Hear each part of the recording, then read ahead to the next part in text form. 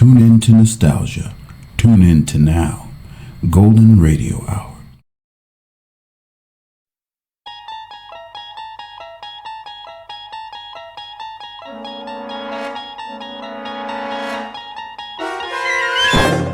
You're traveling through another dimension. A dimension not only of sight and sound, but of mind. A journey into a wondrous land whose boundaries are those of imagination. Your next stop, the Twilight Zone.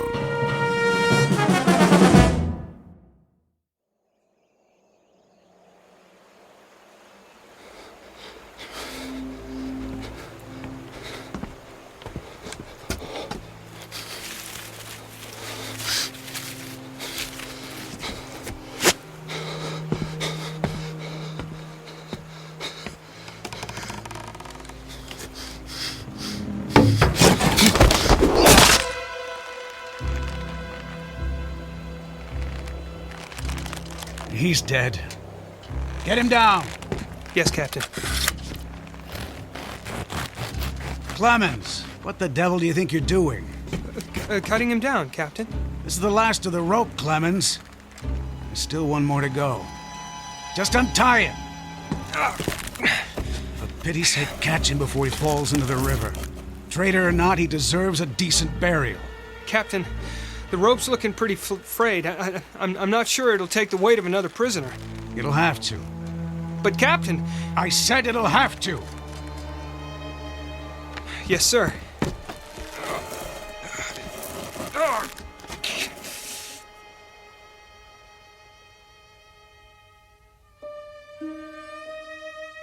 You have just witnessed a military execution.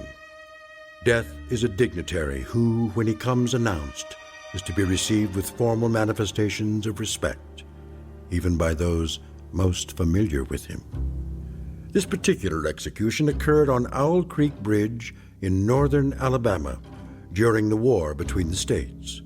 You might find it in the works of that past master of the incredible Ambrose Bierce, but its proper home is in the Twilight Zone.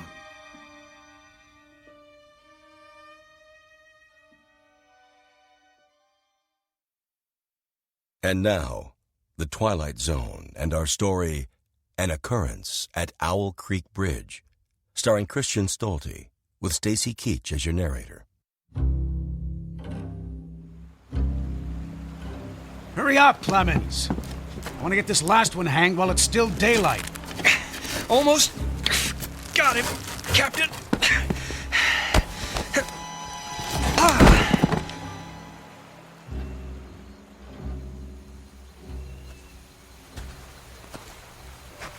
Your friends are dead, Peyton.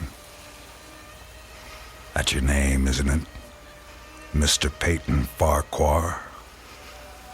Your act of treachery came to nothing, Peyton. And now you'll be called to account. I wouldn't recommend you think of doing anything as stupid as trying to get off this bridge. Apart from the fact that your wrists are tied behind your back, you'll find yourself more than adequately surrounded, whichever way you choose to run. See those sentinels at either end? Please don't get the impression they're just taking a rest. The way they're holding their rifles, they call that the support position. Means they're always at the ready. As a good soldier of the Federal Army should be. Don't say too much, do you? Huh?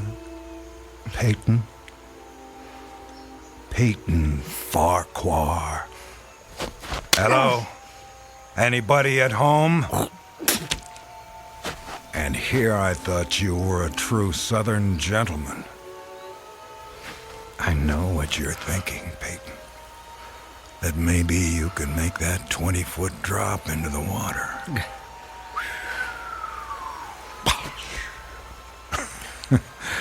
And who knows, maybe you could at that. But after that, your chances for continued survival become pretty slim. Look over there on the bank of the stream. You know what that is? It's the muzzle of a cannon. You see, there's an outpost near here. If you really squint, you can see a company of infantry at parade rest.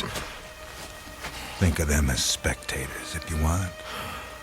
But if you sincerely want to swim for it, you might just as well be giving them target practice, which, believe me, they don't really need. You want to leave your wife a pretty-looking corpse, don't you? Still not in the mood for talking, huh? Well, I can understand that, time like this. A man needs to get his thoughts in order, ready himself for, you know. Perhaps I can help you with that. From a purely practical standpoint, I mean. I'm not a priest or anything like that. Truth to tell, my knowledge of matters theological doesn't amount to very much at all.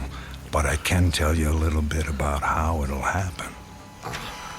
Me and Clemens will escort you out to the center of the bridge, then introduce you to Captain Newman. He's a nice man. You'll like him. Me and Clemens salute the captain, then we stand behind him, leaving you face to face with the sergeant. Now, he's not such a nice man, sorry to say, but... Oh, I forgot. You two have already met. Well, when the moment comes, you'll both be standing on opposite ends of the same plank. He stands on the safe end, but you probably already guessed that. And you probably guessed that it's his job to hold the plank in place. Then, when the captain feels the time is right for him, not for you, he gives a signal to the sergeant. The sergeant steps aside, the plank tilts, and down you go. Nah, never having been hanged myself, I can't give you any information on what your final moments on this earth might feel like. But I can tell you, I've seen more than a few of these. And I'm sorry to have to tell you, it doesn't look any too pleasant. Anything to say about that? Well...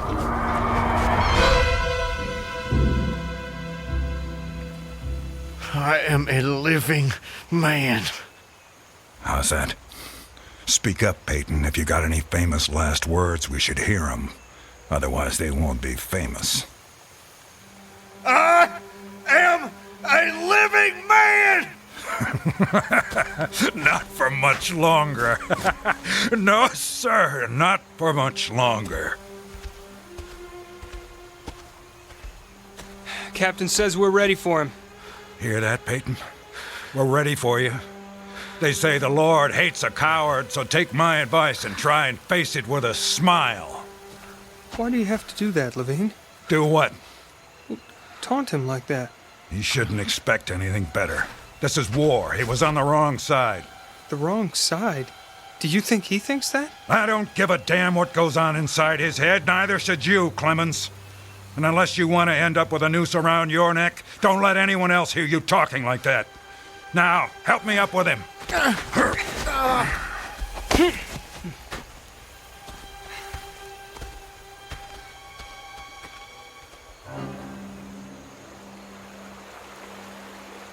Oh, Elizabeth.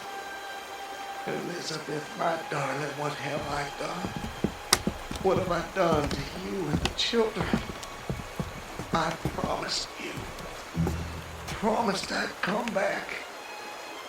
What is a man if he's not as good as his word?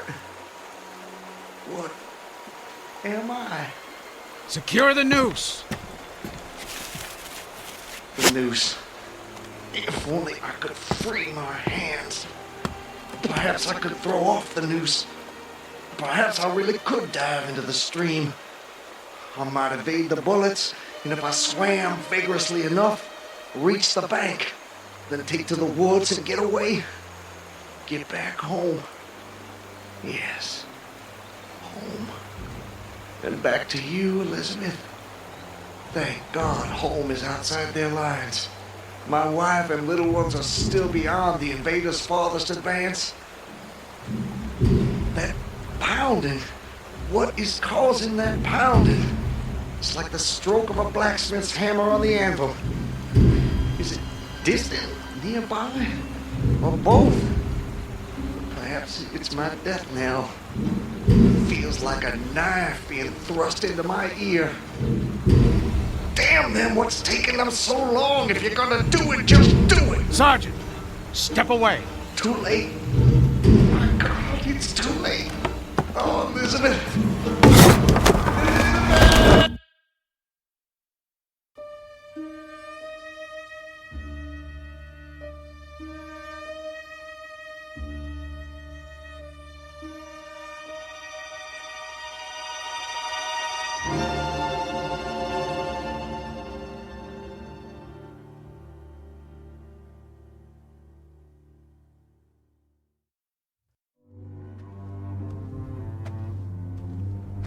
So, how much further is it? What? Much further to where? Where am I? You're home, Mr. Farquhar. How much further? A little further. Yes, a little further.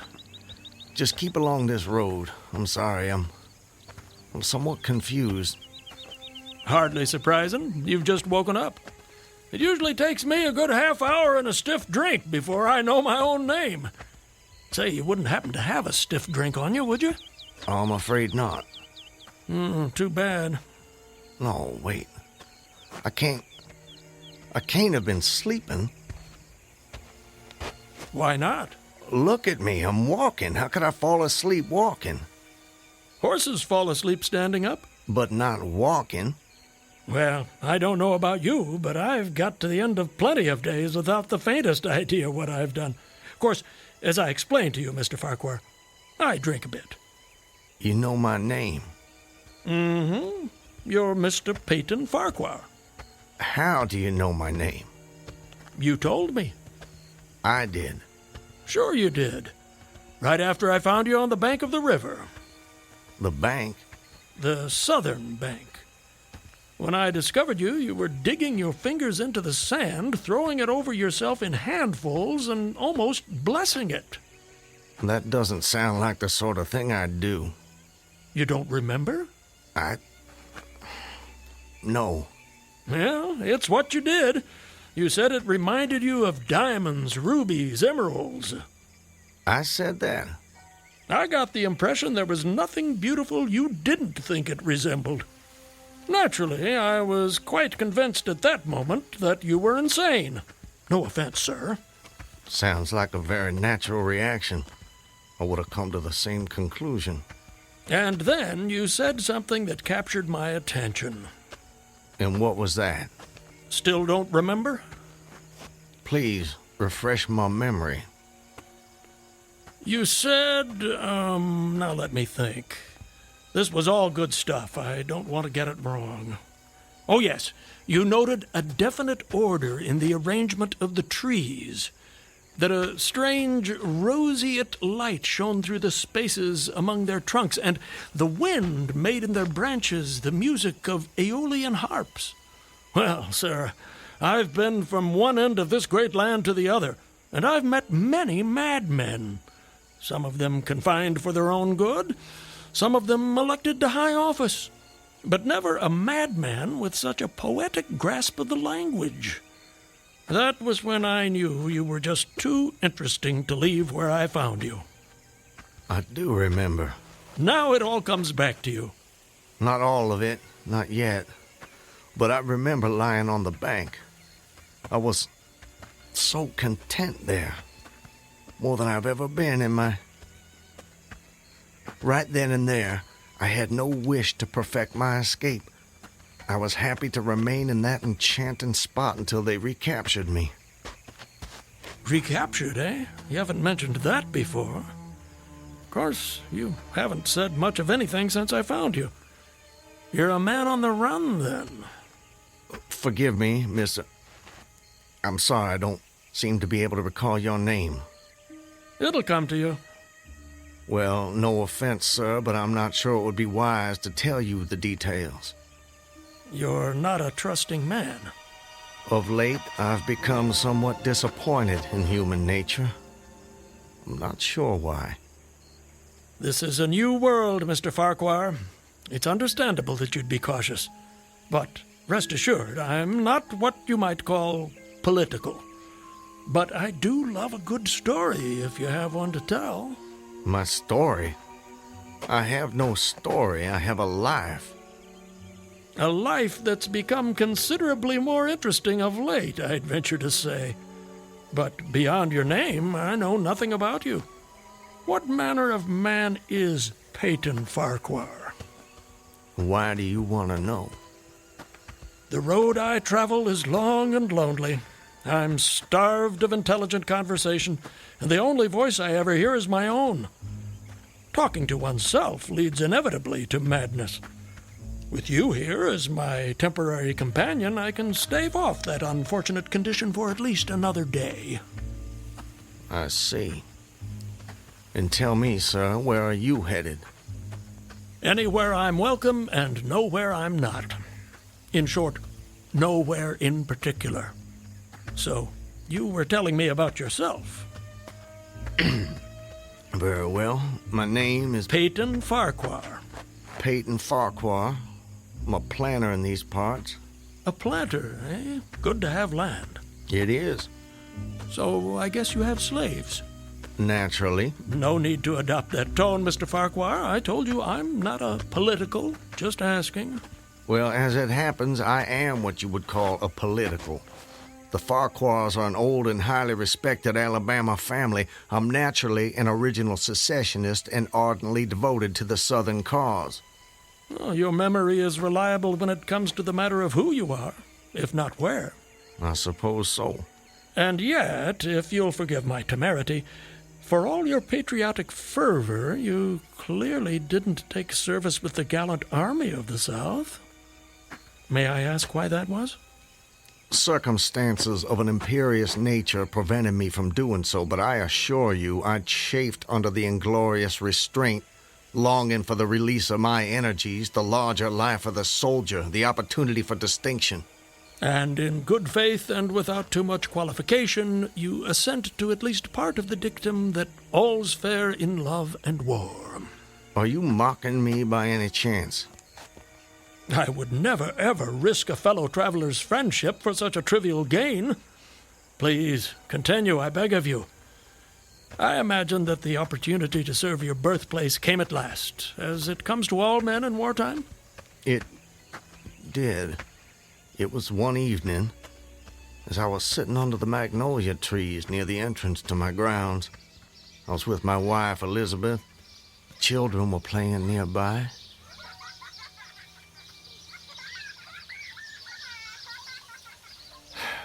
This is the life. It surely is, my dear. It surely is. Look at it. It's all so perfect. I'll tell you frankly, Elizabeth, if I should die this very moment, I'd die a happy man. Peyton, darling, I wish you wouldn't say such ghoulish things. I can't bear the thought. I have no fear, Elizabeth.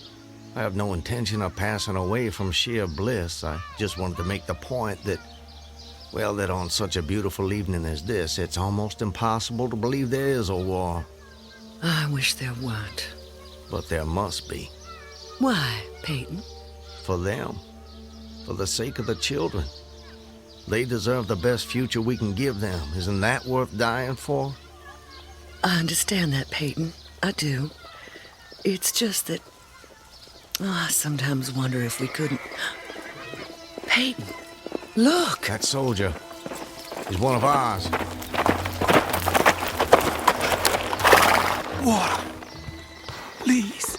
You're exhausted. Peyton, should I fetch one of the slaves? By no means. We'll take care of him ourselves. Get him some water, Elizabeth. Let me help you down, sir. Oh, thank you. You must be starved. Come inside, my man.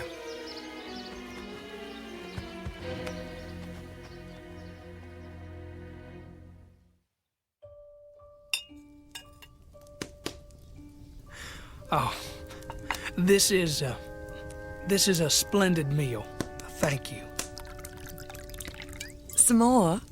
Alice, more cornbread. No, please. This hospitality is far more than I deserve. Nonsense. Nothing is too good for our brave boys. Tell me, Corporal, whose command are you with? Colonel Tolliver, 13th North Carolina. How are things at the front? We hear so little down here. I'm sorry to say things are not going so well. Not so well at all. The Yankees are repairing the railroads in preparation for another advance.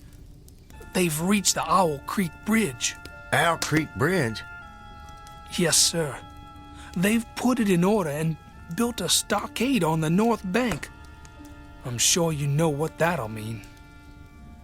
Yes. If they can run trains over the bridge, there'll be nothing to stop them. Damn those sons of... Forgive me, Elizabeth. You shouldn't be subjected to this manner of talk. Peyton, I understand. Go and see what's keeping Alice with the cornbread. As you wish, my dear. Something on your mind, sir? Corporal, refresh my memory. It's about 30 miles to Owl Creek Bridge? About that. Maybe even a little less. And there's no force on this side of the creek? Only a picket post a half-mile out, on the railroad, and a single sentinel at our end of the bridge. Suppose a man, or perhaps several men, civilians and persons of intelligence, should elude the picket post and perhaps get the better of the sentinel. What could they accomplish? Accomplish? Well, sir, I was there a month ago. I saw that the flood of last winter lodged a great quantity of driftwood against the wooden pier at this end of the bridge. Driftwood, eh? It's dry now, exceedingly dry. If someone were to put a light to that driftwood, it'd burn like tow. That it would, sir. And that would mean the end of the Owl Creek Bridge. I don't think the Yankees would care for that. Not one damn bit would they care for it. And it goes without saying that such a conflagration would seriously hinder the northern effort. Oh, it would. But you should know, sir, the commandant's issued an order declaring that any civilian caught interfering with the railroad, its bridges, tunnels, or trains will be summarily hanged. I've seen the order. It's posted everywhere. Risk is a part of life, soldier. You face it every day. I do. That I do. And in my own small way, I've done what I can. No service is too humble to perform in the aid of the South. And should the opportunity present itself, no adventure would be too perilous to undertake if consistent with the character of a civilian who is at heart a soldier, of course. Mr. Farquhar, you are a true son of the South, and a very brave gentleman.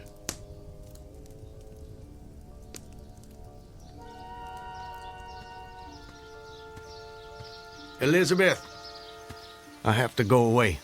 Away? For how long, Peyton? Probably just a couple of days. Why? Business.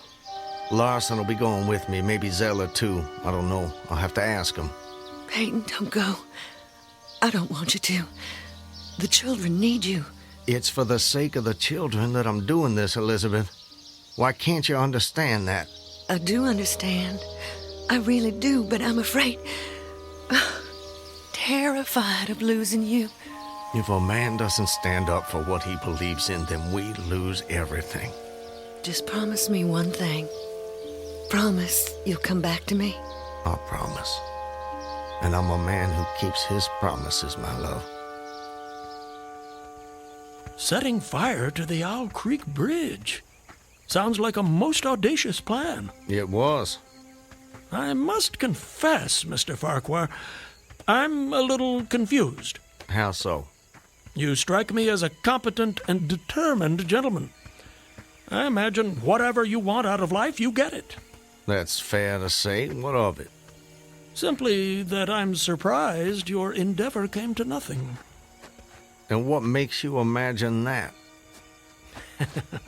Your present predicament, the absence of your co-conspirators, those marks upon your neck.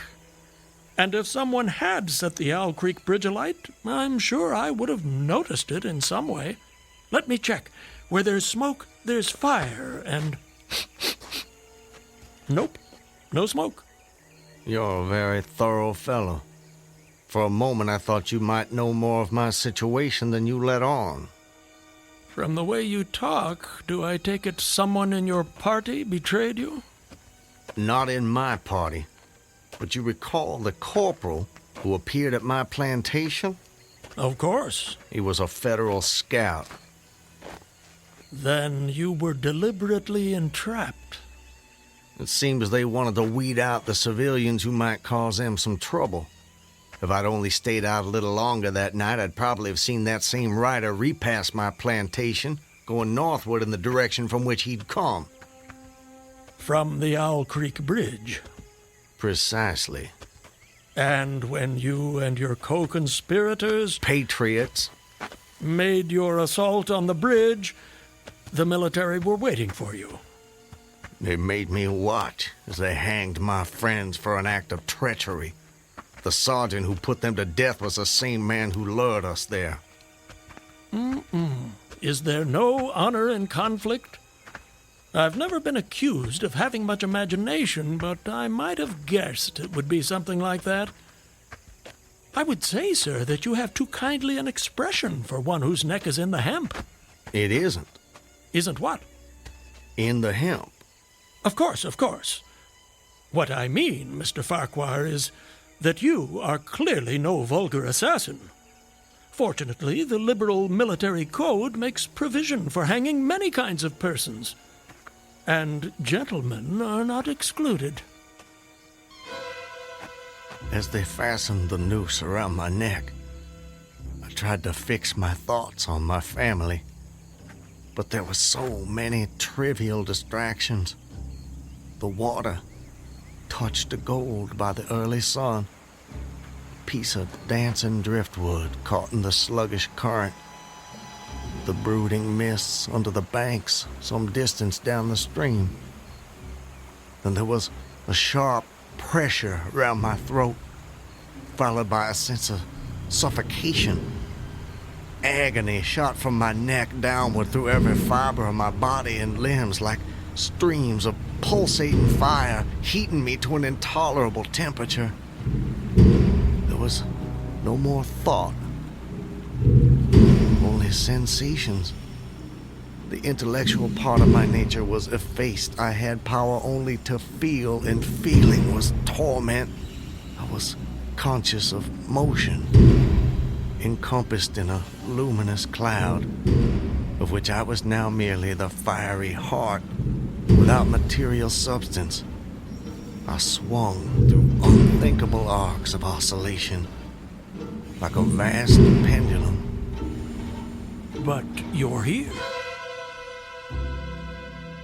What? What? I said, you're here. Why is that? The rope, it snapped, and I fell into the stream. With a terrible suddenness, the light about me shot upward. There was a loud splash, then all was cold and dark. My power of thought was restored, and I knew instantly what had happened. And your hands, were they still bound? They were. Then forgive me, but why didn't you drown? The noose was tight around my neck. It kept the water from my lungs. And kept you from breathing. When you get into a predicament, sir, you don't do it by half measures. I suppose not.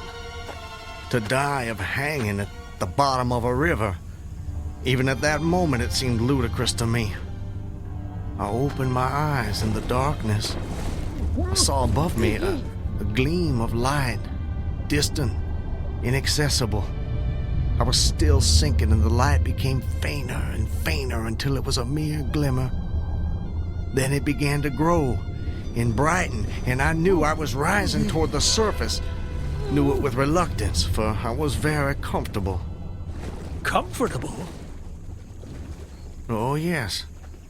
It was a question of preference at that point, you see. To be hanged and drowned, that didn't seem so bad, but to be shot? No, I refused to be shot. It didn't seem fair.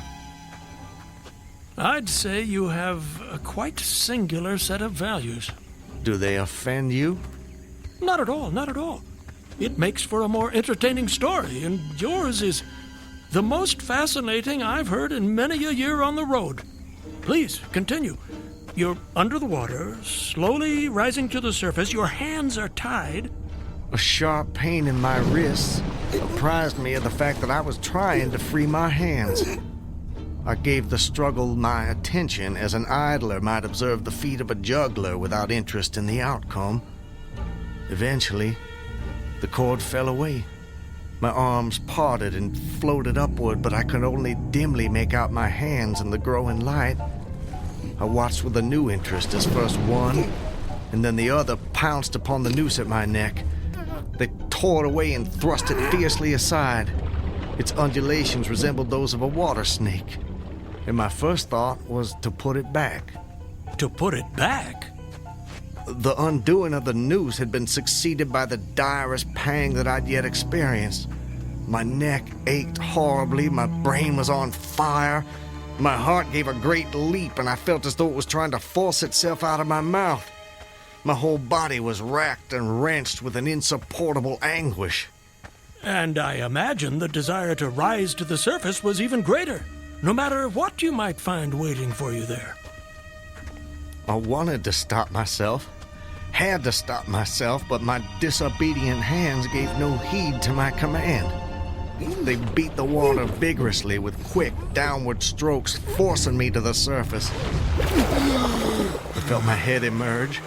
My eyes were blinded by the sunlight.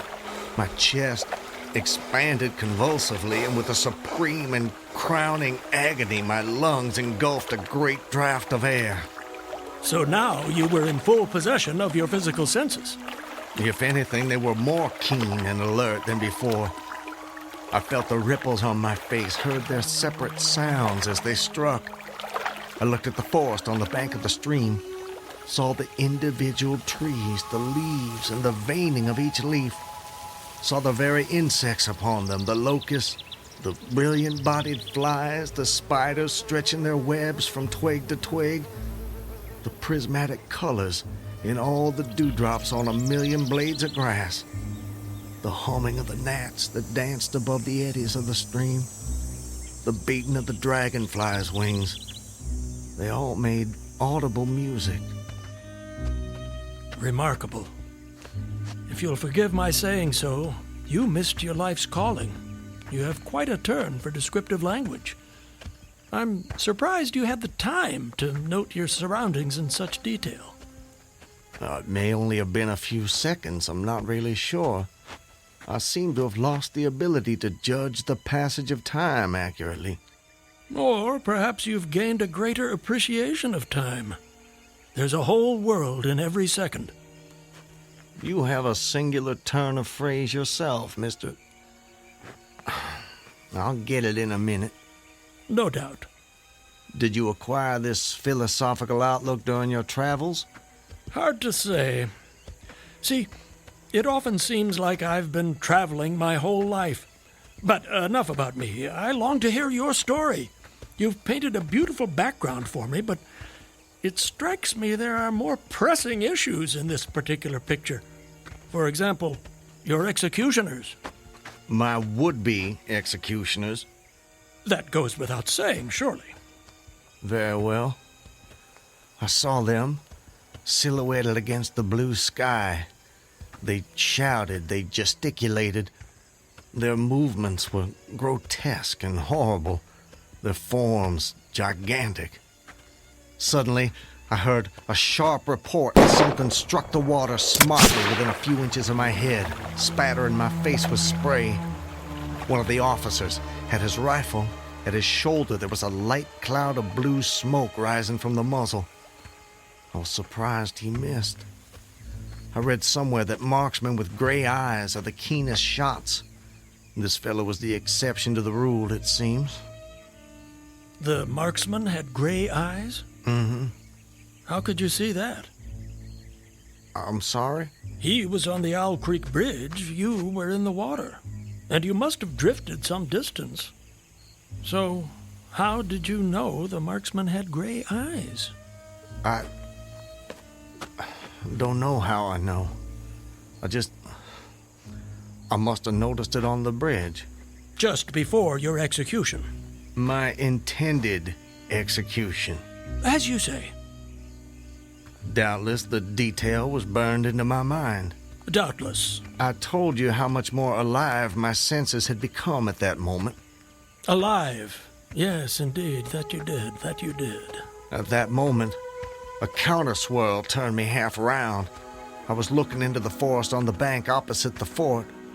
A clear, high voice rang out and came across the water with a distinctness that pierced and subdued all other sounds, even the beating of the ripples. The voice. What did it say? It said, "Attention, company! Ready! Aim! How did you do that? Run!" Fire!"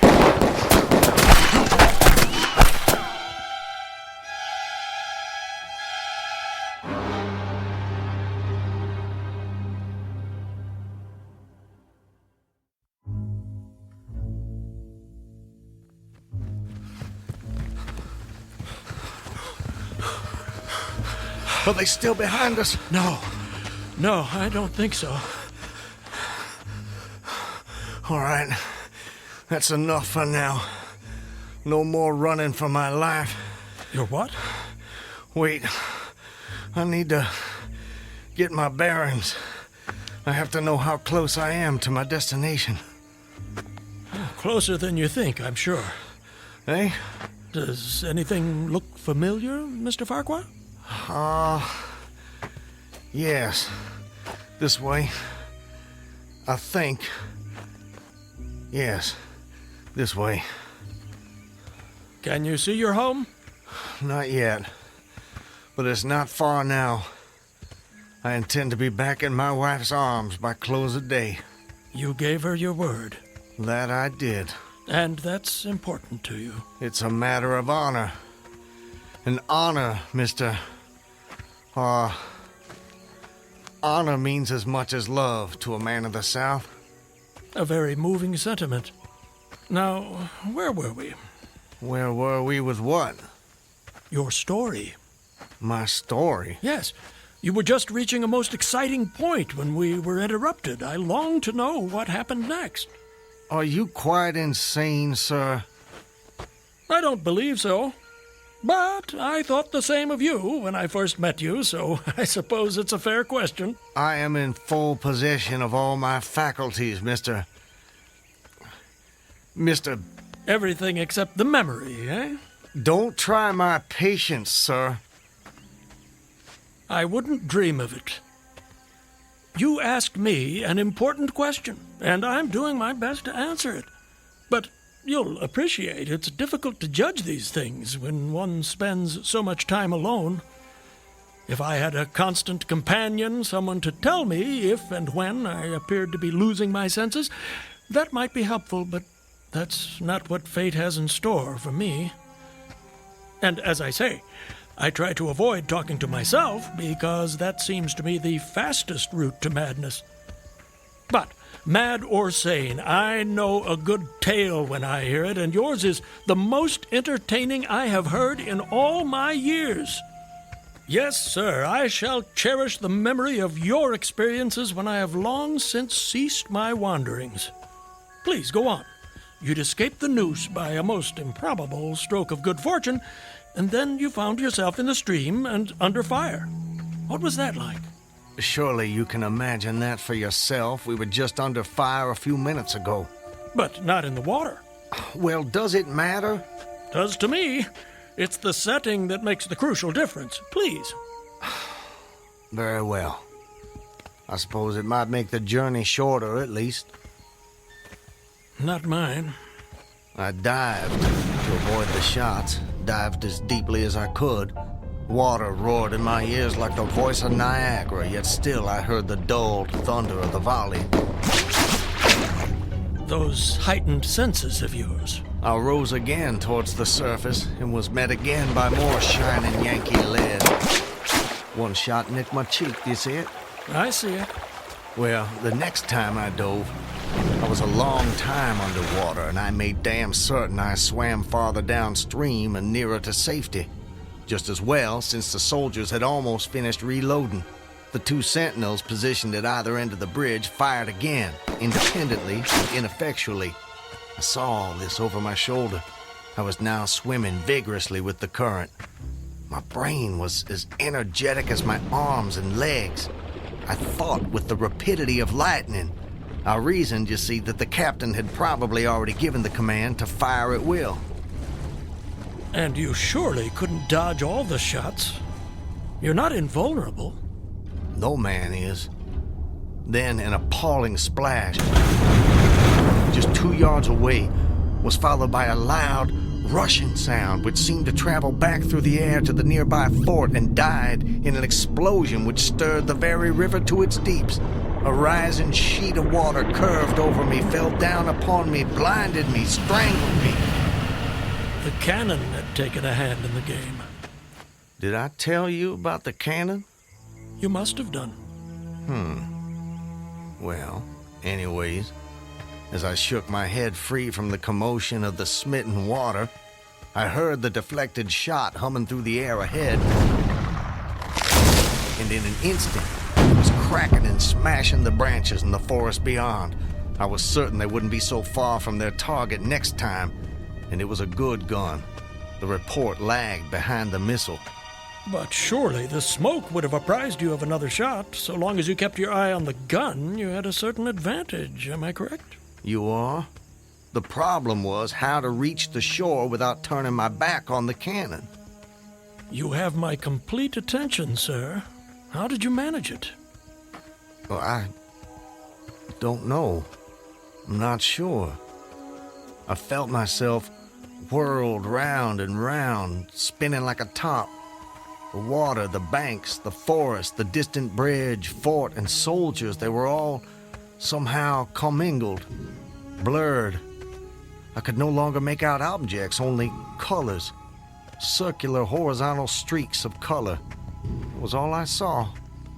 I was caught in a vortex. I felt giddy and sick. Fascinating. Incredible. What is that damned hammering? I don't hear anything. Unless it's the ticking of your watch you can hear. My watch? You're lucky it still works after such an immersion.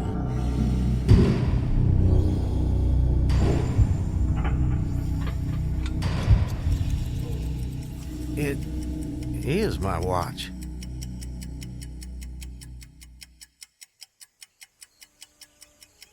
But why should I think... Perhaps you're the sort of man who values the seconds as much as the minutes and the hours. And there's a whole world in a second, so I've been told. So how did you fight your way out of this vortex? I really have no idea.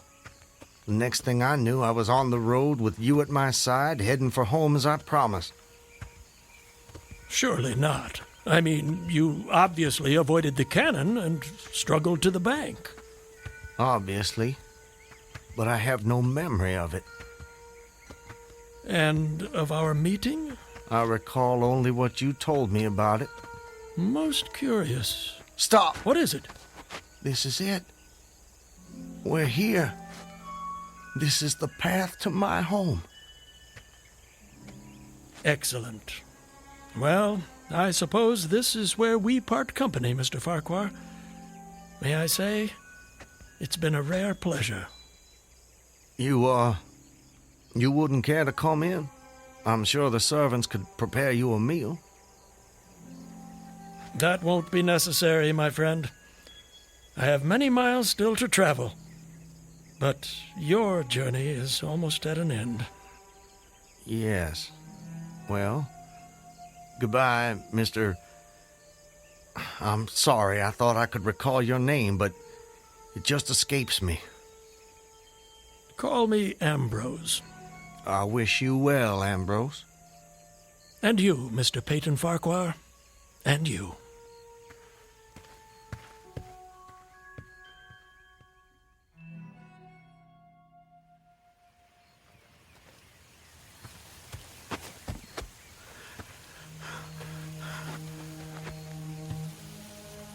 Home.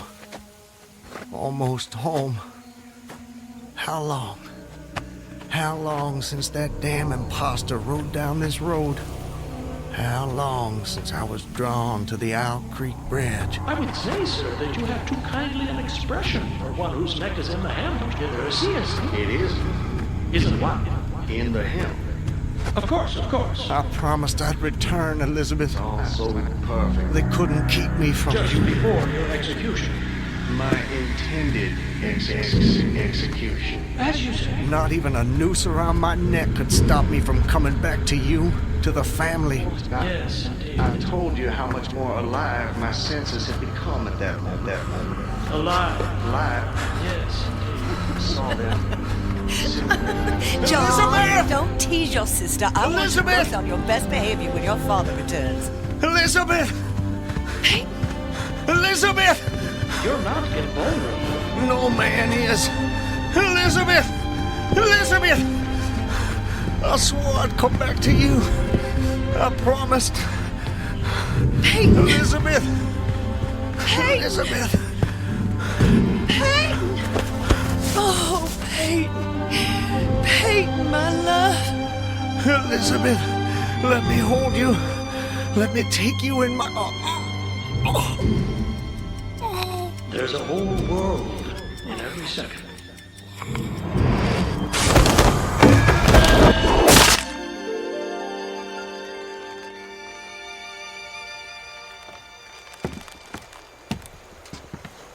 He's dead, Captain.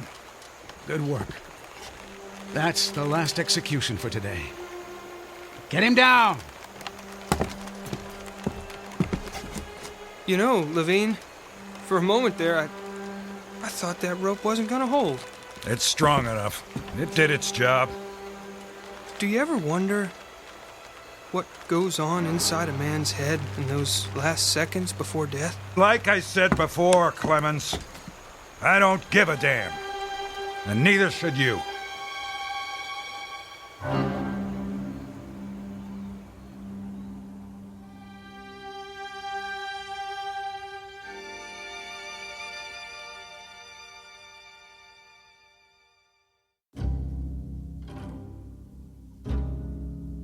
An occurrence at Owl Creek Bridge in two forms, as it was dreamed and as it was lived and died.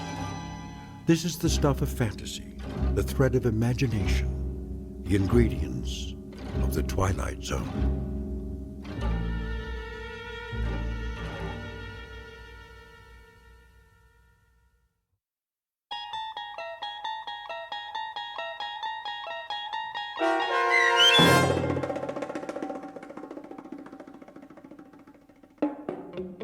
An Occurrence at Owl Creek Bridge, starring Christian Stolte with Stacy Keach as your narrator, was adapted for radio by M.J. Elliott and based on the short story by Ambrose Bierce.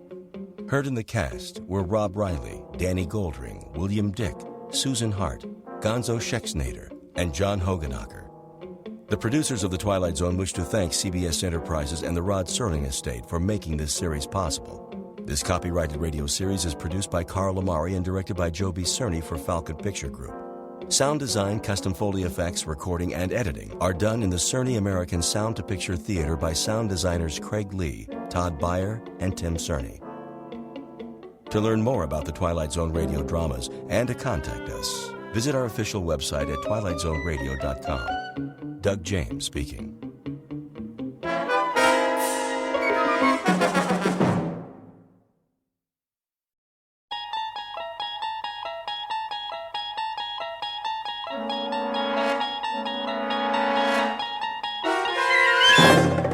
You unlock this door with the key of imagination.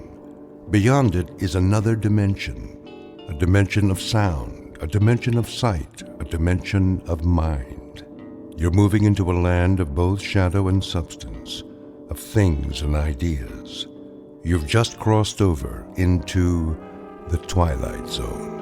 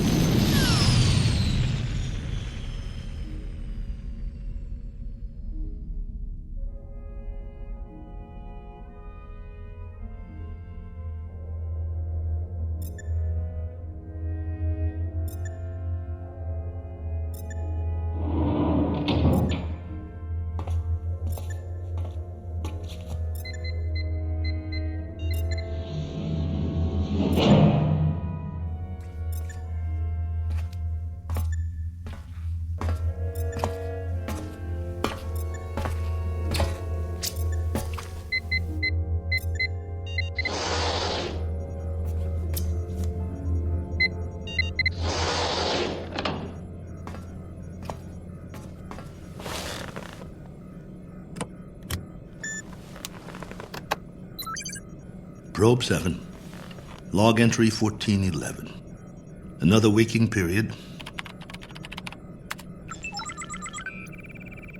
Ship seems to be functioning perfectly as usual.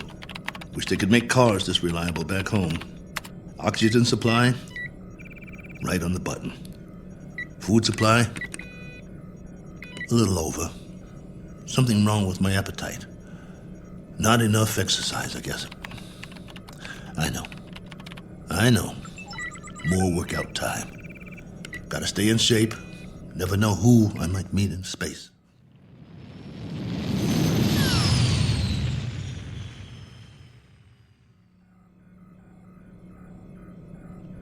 Coordinates on autopilot. Propulsion system humming like a top. Pressure flow, output, all right on the money. Oh, come on, guys. You don't need a pilot up here. Could have sent an unmanned probe. All I am is extra weight. Think how much farther this crate could go without me. Of course, you wouldn't have my brilliant observations. Boredom followed by prolonged disinterest, with periods of great loneliness. Must be fascinating. Here's an observation. All these blinking lights in the cockpit. They remind me of stars, or candles, or cigarette lighters. That's it. You remember cigarettes? Did you know at concerts people had these little lighters, and sometimes they'd hold them up and it looked like a sea of stars out there in the dark? I want to write a book, not this diary. Doesn't have enough plot. Just me remembering. That's who I am, boys. He who remembers. Oh, well. Better send you the numbers. Here goes the download. Transmitting now. Till next time, this is Colonel A.L. Cook. Over and out.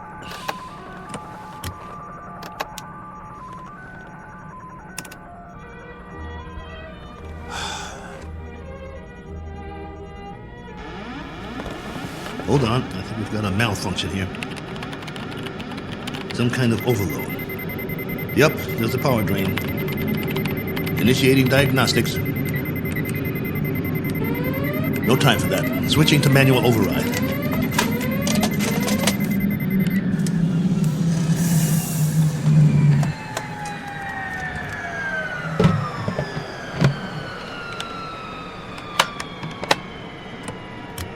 Base, this is Probe 7. Probe 7, calling base. Come in. I've just lost a rocket tube. Can't handle this baby. Controls won't respond. Losing power fast. Have to set down on the nearest planet.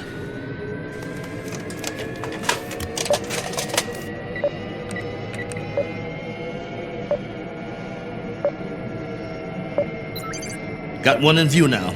Not much choice.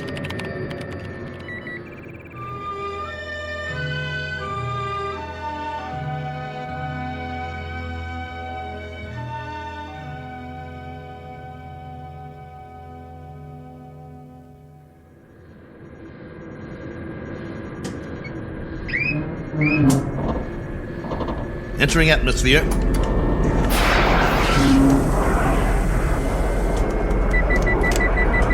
Surface coming up fast.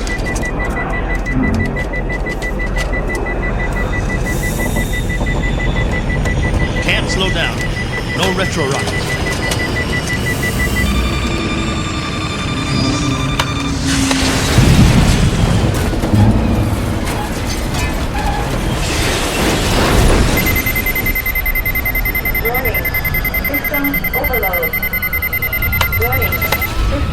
Ship's about to catch fire. Base, do you read? This is Probe 7. Probe 7. Mayday! Mayday!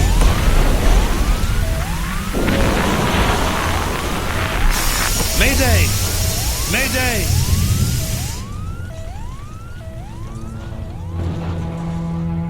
One Colonel Cook, a traveler in deep space several million miles from his point of departure and presently out of options.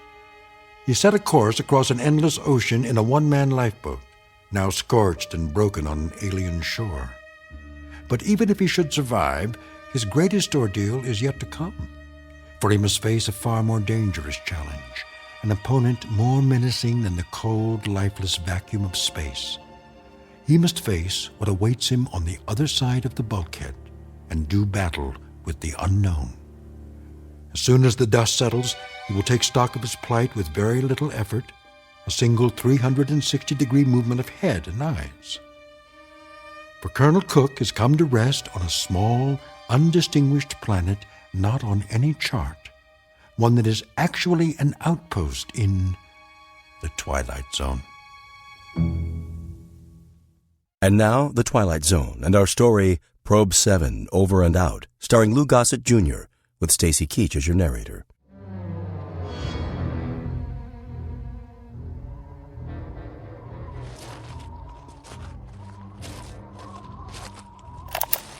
Log entry 1412.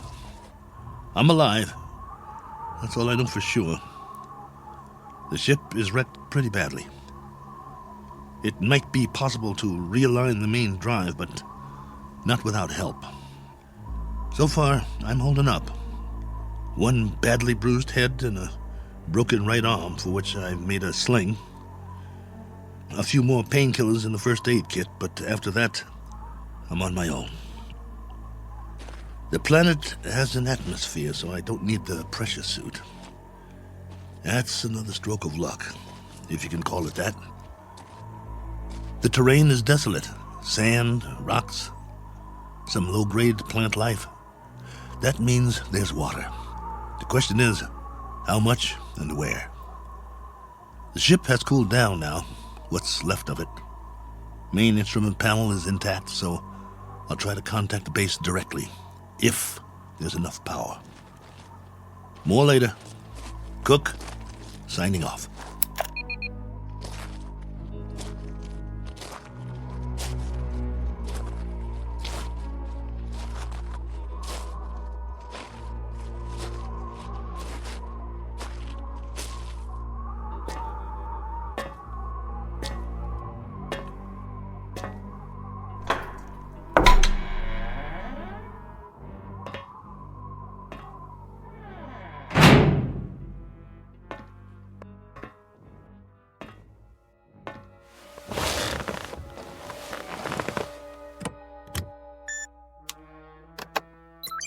This is Probe 7. Do you read? Probe 7. This is Probe 7, calling base. Probe 7, with a landing report and damage assessment. Over to you, base.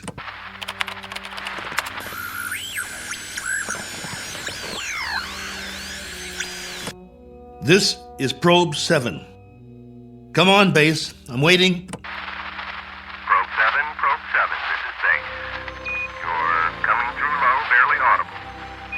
Blaine, is that you? Yes, this is Lieutenant Blaine. We read that you're... This is Cook, Probe 7. I'm glad to hear you. Cook?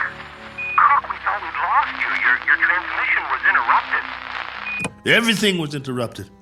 I'm lucky to be alive. Probe 7 made unscheduled landfall approximately 7 hours ago. What? Come again. Can't hear. I thought you said... I've crash-landed, Blaine, in another planetary system. Didn't have much choice. One of the thrusters broke off the ship.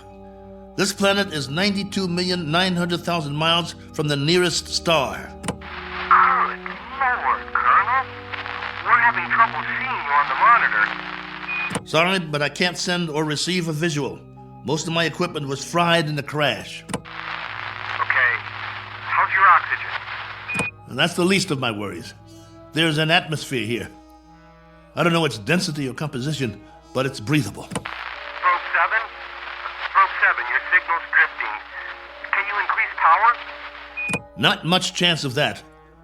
Far as I can tell, this is the last of my juice, at least for now. I've got half a generator and 3 solar cells working. I was afraid it wasn't enough to get through it all. Okay. Can you effect repairs? Say again? Repairs. Can you make repairs? If you give me maybe 20 years, a good right arm, and a new head while you're at it, I might make a start. The bottom line is, I need help. Got that, Base? Help. And right away. Probe 7, you're breaking up. Probe 7, are you there? Probe 7, we're having difficulties. Probe. All right, just stay there. Stay in transmission. Probe 7, we've traced your signal. We know where you are. Great.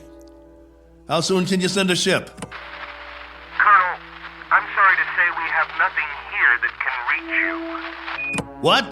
You had several ships on the drawing board. Repeat, we have nothing available. Say again? All construction is suspended pending the current crisis. Ah, come on! Colonel Cook, I've been told you'll have to make the repairs yourself. Base, now hear this. I don't have fuel, no propellant at all. I left most of my rockets scattered across 50 miles of dirt and rock. All I have is a ship that looks like a jigsaw puzzle. As for the wiring, it's nothing but spaghetti. So when you say you've got nothing that can help here, you're telling me you're crossing off one spaceman permanently. Probe 7, we're having difficulty. Your words are breaking up. All right, Base. I'll give it to you in a few syllables.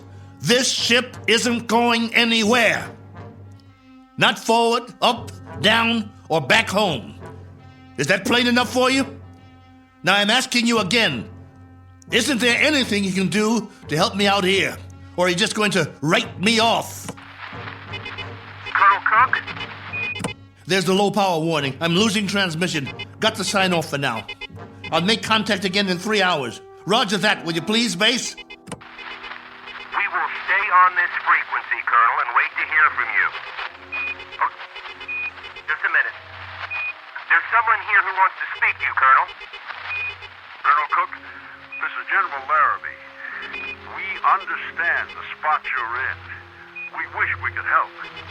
Thank you, sir. Well, there is a possibility that once you give us a full report on the ship, we can send you instructions for its repair and walk you through it step by step. That's still an option. Is it? Well, here's an option. Why don't I just build me a new one, General? I'll make it out of tin cans and chewing gum. I'll burn some circuit boards with a magnifying glass. That's a possibility, too. Colonel, I'm trying to be frank with you. Sorry, sir. I'll transmit again in 3 hours. Over and out. Heaven help me. Wonder if that's a possibility.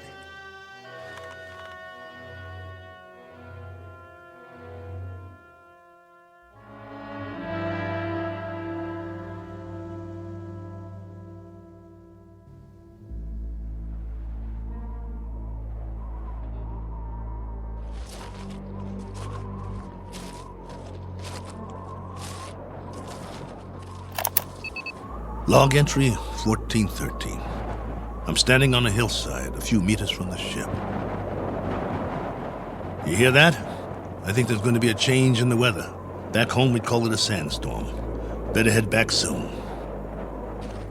I see vines and some flowers down the other side of the hill. There's more life here than I thought.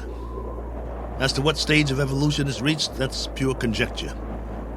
No sign of animal life, but the vegetation grows thicker in certain areas, like the valley. Can't trust my leg yet. Better stay close to the ship. I've picked some plants for analysis. We'll see if there's anything edible. Hey!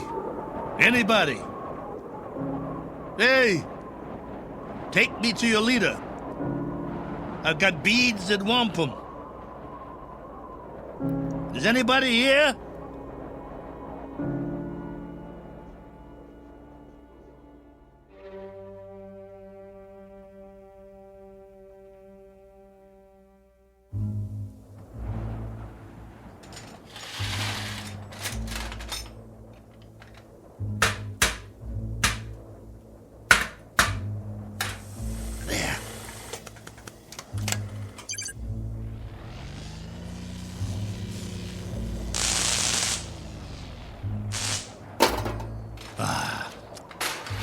That's just great. The last good wires in the whole ship. Here comes that sandstorm. I'm gonna get the hatch shut. Close, will you? That's it. A little bit more. There. That'll have to do.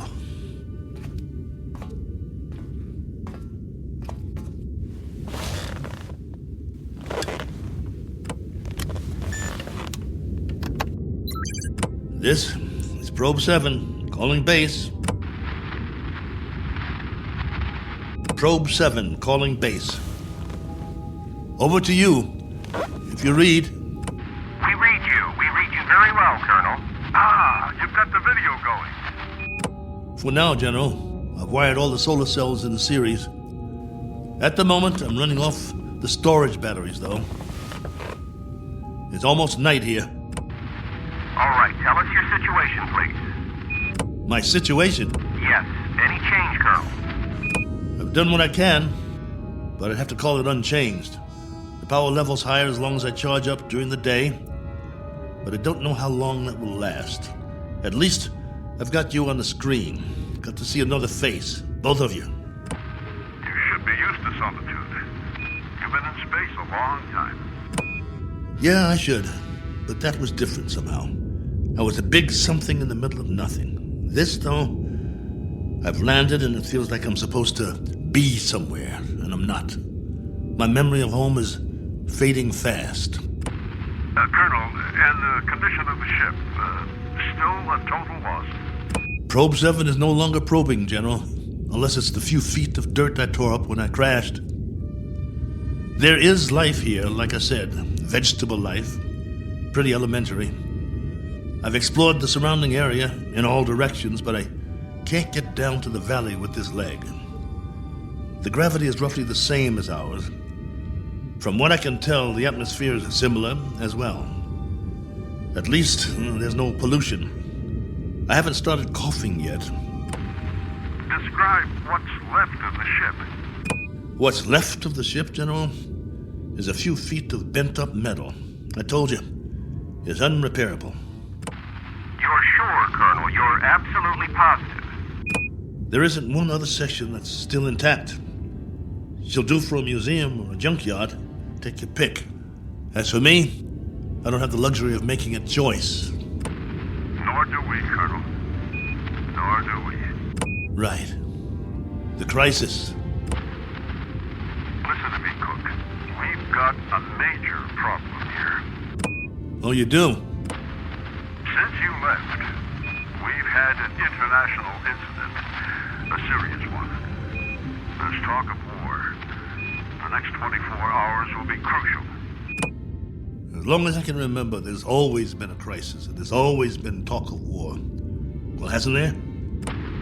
Yes. But this time, I'm afraid. You'll forgive me, General. But I've got a crisis, too. and it's a very immediate one. I have the remainder of my rations and 2 broken bones in one arm.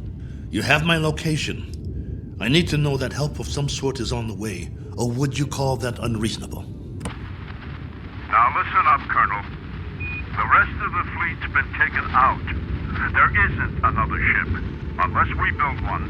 And if we go to hydrogen war in the next few hours, there'll be nobody left to do the building. Do I make myself clear? You're serious?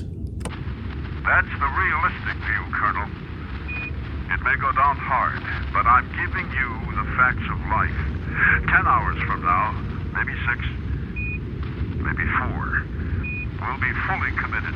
I'm talking about 500 million people, not just one man. That's about as clear as I can put it. Very well then, General. I guess that's it. We don't see any alternative. Will there be any point in making further contact with base? Yes, Probe 7. For 2 reasons I can think of. Both of some benefit to you. One, so you'll know that you're not alone up there.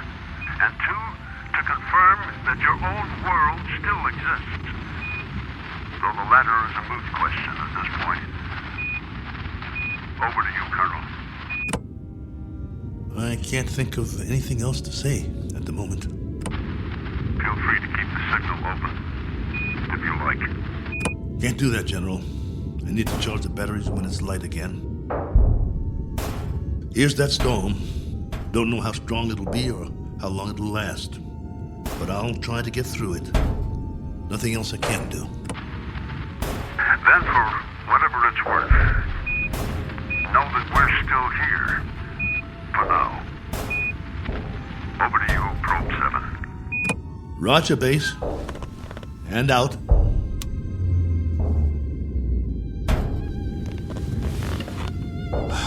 It's going to be a long night.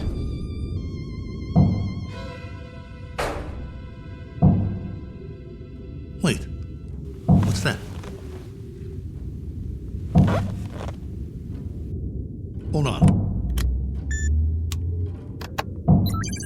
Blaine? General?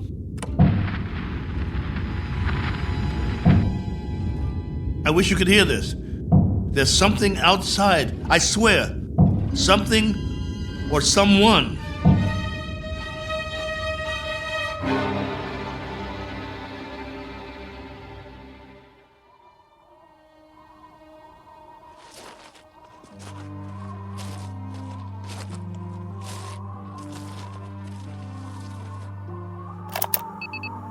Log entry 1414. Just in case anybody ever hears this, I didn't get much sleep last night. I was waiting for the wind to die down. As soon as it did, I opened the hatch sometime around dawn. You see, I thought I heard something pounding on the hull, over and over. It couldn't have been an accident. It had to be something intelligent trying to signal me, to let it in from the storm. That was what I thought. Funny the way the mind works. I've never been so glad to hear anything in my life. And at the same time, so afraid. But I opened it anyway. Well, everything was covered with a fine layer of sand, silica crystals, very much like the soil back home. And that was the trouble. Whatever had been outside, there was no sign of it now. If there were tracks, the sandstorm had wiped them out. The ground, everything, smooth as a beach where no man has gone before. I did find something, though. A broken branch. So, it was only the wind, after all, blowing it back and forth before it broke off. Had me going for a while. So much for my man Friday. Now I'm back to the old routine. Reconnaissance, hunting, and gathering. Just think, a few million years from now, something on 4 legs, or 2, or 8, may actually walk this barren planet again. A few million more years, and it will grow a bigger brain so the species can start doing the same things I'm doing. Foraging for food, trying to survive. Wonder if there'll be anything left of the ship by then. Probably not. Me? I'll be a fossil at the bottom of a tar pit somewhere, and no one will realize I was ever here.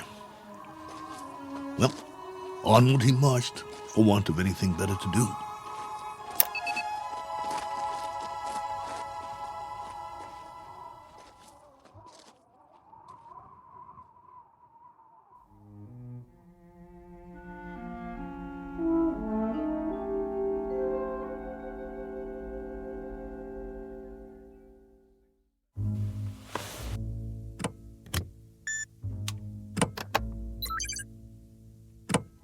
Blaine? General Larrabee? Are you still there? Here, Colonel. Go ahead. Well, you look like you haven't slept. Not much. And you? Not really. Up at dawn to do some hiking, north, east, south, and west. I had been hoping. Yes? Just a crazy dream I had. No sign of anything? It's a primitive planet. I'm very much alone here, after all. Oh, not completely. I've got a wind that sings sad songs and some scrawny plants that check me out every now and then as I walk by. There might be some fruit trees that are edible down in the valley, if they're not poisonous. But that's it. That's all of it. I'm truly sorry. There used to be an old saying, if life gives you lemons, make lemonade. The only thing wrong is I can't even find the lemons. But don't worry. I'll keep trying. Not that this will provide any vast solace to you, but at 9 o'clock this morning, Colonel, we went to war. And? The whole eastern seaboard went up. You mean all of it? The cities, everything. It took 12 minutes. Exactly 12 minutes. I suppose we retaliated? Oh, indeed. With great alacrity and effectiveness. And we still are. With everything we've got. It was our old enemy? That's right, if it matters now. And the result of all this?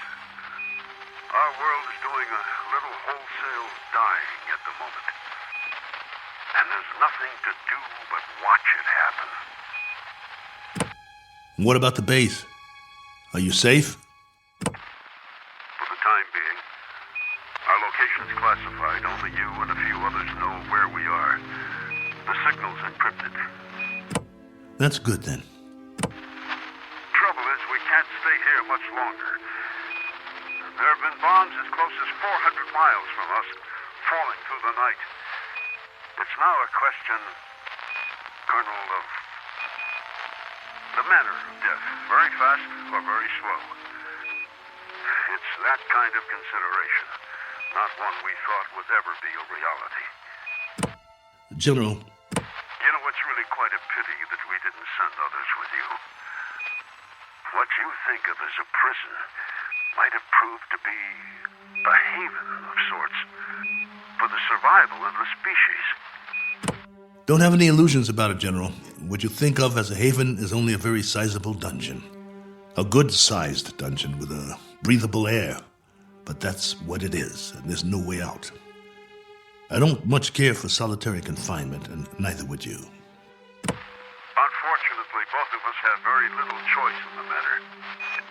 General, this is urgent. Give it to me. What is it, General? What's happening there? In a moment, Blaine. But, General... I said in a moment. Cook, I've just received an official communication. We're going to have to move out of here. Now, I don't know whether we'll be able to transmit again or not. If we are able to, I'll do my best to make contact. You have my word. Thank you. Try if you can. It means a lot to hear a real, live voice. I wish we could do more. Silence.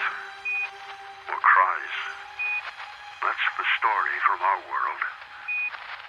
Silence or cries. God bless you. And good luck. Over and out.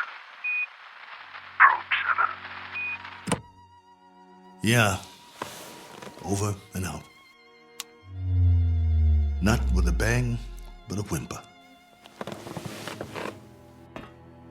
Hell of an ending. To all my friends back home, take good care. Looks like I won't be seeing you again. Not in this life.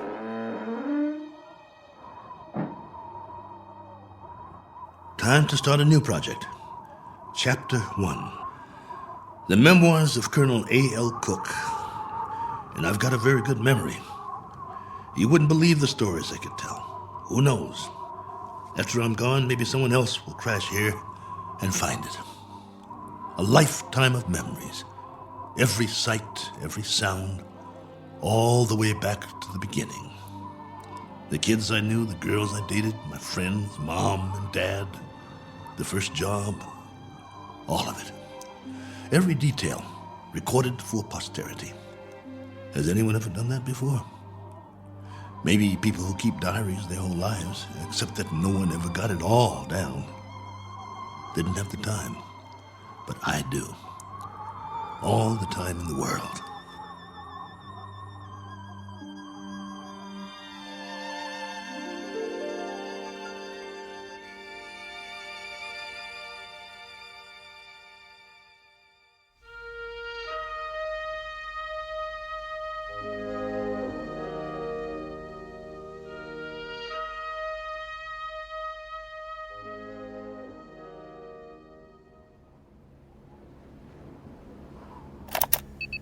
Log entry 1415. This one's for the record. A final official entry. From here on, it'll be the life story of Colonel A.L. Cook. Me, myself, and I. If for no other reason than to keep from going batty. But for now, it's a beautiful day. Here on Primordial World. Ship still standing, of course. You'd never know that's what it was. More like something from a scrap metal yard. The cost that went into building it, the man-hours, and for what? To come to rest here. A little way station that isn't even on the map. I'd call that a waste. Exhibit number 1 in the elephant's graveyard. Ever hear of that? They used to say there was a place where elephants go to die. Hundreds, thousands of them. A secret place off the beaten path. And there were bones and tusks. And once in a great while, someone would stumble upon it. Like the Sargasso Sea, where sailing ships caught in the kelp and were trapped forever. Well, maybe other travelers will end up here, gone to ground, never to move again. Eventually, there'll be a whole collection of them from all over. But remember, I was the first. I should scratch it in the metal. Cook was here. But I digress. This is still supposed to be my official report. The evaluation of the crash site coming up.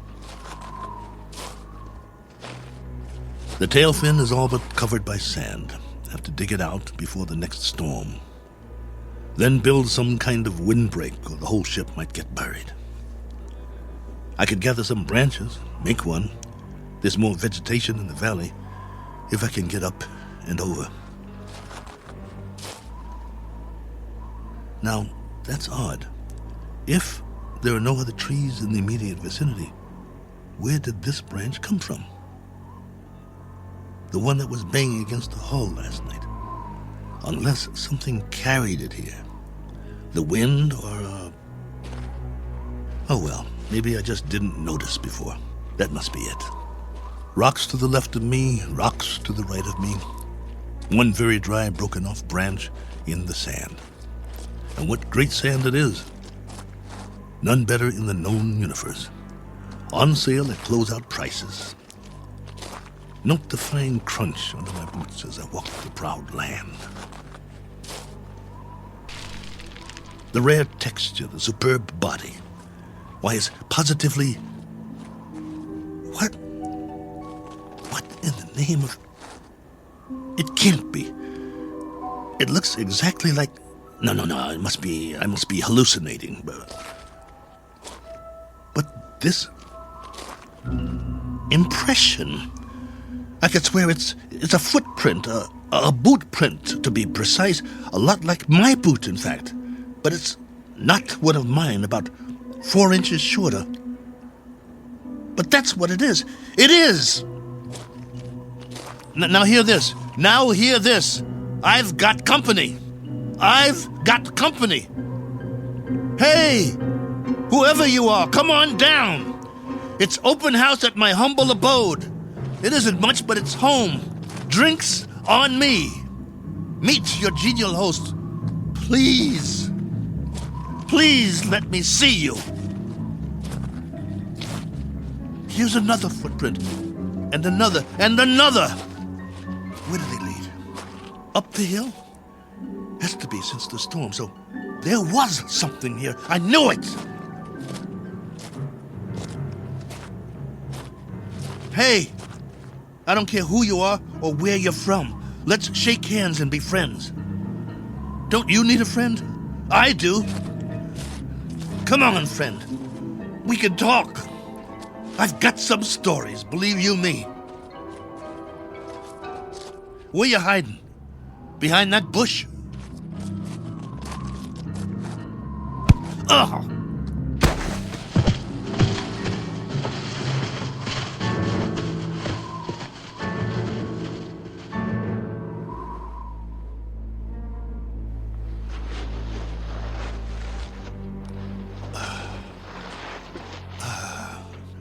Blood on my head. Something hit me. Why'd you do that? Probe 7, come in. Got to get inside.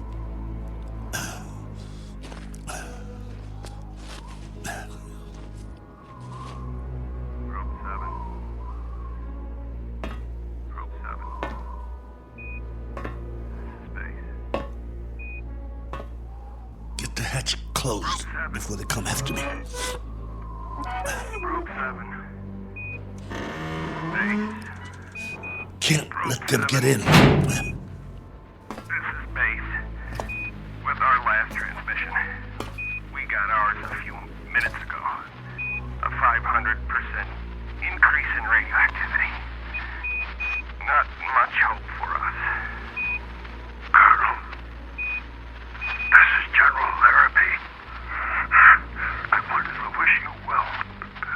From what we can gather, the enemy got it just as bad as we did. We wiped them out. And they wiped us out. One last forlorn wish for you, Colonel. If you ever meet someone where you are, whoever they are, and however it happens, in whatever circumstances, I hope it can come without fear. I hope it can come without anger. That's what they're going to have to put on the stone. The one we'll all be buried under on our world. Here lies a race of men who flex their muscles. One time too many. I hope your new world is different, Cook. I hope there's no such word as hate. I hope there's...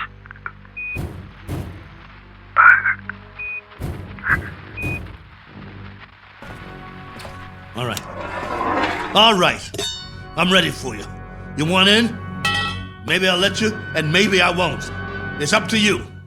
You can be friendly, or you can be dead.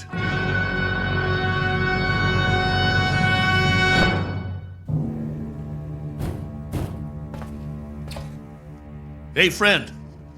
You want to come in? Must be lonely out there. I hear you. What's the matter? Hungry? You're going to get a lot hungrier. Or don't you eat, friend? What do you say? Speak up. Can't talk, huh? No. You only know how to hit. Take more than that to put me down. What'd you use, a tree branch? Not very friendly, if you ask me. Well, I've got a nice piece of metal in my hand, and I know what to do with it. Won't catch me again. This has been going on for hours. I don't know about you, but I need sleep. I really need it. Understand? Sleep. And this king-size bump on my head doesn't help. Tell you what, we'll make a deal. I give you one more chance to get away. Go hide, I don't care. You may not understand the language, but maybe you get the message. I'll wait a while and catch some sleep. Then when I wake up, I'm going to have a nice freeze-dried dinner. If I don't hear you out there, we'll forget the whole thing. You stay up the hill, and I'll stay down here. Just remember to keep your distance. Otherwise, I might have to come up there and teach you a lesson. A man's got to have his boundaries. Oh, God, I hurt. I want to sleep just for a while.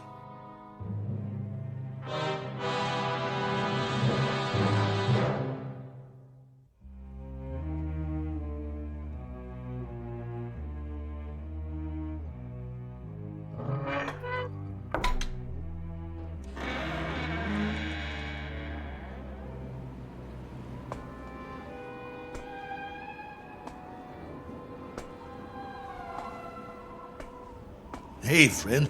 Gotcha. Stay down. Pretty weak, aren't you? Let's see who you really are. Ituko. Miena. Manda. Manda. No. You're a woman? No, wait. Let's talk. Can't we talk about it? Do you understand anything I'm saying? Min. Oh boy. Look. My name is Cook. Colonel Cook. I'm from another planet. I crash landed here. Cracked up my ship. This is my ship, get it? Or it was. It can't fly anymore. Now I'm just a wingless spaceman with no place to go and all the time in the world to get there. All right, be that way. I'm not going to hit you. I'm putting my weapon down, see? Oh, what difference does it make? You're probably an illusion, and those prints you left on the ground, they're illusions too. I've been fighting a running battle between fear and loneliness, and loneliness took the prize. You can disappear any time now. Any time at all. Go on. Poof! In a puff of smoke.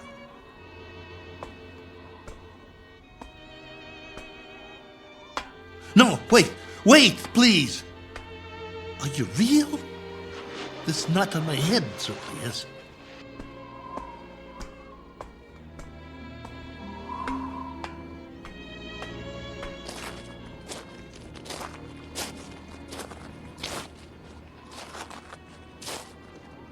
All right. Do whatever you want. Just don't go. Not yet. If you can't understand, I'll draw you a picture. Where's the stick? Look. Right here in the sand. This is my solar system. The sun in the middle, and this is my world. See? Omida? You got it. Now then, I went off course. I didn't have the power to get back. You know, power? Vroom, vroom. No good. So, I tried to land here, where we are.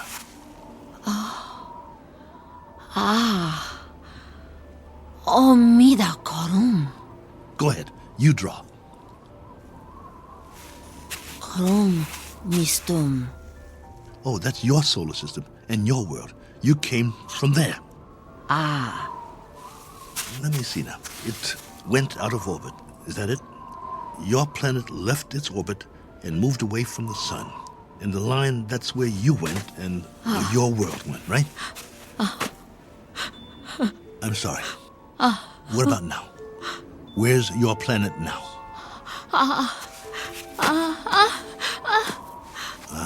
understand. Gone. Disappeared. Probably frozen by now. But you got out. How many others? How many got out? You got away. Any others? Min. One finger. That's a hard count, my dear. A very hard count. And you've been here a while, haven't you? Look at your suit.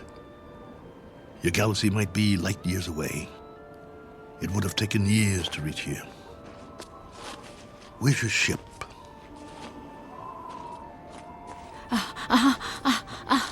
Ship. Where's your ship? It crashed too, didn't it? So you've been here a long time. A very long time. Me, Cook. Colonel Cook. You? Korava. Korava? Korava. Well, what do you know? I'm pleased to make your acquaintance. How does it figure? I thought you'd be a 50-foot flesh-eating ant or something. And you turn out to be a woman. Which is neither here nor there. Because however you slice it, we're stuck here. A one-armed man and one very tired lady. Quite a pair. What have you been living on? What food? You understand food? Eat? Well, I can offer you lunch or maybe it's breakfast. I'm not sure which. And some companionship. And we can spend the rest of our lives drawing diagrams in the sand, which will be somewhat tedious. But the brighter of us will have to learn the other's language eventually. I hope it's you. Because I got some stories to tell, believe me. Come, Korava. Eat. Food. In the ship. Chow time. Come along. Inside. Eat. Food. Food. Okawa? Okawa. No. Not that way. Come here. Food. Please come back. I'm not going to hurt you. Please. Okawa! Oh, for heaven's sake. Korava, please.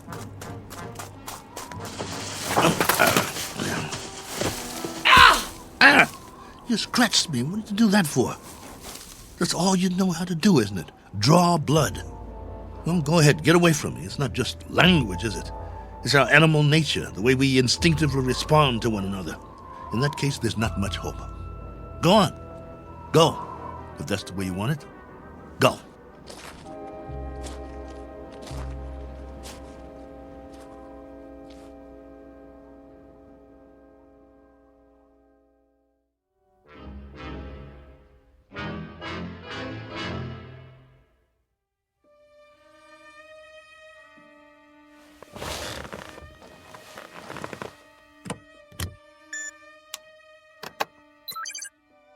Base, this is Probe 7.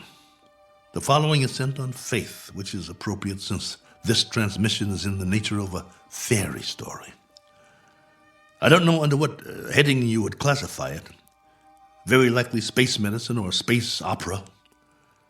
The long and the short of it is that I'm not alone here. There's a woman from another planet. Her name is Korava. I don't know much about her. I do know that she comes from another planet in another galaxy. A planet that left its orbit and moved out of space away from its sun. I suppose the inevitable happened. They just froze. She's not very old, so she must have been sent in a spaceship as a little girl. But now that ship is no more. They probably sent others too. God knows what happened to them. Died en route, lost their way, landed elsewhere, who knows. But somehow or other, she made it. Perhaps as a child on a preset course. She was here alone until I came. If by some chance you're still there, I can't send you any soil tests. I can't send you data about plant species or anything like that. But I can give you an observation about the psychological makeup of the animal kingdom. They're a frightened breed, a very frightened breed. It must be a universal trait wherever there are advanced life forms. Though it's questionable how advanced we really are, so I guess we aren't alone in that regard, which is really quite a pity, as you may understand all too well if any of you survived. Base, this is Probe 7. Last call. Absolutely, positively, the last. Over and out.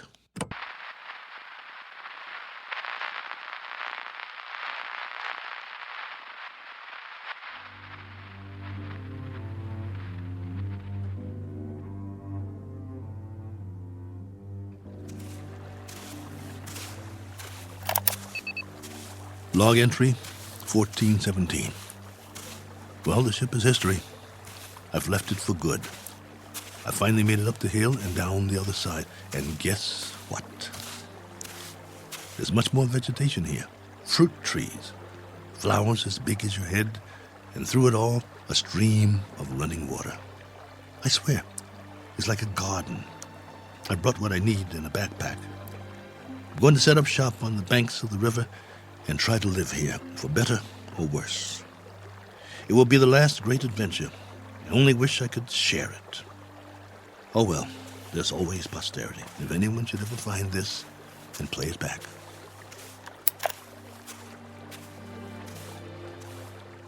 Cook. Oh, you. Never mind. Talking to myself. But you wouldn't understand. Why don't you just keep your distance? Cook? Ah. Cook. Not going to hit me, are you? No? That's a surprise. Well, you're just in time to say bon voyage, friend. I'm going that way. There are even more fruit trees over there. No reason to get in each other's way. Cook. You want to come? You may, if you like. We'll eat and we'll live. I don't know how or for how long, but we can try. Cook. What? Dirt? Soil? What do you call it? Earth. Earth? What does that mean? Earth. Is that the name in your language? All right. We've just given this place a name. We'll call it that. We'll call it Earth. Cook. Korava. Earth. That's right. My name's Cook. My first name is... But there's plenty of time for that. No need to rush things. Okay, Korava. This is our home now. This is Earth. What's that? Food. So that's what you've been eating. Some kind of red fruit. Any good? Food. Eat. All right.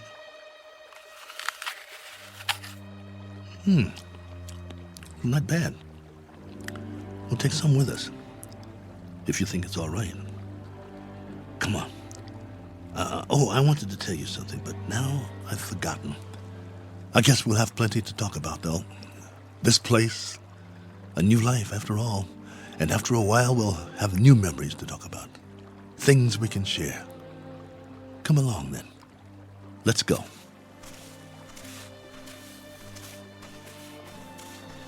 This route's all right. Any other life forms around? I hope not, for the moment. But if there are, we'll make the best of it, won't we? Pleasant enough place, don't you think? My leg's better. We'll explore as much of it as we can. No need to set up any boundaries, I guess. There's plenty for everyone. For you and for me. And it's a beautiful day.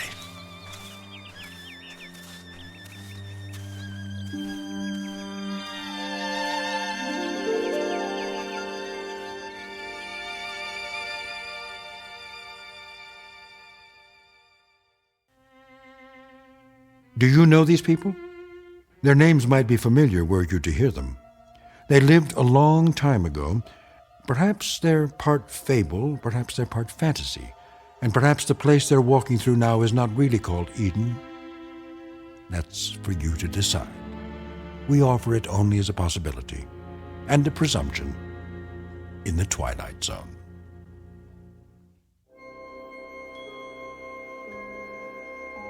Hi, this is Carl Amari, producer of the Twilight Zone radio dramas. I'd like to take a moment to tell you about our official website at twilightzoneradio.com, where you'll get the latest news and information on these Twilight Zone radio dramas. Plus, at twilightzoneradio.com, you can digitally download 3 free episodes or any of our episodes for only $1.95 each. In this age of ever-changing technology, we've decided to make these episodes instantly available to you by making the Twilight Zone radio dramas a digital download-only series. This means that this series will no longer be offered on CD. The CD collections at our website are now being offered while supplies last at buy one, get one free. So be sure to get your favorites before they're sold out. Be sure to visit us often, and I'll see you in the zone.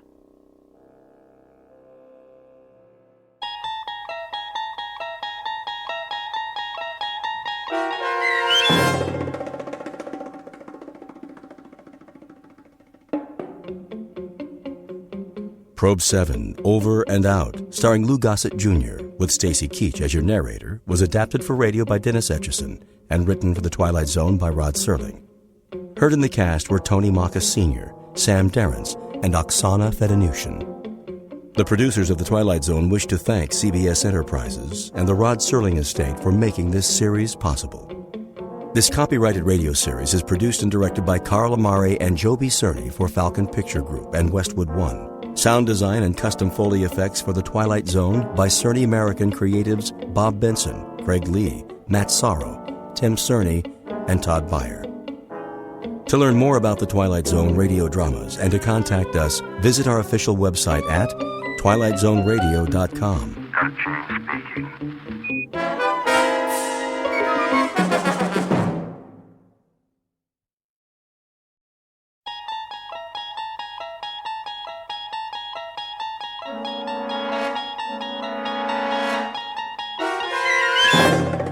You unlock this door with the key of imagination.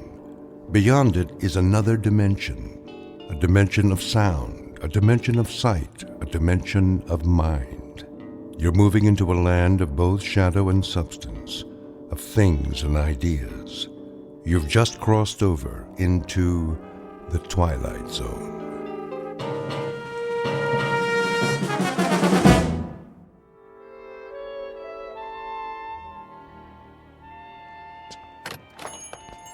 Yes, and will that be all then? No. What time is it? I thought you made an appointment. I did. Oh, come on, honey. You're not in that much of a hurry, are you? Yes. What about mad cow disease? Well, clear the room then. Tell them they're keeping the head of McClellan Enterprises waiting. Tell them that we... All right. You want to forget the whole thing? No, I don't want to forget the whole thing. I just want to get this nonsense over with. Send you a postcard. Oh, that would be wonderful. Bon voyage. Ta-ta. Yes, ta-ta. Come on. Hello. May I help you? Mr. Spirito? I am he. We're the Ransoms. My wife called for an appointment. Oh, yes. Please be seated. Now, where exactly do we intend to go? We intend to go to London. Splendid. Of course, you've been. Oh, no. Charming place. You have picked a rather bad time of year, though, but... Excuse me, we're kind of rushed today. I wondered if you'd... Certainly. Now, have we decided on an airline? No. Well then, if I may suggest... We're not going by plane. I beg your pardon? I said, we're not going by plane? Ooh, but you must, unless you're planning this for some time in the future. No, it has to be right away. Oh, then I'm afraid a ship would be out of the question. You see, it's the off-season, and the liners have all been booked up, or put on short runs. All of them? All the acceptable ones, yes. I hope you won't mind my saying this, Mrs. Ransom, but You know, airplanes are perfectly safe nowadays. I realize that some people feel a certain trepidation, but there's absolutely no reason... Eileen, if it's the only way... May we see a list of boats that are running? If you wish. You promised. I know. It's important, Alan. We agreed on that. I'm afraid these are the only passenger-carrying vessels bound for England in the next 30 days. Some are freighters, but it's sometimes possible... What about this one? The Lady Anne? I don't think so. Why not? Well, it's very nearly the oldest ship in the water, and the slowest. 13 days till Le Havre. Another half day to Southampton. Forget it. No. Wait. This says it leaves on Thursday. We'll take it. Please, Mrs. Ransom, the Lady Anne is a veritable antique. Listen to the man, Eileen. We can relax when we get there if that's what you want. Don't make such a big deal out of it. It is a big deal to me, Alan. A very big deal. Give us 2 tickets. For this relic? Yes, that's right. The Lady Anne. Oh, very well. A few extra days won't matter, will they? I don't have anything better to do. Check okay? Of course, sir. But, Mrs. Ransom, the Caravan Travel Agency takes pride in its service. I beg you not to do this. Well, it isn't going to sink, is it? With a ship that old, you can't tell what might happen. Oh, give me that check. Here. We'll pick up the tickets. Come on, Alan. You can go back to work now. Thanks for your help, Mr. Spirito. Very well. Bon voyage.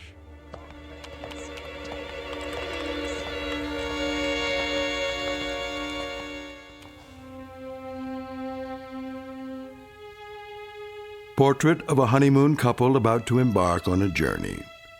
Like most newlyweds, they've never traveled a great distance together, nor have they become truly acquainted.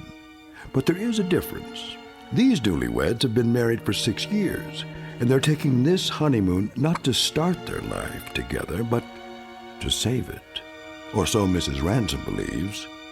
She's not sure why she insisted on an ocean liner, except that it will give them some much-needed time together, even if it is the Lady Anne. The tickets read New York to Southampton, but this old ship is bound for a very different port. Its final destination? The Twilight Zone.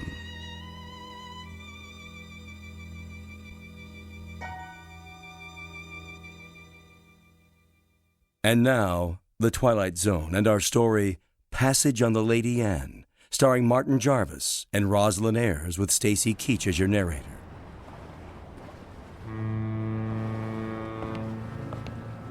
Perfect. A foggy night. Can't even see the ship. Where is everybody? Already on board. We're a few minutes late. I was ready. If you hadn't taken so long packing... There it is! Oh, Alan, isn't it beautiful? No, not it. She. The ship happens to be a lady. Sorry. She's beautiful. Indeed she is. Oh, yes. There's the gangplank. Is that what they call it? Come on, Alan. I can hardly wait. You know, from the descriptions, we were expecting a cross between a kayak and the Flying Dutchman. You're seeing someone off? No, we're passengers. What? How's that? Passengers. Oh, no. No. I hardly think so. No, you see, this is the Lady Anne. Toby, please. You have no right to badger them. Yeah, be quiet, woman. Well... Now, young fellow. Look here, if you'll consult your tickets, I think you'll find there's been a mistake. I repeat, this ship is the Lady Anne. And I repeat, there's no mistake. Show me your tickets. Why should I do that? Call it curiosity. Do you mind? Go ahead, Alan. All right. Let's see. Mr. and Mrs. Alan Ransom, New York to Southampton. You're not going to read the fine print, too, are you? Well, they seem to be in order. Thank you. It's good to know that. Well, there must be an error. This is a private passage, you might say. A mistake in booking. No, it's a terrible mistake. Come along, dear. But, Millie, I don't understand. I really don't. I said, come along,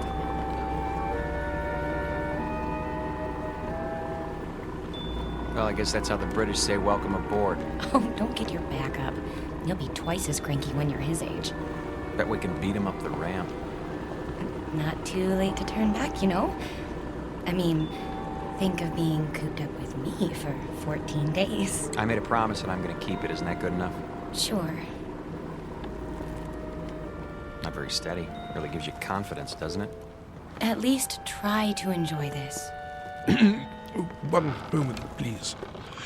Your names? Ransom? Yes, I see it on the list.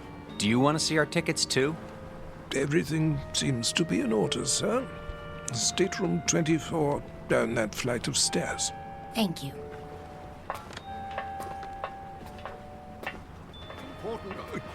Oh, here we are. Yes, here we are. Good evening.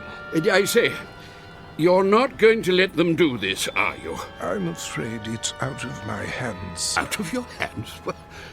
Well, we'll see about that.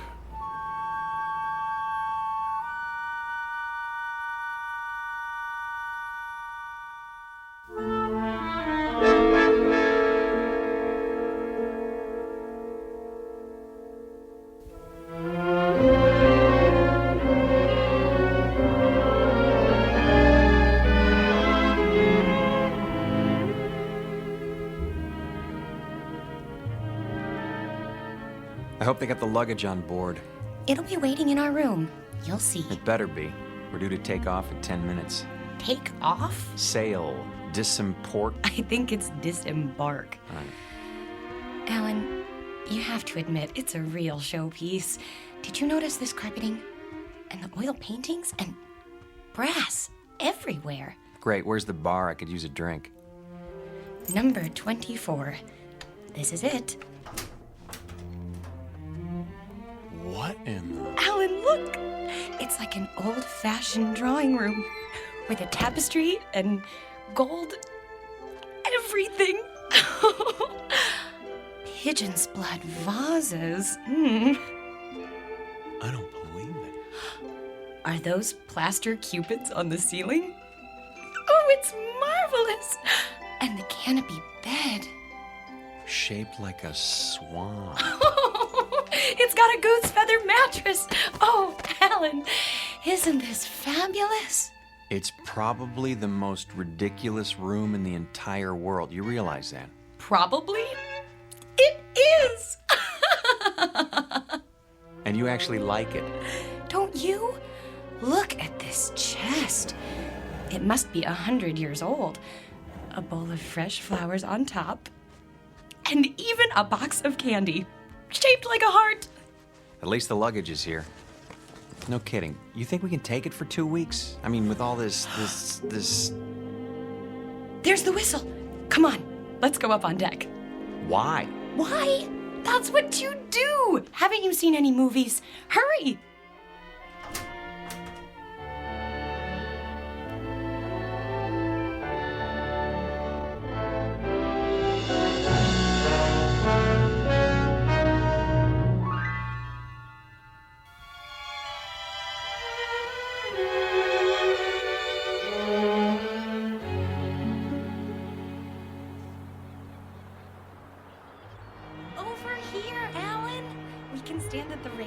Those are the ones I mean, Burgess.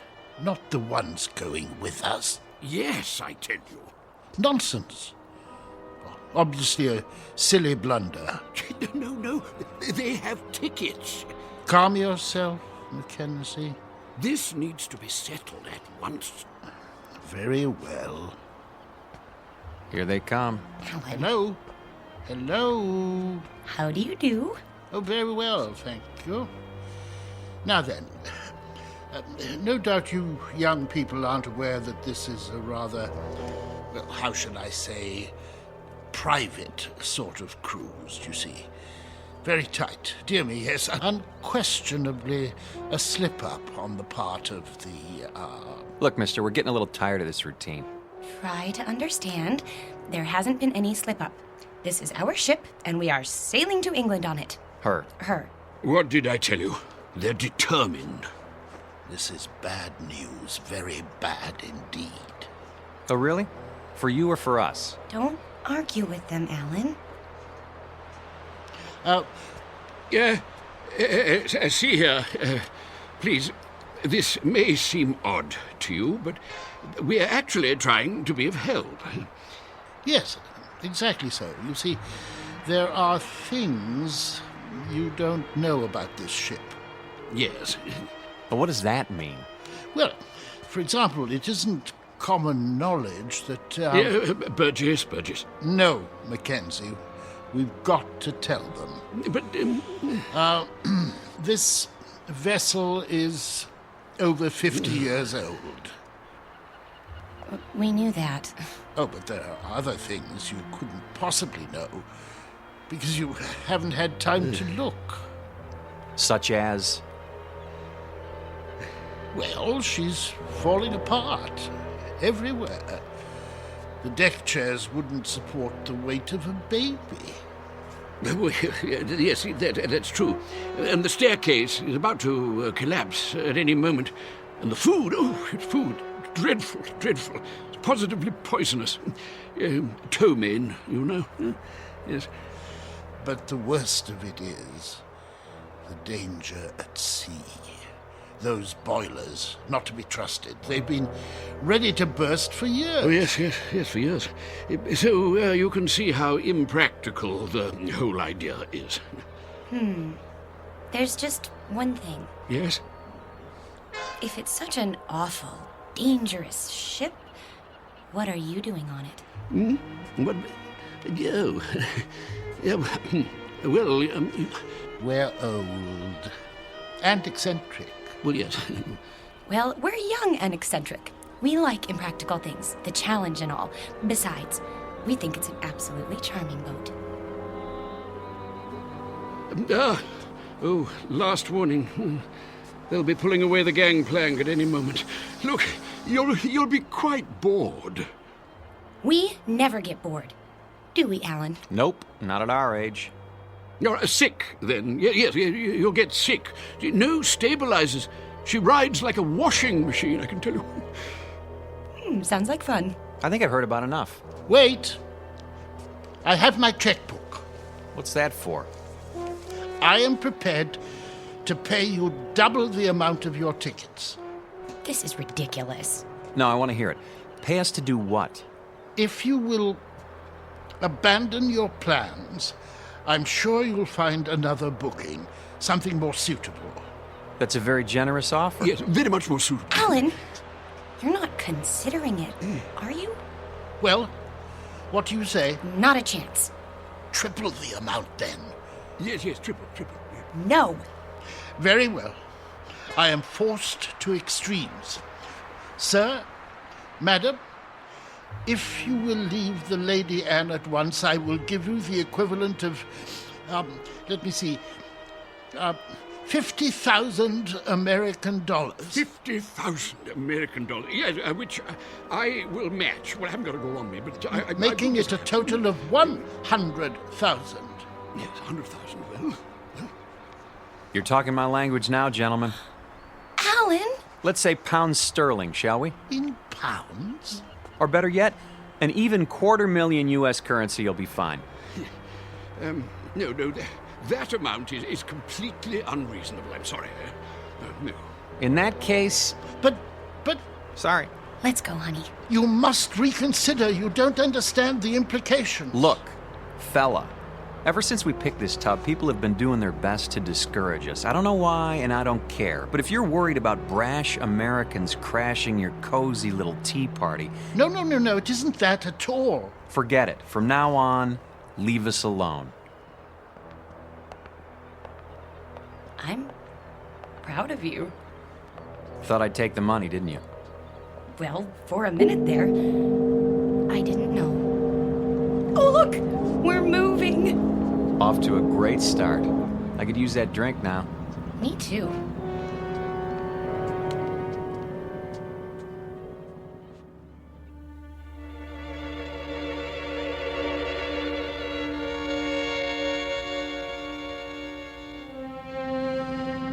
Too late. We did our best. We should have tried harder. But the funds he was demanding... highway robbery. Nevertheless, it was our duty. The duty of everyone on board. Who knows what the consequences will be? I fear we should have done whatever was necessary to keep them off this ship.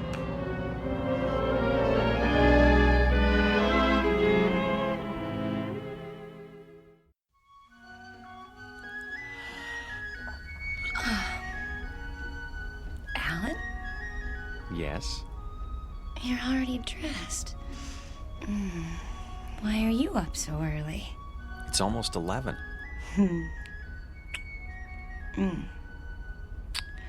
Don't tell me you're nervous. We're not going to let two cranky old men spoil our second honeymoon, are we? A lot more than 2. Better get dressed. Fire drill's in 15 minutes. What?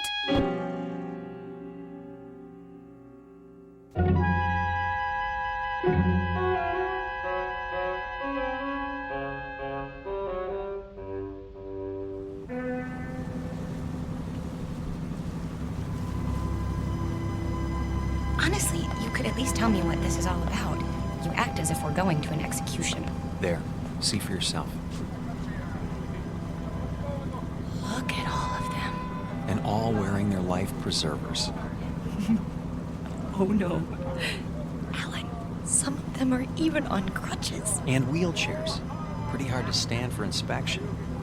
Is that what they're doing? Apparently it's a safety requirement.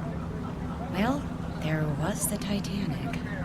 I picked up a few more names. The Mackenzies, of course, and Mr. Burgess. How could I forget? The one on the end is named Van Vlyman. Next to him is Mr. Bristow. Cooey! Hello there. Care to join us? Yes, do join us. Hello.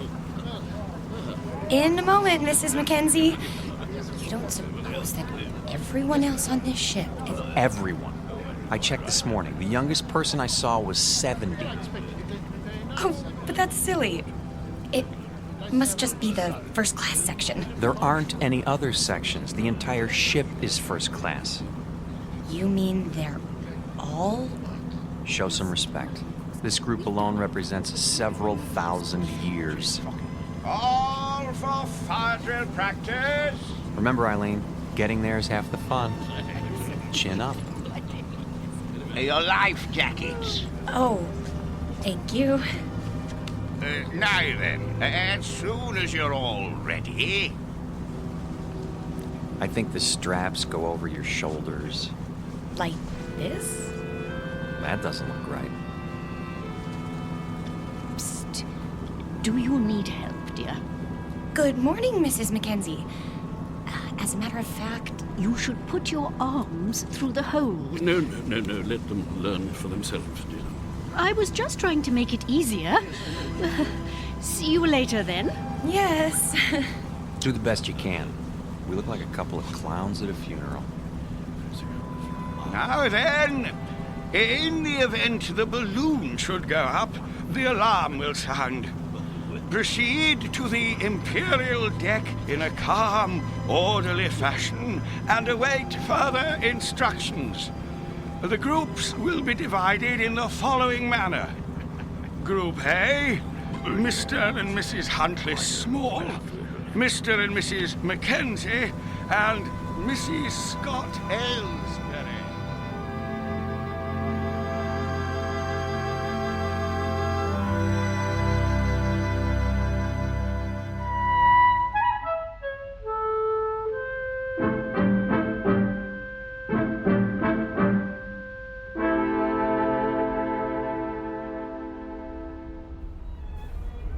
Here we are.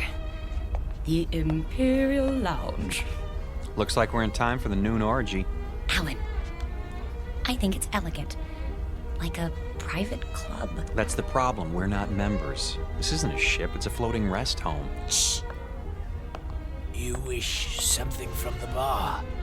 Do you suppose you could fix us up with 2 double martinis? Very dry? Yes, sir. Alan, I'm sorry. I didn't know it would be like this. But it doesn't matter that much, does it? We didn't want to mix with other people anyway. We wanted to... Stop saying we. If you'd listened to me, we'd be in London by now. And you'd be in a business meeting. Not necessarily. Yes. And it would be the same the next day and the next and... Oh, Alan, that's what this is all about. Don't you see? Your drinks. Thank you. Look, I know you've been unhappy, but do you think I enjoy working 28 hours a day? It comes down to the same thing, doesn't it? We never see each other. We never talk, or... I told you, after I close this deal, I'm going to start taking it easy. Which is what you said 2 years ago. You closed that deal, but it didn't make any difference. There were more deals. There'll always be more deals. Because that's all that matters to you now, isn't it? Bartender, another. Yes, ma'am. Try to control yourself. I have been controlling myself for 6 years, and I'm tired of it. I am tired of begging for little bits of your time. You're not interested in me anyway. You're interested in success. Fight your way to the top and then fight to stay there. Stop making a scene. Why? Does it take your mind off mergers and board meetings? No, it takes my mind off the fact that we're supposed to be on a trip together. Come off it, Alan. You're going to England on business. I happen to be along. That's all. Why? Because I insisted. If I hadn't, you'd have gone alone. Isn't that true? Admit it. I can't talk to you when you're like this. You made me like this. Because the truth is, you don't care anymore. I was stupid to think that a few days together would make a difference. You're a flaming success now. Alan Ransom, the financier. And I'm the nagging wife who doesn't understand. Eileen, please. What's the matter? Are you afraid they'll catch on? Don't worry. They think we're a happy couple, made for each other. Shut up. Yes, sir. Well, when this tub finally gets there, you can relax. Because I'll be leaving. That might be a good idea. Oh, it is. You'll have all those nice deals to keep you warm with no silly woman around. It should be marvelous. It will be. For now, I'll be on deck reading the Financial Times. Here's for the drinks.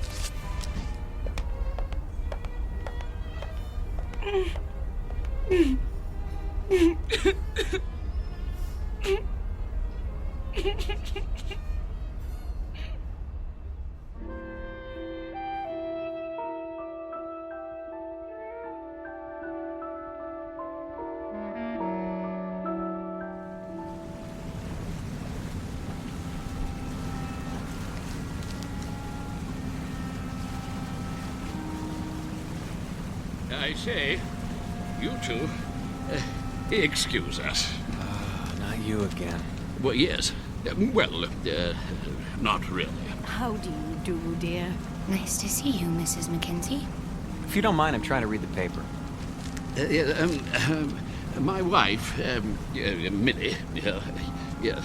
Well, I say my wife, I mean, we would very much like you to join us for tea, if you'd be so kind.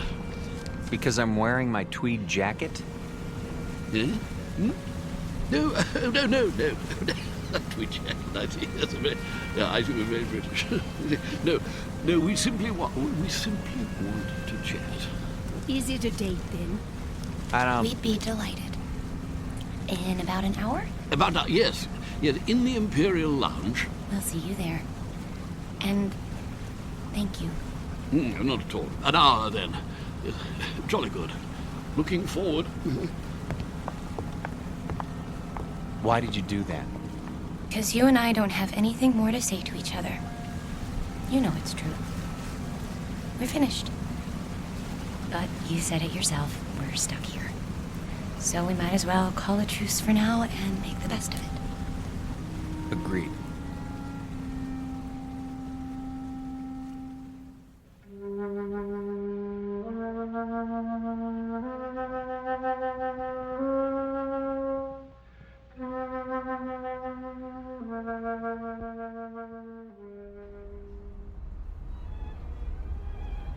Hello.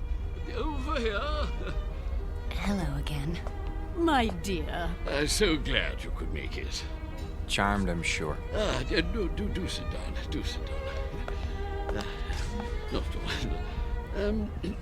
Nasty day. What? Now look. The reason for this meeting, apart from the pleasure of your company, is, Go ahead, Toby. Yes, thank you. Millie, my wife, Millie pointed out that we've all been, something less than hospitable to you, if not rude. And so I expect I ought to apologize. And do you? Yes, most sincerely. But you see, there is something more important. Good news, in fact. Yes, we've been talking the whole thing over, and we've decided that you won't have to leave the ship after all. We won't? Say, that is good news. We were afraid we were going to have to swim back, and it's had us sick with worry. Really? No. I see.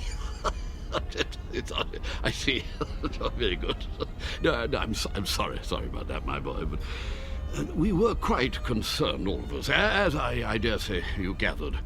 You see, it simply hadn't occurred to us that an outsider would ever want to travel on the Lady. The last time she took on a new passenger was, well, according to Captain Prothero, was some 16 years ago. So you can understand. Yeah, but never mind that. It's all settled now. What's all settled, Mr. Mackenzie? Oh, no, we'll get to that in good time. You simply must forgive us. We can't have been very good company so far. Well, frankly. The point is, we spent a good many fine hours, Millie and I, my wife Millie, on this old, scow. And when we heard they were going to retire her, well, it seemed right somehow that we should join her on her last return voyage. Yeah, absolutely. And the same is true of the others. Well, the other people. And that's what accounts for the number of senior parties aboard. We didn't understand. No. And you still don't, really. More tea? It's quite bracing. Yeah, I go. Yes, one thing that hasn't changed. Yes, tea is still the best in the world. What about the others, Mr. Mackenzie? What are the others? Oh, yeah, yes, like us, as I said. Sentiment, you know. Of course they know, Toby. Why else would they have chosen the Lady Anne? Yes, that's true. Our story isn't so different, I guess. My husband and I had never really been alone in 6 years. Excuse me. I'm going to get us a drink. Scotch all around? Oh, yeah, well, splendid. Thank you. He's embarrassed, isn't he? I seem to be doing that to him all the time now. You were saying the two of you hadn't been alone? Well, he's a busy man. You get wrapped up in things if you want to be the best, and I don't know. When I heard he was going on a business trip to England, I made him promise to take me. But that doesn't explain the Lady Anne. No. No, I suppose it doesn't. Mostly it was the time. More days together. And, well, it just seemed kind of special. Oh, my dear, the Lady Anne is special. Very special. More special, I should say, than either you or your husband could imagine. You see, this is the ship Toby and I sailed on when we were married, which would be 53 years ago. 52. Yeah, she was a splendid thing then. Yeah, the ship, I mean. No. Oh, Toby, really? I thought you told us it was an old rust bucket. Not it. She, yes.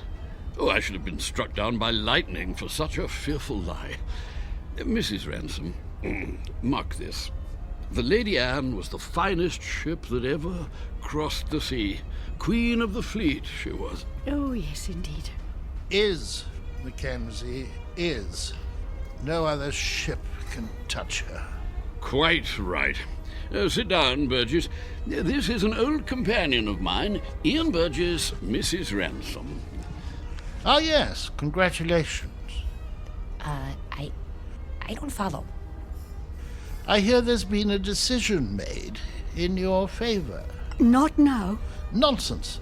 Quite a relief, I must say. What is? Why, what else?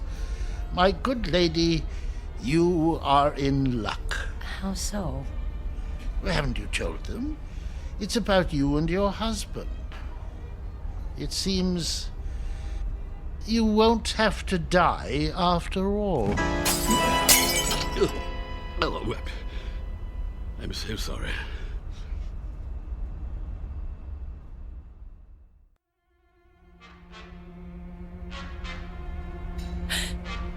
What did you say? He said you won't have to die after all. Of boredom, he means. Well, don't stand there like a ninny, Ian, tea all over you. Yeah, but sit down, sit down. Yes, to be sure. Sorry, I seem to have spilled my tea. You see, Mrs. R., she was the only one of her kind. Specialized in honeymooners. That was her freight then, yes. Oh, yes. Young people in love. Ah, marvelous. The drinks. Ah, yes. You see, that's what makes your presence so... Sweet? No. Well, it was that. It certainly was that. Young married couples, you see, that's all you'd ever see. Full of juice and the moon in their eyes. All those children trying to act grown up and worldly and used to it. And everyone as nervous as a mouse. Yes. But that sort of thing, it lasted for only a few days. The Lady Anne gave them time to know each other. Oh, she was a wise ship. Cheers. Cheers.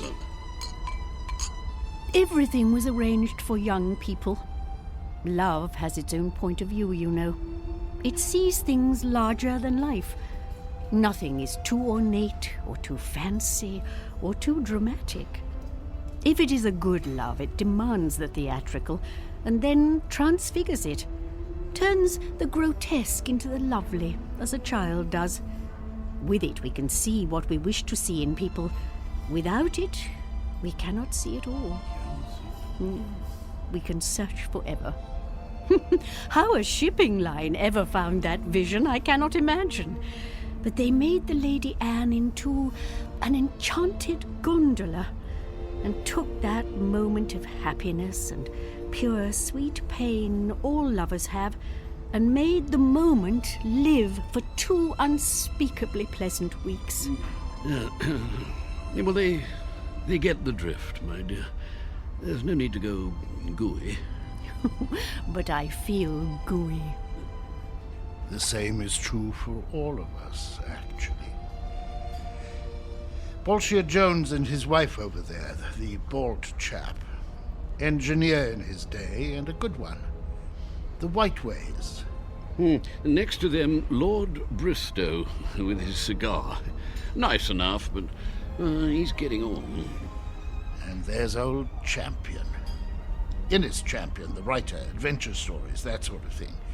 Quite a droll fellow, though you wouldn't guess it now. Widower, you know. Aye, and his wife. There was a wild thing. She passed on in... Oh, can't be sure of the date. What about you, Mr. Burgess? The same. We'd planned this trip together, but... Have you a picture? In my breast pocket, over my heart. She's very beautiful. Ah. Oh, my dear, please. This is purely temporary. I shall be with her soon. I'm so sorry. Oh, there, dear. It's all right. None of it really matters if you're in love. You are in love, aren't you, Mr. Ransom? Yes, of course. Well, that's the only thing that counts, you know. Everything else perishes. Now you've made her cry. Oh, perfectly all right. I cry all the time, don't I, Toby? All the time? Well, I don't. Why don't you two go out and get some fresh air? Do you good. Fog or no fog. That might be a good idea. Yes. We'll see you later. Of course you will.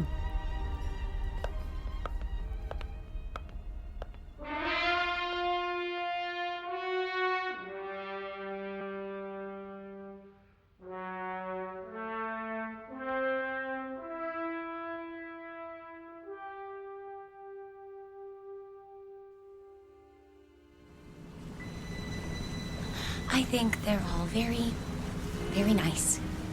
What is going on? The sun. What about it? It's behind us. It was over there, and now it's... We're heading north. So we're heading north. We should be heading east. Blame it on me. Everything else is my fault. Why not this? There you go. Starting again. I don't know what I'm doing here. Look at them down there playing shuffleboard. Or sitting, wrapped up in their blankets. Really, Eileen, this whole idea was ridiculous. Eileen? Eileen, where are you?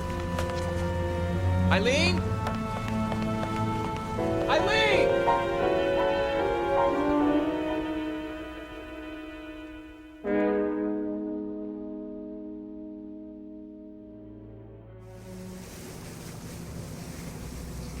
I thought you did get rather gooey there, my dear, but you know, I rather liked it. Gooey. Oh! Oh, Mr. Ransom. I say, is something the matter? I can't find my wife. We were standing over there at the rail. She was right behind me. You don't think anything could have happened to her, do you? Oh, no, I doubt that. It's rather difficult to fall overboard. Oh, yes, yes. Eileen! Eileen! Eileen! Eileen! Eileen? Stuart, have you seen my wife? No, sir, but I wouldn't worry. I want this ship searched. I'll take the liberty of alerting the crew. Have you tried the library?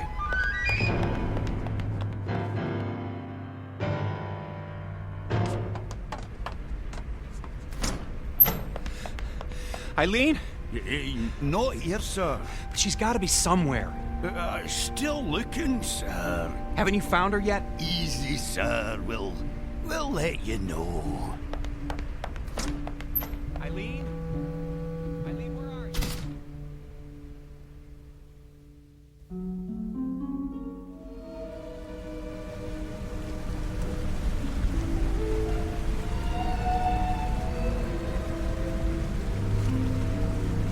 I say, Not turned up yet? No, I searched everywhere. She'll turn up. Have a nip with me. Come on, boy. Let's go inside. Yeah, maybe she's inside. Come on. Let's go into the Imperial Lounge, what?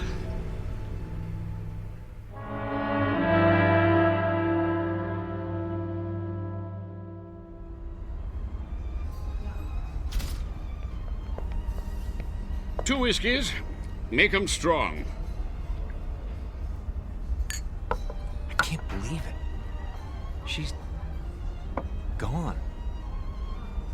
It does seem that way. But of course it isn't so. You've just missed her. You don't know how much. A toast to the Lady Anne. Here, here. Oh, yes. Here. The Lady Anne. Yes. It's a pity. What's going to happen? A crime. An evil, black-hearted crime. Easy, Burgess, easy. Easy? Gad, they want to scrap the lady. Outlived her usefulness? Nonsense. A little slow, perhaps. Speed. That's all that counts now. Why? What's the rush, eh, Ransom? I see your point. Freddie, another gin. That's the state of the world today. It's a plot, doubtless of communist origin. Who wound him up? Burgess, do sit down. Haven't you eyes, man? The Lady Anne was condemned because she represents a better way of life. She's grace and manners and tradition. She's the Empire. I say, somebody turn him off. Silence, Adicott.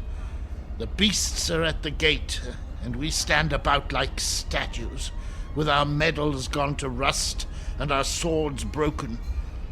Soon they'll reach up their hairy hands and pull the Queen down from her throne. Scrap the lady? They'll scrap the world. Poor chap. He'll feel better later at the party. Another drink, Mr. Ransom. Mr. Ransom?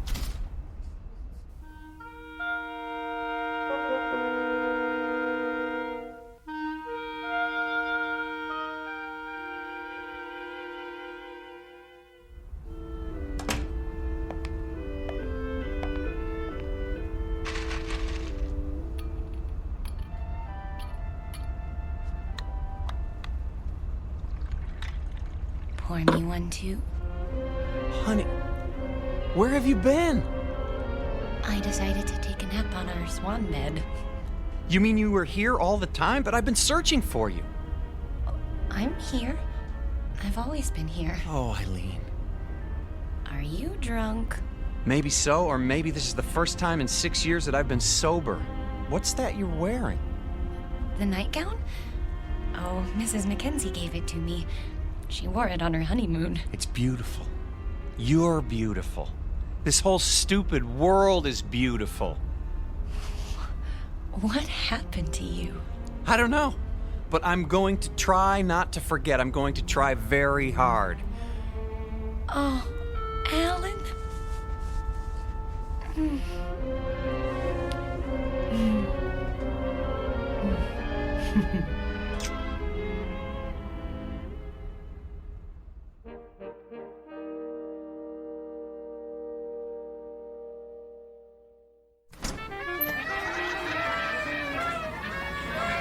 Will you look at all this? Balloons, ribbons. Over here! Join us, please. Mrs. Mackenzie! Oh, come on. Drink up. The champagne's getting warm. Well, you found her. Oh, you're as bad as Alan. I think we'd like you to meet Captain Prothero. Mr. and Mrs. Ransom. Happy to meet you, sir. My pleasure. You've had a pleasant voyage, I trust. Oh, yes.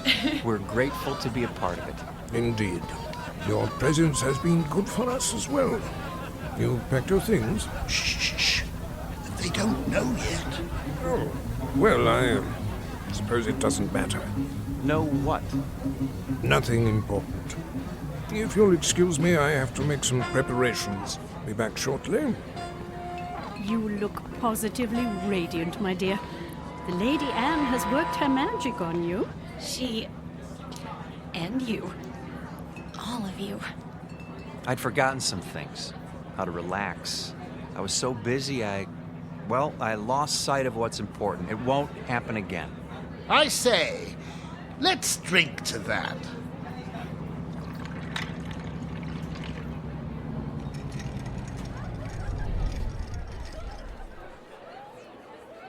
Have the engines stopped? Oh, nothing to worry about. Cheers. Mr. Burgess, why are we having a party now? We're only partway there. You'll understand soon enough. Who needs a reason to party? Mrs. Ransom, may I have this dance? I have been waiting for someone to ask. Mrs. Mackenzie? I'm not very good, but... Oh, delighted, Mr. Ransom. Oh, splendid.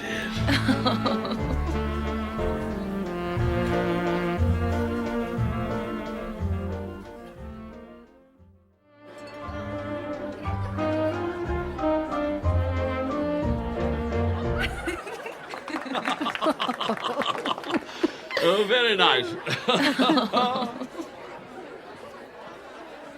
Well, I see they haven't gotten them fixed. What? The engines. The engines? Oh, there's nothing wrong with the engines. Ready now? Your luggage has been collected. Luggage? Really? Should have told them. Didn't want to spoil the party. Excuse me, but what are you talking about? Why should our luggage be moved? Because, my friends, we're putting you off the ship. You're what? Are we in trouble? No, nothing like that. They'll come to understand. Maybe so, but we don't understand now, and we're not going anywhere until we do. I'm afraid there isn't any choice. Follow me, please. Alan? Is this some kind of gag? You don't just put passengers off a ship in mid-ocean. Steward! Captain! Draw your pistol. Yes, sir. You're kidding, aren't you? If you'll do as the captain says. This way. I tell you what, we'll all go. Alan, what's going on?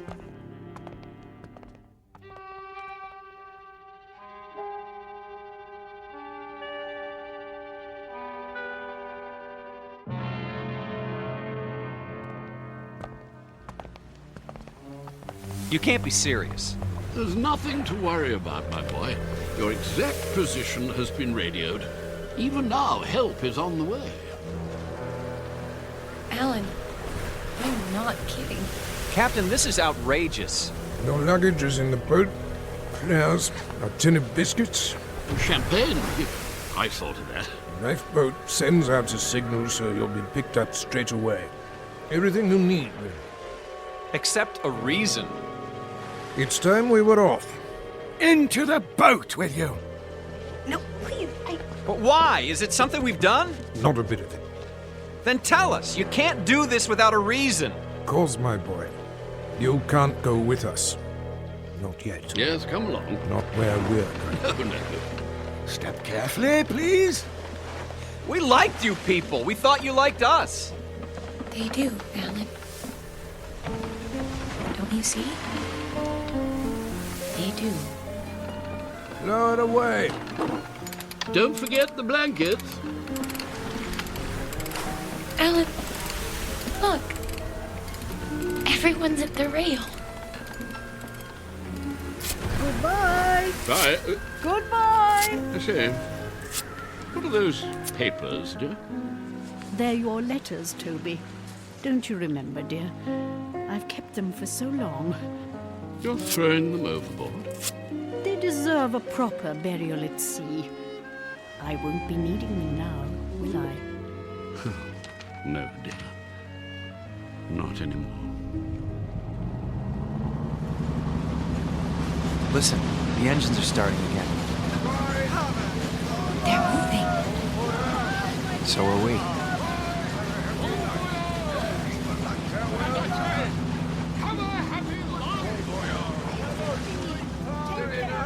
We will. I promise you.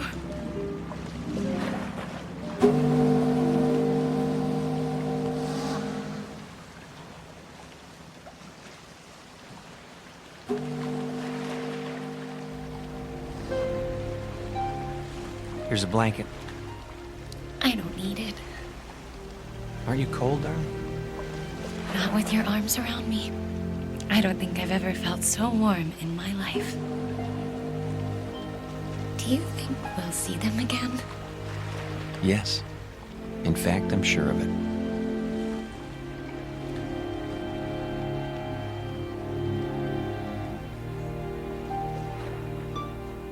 Lady Anne never reached port. The ransoms were picked up by a cutter a few hours later, just as the captain promised. They searched the newspapers but found no mention of the Lady Anne. The ship, with all its crew and passengers, went down in the mid-Atlantic, or so it was said. But Alan and Eileen knew better. They knew it had sailed on to a better port, its final destination on a distant shore called the Twilight Zone.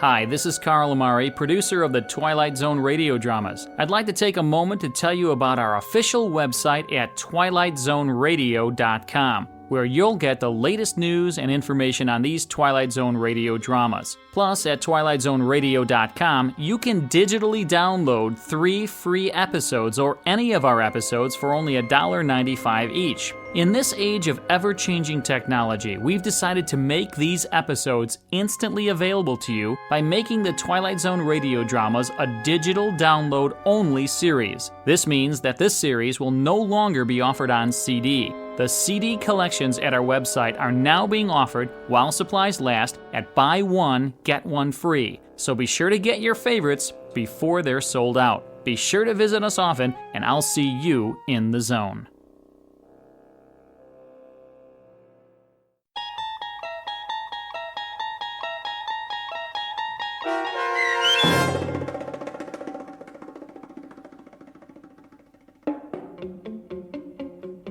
Passage on the Lady Anne, starring Martin Jarvis and Rosalind Ayres, with Stacy Keach as your narrator, was adapted for radio by Dennis Etchison and written for The Twilight Zone by Charles Beaumont. Heard in the cast were David Pasquesi, Anne Somerville, Jim McCants, Joby Cerny, Eleanor Weingart, Martin Astrop, and Nick Ruddle.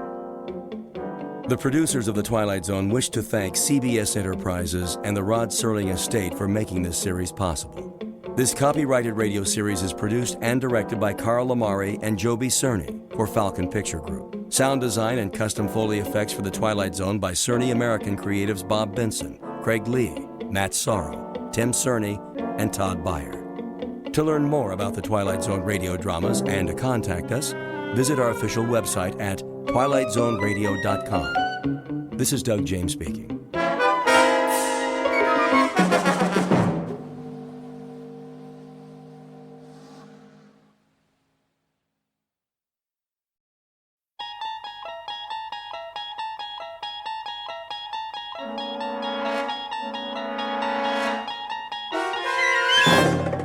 You unlock this door with the key of imagination. Beyond it is another dimension, a dimension of sound, a dimension of sight, a dimension of mind. You're moving into a land of both shadow and substance, of things and ideas. You've just crossed over into the Twilight Zone.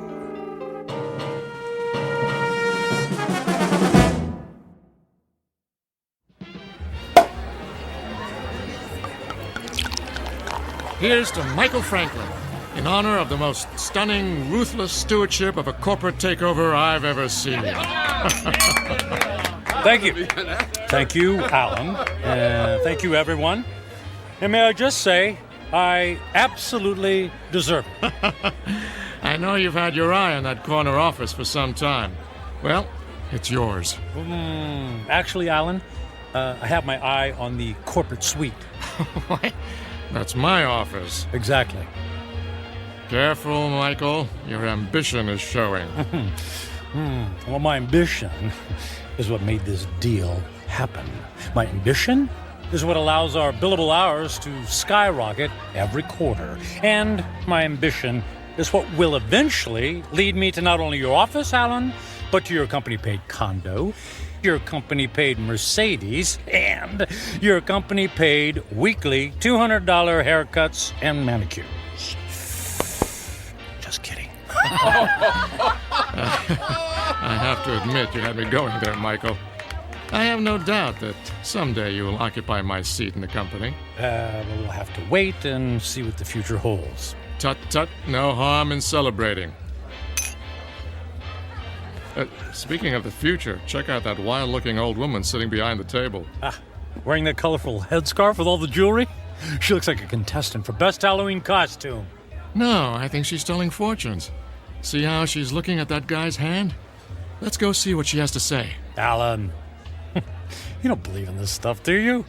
Of course not. It's just for fun. On the other hand, maybe she can give us a hot tip for our next takeover target.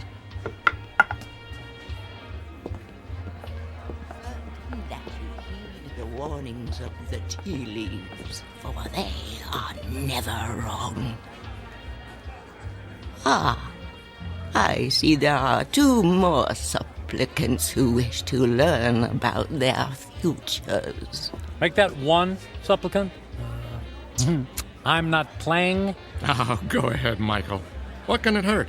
I put my faith in real things, Alan, like profits and a well-written prospectus and a robust return on an investment dollar. And people?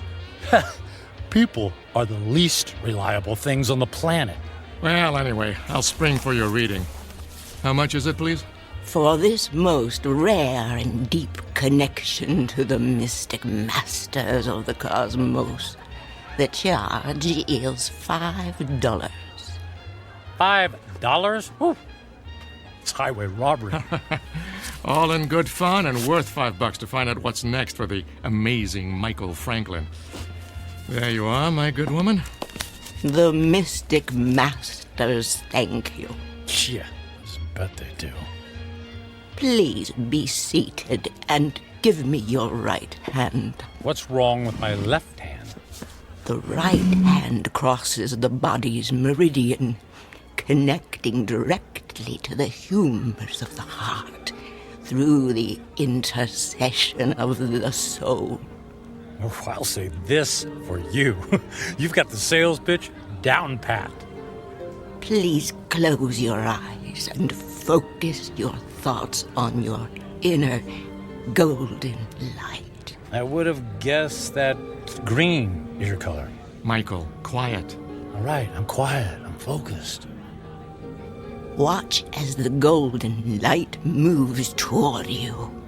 Slowly, it surrounds your consciousness. Surrender to its mystery. I never surrender. The mystic masters perceive you as a man who values work above all else. She's got that right. She could have said the same thing about anybody in this bar. There are people in your past who have suffered a disconnection with you. Spirits are left unsatisfied. Well, it can't be old girlfriends. He doesn't take time to go on dates. Your soul is troubled.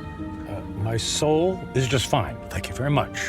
There's something strange. I am attempting to discern your future, but I cannot. I could have told you that. No offense. What's the matter? The reading is over.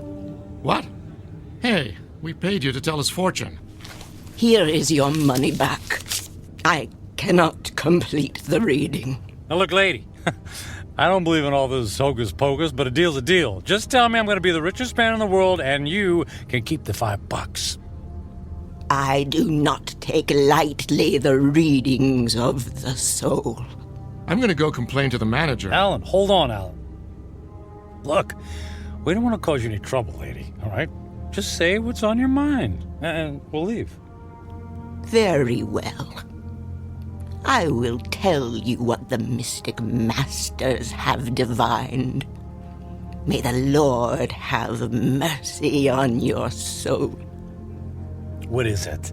Alan's gonna fire me? I'm gonna lose my hair? Your future is very clear, and it is this. In 10 days, you will be dead. What? I don't think that's very funny. The signs are serious, and the reading is true. What kind of scam is this? Come on, Michael. Don't let her ruin your night. You know, lady, we were humoring you by coming over here. The least you could do is play along and not be such a downer. I did not wish to reveal your fate. You insisted that I do. When the clock strikes midnight on the 10th day to come, you will be dead. And now what? And no. Don't tell me. Let me guess. I pay you another $5, and you tell me how I can avoid this terrible fate. That is impossible. Your fate is sealed. Let's go get a beer. Come on, Michael. Fine. It's been a real pleasure spending time with you, ma'am. Alan, I'm heading home. I got some paperwork to finish anyway. Are you sure? Oh, yeah. Yep. Suddenly, I don't know, I lost my desire for celebration. Okay, buddy. See you tomorrow. Yeah, see you tomorrow.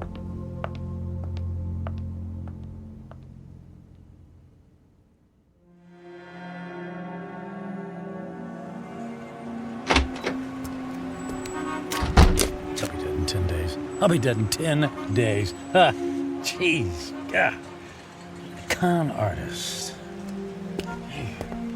Come on. Where's a taxi when you need one? Oh. Hey, taxi! Taxi over here!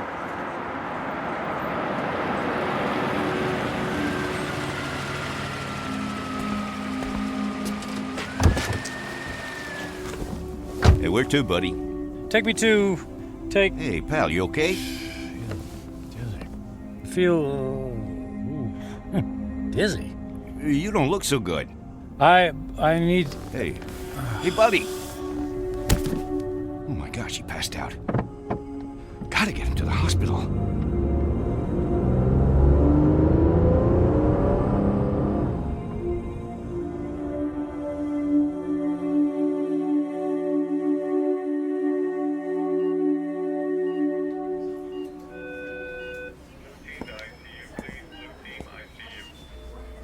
Mr. Franklin, can you hear me? Where am I? You're in the emergency room at Samaritan Hospital. What?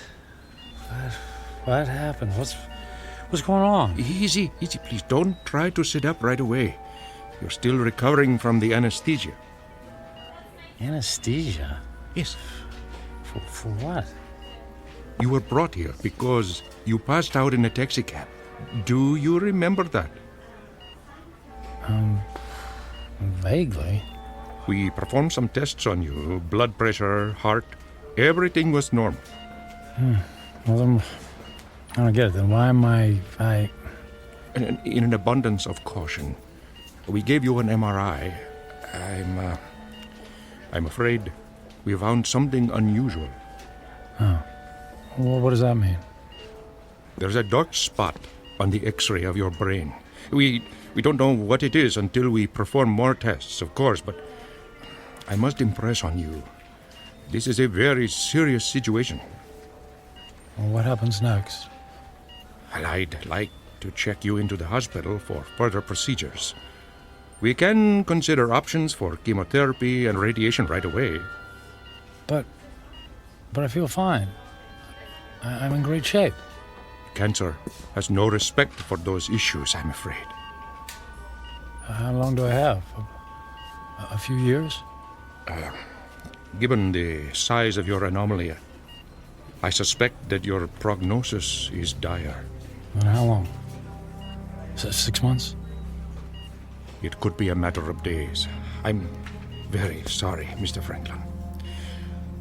I will send the nurse in to take your information, all right? Days, wait. The old woman in the bar, she was right. I'll be dead in 10 days.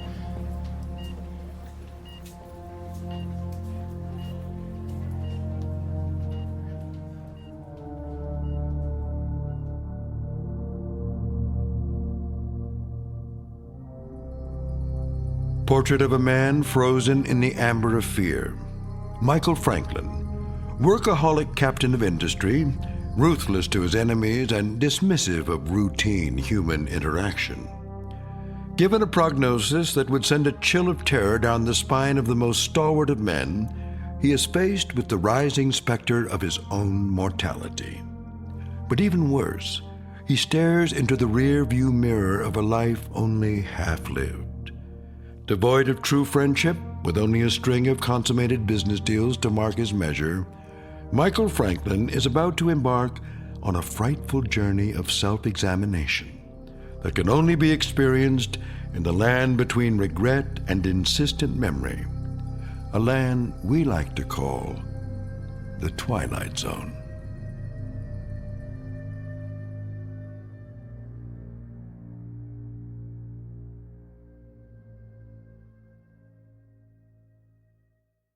And now, The Twilight Zone and our story, 10 Days, starring Ned Bellamy with Stacy Keach as your narrator.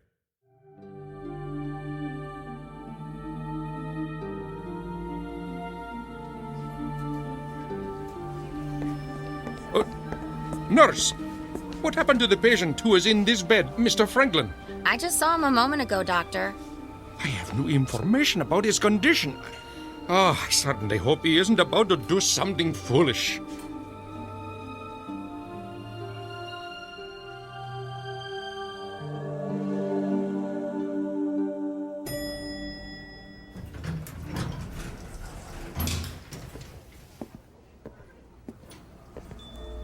Is Alan in yet? Oh, yes, Mr. Franklin. Are you all right, Mr. Franklin? I'm fine. I don't believe I've ever seen you in the office without shaving or changing your clothes from yesterday. I was in a hurry this morning. Is he in a meeting? He just finished a call. Fine. I'll only need a minute. Oh, but he's got another appointment at... I'll only be a minute.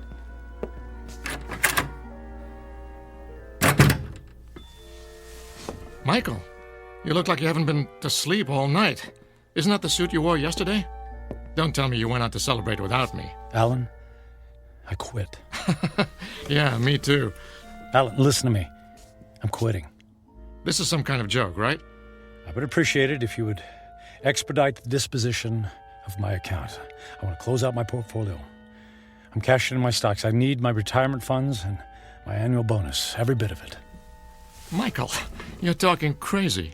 What are you doing? What's this all about? What part didn't you understand? I mean, you can't just quit. But I just did. What on earth for? Personal reasons. Personal reasons? After all these years of working together, you offer me that? Correct. Michael, if this has something to do with that crazy old woman who told your fortune last night... It's not that. I just decided to take my career in a different direction. I've just been thinking about making this move for a long time. I don't believe you. Alan, no offense, but I don't care if you believe me or not. I've made my decision, and I'd like you to honor it. You realize that if you disassemble your corporate portfolio early, there will be substantial penalties. Not to mention the perks you'll be losing. The company car, the country club membership, the center court basketball tickets. Can you have the accounting department wrap everything up right away? Oh, and I'd appreciate all of the various income streams to be folded into one check. That check will be worth several $1 million. Yes. Well, I can't say I approve of what you're doing, and I can only hope you have a good reason, even if you won't tell me. Could you make the call, please? I'm in a bit of a hurry.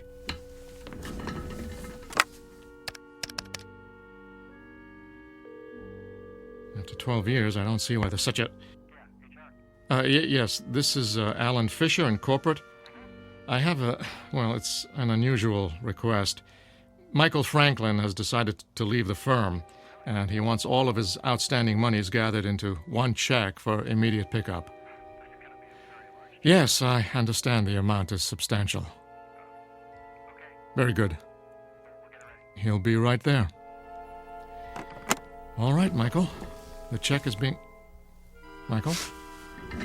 Michael? Where did he go?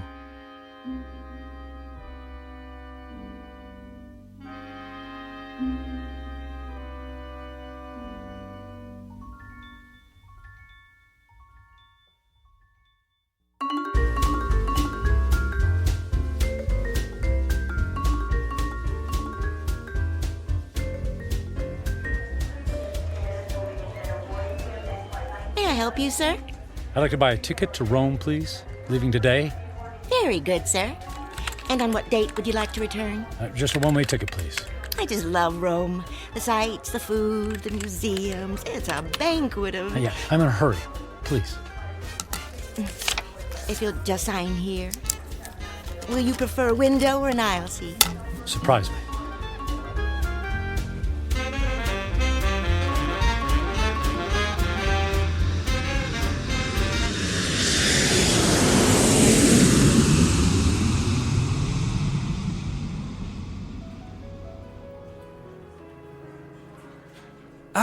Mr. Franklin, welcome to the Grand Hotel, Rome's premier destination. Our presidential suite has been prepared. All 3 fireplaces are ablaze, the champagne is on ice, and your veranda opens onto the courtyard where Rome's finest string quartet is waiting to play for you.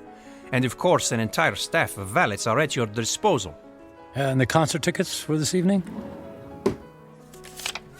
The limousine will gather you at 6 o'clock. You will be driven directly to the private entrance where a personal elevator will whisk you to the ambassador's box. Only the finest for you, Mr. Franklin. Bravo! Wonderful!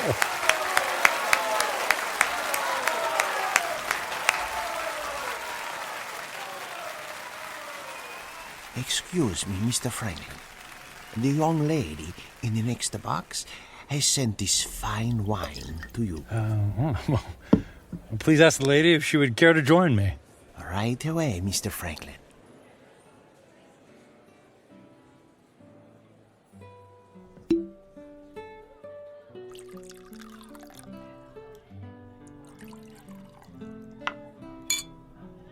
I haven't seen you at the theater before.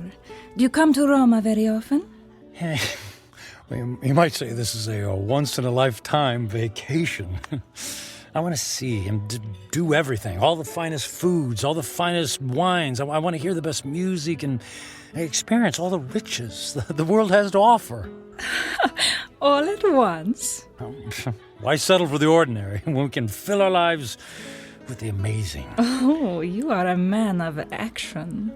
Speaking of action, would you care to dance? I would love to dance, but not here. There's a fabulous nightclub in the center of the city, very exclusive. The limousine awaits.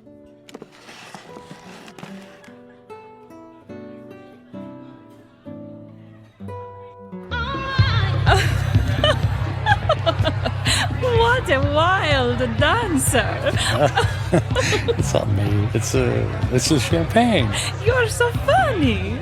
I believe I'm slightly tipsy too. Oh, tipsy. What does it mean? It means I've had too much to drink, which means I'll probably have a ferocious hangover tomorrow. Oh, that is too bad. Oh, but no worries. The way to prevent a hangover is to keep drinking. More champagne! More champagne! More champagne! And more dancing! And more dancing!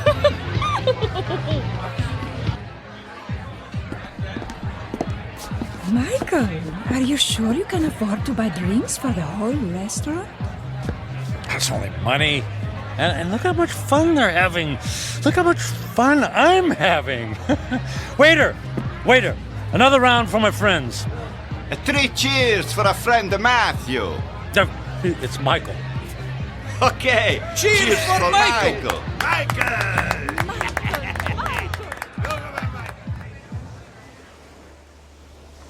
Michael, are you able to walk?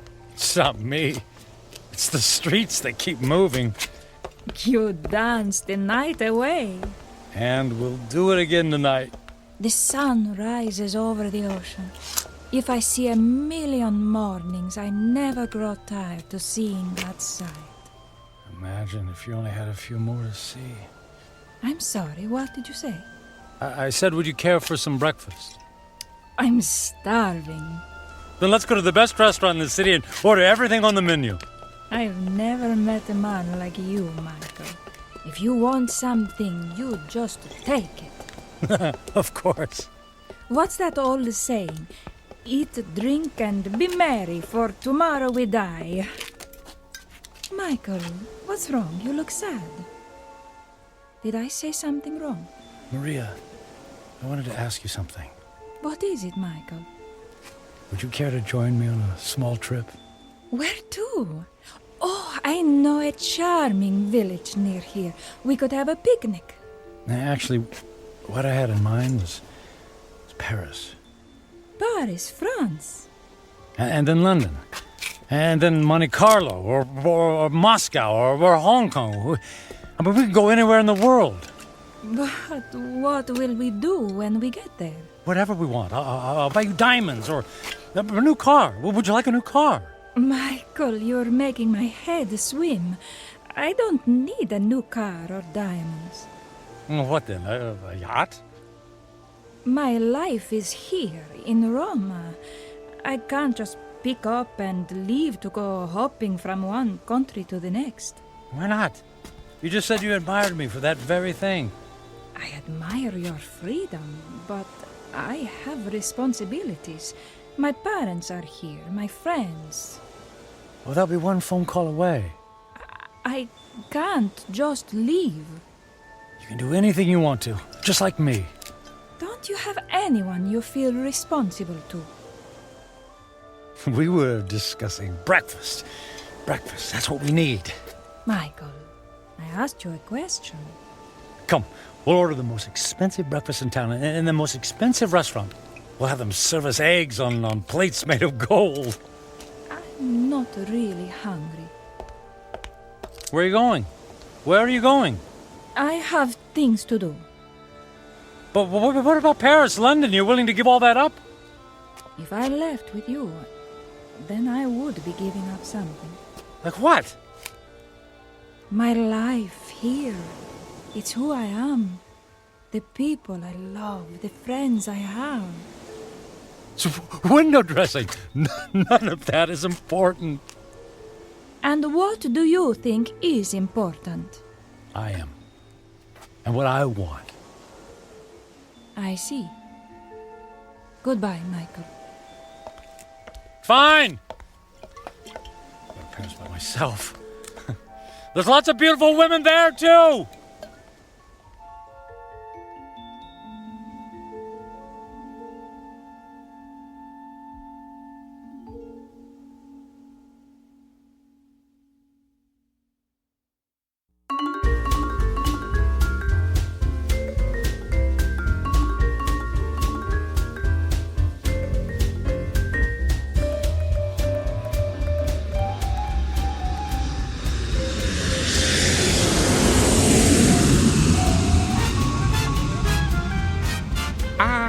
Bonsoir, Monsieur Franklin.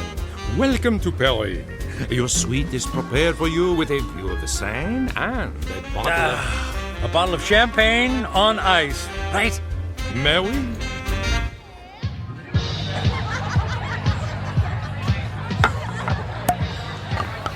What did you say your name was? My name is Angelique.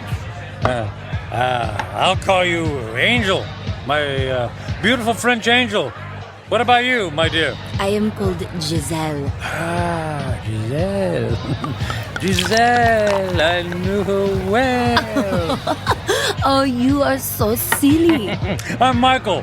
But why don't you call me Mike? Nobody ever calls me Mike anymore. Not since I was a little boy. Were you as naughty then as you are now? I was a good boy. Very smart. In fact, I was smarter than everybody. Did you know that? I was better than all of them. You are a good person, Mike.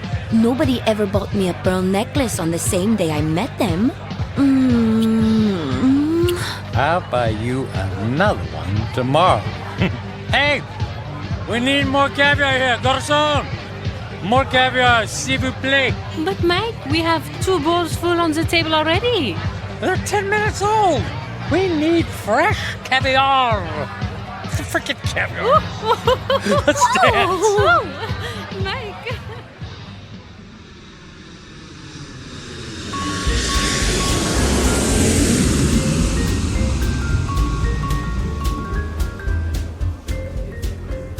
Welcome to London, Mr. Franklin. Your suite has been prepared for you and... Bottle of champagne on ice. Got it.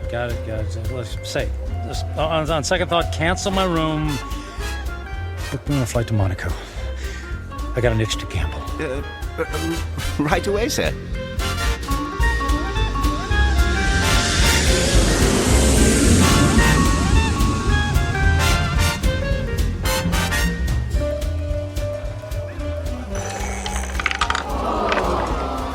And the number is 29. Red. Don't worry about it. It's only money, and there's plenty where that came from. Another 10,000 in chips, please.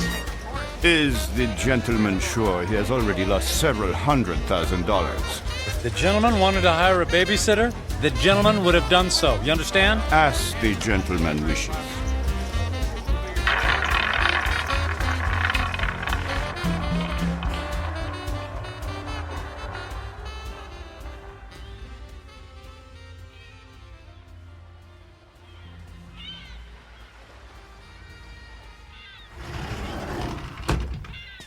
Mr. Franklin. Good morning, Mr. Franklin.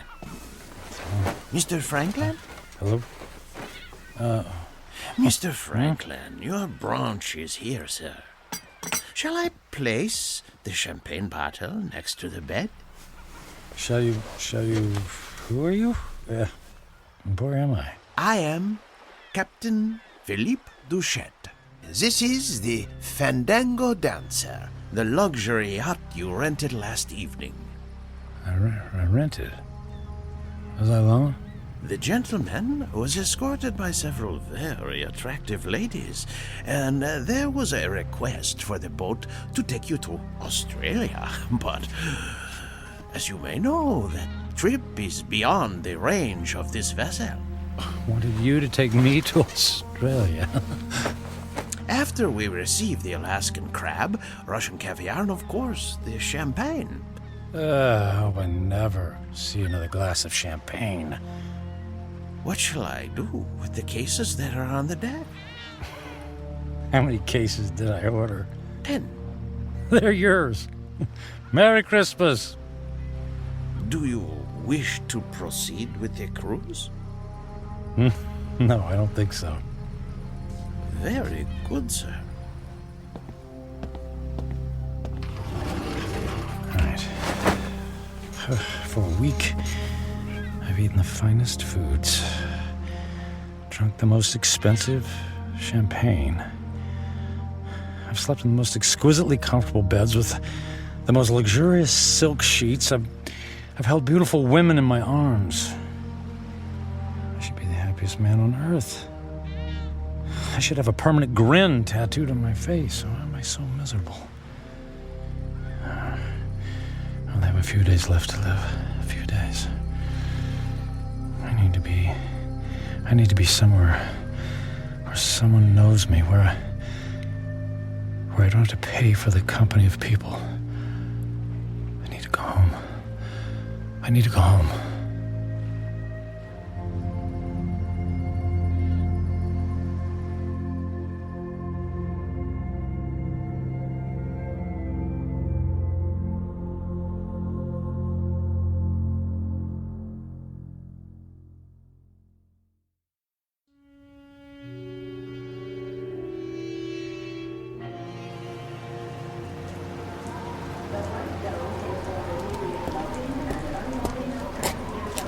Taxi!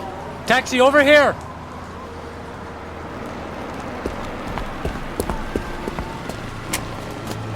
Hey, where to, mister? 1020 Clark Street. Hop in.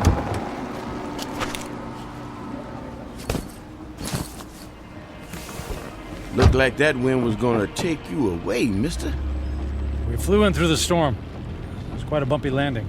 Well, it'll probably blow over soon. Say, I don't think I've seen you around here before.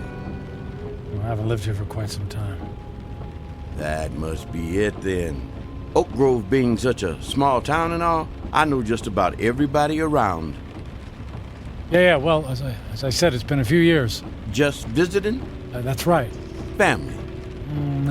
Not really. What'd you say your name was? I did, but it's Michael Franklin. Your dad was the high school teacher. That's right. Oh, I don't think I remember seeing you at the funeral. What was it, 4 years ago? I wasn't here for the funeral. You didn't come to your own father's funeral? Not that it's any business of yours, but I had meetings in Japan and I couldn't fly all the way back here. Is that all right with you? Is it okay with you? Look, if you don't mind... You'd prefer if I stopped flapping my gums, right? Well, I wasn't going to put it like that. Not to worry. The wife says I'm 99% hot air.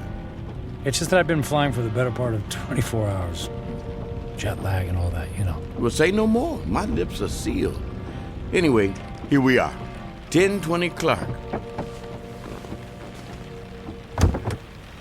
Let me help you with your bag. It's all right. I can manage. Here you go. Keep the change. Mister, do you know you just paid me with a $50 bill? Huh? Oh, yeah. Yeah, that's fine. Well, you have yourself a really fine day, because I sure will. And you be careful in that wind, you hear? Well, something tells me it's not the wind I'll have to worry about.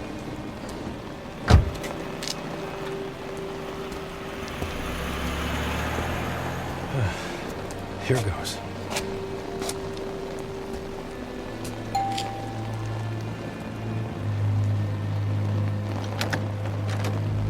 Hi, Carrie. Surprise. Michael? What are you doing here? It's a long story. May I come in? Well, It's pretty windy out here. I suppose so. Thank you.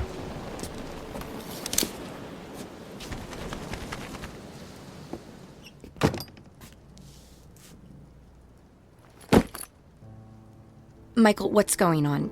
You just show up on my doorstep after 4 years? Well, you know me. Spur of the moment. You are not a spur-of-the-moment person. You plan everything in your life. I wouldn't be surprised to find that you plan how many times you blink every day. Well, the truth is, I don't have any place else to go. That sounds dramatic.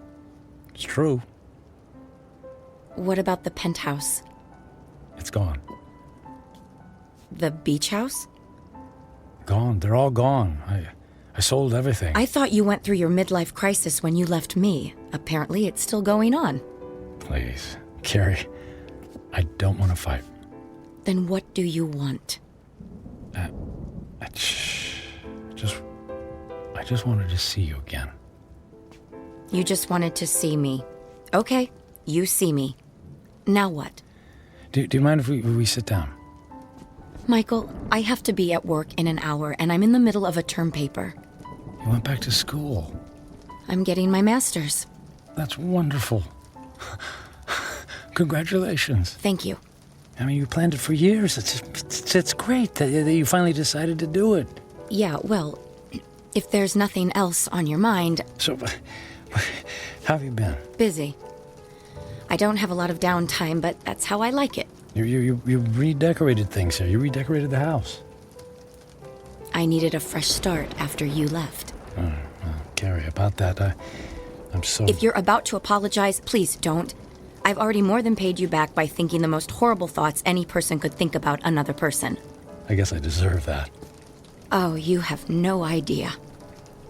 How could you just walk away from a marriage, Michael? What was so terrible that you couldn't stand up like a man and fight for me? For us? It wasn't about you, Carrie. Oh, that's good to know. Because when I was picking up the pieces, when you left, it sure felt like it was about me. What I mean is that I wasn't a good husband. True. You were always working. And I knew that I wouldn't be a good father. True. You never even walked the dog. So, I didn't give up on you. Or us. I gave up on myself. Well, that makes everything all better. You can go now. Carrie, please. Oh, I could just clobber you for coming back here. It isn't fair for me to have to dredge up these old feelings again. Well, maybe a civilized conversation without any bickering would do both of us some good. I don't think so. Please, Carrie, it's more important than you know. For what purpose, Michael? So you can go back to your high-powered, big-shot job in the city and feel good about yourself? I just don't want to leave loose ends. Please, for better or for worse, can we just talk? I'm not looking for forgiveness, just closure. Well... One cup of coffee? I'll even make it. All right. 1 cup, and I'll make the coffee. Yours always tasted like motor oil. Thank you. Thank you so much. Thank you.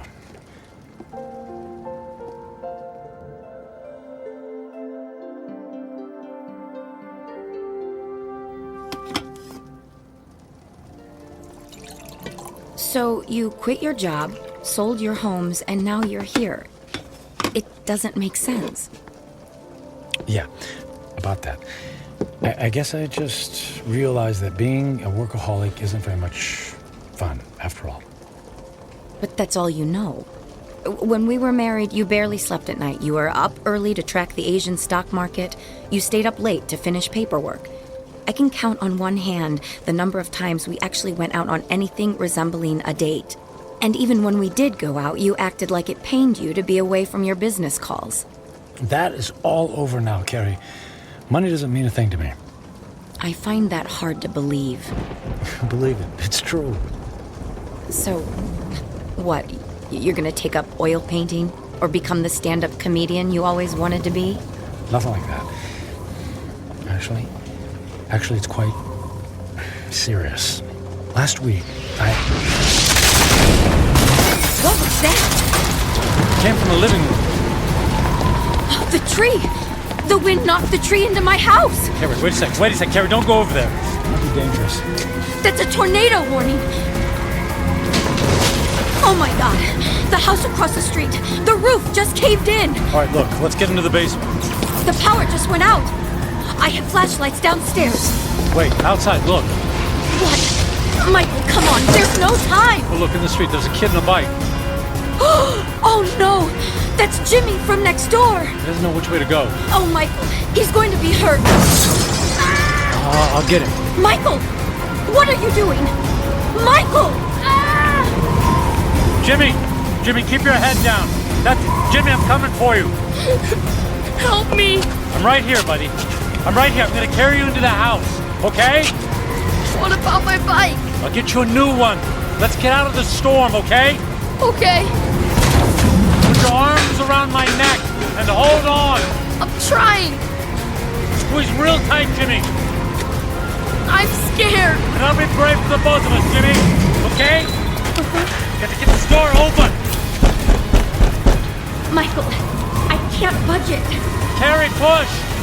Push as hard as you can. Carrie, push. Pushing. Harder. As hard as you can. There, you got it. We made it. We made it. Into the basement. Come on. Come on, Jimmy. That's it. Let's go get safe. Okay.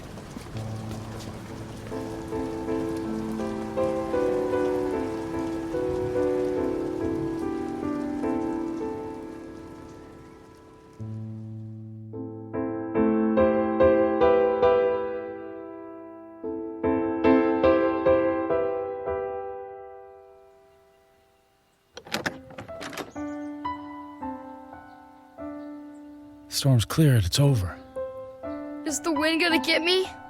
No, honey. You're safe. Look. That car. It's been overturned. At least there's no more damage to the house. Mom! Jimmy! Jimmy! Oh, Jimmy, we didn't know where you were. We had him in the basement with us. I was so scared. And then the wind came, and then this man came and saved me. You saved my Jimmy? Well, not really. Yes, you did, Michael. You ran right into the path of the tornado and brought him inside. Oh, come here and let me give you a hug. You don't have to. Okay. How can I ever thank you? You don't have to. It was my pleasure. Is our house okay, Mom? Yes, sweetie. We were very lucky. Jimmy, you're a very lucky little boy. Yes, and thank you again for my son's life. Yeah, thanks. You're welcome. Michael, you saved Jimmy's life.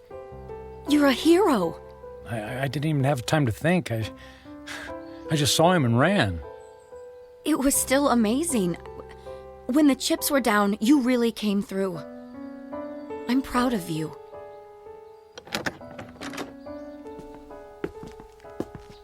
Oh, look. Look at the damage in your living room. No, it's okay. All of that can be fixed.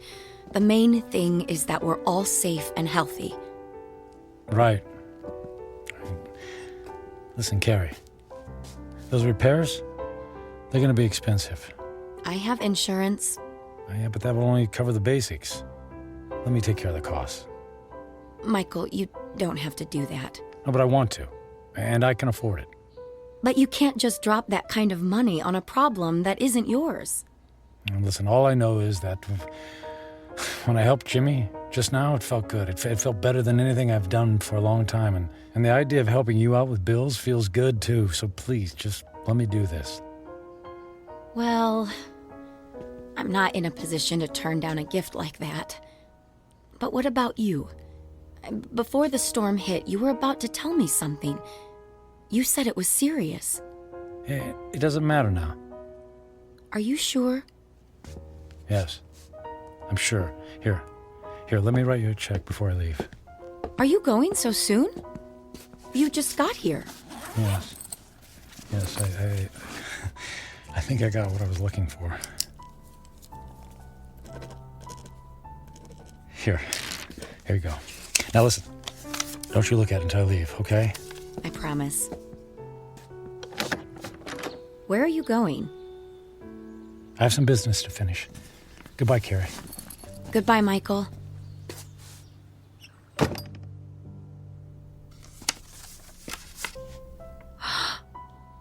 $1 million? Michael! Michael!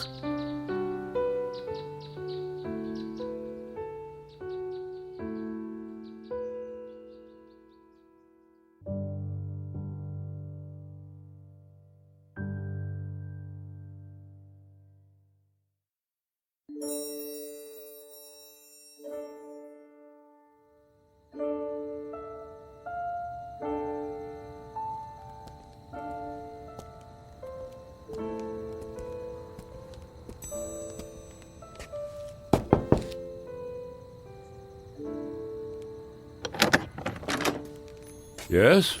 What is it? Forget the late hour, Reverend. I realize it's nearly midnight, but I wanted to visit the chapel and the door's locked. Unfortunately, in these times, we must protect ourselves against theft. The doors remain locked overnight. Is there any way I could just go inside for a few moments? No, I'm sorry. If you can come back in the morning, yeah. But you see, tomorrow morning will be too late. I only have tonight. Mm-hmm. It always seems that way, my son. But have a little faith. Please. Go home. Get some sleep. I don't have a home anymore. I've just come in from the airport. I came straight here. Please, it's more important than you know. All right. You seem to be in great need. Thank you. Thank you, Father.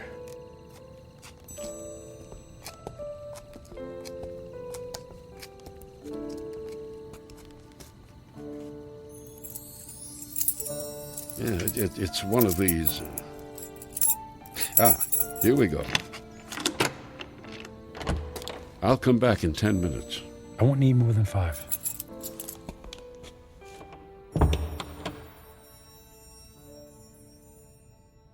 And now that I'm here, I don't know what to say. It's been a long time since I've set foot in a place like this. In fact, I can't remember the last time. I suppose it's true. People come back when they're in trouble, but I'm not exactly in trouble. In fact, all my troubles will be over in just a few minutes. Then why am I here? Maybe I just wanted to see if I could find a moment of peace before everything ends. Just a single solitary moment when I don't have to feel so alone. The truth is, I'm alone because of my own actions, by the selfishness of the man I've become. I was given love, but I turned away from it in favor of my career. I gave up friendship in favor of business colleagues who couldn't care less if I lived or died. So what did it all mean? What is the sum total of my life? I have no job, no home.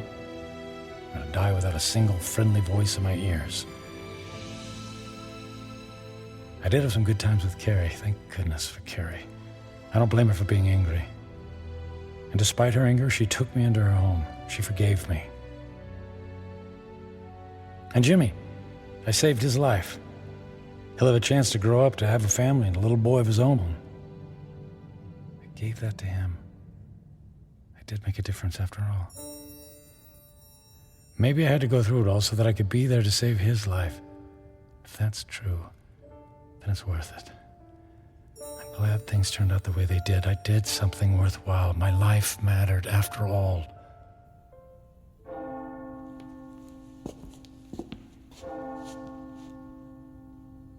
Nearly midnight on the 10th day, just like the old lady said.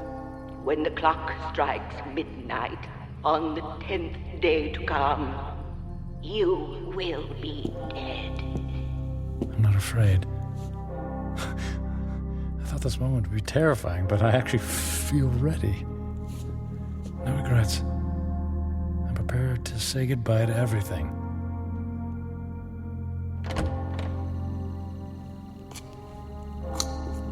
Excuse me, sir. I'll have to ask you to leave now. Yes, I'll go. And thank you. From the bottom of my heart, thank you. No, may I ask one favor? What is it? If anyone asks, can you tell them I was ready and that I was grateful? Grateful? For what? For everything. It was all a gift.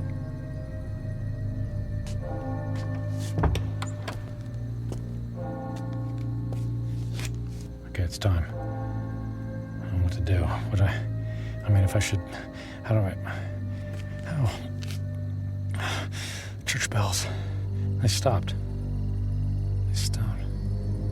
Okay. It's midnight on the 10th day. I'm still alive. Nothing happened. Okay. Nothing's happening. The old woman said I had 10 days to live, that I would die at the stroke of midnight.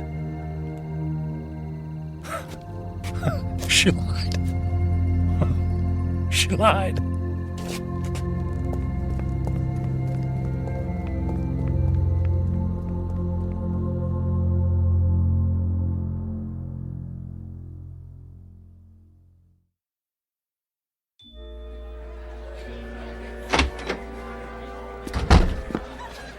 Hey, excuse me. The old lady, the one who reads fortunes, is she here? She just left a few minutes ago. She walks to the bus stop down in the corner. Oh, which corner? Which way? Up that way, go left.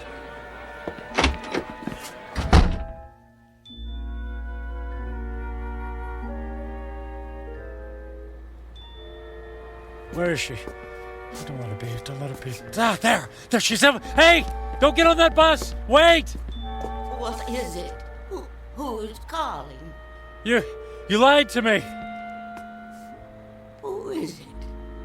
Who are you? What do you want? Look, I'll stand in the light so you can see my face. Now, do you remember me? Ah, yes. The angry man. And I'm still angry. You told me in 10 days, at the stroke of midnight, I'd be dead. 10 days are now over. I sold my home. I shut my life down because I believed in you. Yes. I told you that in 10 days you would be dead. So? And I was correct.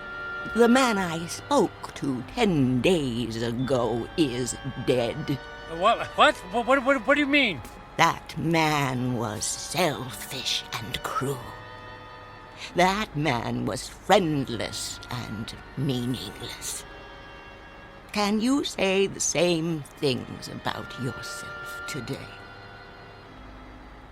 I guess not. He's gone. Bury him. Give yourself the rarest of all gifts in life. A second chance. A second chance? Huh. Sounds too good to be true. And yet, here it is, yours for the taking. You're right, things are different now. I don't know how to thank you. Live for someone other than yourself. That's the best thing any of us can do. Actually, there might be someone willing to let me try. And her name is Carrie. Thank you. Thanks for the second chance. Thank you.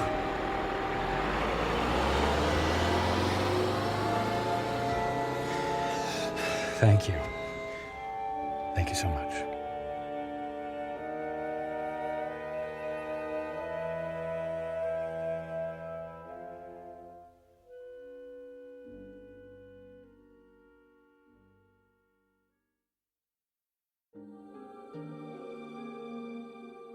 Michael Franklin, a man on a mission to burn every bridge even before he made his way across. Stung by the terrible knowledge of his impending demise, his journey toward redemption faced a detour of intoxication and self-indulgence.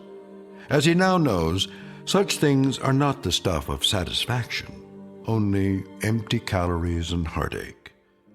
Ironic, then, that a man who placed such a premium on personal wealth could only feel full upon losing everything.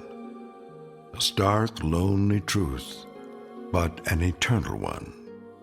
Upon such truths are built second chances, here in the Twilight Zone.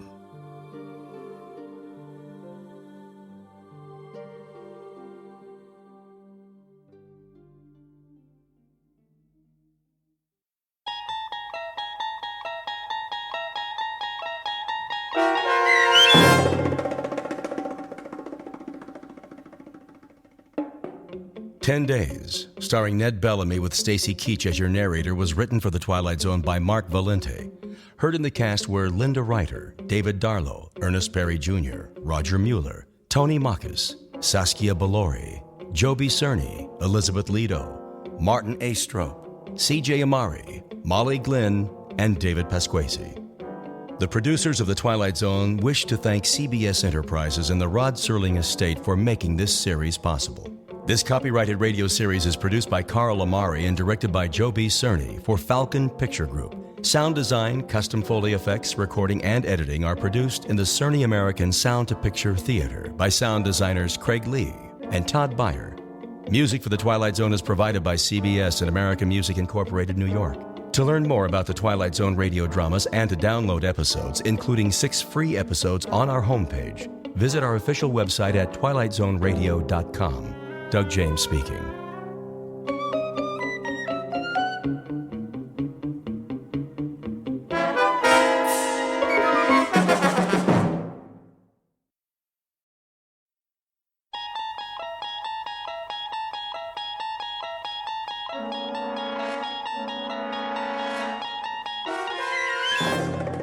You unlock this door with the key of imagination.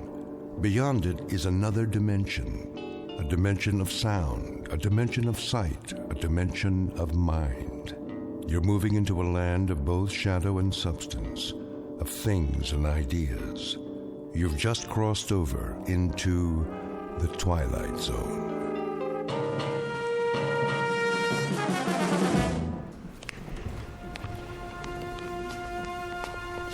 Here we have the famous temptress from ancient Egypt, Cleopatra. Her beauty almost brought about the destruction of Caesar, Mark Antony, and the Roman Empire. And now, if you will follow me, the last group of figures in our little wax museum. The piece de resistance, if I may say so. The most infamous black-hearted killers of all time. This is not for the faint of heart, so if there are any who would prefer to stay behind... I don't like this place. Come on, honey. They're made out of wax. But... No? Very well, then. Feast your eyes upon... Jack the Ripper, Henri Landru, and the dreaded Burke and Hare. It's Burke who's smothering the poor lady with a pillow, while Mr. Hare assists by holding her feet to the bed. And last but not least, in the sailor's garb, Albert Hicks, about to sink his gleaming axe into the skull of his hapless victim, one Martin Senescu. Move in, please. They look so real. Closer. Closer. But not too close. Allow me to introduce Mr. Senescu, the curator of Murderer's Row. Thank you. Thank you. I'm sorry if I startled you. I thought he was one of the dummies. Oh, nothing to be afraid of. Perhaps not, young man. But who can tell what evil lurks in the heart of the man standing next to you? Go ahead, Martin. Introduce your friends. With pleasure. Albert W. Hicks, mate on the oyster smack E.A. Johnson, a gentleman. Yet one day, in 1860, off the Atlantic coast, he murdered everyone in his crew with an axe, exactly like this one. Why did he go mad? I'm afraid we'll never know. Not to mention Burke and Hare, two more monsters of their time. But do they look like monsters? What torment drove them so late in life to behave like ghouls? You see here how they suffocated their victims. A technique called burking. Think of the agonies they endured. Which one's he talking about? Search me. Both of them, sir. All of them. Surely it's dreadful to be murdered, as our victim here would tell you, if she could talk. But to commit murder, to take a life with your own hands, again and again, and not be able to stop yourself.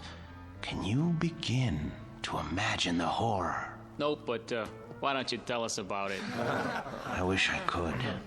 But somewhere in the world, now, at this very moment, there is someone who can. Yeah? Who? Well, no one knows yet. But if his torment is great enough, and he kills as these poor creatures did, then future generations will know. For he will end up here, immortalized in wax, remembered as you and I will never be, like Henri Landru, so filled with love and hate. He loved nearly 300 women in his lifetime, spinsters and lonely widows. He too must have felt agony as he strangled the life out of them. A master of the garret, identical to the one you see in his hands. That looks like some kind of cord. Just a piece of string. Let me see that. Get away from there. Get away from there. I was only... Mr. Senescu is right. The figures are not to be touched. They are too rare and valuable. Besides, the museum can't be held responsible for what might happen to you. And here, another soul in torment. The Ripper himself. Of all the faces in London's Whitechapel district, which was his? And why did he feel driven to kill those pathetic drabs with one sweep of his knife? Identical to the blade you see before you. Step closer, young lady. What? Go on. It's only a prop. Lean forward. There. That's quite all right. Look deep into his eyes and remember them so you'll never fall prey to such a man yourself. A man who carried a long, sharp weapon which he slashed across women's throats. Like this. That knife, it swung at me. It almost... Spring in the arm. Pretty good trick. A trick, yes, but one that serves to remind us how near death is to all of us. When we look at Hicks, at Burke, and Hare, at Landru and the Ripper, we see what appear to be ordinary men. What devils pushed them to their bloody fate? We can only guess. Thank you for your kind attention. Thank you, Mr. Sinescu. Ladies and gentlemen, this concludes our tour of Ferguson's Museum. Exit to your right, please.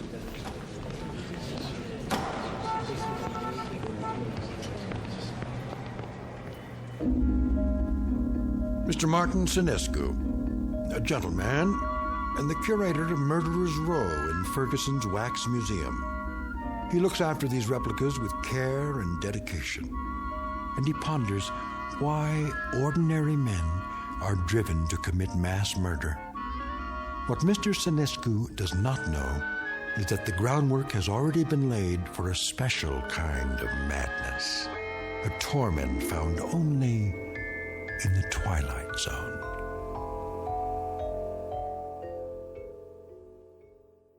And now, The Twilight Zone and our story, The New Exhibit, starring Joby Cerny with Stacy Keach as your narrator. There now, Mr. Landru. Collar turned up just so. Easy to see why you're a real lady killer. We have to do something about that suit. Martin? Yes, Mr. Ferguson? I'd like to talk to you. All right. I'll be through here in a moment. That can wait. What I have to say to you is rather important.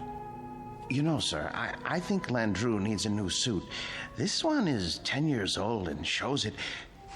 Something wrong, Mr. Ferguson? Well, yes and no. I think we'd better discuss it in my office. All right, if you like, sir. Is it something I've done or haven't done? No, nothing like that. Sit down. Very well. Martin, I'm abandoning the museum. Abandoning? I'm afraid so. Is this a joke, sir? No. But you can't. You mustn't, sir. I know how you feel, Martin, but there isn't any choice. I don't understand. I've been offered a large sum of money for this property. Some people want to build a supermarket here. A supermarket? When I first opened the museum 30 years ago, I'd never dreamed I'd see this day. But the day is here, Martin, and we will just have to face it. 30 years, sir. Oh, for heaven's sake, don't make it more difficult than it is. I'm sorry. I hate this, Martin. You're the best employee a man could have. The way you've run the Murderer's Row exhibit, why, I don't think you ever missed a day's work. No, never. How many more days? None. This was the last. They start wrecking the building next week. What about the wax figures? I haven't decided yet. Sir, we can open another museum. We'll move everything somewhere else. I'm not as young as I once was. I could use a rest. But, sir, I'll do all the work. You won't have to lift a finger. I appreciate that, Martin, but it would be foolish. Foolish? Foolish? Why? We have become passé. People aren't interested in wax museums anymore. Look at the numbers, it's all here. Our attendance figures, our profits, but mostly our losses. This year has been the poorest of all. There's even a news story about the closing of the Grand Guignol. Surely not. The handwriting's on the wall. Seriously, what do we offer? The great lovers of history? The discovery room? Scientists? That isn't why people came here. That isn't why at all. What they really came to see was your murderer's row. We've always known that. But they've been coming in decreasing numbers. And you know why? Because the evening news offers them fears we could never match. The wars, the atrocities, the perversions, they've all ruined our chamber of horrors. People are blasé. They think they've outgrown the need to be frightened. They already live in fear day in, day out. It's the world, Martin, and the world has changed. No, it would be foolish to open another museum. Maybe it's the location or the exhibits. Remember how people came after we installed the Ripper's arm with the knife and the spring mechanism? That was years ago. They're simply not interested anymore. But what's going to happen to them? Landru and Hicks and the others? If I could sell them, I would. But there is no market for wax figures. Mr. Ferguson, you're not thinking of destroying them, are you? I mean, they were meant to live forever. Martin, I tell you, I don't know what I'm going to do. You're forgetting something. Come with me. Martin... Look at Landru. His eyes. Don't you see the shy, frightened little choir boy he once was? The bookkeeper who so longed for freedom. Of course, but... Even the cheek feels real, like flesh with pores, and the mouth. Isn't it about to say something? Oh, Landru was an elegant man, full of tenderness. It's right here, in the lips. The way... What are you trying to say? Mr. Ferguson, you seem to have forgotten that these figures are the work of the great Henry Guillemond, the only ones he created outside of Europe. I haven't forgotten. There was genius in everything he did. They're not just so much candle wax. It's as though they were alive. I'm afraid it doesn't make any difference now. I don't think I could stand it if these figures were destroyed. It would be like losing 5 close friends. I won't destroy them, Martin. I give you my word. But where would I store them? You know how vulnerable they are to changes in temperature. I could take them. You? Yes. What would you do with them? I wouldn't put them in an ugly warehouse, I'll tell you that. They need constant care. I'll put them in my basement. That's ridiculous. Think about it. What would Emma say to having the figures of 5 famous murderers in her basement? Oh, she wouldn't mind. She rarely goes in the basement. It's my space. She'll understand. I'll put air conditioning down there and a heater for colder days. Oh, you'll see. I'll take care of them, just as I always have.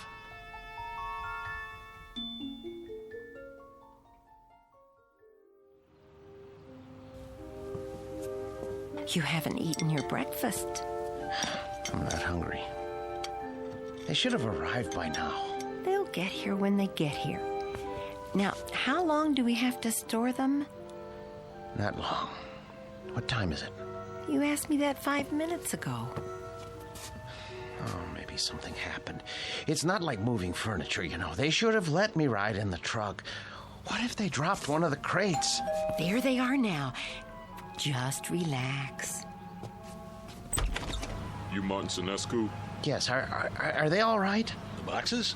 They okay. They didn't break, right? Nope. No bumps? No bumps. Where do you want them? Look, carry them to the rear of the house and down to the basement. Carefully. Take your time. Wait a minute, how much time will it take? I don't know, an hour maybe. You gotta pay by the hour, you know. Sign here. With pleasure, and please, hurry. You see? All here safe and sound. Easy! Please, please, don't jiggle them. Will you stop worrying? It's getting warm. What? I say, it's getting warm outside. They're very delicate. They can't stand more than 80 degrees. I didn't think they were so big. They're not. The boxes are big. The actual figures are not any bigger than you or I. See? Landru's in the first one. The next is Jack the Ripper. Oh, Emma, I'm so sorry I got mad. But it's going to be like opening Christmas presents. Mr. Sinescu? Yes? Miller's Appliances. Got your air conditioner in the van. Where do you want it? Oh, good. I'm glad you're here. Look, put it there. There, the basement window. Oh, please, please hurry. I'll do my best. Thank you. You bought an air conditioner? I had to. They can't stand the heat. How much did it cost? Don't worry about that. Well, I am worried about it. Please. Leave me alone. Just leave me alone with my friends, all right? Now, if you don't mind, I have to go downstairs.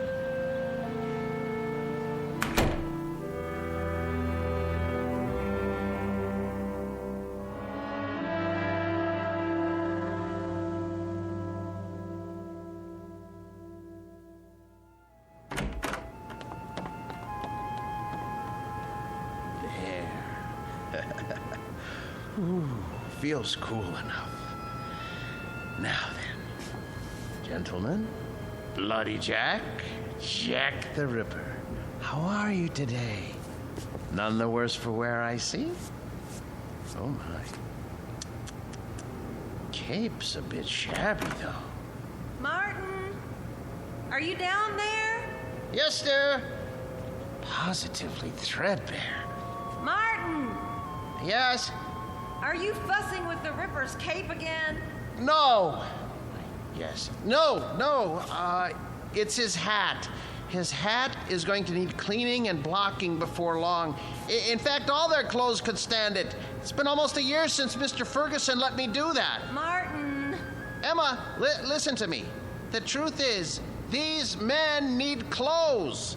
But the Ripper here, his are the worst. Part of his coat backs come undone and... Martin! What is it, dear? We're not buying them any clothes. Oh, Emma, listen.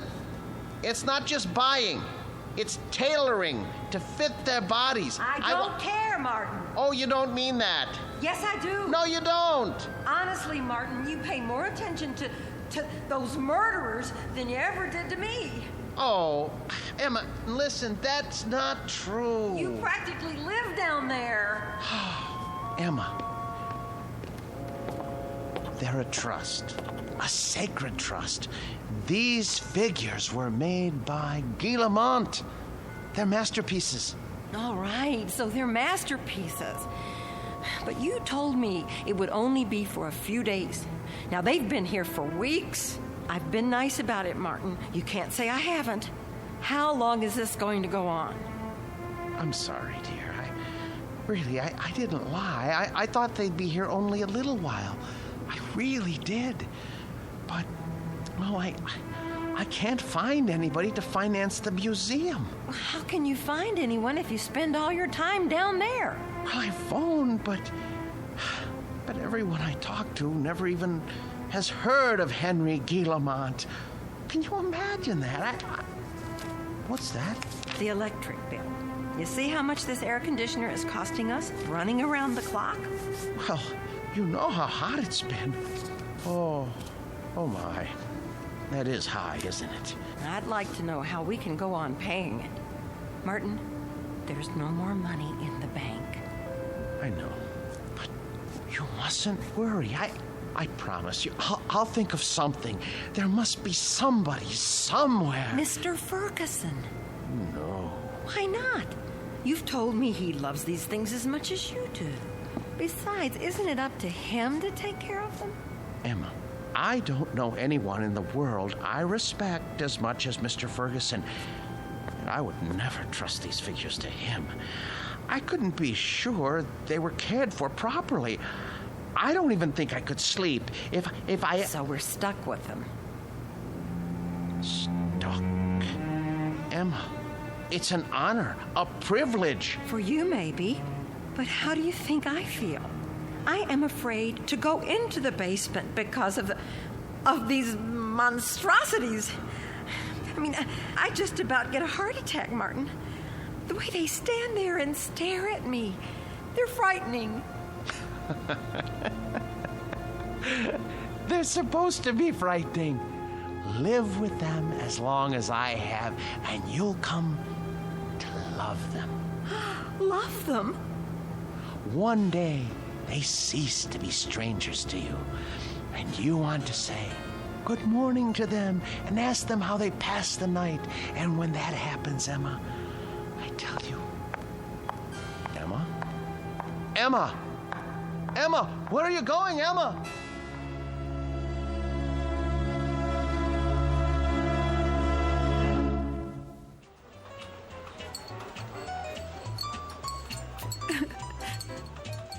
So I just don't know what to do. I mean, we can't borrow any more against the house. That's true. There's no chance for a refi without proof of income. And then today, when the electric bill came, I realized we've been spending a fortune just to keep the basement cool. You should have told me about this. I know, but I didn't want to bother you. I'm also your brother, remember? Oh, Dave. If only one of those people would loan him the money to open the museum, everything would be all right. Now, Emma, listen to me. Nobody's going to put money into a crazy scheme like that. Old Ferguson knew what he was doing when he sold out, and he was smart getting Martin to take care of those dummies. I shouldn't complain. It's just that you know how much he loved his job, and it was such a shock losing it. Do you want me to help? I didn't come here to ask you for a handout. Don't be silly. We're family. And believe it or not, I've always kind of liked the guy. But what's happening now? It sounds like he could use a few hours with a shrink. I can give you the name of a good one. Oh, Dave, he'd never go. Exactly. So what we've got to do is get Martin away from those things. Does he have them all? Only a few. How come? Ferguson had 200 or 300, didn't he? Yes, but these are special. Some man in Europe made them. Well, they can't be too special if they're not worth anything. They are to him. It's the first time that anything has come between us. I hate those murderers. I'll stop by and talk to him. It won't do any good. Then you talk to him, Emma. But not the way you have before. Lay it on him. Tell him it's those stupid dummies or you. And if that doesn't work, well, there is another way. What? Air conditioners break down.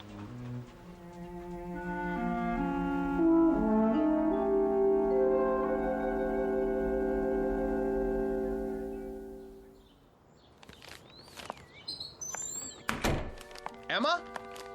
Emma? Is that you?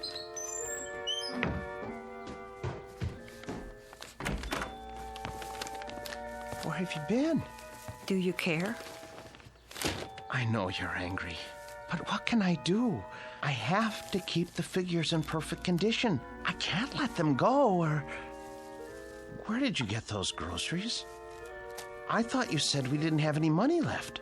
Dave gave me some cash. Oh, no. Oh, my, oh, my, oh, my. You told your brother. Martin, we can't go on living like this. I'll borrow some money from Mr. Ferguson. Borrowing isn't going to solve anything. Now, Martin, I know what those figures mean to you, but... But what, Emma? What? I simply will not have them in this house 1 minute longer. Martin, once they're away from here, you'll be a different man. You'll see. You've lived with wax dummies so long, you've forgotten how to be a human being. No, I haven't. What kind of friend do you think I am? I cannot desert them now. Not after all these years. They need me. They'd be lost. Martin, they're not alive. They don't need anybody. I want you to see a doctor. What? A doctor? Yes. Just once. What do I need a doctor for? Because, Martin, there's something the matter with you. You haven't been yourself lately. Oh. Well, who have I been then? Well, I'm not sure. Somebody I've never known. But Martin, staying down in the basement all day and talking to those things, honey, it's not natural. I know it's not natural, but it's my job. I'm not the only husband who brings his work home with him. This was your brother's idea, wasn't it? Well, you go back and tell him to mind his own business.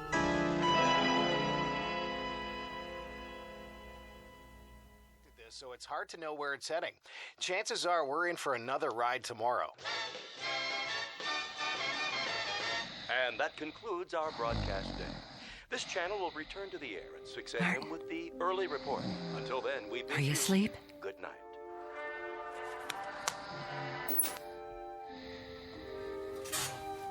God forgive me.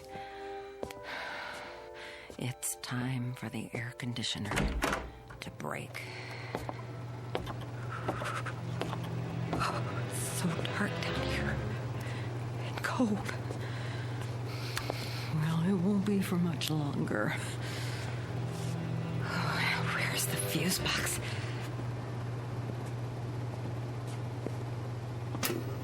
Let's see now. Which one is for the air conditioner? I should have brought a flashlight. I can't see a thing. Here it is. Good.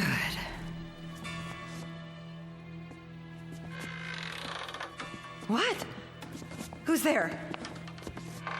What's happening?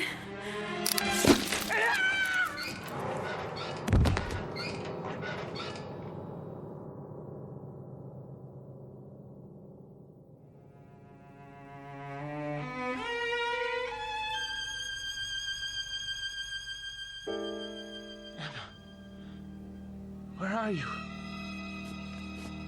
Emma? Emma? Are you down in the basement? What are you doing? Emma? I asked you not to go down in the basement alone, Emma. I don't want you touching the figures. You leave them to me. Emma? Oh, where's the light switch? Ah, that's better. Emma! Emma! Emma! Oh, good Lord, what happened? Your throat. For the love of Emma. Who could have... Oh, you. The Ripper's knife? The blood? Oh, so no. No.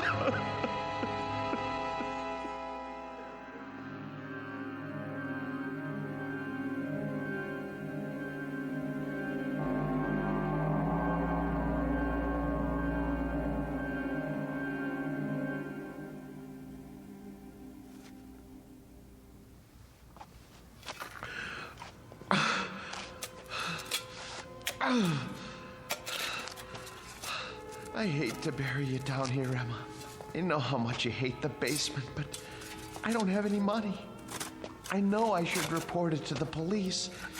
Who would believe me if I told them you had your throat cut by Jack the Ripper?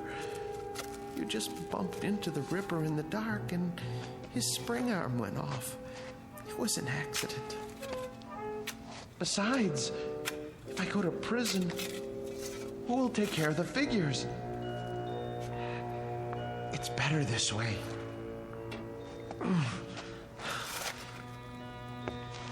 They didn't like you, you know. You said some very unkind things about them, and they heard you. You have to be careful around Jack. He has such a temper. I should have warned you. There. Now for the cement. Oh, poor Emma. But it's too late to tell her anything now.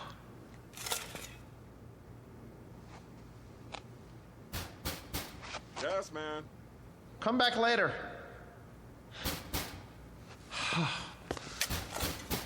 All right.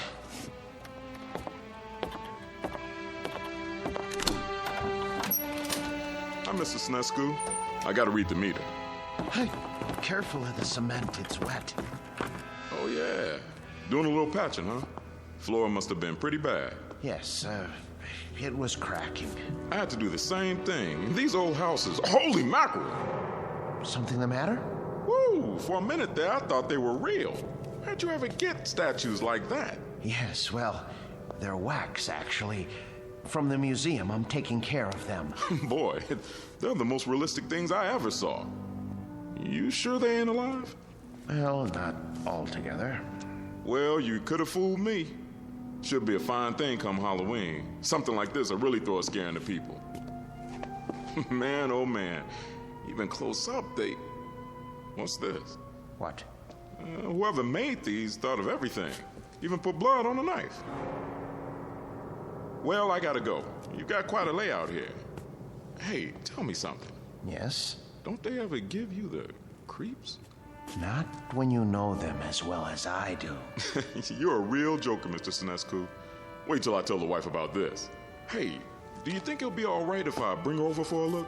No. Well, I mean, we're going to be gone. I don't know when we're going to be back. Oh, okay. Well, I'll see you next month. Fine. Goodbye. Best to keep the outside door permanently locked.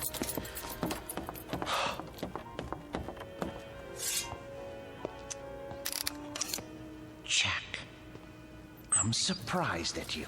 I really am. How did you manage all those murders without being caught by Scotland Yard? Any killer knows you can't leave blood on the murder weapon. And I don't mean to make a joke, Mr. Ripper.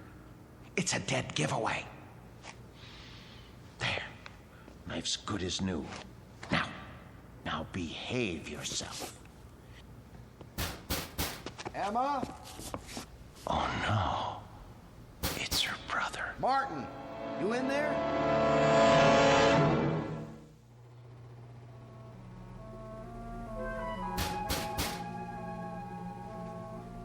Emma? Martin? Where are you? Gotta lock the basement door. Martin, if you're in there, open up. Now. Martin, are you in the basement? Yes. Yes. Is that you, Dave? I'm down here. Open the door, will you? I can't. Why not? I'm painting the stairs. Look, give me a second. I'll go out the cellar door and come in the kitchen. Okay.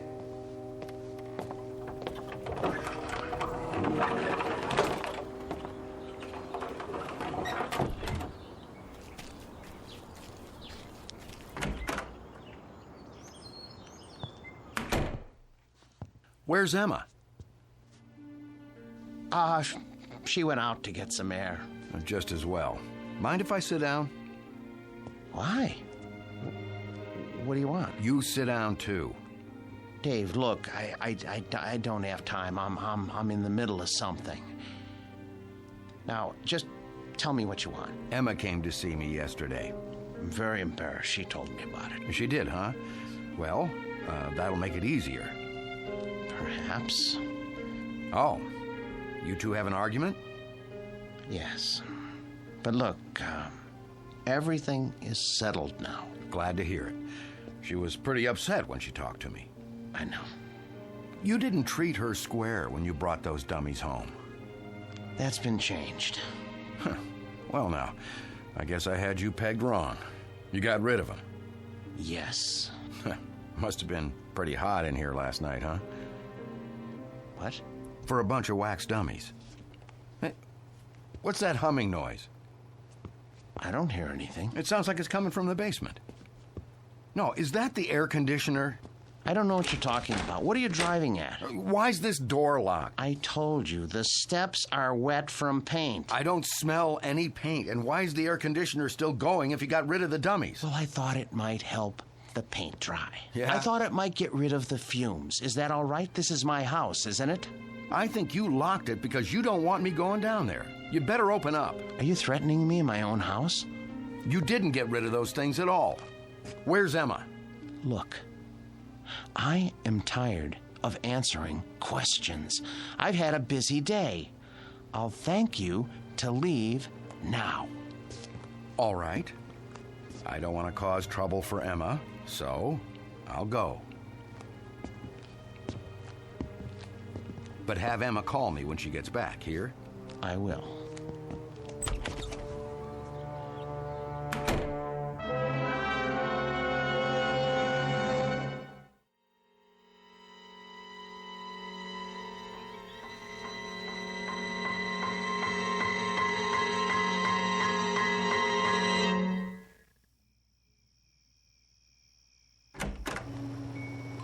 Emma? Boys? You can breathe easy. I'm going to bed now. Sweet dreams. Good night.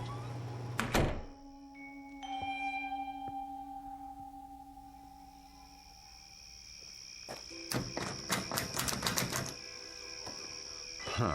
Locked up tight as a drum, huh? Now, what's so important down there he didn't want me to see? Ugh, window's too dirty to see in. So, I guess I'll just have to force it open. Whew, air conditioner's on all right. Cold as a tomb down here. It's so dark. Now, let me light a match. Oh, a dummy in a sailor suit with an axe. Oh, Martin, old boy, you need help. You really do. Ugh, when you look at these two, plug ugly. And two more big ones. Oh, some knife. Looks real. What the heck? Oh, a shovel. Fresh cement. What is he trying to cover up? Blasted match. Who's there? Who's there? Wait. What the? Where's the axe?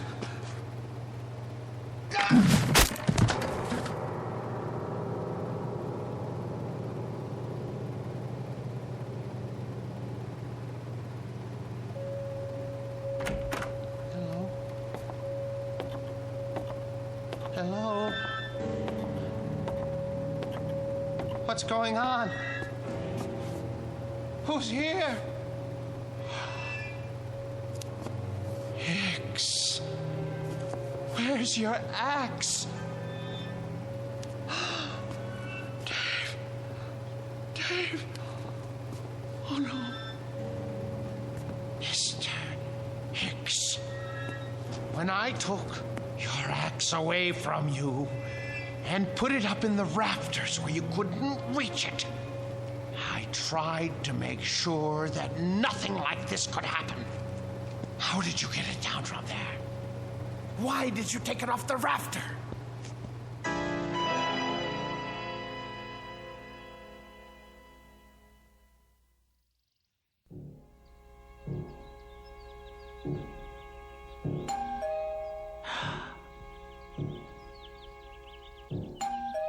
Martin? Martin! Mr. Ferguson? Martin, let me in, would you please? Just a moment. Hello, sir. Hello, Martin. Waking you is like raising Lazarus. Don't you answer your doorbell anymore? I was sleeping. Actually, I overslept. I was doing a lot of cleanup work in the basement. Well, it's nice and cool down there with the air conditioning anyway, right? Yes, sir. How's Murderer's Row? Oh, fine, in rare form. Good, let's go see. I would have come 2 days ago when you first called, but things hadn't been finalized yet. What things? I must say, you've kept them up well. But I have done my best. We get along so well. You don't know what a relief it is to see you. They've been threatening to cut off the electricity because I haven't paid the bill. Think what would happen to the figures. Well, you won't have to worry about that anymore. Oh, I knew I could count on you, sir. Thank you. But it isn't just the electricity. Look at the Ripper's coat. It needs to be fixed. The threads are falling out. Look at all of their clothes. Maybe it's too humid down here after all. You won't have to worry about that either. Oh, I was going to have Emma repair this little rip in the sleeve, but... You have a remarkable wife. Thank you. There aren't many women who would have put up with an exhibit like this in their basement. She got used to it. You're looking a bit grubby. Have you been sleeping down here? Yes. Oh, I wanted to show you. I came across an item in this book last night. Martin? I forgot I even had this. It's got a letter in it written by Landru himself. Martin, listen to me. I'll read it. But for you, whose very walk is beautiful, whose sweet eyes and smile make a just claim to happiness, whither am I bound, my dear little friend, under your tender leadership? Oh, isn't that touching? It's the one Landru wrote to Fernand Segret. Ha! You know it then. He also strangled her as he did all the others. Martin, are you all right? Yes. Well, that isn't so. I'm not all right. Some strange things have been happening. Strange? Yes. You see, my house guests haven't exactly been behaving themselves. Who? Oh, come on now. It's true. I swear. You have no idea what they've been up to. Martin, you've been so close to these figures for the past 3 months, you're beginning to imagine things. Oh, no, it was not my imagination. Well, that's neither here nor there now. I can't keep it from you any longer. What, sir? The best news in the world. Martin, old friend, when I told you nobody would ever want them, I was being pessimistic. The fact is, somebody does. But not just anybody. The Marchand Museum. Did you hear me? Marchands in Brussels. Aren't you pleased? You won't have to take care of them anymore. I want to take care of them. I know you do, and I appreciate what you've done. But it's all signed. You don't mean that you've sold them? Yes, and for what I'm getting, there will be substantial compensation to you for the years you put in. But my museum? I was going to buy them. You know you could never do that. Say you have another buyer. I'll get the money somehow. Please, Mr. Ferguson, they're all I have left. Martin, time moves on. There's no longer any need for our specialty. I thought with the closing of the Grand Guignol in Paris that things must be the same in Europe. But Marchand's is actually expanding. They were delighted to make an offer. The transaction was consummated only this morning.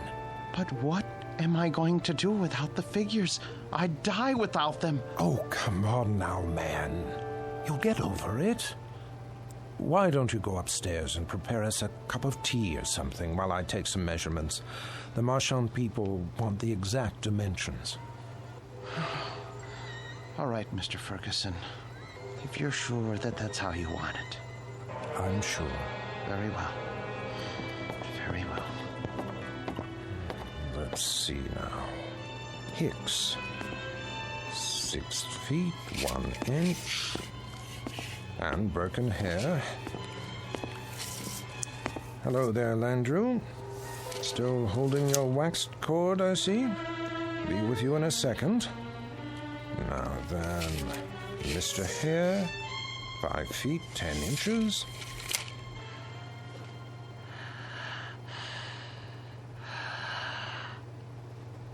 What? What?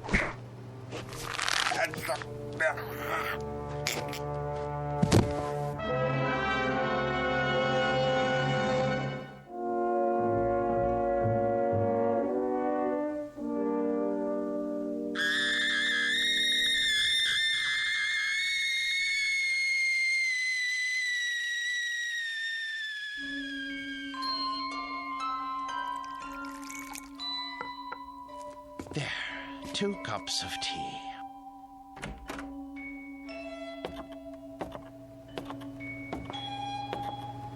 Mr. Ferguson, I don't remember whether you take cream and...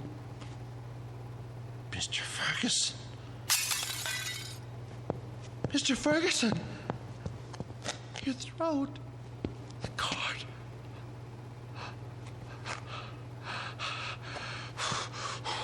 Why did you strangle Mr. Ferguson? And the rest of you? I know you didn't have any part in this, but you didn't stop it either. Landrew, you have gone too far.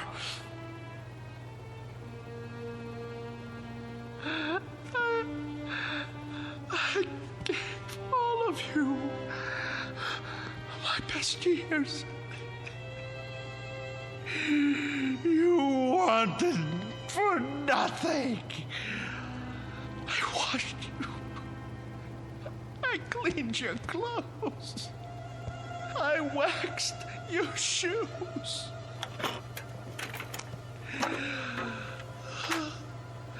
The hair was always the right temperature because I made it so. I defended your deeds against the thousands who came to see you. And when Mr. Ferguson sold the museum, who spoke up for you? Who wanted you? And now what have you done to repay me? Murdered Mr. Ferguson? He was a good man. The books were right. You are monsters through and through, and for that I am going to punish you. Do you know what I'm going to do? Do you know what I'm going to do? I'm going to take my saw and I am going to cut you into little pieces. Then I'm going to turn up the heat and let you melt into pools of wax. It's no more than you deserve. Who's gonna be first? You, Landrew? 'Cause it was you who murdered Mr. Ferguson. It was not I, Martin Senescu, who strangled your friend. It was you. No, it was you. You killed him while I was upstairs making tea. No, maid, it was always you. With my blade, you murdered your wife. You killed her while I was asleep.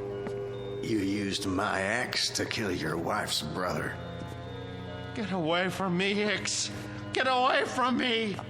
You are the murderer. Perk, stay back. You are the murderer. You killed them all. You lie! You're monsters! Not so, Martin Senescu. No!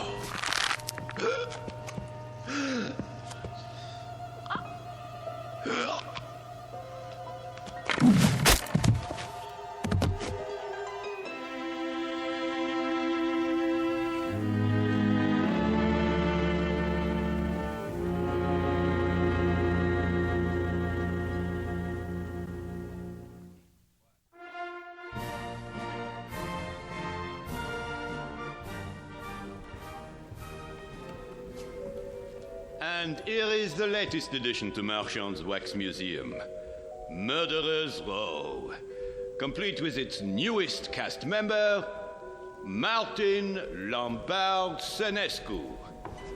A remarkable and most versatile man. Who knows what thoughts went through his mind as he dug the grave for his wife, Emma, whom he killed with a knife. His brother-in-law, David, whose skull was split with an axe. And his friend and employer for 30 years, Mr. Ernest Ferguson. We'll never know. We can only guess what fierce devils tortured Senescu's soul and drove him to his destiny. But he has taken his place with the infamous and depraved. Next to Albert X, Birkenver, Landru, and Jack the Ripper himself. This way, please.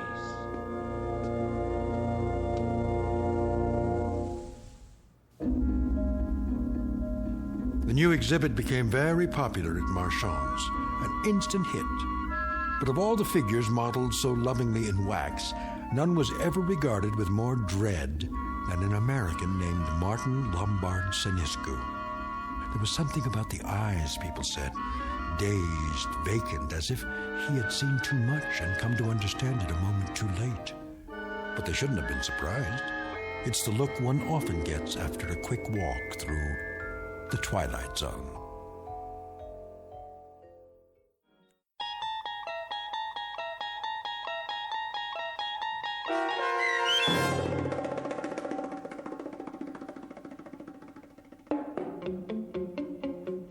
The new exhibit, starring Joby Cerny with Stacy Keach as your narrator, was adapted for radio by Dennis Etchison and Joby Cerny, and written for The Twilight Zone by Jerry Soule and Charles Beaumont. Heard in the cast were Jim McCants, Nancy Baird, Richard Hensel, Nick Sandys, Tom McElroy, Christian Stolte, Damian Arnold, Roderick Peoples, Craig Harris, Martin Aestrom. This copyrighted radio series is produced and directed by Carl Amari for Falcon Picture Group. Sound design and custom Foley effects for The Twilight Zone by Cerny American creatives Bob Benson, Craig Lee, Michael Slaybach, and Matt Sorrow. To learn more about the Twilight Zone radio dramas and to contact us, visit our official website at twilightzoneradio.com.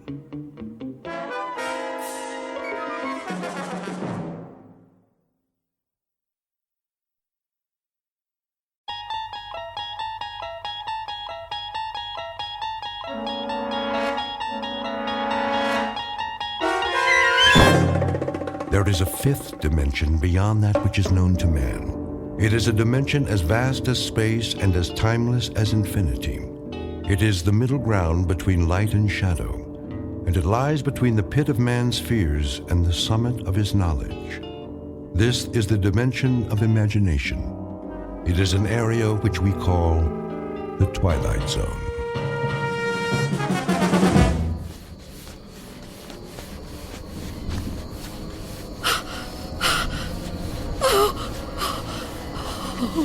Oh, no, where am I?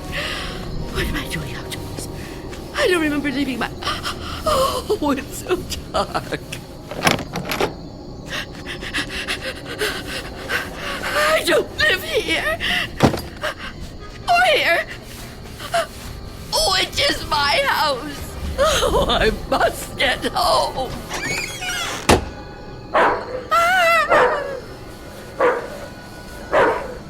May I assist you, madam? You startled me. I've lost my way. My home is somewhere around here, I'm sure, but I don't know where. Perhaps I can help you find it. Oh, thank you. Thank you. I don't even know how I came to be out here. It's certainly not safe at this time of night. Oh, at any time. Well, surely the daytime when the streets are crowded. No, that's when it's most dangerous. For me. So you see, I never go out. Never? Never. But, dear lady, why not? I'm afraid. Afraid? Of something or someone? Someone.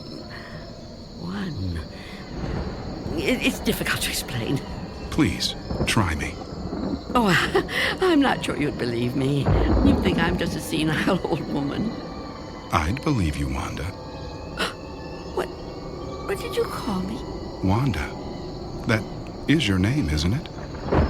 Yes, but I didn't tell you that. You didn't? Are you certain? Yes, I'm certain. How do you know my name? Because I've been looking for you for a long time, Wanda. Oh, no. You've kept me at bay for many years, but no longer. No! Get away from me! There's nowhere to turn, Wanda. You don't know where you are, remember? You certainly couldn't run from me, a frail old woman like you. Please! No, I won't let you! Say that again. It amuses me. You won't let me? How do you imagine you're going to stop me? You really have no choice, Wanda. There's nowhere for you to go now. Come to me, old woman. Take my hand. No! Take my hand. No!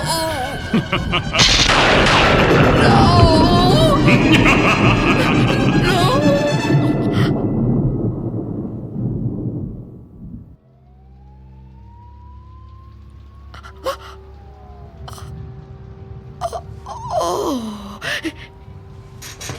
it was the dream. The dream again. I'm home. Of course I'm home. Where else would I be? But is it night or day? Oh, that's right. The clock is broken. It's been broken a long time. Can't get it repaired, can I? Not without going. No, I can't. I mustn't. I have to resist every temptation. Oh, really, Wanda? How could you be so careless? How could you fall asleep before... I must check.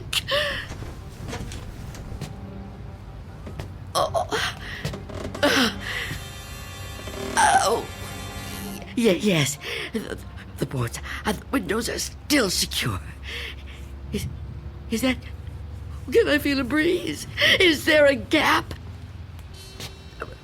Oh, not enough. Not enough. He still can't get in. Oh, what about the door?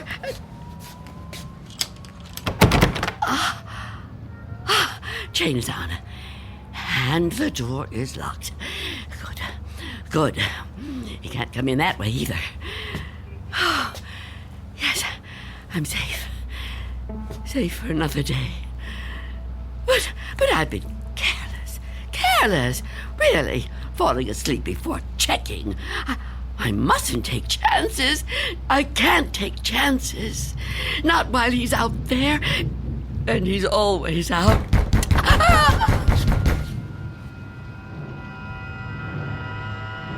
Miss Dunn? Miss Dunn, are you all right in there? Who are you? It's Barry. Mr. Fabian, you know, from the grocery store. I know we've actually never met, but, well, we've spoken on the phone, Miss Dunn. At least we used to. Do you even have a phone anymore? Anyway, you know me, right? What do you want? I'm delivering your groceries, Miss Dunn. You remember? Charlie, the kid who works for me, was supposed to bring them, I know, but he called in sick. Yeah, kids these days, huh? No sense of responsibility. Anyway, I thought I'd better get them to you now instead of waiting till tomorrow. I figured, you'd be waiting for them. Is that all right? Put the food through the letterbox. The letterbox, right. Okay. Oh. Thank you, Mr. Fabian. Your money is coming under the door now. Under the door? Here it is. Miss Dunn, wouldn't it be easier to just... $6 and... Okay. 32 cents.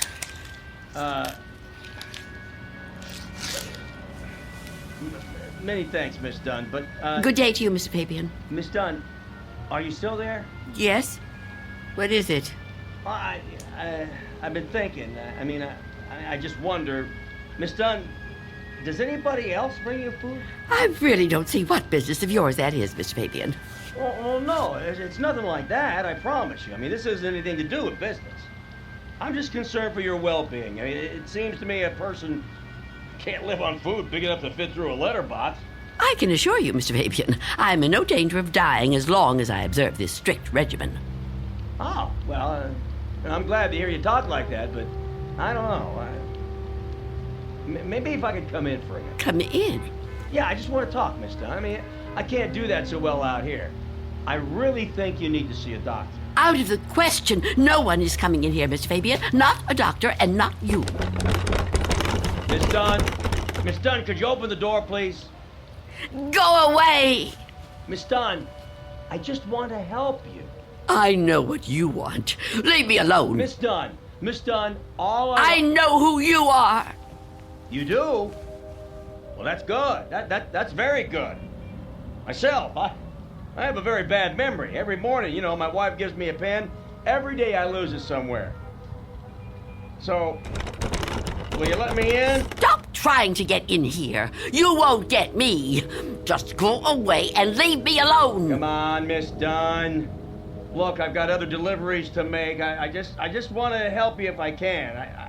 I think you could use a little help. The heck with it. Good luck living here in this neighborhood. What's left of it.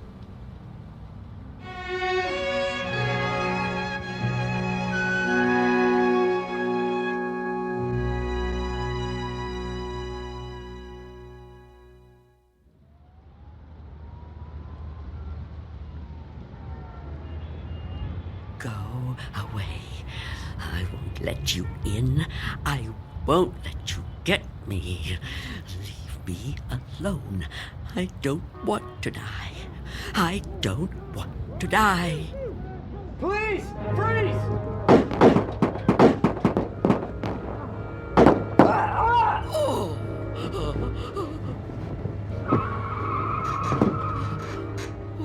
What's going on out there?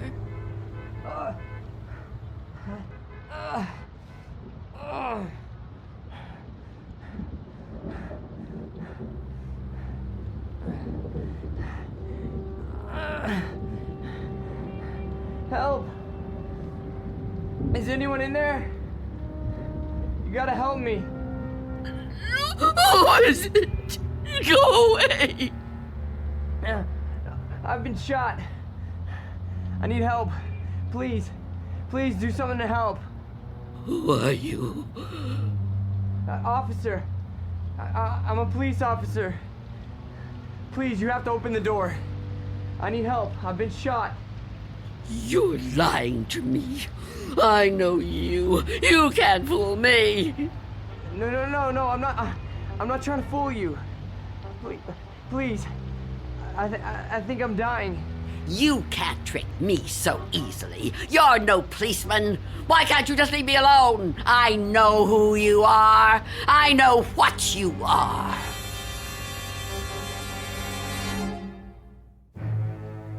An old woman living in a waking nightmare. An old woman who has fought 1,000 battles with death and has always won. Now she's faced with a grim decision. A decision that might to others seem the simplest in the world. That of whether or not to open a door. And in some strange and frightening way, she knows that this seemingly ordinary door leads to the Twilight Zone. And now, the Twilight Zone and our story, Nothing in the Dark. starring Marshall Allman, with Stacy Keach as your narrator.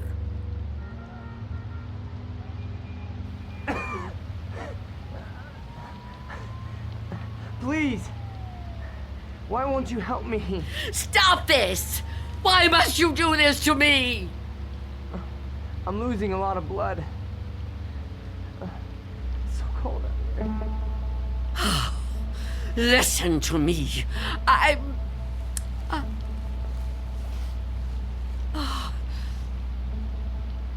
going to open the door. Oh, thank you. Thank you. But I'm leaving the chain on. Don't even try to touch me. I won't let you. Don't worry. I'm not gonna hurt you. I couldn't hurt anybody. Oh. You're so young. Almost a child. Unless you help me, I'm gonna die. I don't think I can even move very far. Oh, don't say that. Oh, it isn't fair. No, it just isn't fair. You keep trying to trick me. I don't know what you're talking about. Don't move. Don't do that again. Or I'll close the door. What? Listen, lady. I've been shot. I'm bleeding to death. Do you understand? Do you understand? Please. My name is Harold Belden. I need a doctor. I need a doctor right away. Please, call the hospital. I can't get there myself. I can't call the hospital. I haven't got a telephone. Not anymore. Then let me come inside. You can't just leave me. I'm begging you, I'm freezing. I have to unlock the door. You can't ask me to do that. You can't. I don't want to die. You understand? So you're not gonna help me? You're just gonna let me die out here? I know who you are. No, I told you who I am. My name is Belden. Officer Harold Belden. That's not her name. There is no such person. Stop trying to trick me. I don't understand why you keep saying that. Look, it hurts. It hurts, okay? Please, lady, please. Stop! Stop! Oh, why are you torturing me like this? I tell you, it isn't fair. I don't want to die. Well, I don't want to die either. If I could get help for myself, I would, but I can't move. I've been shot in the side, you see? Look, look, I'm bleeding. Oh, it isn't fair. It isn't fair.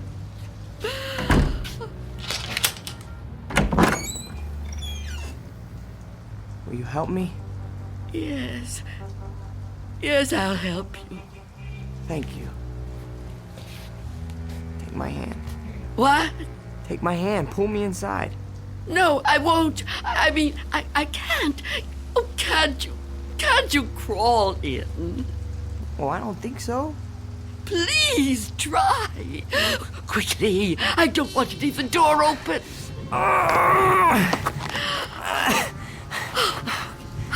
That's it. Come over here. Into the bed.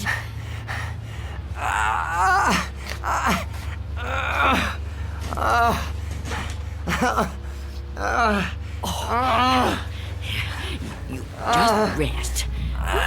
Rest. Oh, what have I done? And what am I going to do?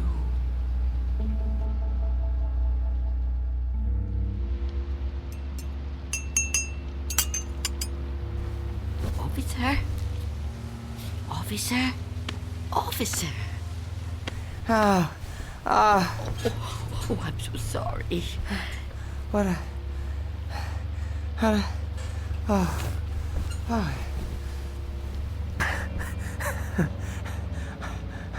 Oh, I'm alive.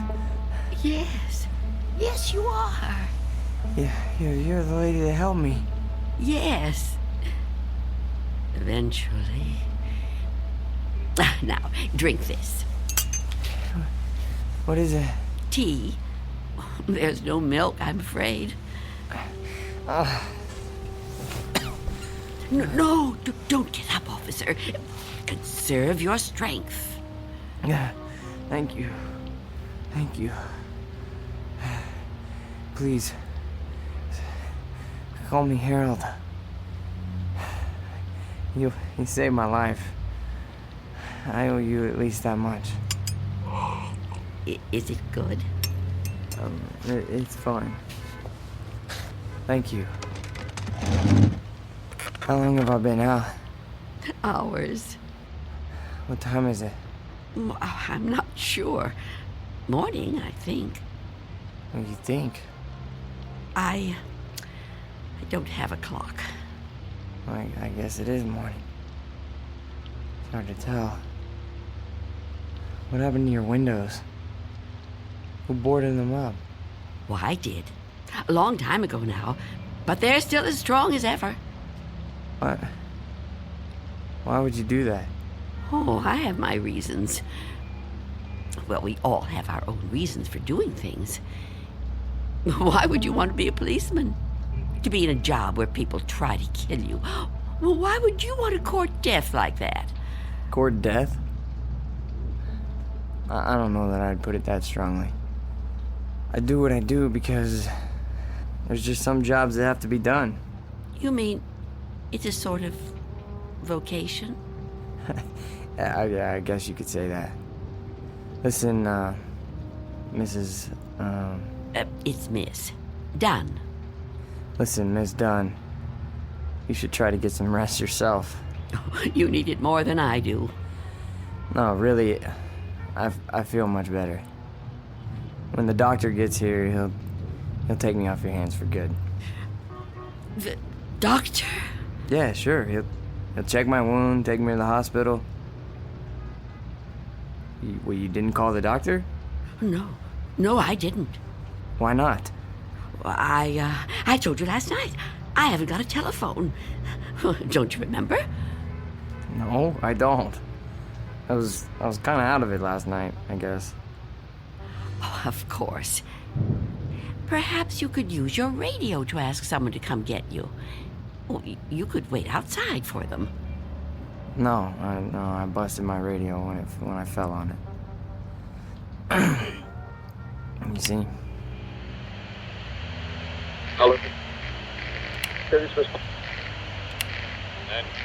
And I don't think I got the strength left to get up on my own.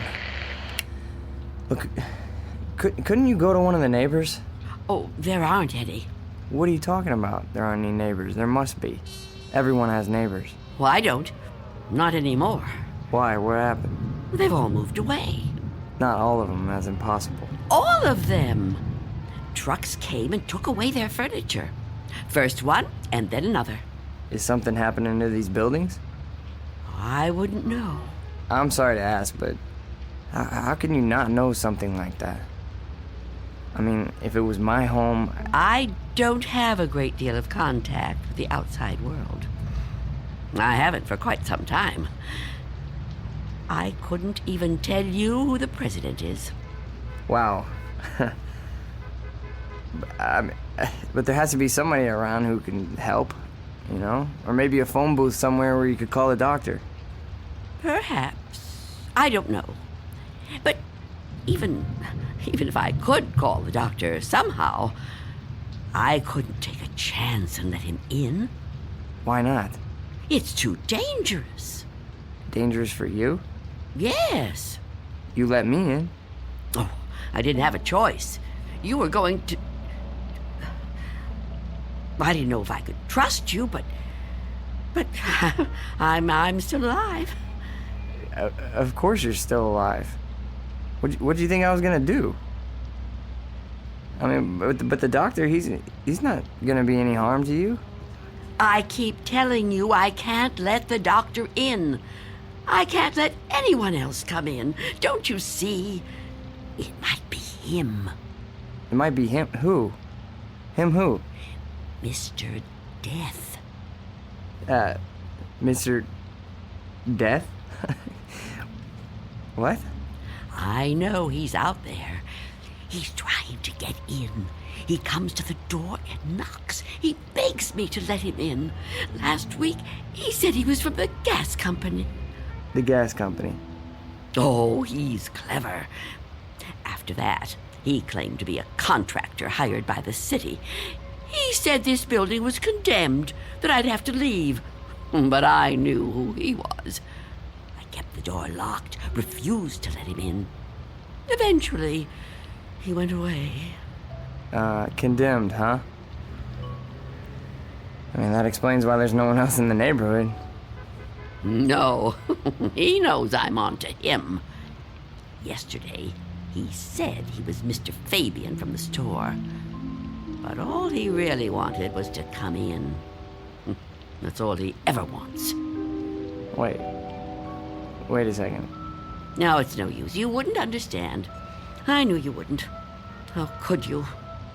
Well, I mean, wait, but I want to understand. I do. I mean, this man you're afraid of, you say he's Mr. Death. That's right. You don't mean just anybody, do you? You mean like death, right? Death. That's right. So is this Mr. Death a person like you or me? I know it sounds crazy to someone like you, to anyone but me, but it's true. I know it's true. Okay, I understand what you're saying, but, I mean, people die all the time, all over the world. Now, how could one man be in all those places at once? I don't know. Don't ask me that. Maybe there's more than one of him. Maybe. I didn't mean to upset you. Please don't cry. I'm not gonna hurt you. I'm sorry. Okay? Can I have another cup of tea?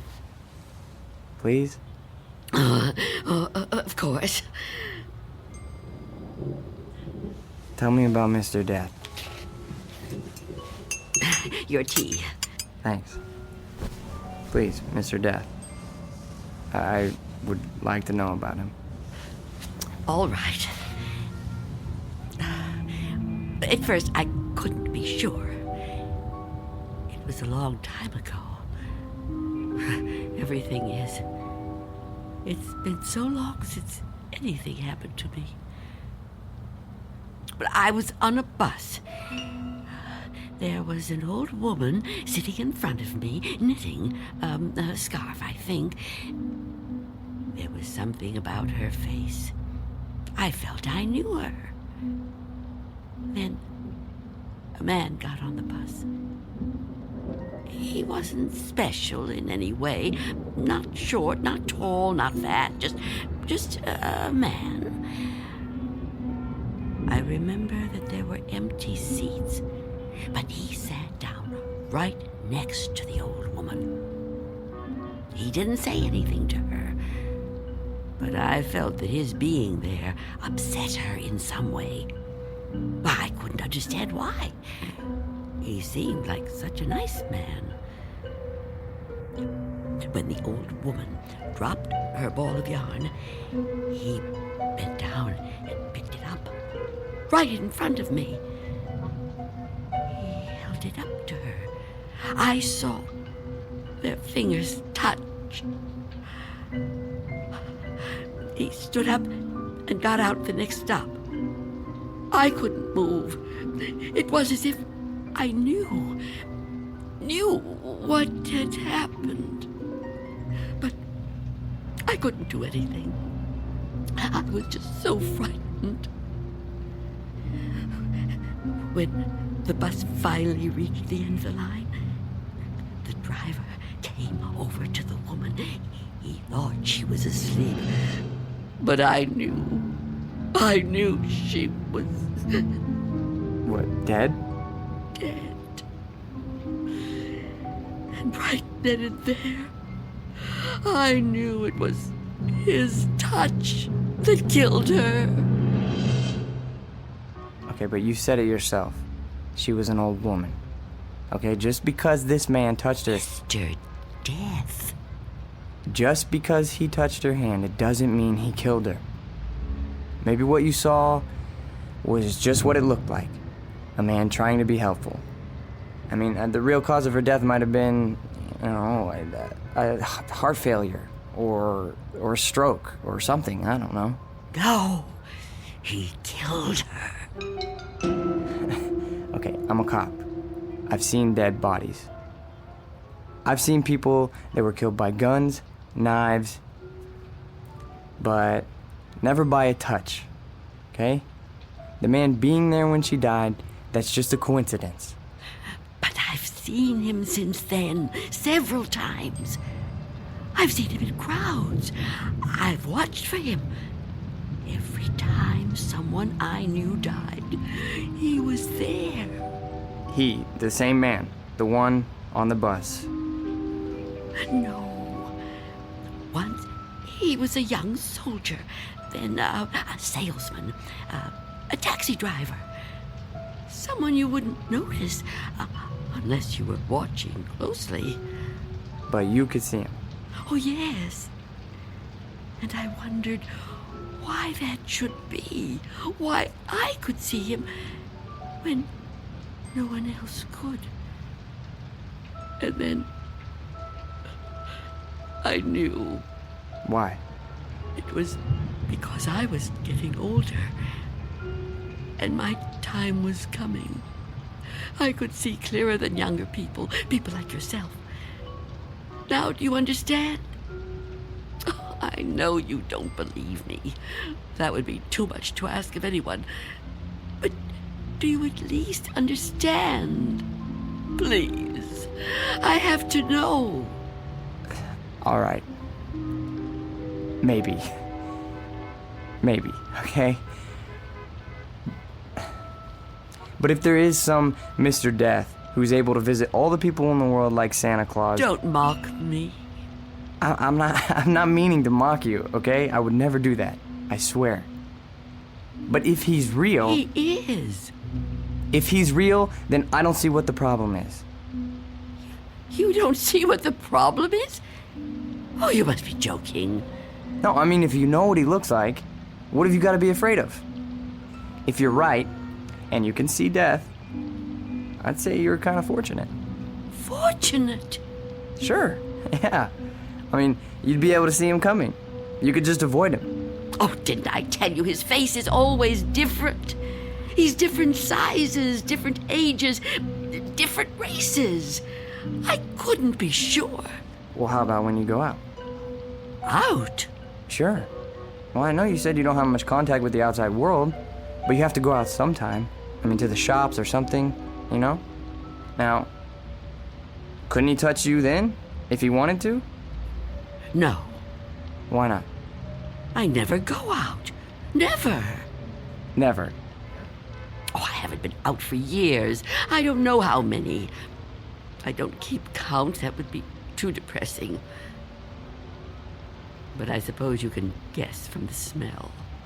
You're too polite to mention it. But it must bother you as much as it bothers me. So what do you do about food? The boy at Mr. Fabian's store delivers it. But I never open the door to him. How can you live like this? Oh, don't think I enjoy it. So why do you do it? Because if I don't live like this, I won't live at all. If I don't watch out, if I let down my guard even for a moment, he'll get in. I know he will. I haven't always lived like this, you know.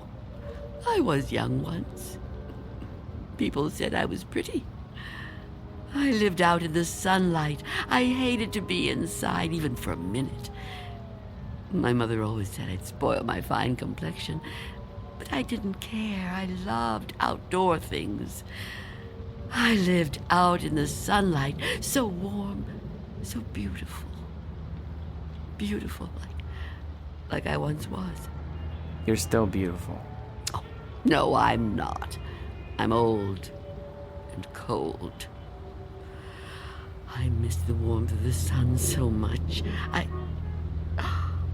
See that patch of sunlight on the floor? Where's it coming from? I think it's coming in from between the cracks in the boards of the window over there. Oh, yes. It's so warm to the touch. You know, I've always hated the dark and the cold. And now I'm old. I've lived a long time, but I don't want to die. I've heard people say it was his time when an old person dies. But it's not your time if you're not ready to die. I'd rather live in the dark than not live at all. Miss Dunn, I promise you, there's nothing to be afraid of. We're all alone here. Hey, there's nobody outside the door. I know you're upset, okay? And you're clearly under a lot of pressure. But I think all you need is some rest. Officer. Yeah, and I need help. Oh, I don't know what to do. Just give me some medical attention. Look, I don't know how badly I've been hurt, okay? But I've lost a lot of blood. And I need help soon. Or I don't know how much longer I can... I've told you I can't go out there. You can't ask me to do that.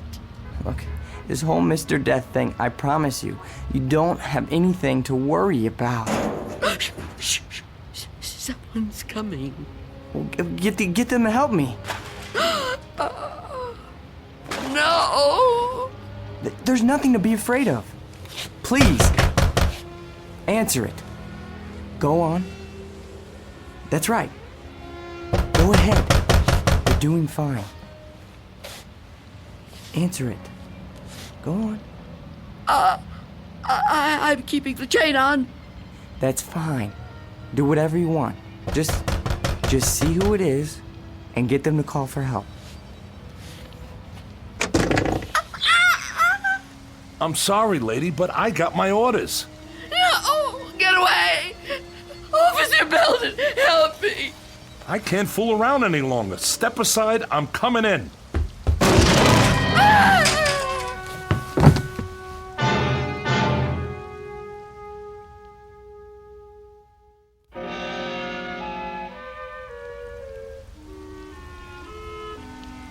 Take my hand.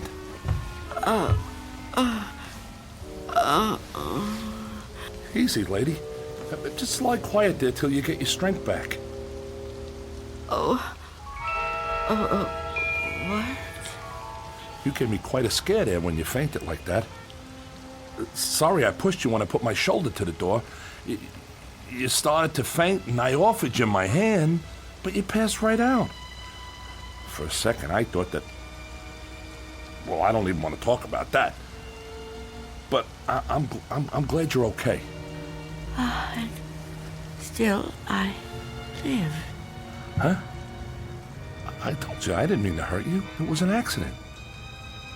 You're not going to sue, are you? What do you want with me? Here, let me help you get up. Take my... I can get up myself.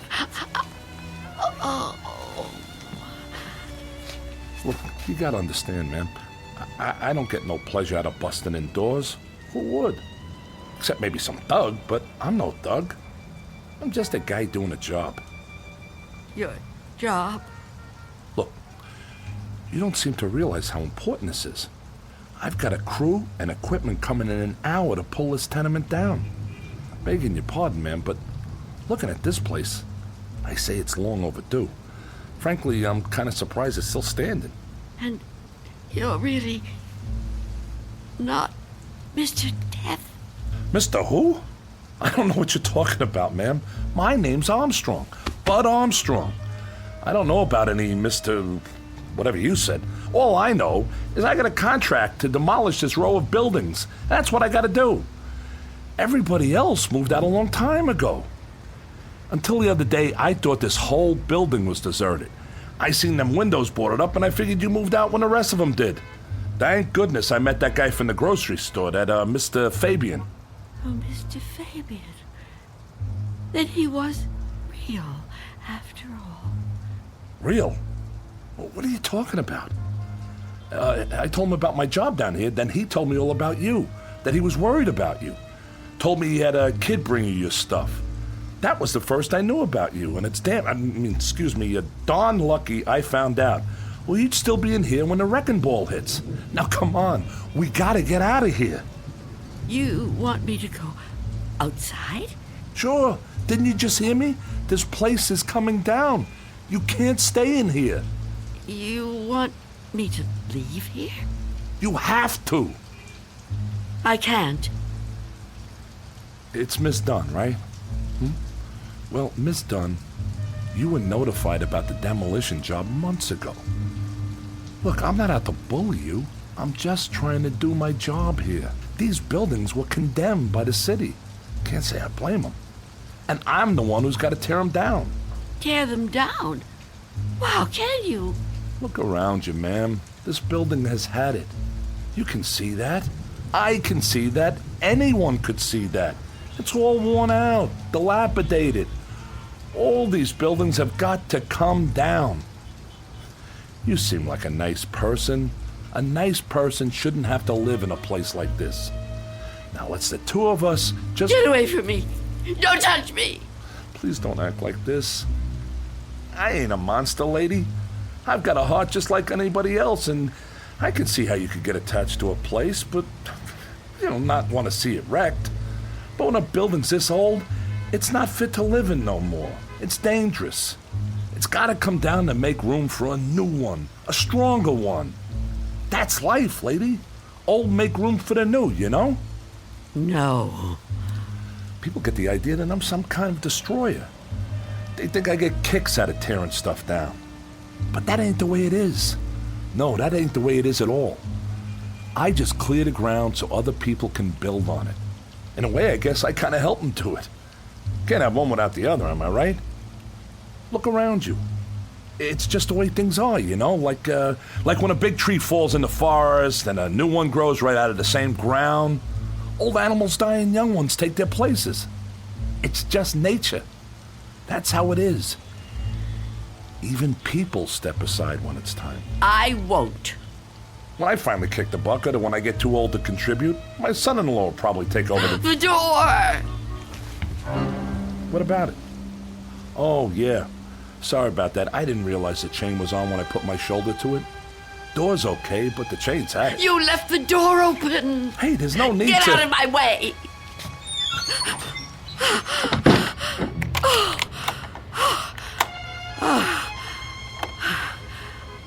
You don't have to do that.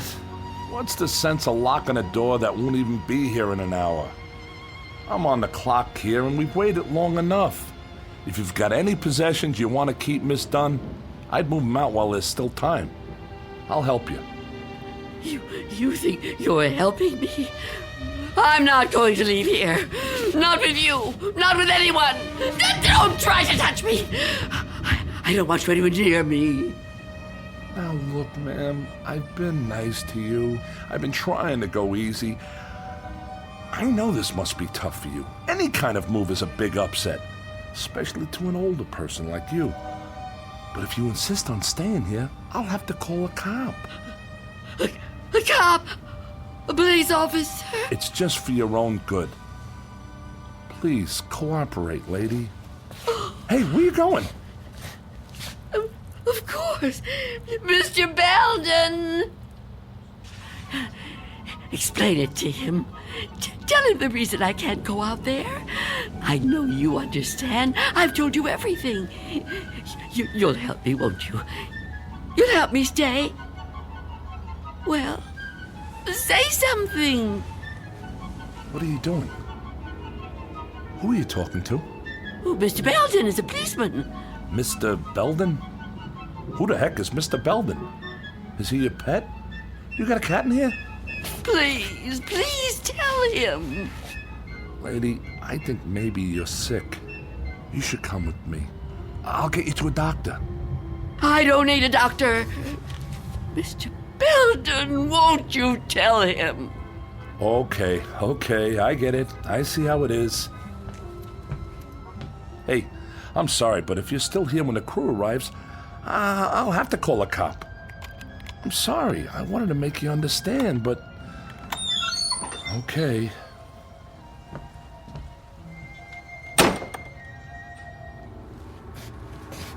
What's the matter with you? Why didn't you say something? Why didn't you help me? I thought you understood. I thought you'd help me. I think the question you should be asking yourself, Wanda, is how he looked straight at this bed and didn't see me.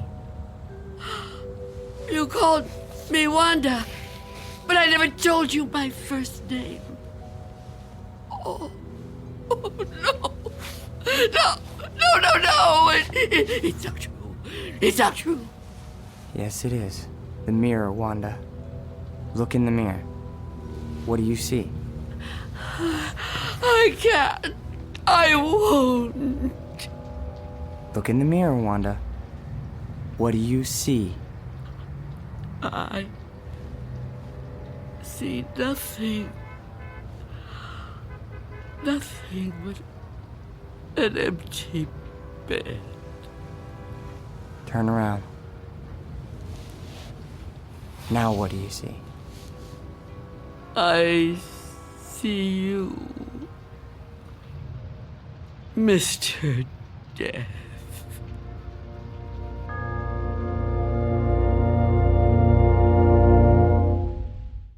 We'll be back to the Twilight Zone in just a moment. And now, Act 3 of Nothing in the Dark, starring Marshall Ullman. It was you. It was you all the time. Yes. It was me. Oh, don't get up. You're still... Oh. You're not hurt. No. No, I'm not. But you were shot. Those men... Did you see me get shot? No, but you were bleeding.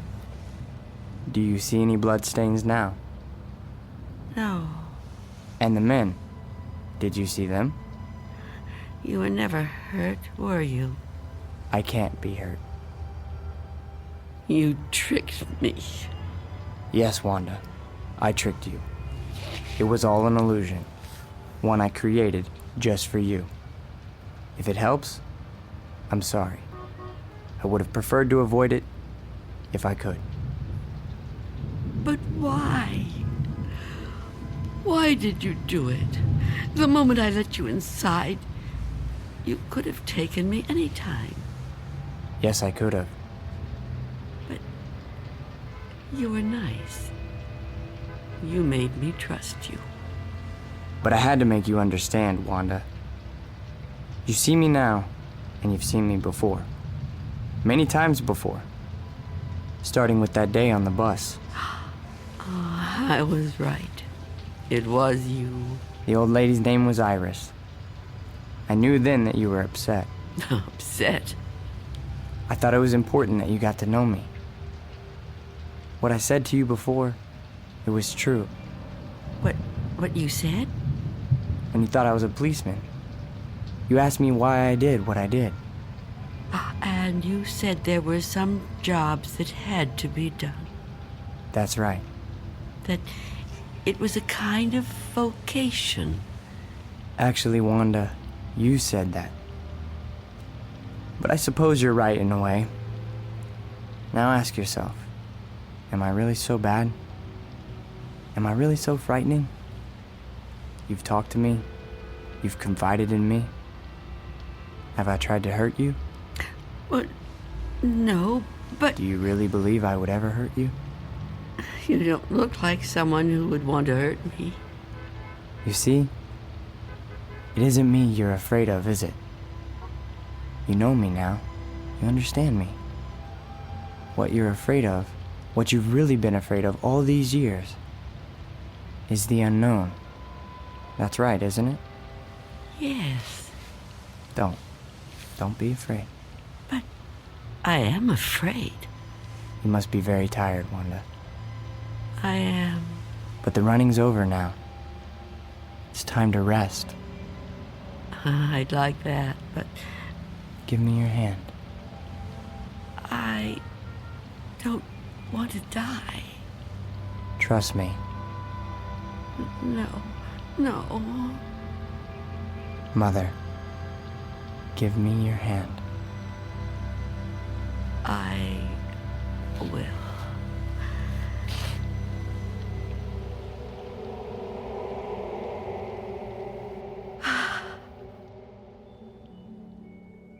There.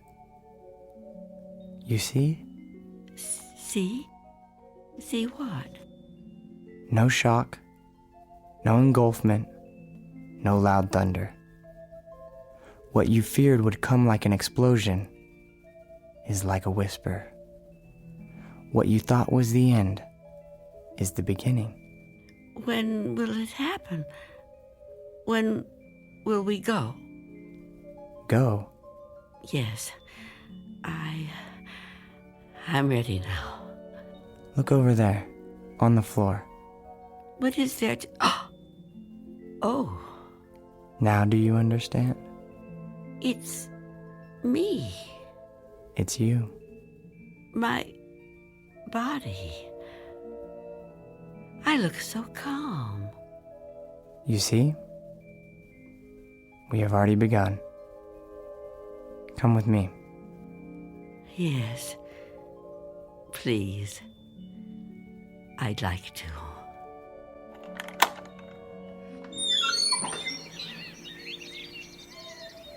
It's such a beautiful day.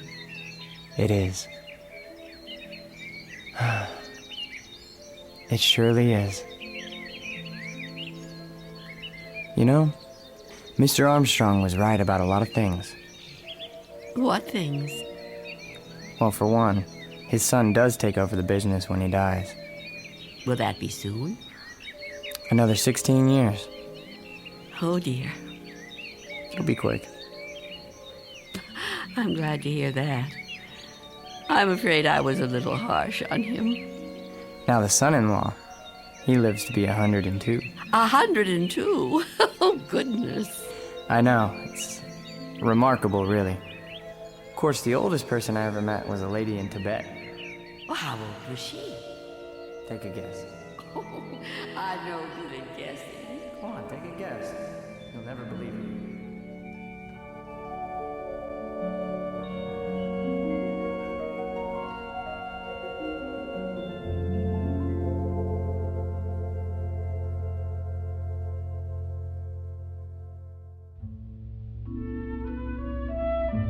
There was an old woman who lived in a room, and like all of us, was frightened of the dark, but who discovered in the minute last fragment of her life that there was nothing in the dark that wasn't there when the lights were on. Object lesson for the more frightened amongst us. In or out of the Twilight Zone.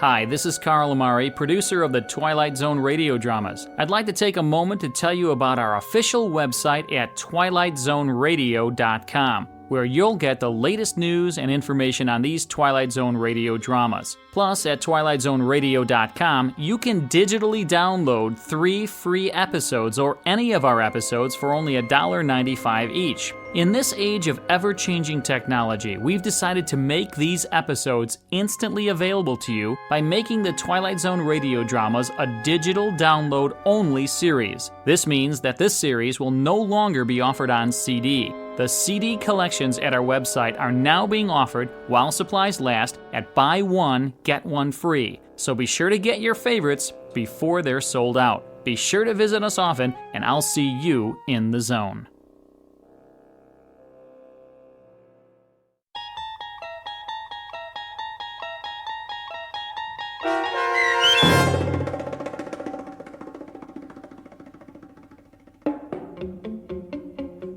Nothing in the Dark, starring Marshall Ullman, with Stacy Keach as your narrator, was adapted for radio by M.J. Elliott and written by George Clayton Johnson. Heard in the cast were Roz Alexander, Jeff Morrow, Doug James, and Mike Starr. This copyrighted radio series is produced and directed by Carl Amari for Falcon Picture Group and Westwood One.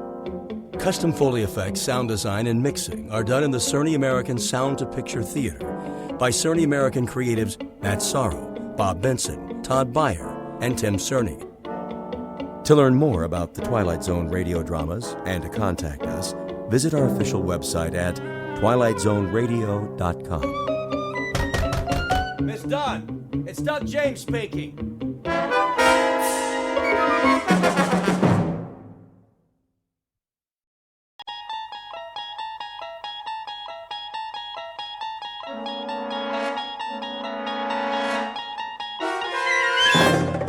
You unlock this door with the key of imagination. Beyond it is another dimension, a dimension of sound, a dimension of sight, a dimension of mind. You're moving into a land of both shadow and substance, of things and ideas. You've just crossed over into the Twilight Zone.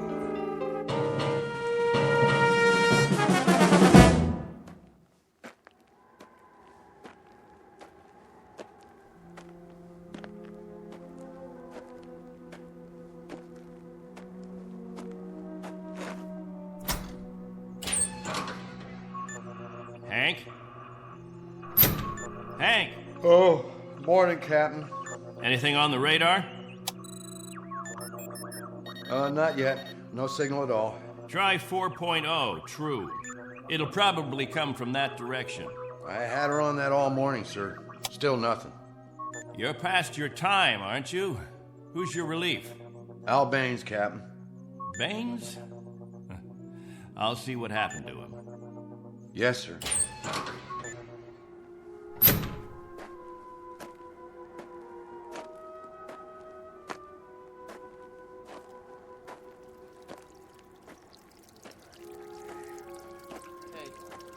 Morning, all. Anything yet? Afraid not. They lost, you figure? There's no telling. Okay if we fill our containers now? Go ahead, as long as the water supply holds out. Be a while till the next batch is ready. Julie, where's your husband? He was sleeping, Captain. Get him, Julie. Is something wrong? There's something wrong. Yes, sir. How does it taste today, Henry? Same as always, hot, flat, and unforgettable. But wet. Suffer it a little bit more. 6 months from now, you'll be drinking chocolate ice cream sodas.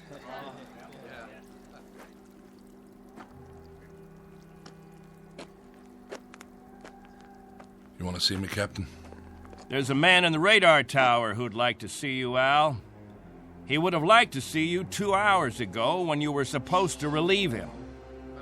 I overslept. Tell that to Hank Parker up there in the tower. Tell him you overslept, and then be good enough to tell him, Al, that you'll stand his watch all day tomorrow. That's not fair, Captain. It doesn't happen often. Once is too often, Al. More than once is intolerable. And many more than once is a case history of Albert Baines who likes his sleep. I prefer it to a stupid game in the hot sun, both of them. A game, Al? What are we listening for? 30 years of 2 shifts a day. What have we ever heard? Wind noise. And what have we ever picked up on the radar screen? Dust particles? But anything to make you happy, Captain. You listen to me. There's a ship on its way, and when it reaches this atmosphere, it may want to be vectored in. They may want landing instructions, wind direction, ground temperature. And if Al Baines is in the sack, we may spend the rest of our lives here. Is that what makes you happy, Al?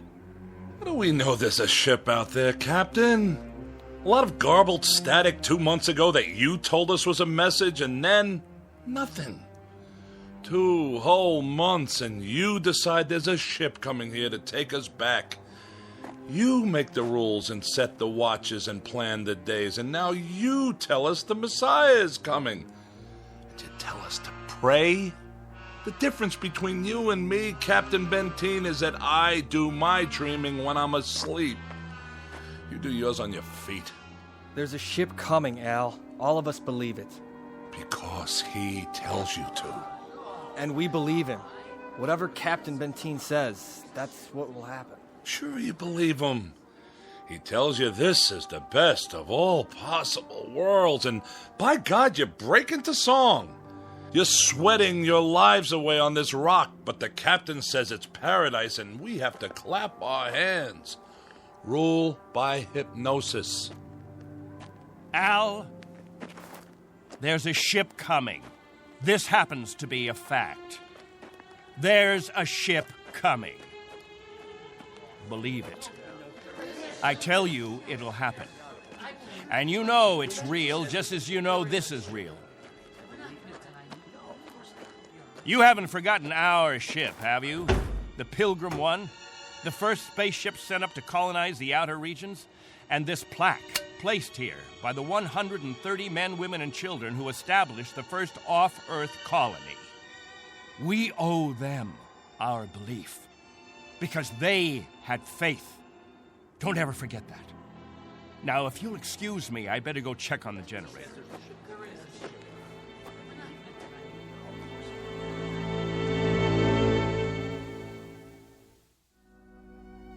This is William Benteen, who officiates on a small outpost in space. An outpost slowly disintegrating under the heat of two suns, with the holes, the cracks, the fissures that are the residue of despair. He tries to fill them with faith and to retain a faith of his own. This is a remnant society, a handful of people who left the earth looking for a millennium, a place without war, without jeopardy, without fear. What they found was a lonely, barren place whose only industry was survival. And this is what they have done for decades, survive. Until the memory of the earth, they came from what has become an indistinct and shadowed recollection of another time and another place. 2 months ago, a signal from Earth announced that a ship would be coming to pick them up and take them home. In just a moment, we'll hear more of that ship, more of that home, and what it takes out of mind and body to reach it. Because this outpost is located in the far reaches of the Twilight Zone.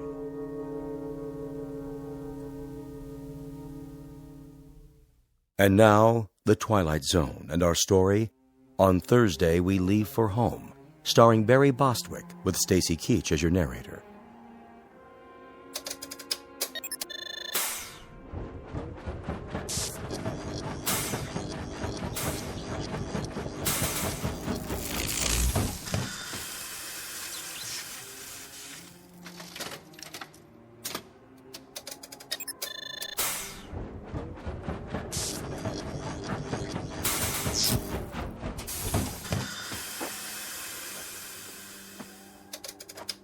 Can't keep the generator running, sir. No wonder. Look at these wires. They're rotten. That's all we got, Captain. No backup? This is it. Any insulation? That's all gone, too. We used it on the converter belts. Well, we have to get the current running somehow. If that refrigeration unit stays off, the temperature in the underground rooms will go up 50 degrees. Well, we could stop the saltwater converter for a day or so, switch the parts. Then we'll have to do that. Tell the people to fill up all the jugs they have. We'll be shutting off the water in 6 hours. Yes, sir. Captain, what about the ship? It's on the way. We know that much. Then everything will be different. When we get back, the things that are old and worn out, we'll throw them away. Just throw them away.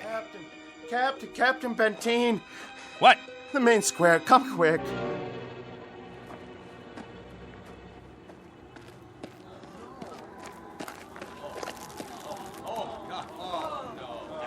It's Mrs. Rodale.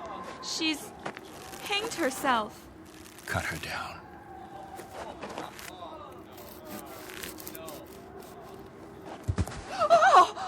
Mommy, what happened? Is that lady all right? Get them out of here. Come, children.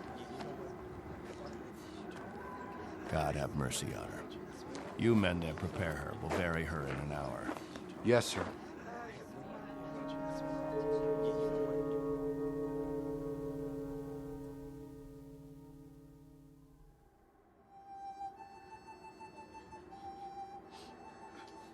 we now consign to this planet the remains of Mary Rodale. We ask God in his infinite mercy to give her the serenity and joy that she sought while she was with us. And we ask his forgiveness for her sin. Amen. Amen.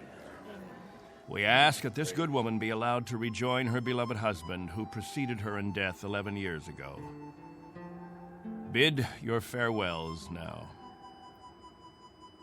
Forgive her, Lord. Have mercy on her, Lord, for what she's done. A terrible thing. She didn't know what she was doing. She knew what she was doing. Better and clearer than the rest of us. This is a funeral, Al. The 9th funeral in the last 6 months. Nobody talks about it. We just let it go by. But there have been 9 people who thought that maybe heaven is a place where they can get a drink of water without salt in it, where they'll be able to breathe air without choking on the heat of it. If you want to talk blasphemy, Al, take it away from here. I'm talking truth, Captain Benteen. I'm saying that this woman and the others, they took their own lives because living became intolerable. And I say that dying was their right. Anything else? Just this question. I put it to everyone here. Al, please. No! Isn't living tough enough that we don't have to do it by the book? Isn't it hot and blinding and miserable enough that there shouldn't have to be rules? So that we shouldn't have to suffer by the numbers? Will anyone make the simple observation that there's far more happiness going into that hole than what's left above ground? There's more peace of mind in that dead body than all you mourners put together. All we've got here is anguish. Captain Benteen, let us live with it or die from it in our own way. Young Mr. Baines here wants us to lie down in the sun. Young Mr. Baines would have us give in to death when there is still life. He would end all the rules. He'd throw away the regulations. There'd be no standing in line for water. Let the strong take it away from the weak. No rationing of food. Let the young steal it from the old. And when that ship comes down to take us back to Earth, it won't find a society. It will find only a pack. There'll be no human beings left. Only animals. There's a ship coming. It's winging its way in now. It's on its way. Say it. Say it out loud. Let me hear you say it. There's a ship coming. There's a ship coming. There's a ship coming. There's a ship coming. There's a ship coming. There's a ship coming. There's a ship coming. That's right. There's a ship. A ship. Yes. A ship that's coming to take us. Hear that? Can you hear that, everyone? Do you hear? It's the... Meteor storm! It's a meteor storm! Find shelter. Get inside. Up to the cave. Get up to the cave.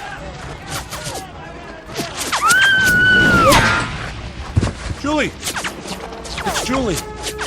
She's bleeding. Quickly, we have to move. I can't. Something hit my arm. I think it's broken. Stand aside, I'll carry it.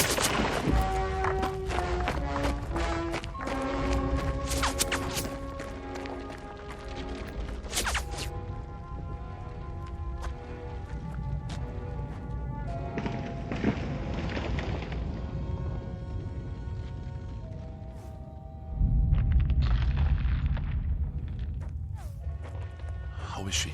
It's just a cut to the forehead, not very deep. But keep this bandage on it. Julie? Julie, honey?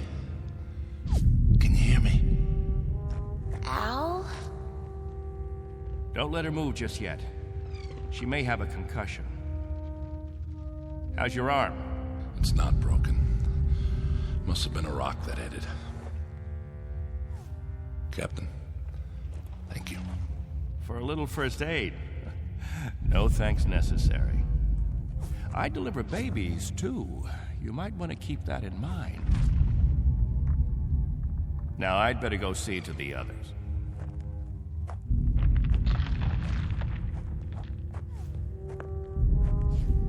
Will it go on much longer, Captain? I wish I knew. It sounds like it's spending itself. I've seen meteor storms before, Captain, but nothing this size. What about the damage, Henry? 2 underground cells destroyed. At least, that's what it looked like from out front. Everybody accounted for? I think we're all here, Captain. I've checked. Nobody's missing. Thank God. Everyone try to stay calm. The worst of it is over.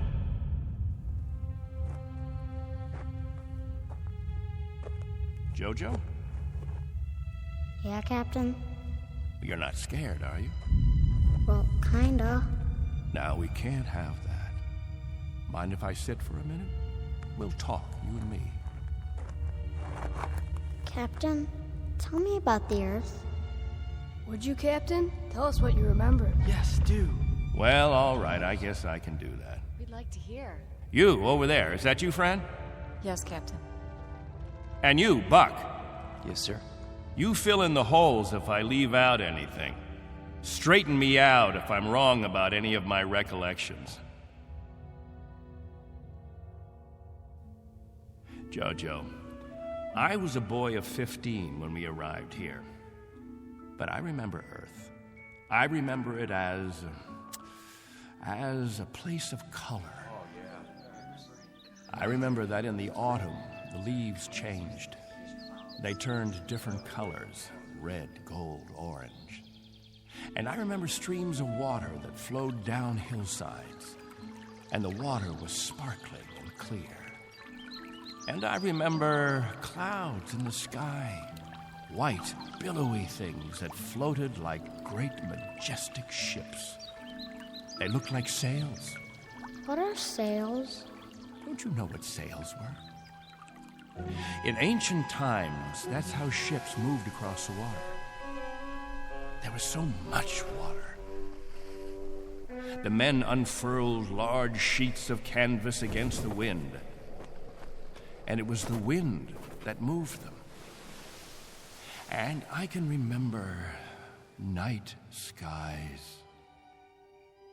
Night. Endless black velvet with stars.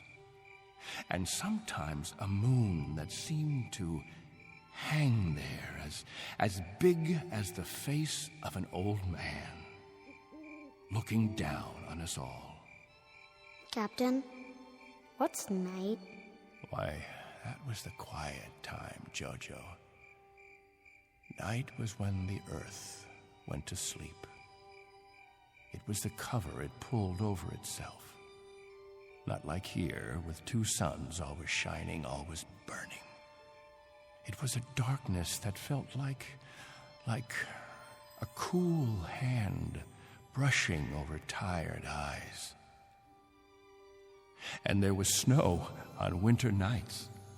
Gossamer things that drifted down and turned the earth all white. And we could build snowmen the next morning and see our breath in the air. And it was good then. It was right. So, why did you leave there? Oh, we thought we could find another Earth, Jojo. Then we found this. We thought we could escape war. We thought we could build an even better place. And it took us 20 years to find out that we had left our home 1 billion miles away, only to be stranded, like visitors, transients, that no roots could take hold in this ground.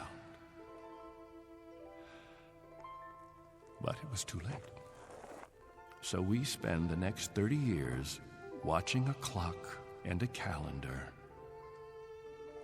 and waiting. But we can't wait any longer. Not a day, not an hour.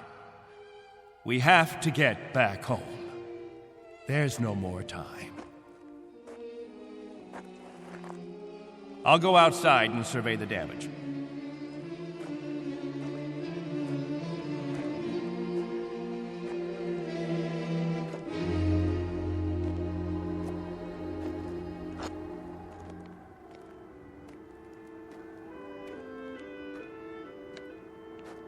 Not much harm. Radar tower is still standing.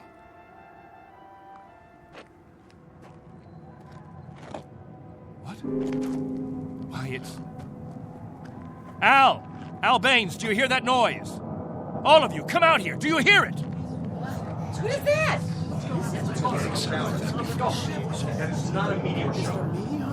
That's not a meteor, and it's not wishful thinking. Not this time. Those are rocket engines. I remember the sound of it. That's the ship. The ship has come at last.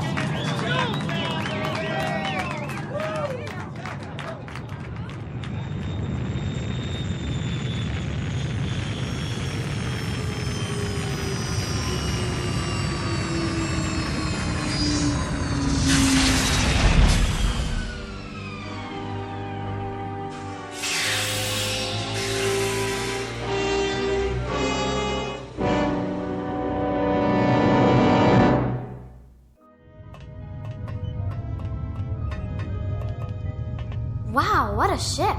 How fast can it go? Oh, pretty fast. Watch your step. Looks like you got plenty of room for everybody. Do you have any water? Clean water? We have enough. Oh, doesn't that sound wonderful? Delicious. Careful. I better talk to your leader. You have one, don't you? Sure do. Captain Benteen. I don't see... He's standing over there. Hey, Captain, come see the ship. Mr. Benteen? I'm Benteen. Colonel Sloan. I command the Galaxy 6. Our orders are to transport you all back to Earth. Colonel, what took you so long? 6.5 months, Mr. Benteen. 100 times that. We've been waiting for 30 years. Does it all look like this? Salt flats and scrubby mountains. 2 suns, hot and perpetual. 30 years of it. 30 years. The children have never seen Earth, and some of the older ones don't even remember it. They'll see it now. Our orders are to get you aboard as soon as possible. We figure that we should be able to lift off on Thursday. Are you still using Earth time? Of course. Good. That'll give you 3 days to prepare. Unfortunately, your people will only be able to take what they can carry. Over 200, aren't there? 187 men, women, and children. It may be a little crowded, but we'll fit you all in. You've been used to a lot of space, Mr. Benteen, haven't you? Space? Room to move around. That's all there is here. That and the heat. I can feel it. They'll make the trip standing on their heads if necessary. I'm sure they will, but I don't think that'll be necessary. Do you know, can you understand, what a godsend this is for all of us? It's hard to imagine. I can only say your country's very, very proud of you. What of the Earth? Has it changed? Not too much. Still green? Still green. And the cities? The cities still stand. And war? As always, I'm afraid. One dies down, another one springs up. But through some miracle and the grace of God, we never had the big one. Now, Mr. Benteen, all things considered, I think you'll find it very much as you left it. Captain Benteen. Captain? That's what the people call me. This place, their very lives, it's all been my responsibility. You've done quite a job, Captain Benteen. But you can rest easy. I'll take over the responsibilities now. No need. I'm used to the job, Colonel. The living quarters, they're underground? I was saying, Colonel, I'm used to the responsibility. I wouldn't quite know how to function without it. Is it cooler there, Mr. Benteen? I'm sorry, I didn't... Your underground rooms, are they much cooler? Yes, they're refrigerated. It's... Captain. Morning, Captain. George. The best morning ever. We just wanted to say thank you, Captain. Why? For what? For keeping us alive all these years. That's right. Without the Captain, none of us would be here. That's not necessary. You better believe it, Colonel. I do. I do believe it. Captain Benteen. Go ahead, Colonel Sloan. That's all right. I'll see to the others.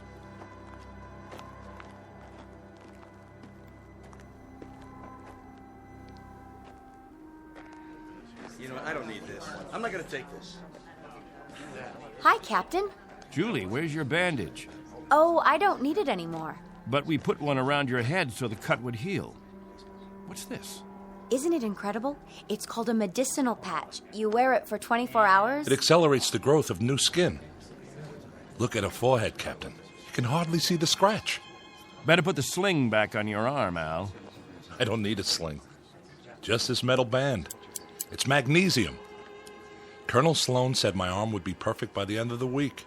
Well, I seem to have had my practice taken away from me. But while we're here, I'd use that sling. I'll bet I've fixed about 500 broken wings in my time, and the only way to be sure it heals properly is to keep the limb immobile. Where's Colonel Sloan? I want to ask him what to pack.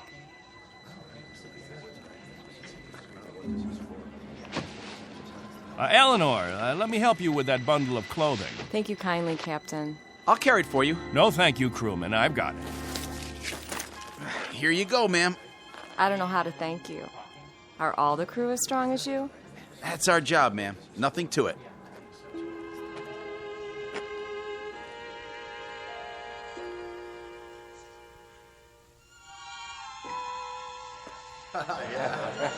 Hello there, Captain. Will. I'm so excited. How much longer? Not long. Be patient. May I have your attention, everyone? Good question. Quiet, please. What is it, Captain? As all of you know, we have less than 36 hours before we depart.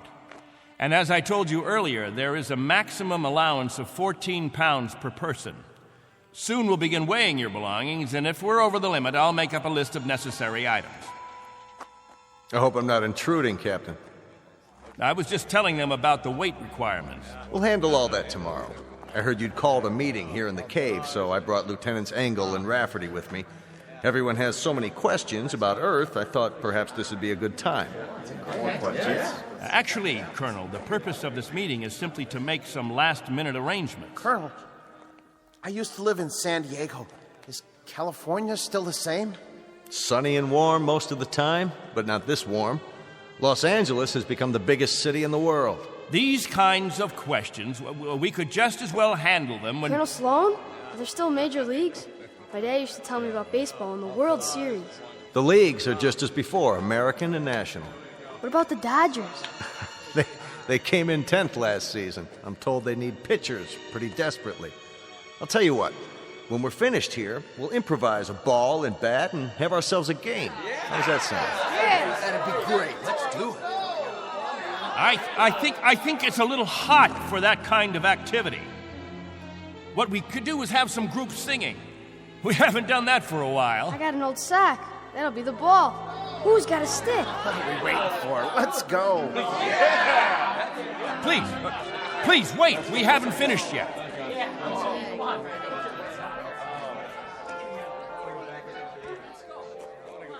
Jojo, I haven't told you a story in a long time. How would you like to hear a story about... What have you got there? This is what they call candy. One of the spacemen gave it to me. It tastes... Sweet, Jojo. It tastes sweet. Yeah, sweet, Captain. Want a bite? No, thank you, Jojo. Back on Earth, we can get all we want. Something, Captain? I'm not sure. I'm not at all sure. You've promised them all candy. You've made it sound as if that was what the Earth is made of. Sugar and spice and everything nice. Maybe they ought to be told the truth.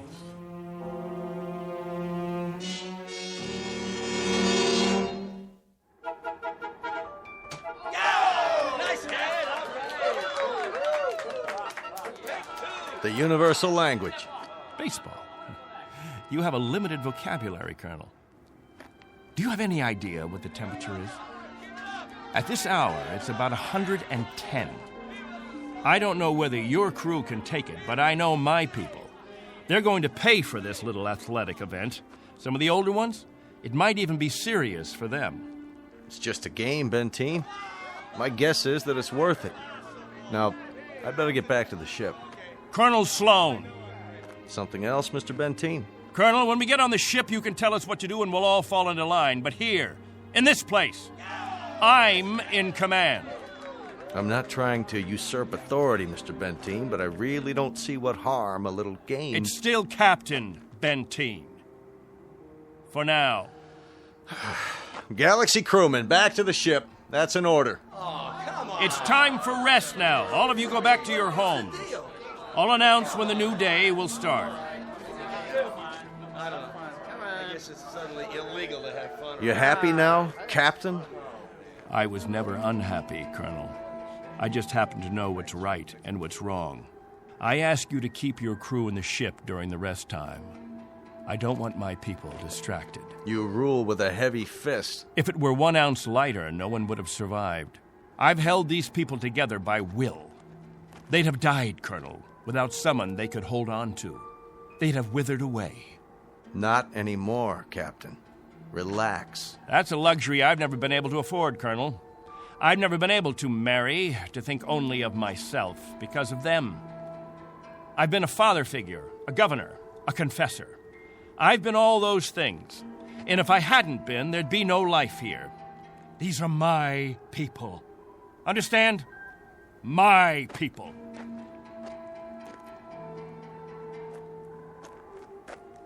What's with him, Colonel?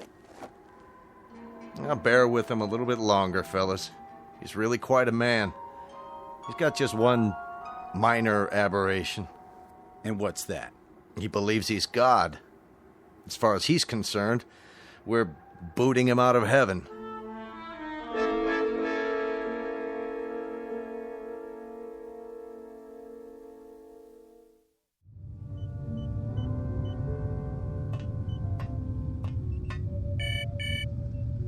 Yes? Mr. Captain Benteen is here, sir. Show him in. Very well, sir. Come in, Captain. Sorry my quarters are a bit cramped. Please, sit down. Colonel Sloan, this is a list of all passengers with their approximate weight and the weight of their belongings after each name. The scale we have is pretty beat up. My guess is that it underweighs by about 4 or 5 pounds. Fine. All I wanted was an approximation. We'll weigh them in on our own equipment before blast off. This is Wednesday, 12 midnight? I keep getting confused with the constant light. When do the people get up? About 2 Earth time.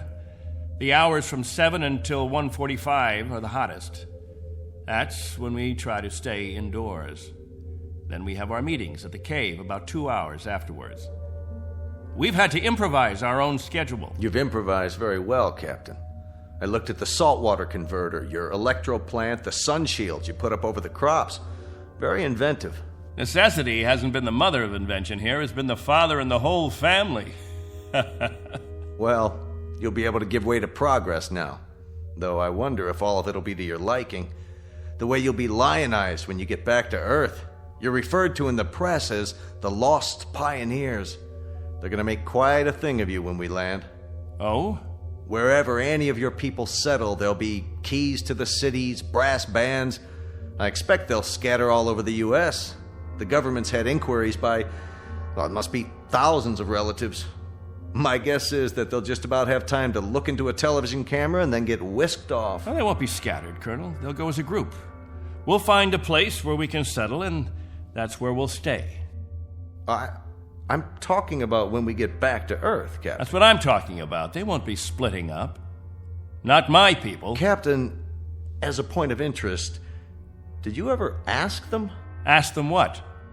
Whether they'd want to stay together. That would be a ridiculous question, like asking a child if he wants some more ice cream.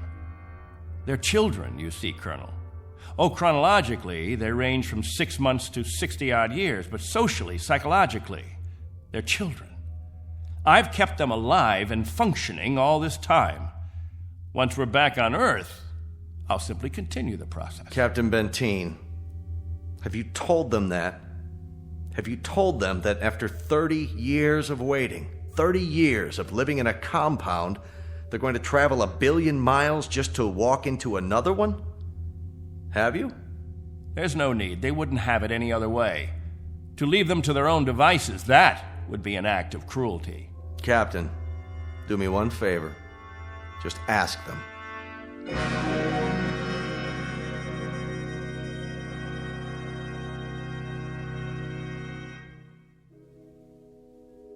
Naturally, we won't have to concern ourselves with the colder climates, the northeastern states, the upper regions of the Great Plains. We'll find an area much farther to the south, perhaps Florida or Texas.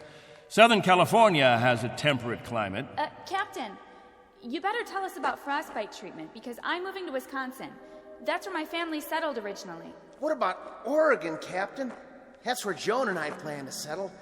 I've heard about the forest there. New York. Please, wait a minute. You don't understand. Let me make this clear. All of you will have a chance to meet your relatives. I see no reason why visits can't be arranged, perhaps even for a week or more. But naturally, we'll remain together as a community in whatever land grant we obtain from the government, or whatever given area we can arrange. I can assure you of one thing, and I hope put all your fears to rest. I'll remain as your guide, your consultant. And I guarantee that no one will lack for my help or my advice. Captain, Julie and I were thinking of farming. Why, that's a fine idea, Al. We'll farm just as we have farmed, but much more easily. The rainfall back on Earth is so plentiful. And as I told you, there's only one sun, so you won't have to shield the crops. Of course we'll farm. Certainly, we'll farm. Julie's got relatives in the state of Washington. You couldn't take the cold. None of you could. But I guarantee that wherever we settle, the farming will be good. I'll see to that. What's the matter? Don't you understand? We don't plan to stay together. You don't understand, Al. You've never understood much of anything. If we split up, I seriously doubt that we'd survive. Al, explain it to him. Go on. We'll survive, Captain. If anyone wants to stay together, that'll be their right. But if they want to go their own way, that'll be their right too. Am I wrong, Colonel? You're not wrong. We're to take you back as a group. Once on Earth, you can do as you please. Colonel, let us settle our differences in our own way. There are no differences, Captain. There are differences. There are. Changes that have taken place on Earth. Things we aren't prepared for. Oh, the Colonel has made it sound like a big holiday. The good life just plucked off a tree. Well, friends, I don't want any of you disillusioned. Wherever men live, they grub, they scrabble. They have to dig to stay alive. It's a fact. But together, that's the word, together.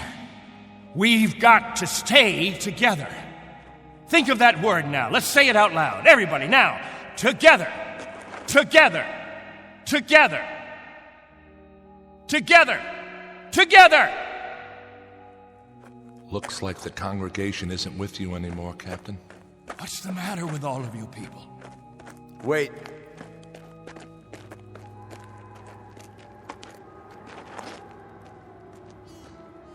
I've made the compartment assignments. I'd like to go over them with you. Assignments? There's not much time, and there's some things we have to check off. There's a decompression problem that we've got to tell them about, and a moment of weightlessness shortly after we leave the atmosphere that I want to explain to the children. Do you know what we called you while we waited for you to come? We called you the Messiah. Did you? You were supposed to bring freedom, but that's not what you brought. You brought selfishness, dissatisfaction, divisiveness. With all the misery we've had here, those germs never infected us. I brought nothing but a ship and a crew and a means of escape. You've had no diseases, no viruses. Did it ever occur to you why? You've lived in a test tube, Captain. Antiseptic and germ-free and sterile. Sure, you're a group, a cell, but that's all over with. Now it's time for you to be what God meant you to be, individuals. Time to break the test tube. Time to rejoin the human race. What I'd like to know is why in the name of God you're so reluctant about it. Because I remember the human race. This is incredible. Oh, it's really incredible. I was wrong, Colonel. I've been telling them about an Earth that doesn't exist. An imaginary garden. No, we can't go back. It's too late. Captain, really?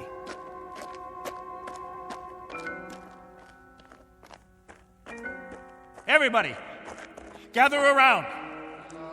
I've got something to tell you.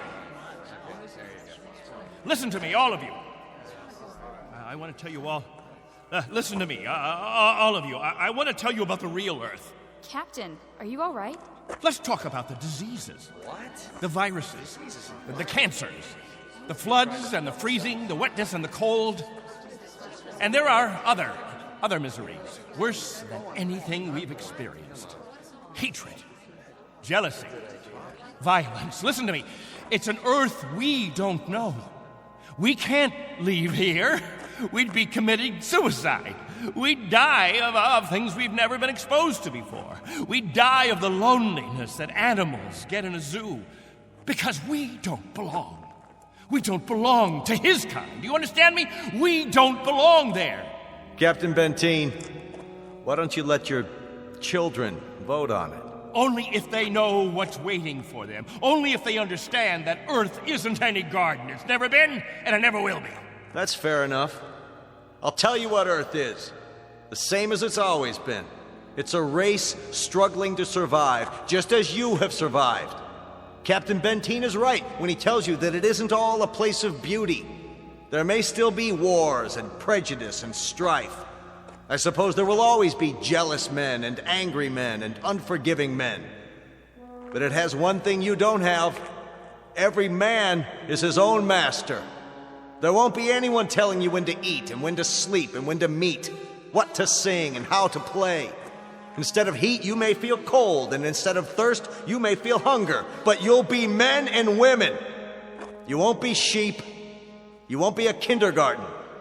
And when you pray to God, his name won't be Benteen.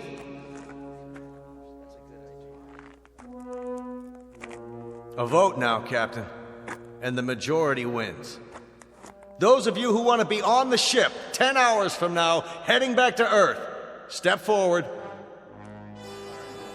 All right, I'm going. Let's go. Let's go. Go. That's it. Let's go. I suppose that makes it unanimous, Benteen. Even you, Jojo? Well, I want to go with the Colonel. Give me something, anything. Give that sledgehammer. Here. No, let it go.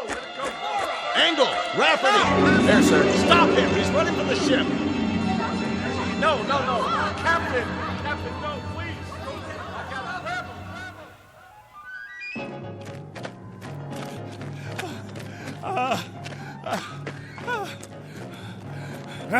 We'll see how far you get. Without a tail fin. Put it down!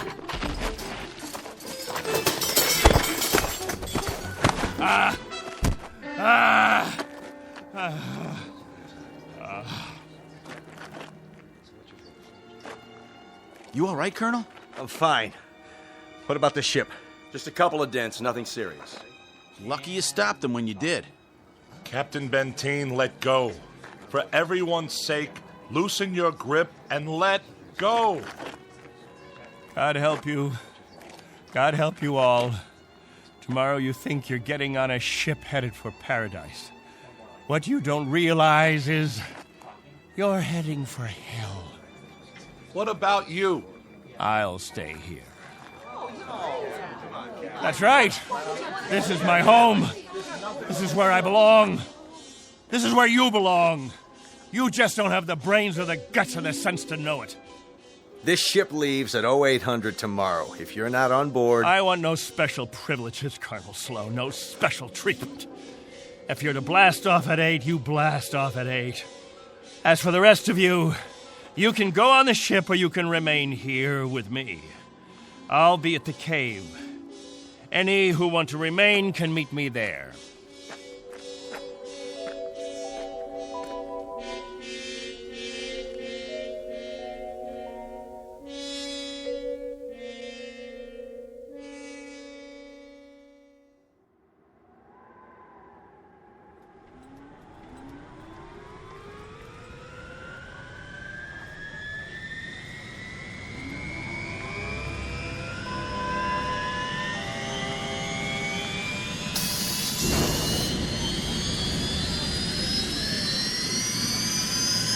That's it, folks. The rocket's fired up. Everybody on board, single file. What about the captain? I'll give it one last try. Lieutenant Engel, see to the passengers. I'll be right back. Yes, sir. Where are you going, sir? To the cave.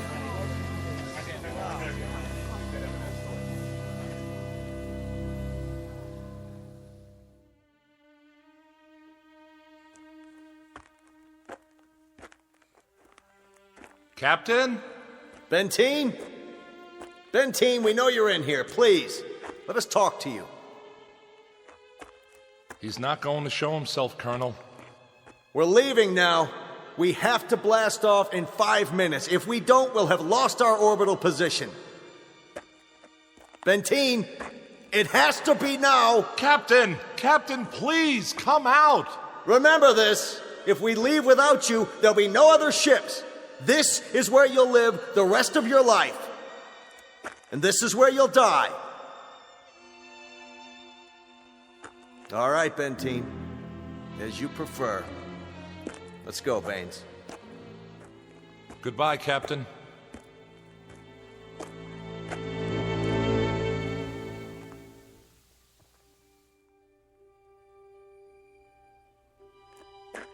Hello, friends, all together at the meeting place. Any new business today? No? Jojo, I'll bet you want to hear about Earth. About the rivers and the seas, the blue skies, or the night, the stars and the moon. Which do you want to hear about this time? There's color on Earth, the change of seasons. And the wind brings the smell of the ground, the plants, the seeds, the roots, flower petals, sap from the trees, and the smell of the weather, the rain or the mist or the fog. And on the earth, there's green, the color green, the feeling green. There's something fresh about it, something living. Earth. It's called Earth. Don't leave me. Please. Oh, don't leave me.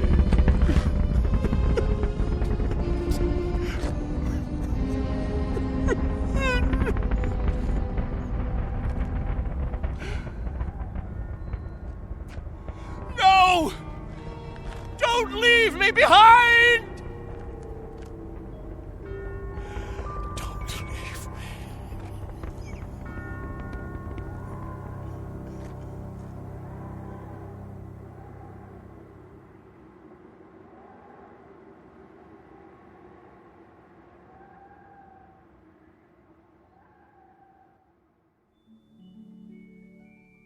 A man named Benteen, sometimes known as Captain, who had certain prerogatives. He could lead, judge, legislate, even dictate. It became a habit, and finally, a necessity. William Benteen, once a god, now a population of one, on a distant outpost in the Twilight Zone.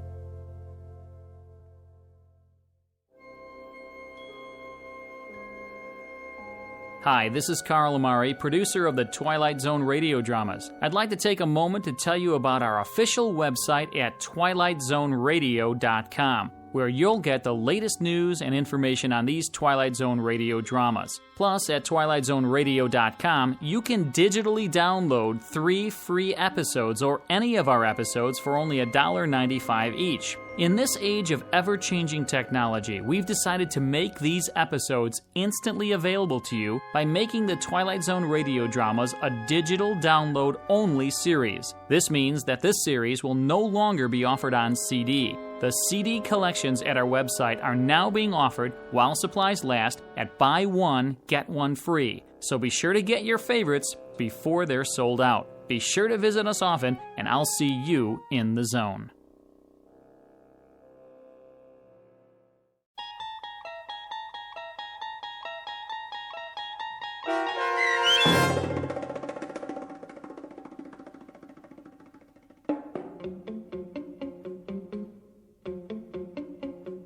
On Thursday, We Leave for Home, starring Barry Bostwick with Stacy Keach as your narrator, was adapted for radio by Dennis Etchison and written for The Twilight Zone by Rod Serling. Heard in the cast were Mike Starr, Christian Stolte, Elizabeth Lido, C.J. Amari, Richard Hensel, Justin Kaufman, Kurt Nabig, Joby Cerny, Jennifer Joy, Meg Thalken, Tracy Hernandez, Jake Salins, Doug James, Jeff Lupetin, and Amanda Amari. The producers of The Twilight Zone wish to thank CBS Enterprises and the Rod Serling Estate for making this series possible. This copyrighted radio series is produced and directed by Carl Amari for Falcon Picture Group. Sound design and custom Foley effects for The Twilight Zone by Cerny American Creatives Bob Benson, Craig Lee, Michael Slaybach, and Matt Sorrow. To learn more about the Twilight Zone radio dramas and to contact us, visit our official website at twilightzoneradio.com. Doug James speaking.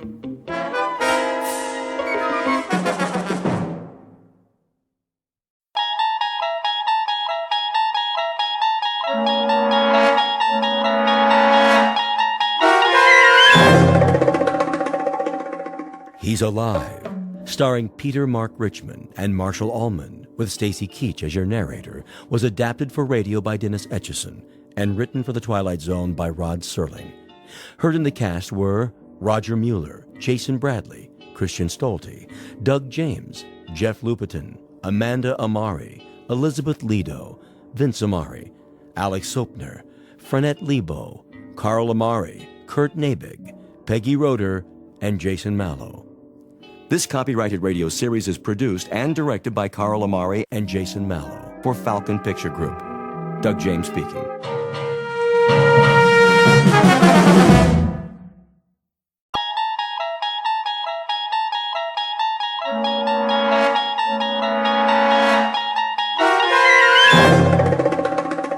You unlock this door with the key of imagination.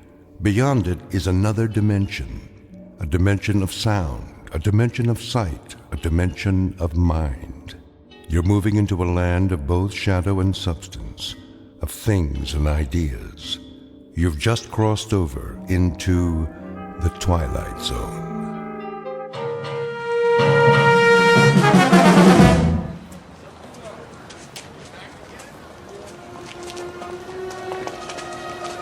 That looks like a good spot. Where? Up ahead on the corner. Yeah, we'll set up some boxes. I don't know. It's perfect, I tell you. All these people taking a walk after dinner, they'll listen. Oh, they'll listen, all right. Just hand out the pamphlets for now. I have to work on my speech. What speech? You don't need one. Just say it the way you say it to us. These people, they don't know what we stand for. So tell them, Pete. We'll make sure they listen. Put the flag up against the building. Which one? Both of them. Ours and Old Glory. The big two. There's some boxes. You can stand on them. I'll go set them up. Man, oh man, this is gonna be the night, huh, Pete? Well, I guess it's now or never. Got that right. How's my uniform look? Here, straighten your tie. The cap, the boots, perfect. You look like a leader.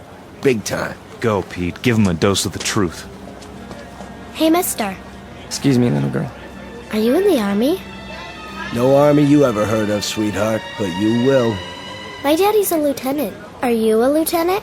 Better than that, kid. A lot better. Now stand back. You're in the way.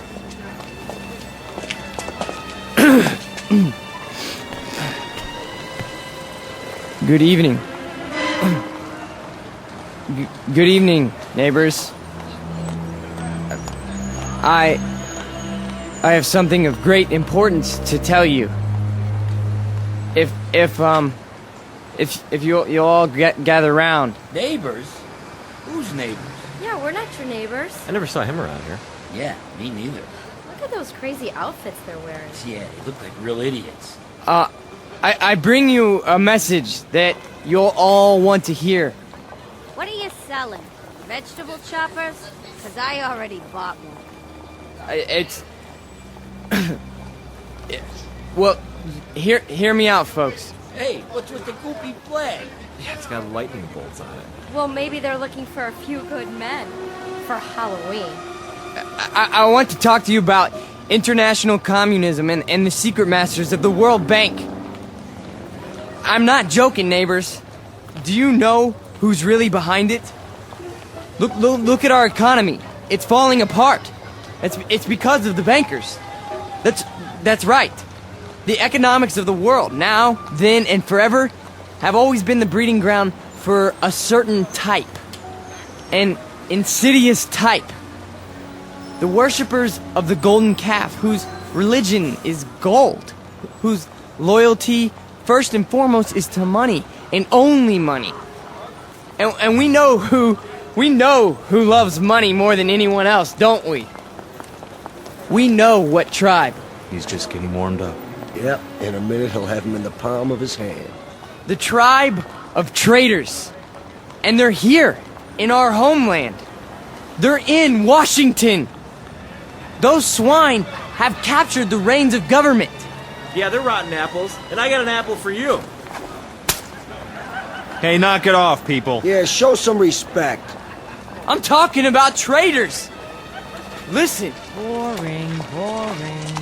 Ice cream. Get your ice cream. I want one. Come on, Angie. We'll both get one. Then we'll go home. Yeah, there's nothing happening here. No. Listen to this. What about foreigners? Huh? Foreigners. Take a look at the way that they're controlling us. The lines lead directly to Palestine and to the Vatican. Yeah, I've had about enough of this. Let's go. It's a conspiracy, I tell you. A conspiracy of men who aren't like us. Yellow men, brown men, black men. They come here and they infiltrate our economy. They're right here on our doorstep. If there's anybody sitting on your doorstep, buddy, it's the man in the white coat. Here, take a tomato with you. You think that's pretty funny, don't you? You think it's funny that your country can be sold out? That they can sell out your flag and your birthright? You think that's funny, huh? Well, the day will come. Oh, shut up. Let him talk. What's the matter? No more big talk? He's just a scrawny kid with a big mouth. Real big. As long as you got a couple of punks to protect you. We gotta do something. Where's Nick? Go on, get out of here. Back off. This here's a real American. Yeah, a real jerk. Why, you? Get out! Cut it off! Cut it off! Right now! Portrait of a Bush League Fuhrer named Peter Vollmer, a young man who feeds off his self-delusions and is left perpetually hungry. Like his goose-stepping predecessors, he searches for something to explain this hunger, to rationalize why the world passes him by without saluting. In his own twisted and distorted lexicon, he calls it faith, strength, truth. But the particular brand of truth he seeks can be found in any sewer. Peter Vollmer doesn't know it yet, but he is about to ply his trade on another corner, an intersection in a strange shadowland called the Twilight Zone. And now, The Twilight Zone and our story, He's Alive, starring Marshall Allman and Peter Mark Richmond, with Stacy Keach as your narrator.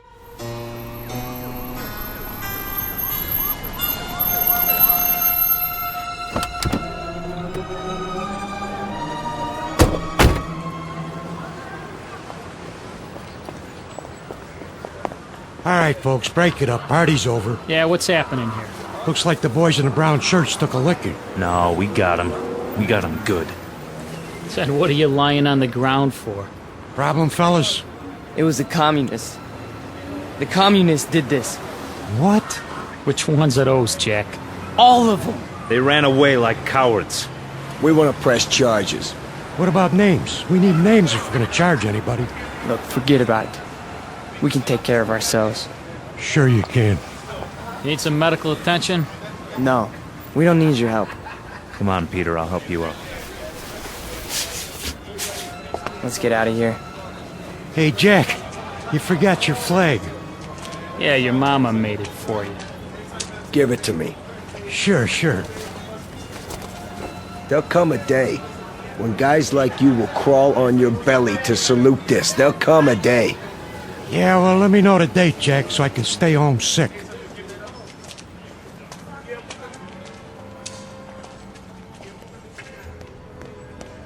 Hey, Pete! Pete!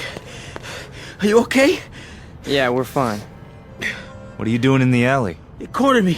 Must have been 10 guys on top of me. It was all I could do to get away. You sure that's what happened?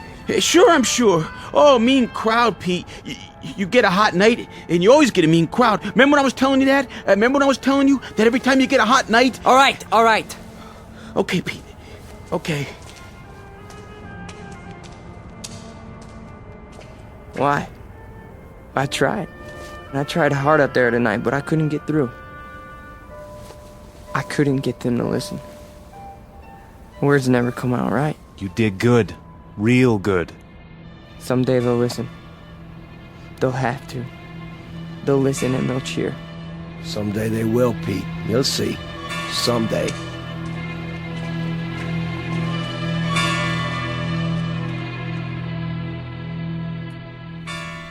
Now, hold still. It's only a cut, not a mortal wound. Wash your face when you get home and put some iodine on it. I think you will survive. Now, do you want a cup of coffee? I'd rather have a drink. A drink, is it? May I have a drink, Ernst? I have some wine. Will that do? Yes, please. Very well. You are a man now.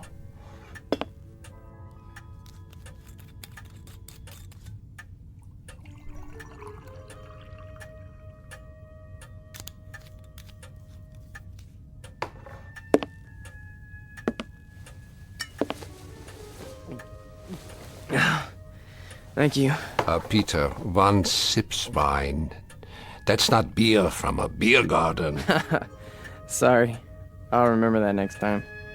The next time.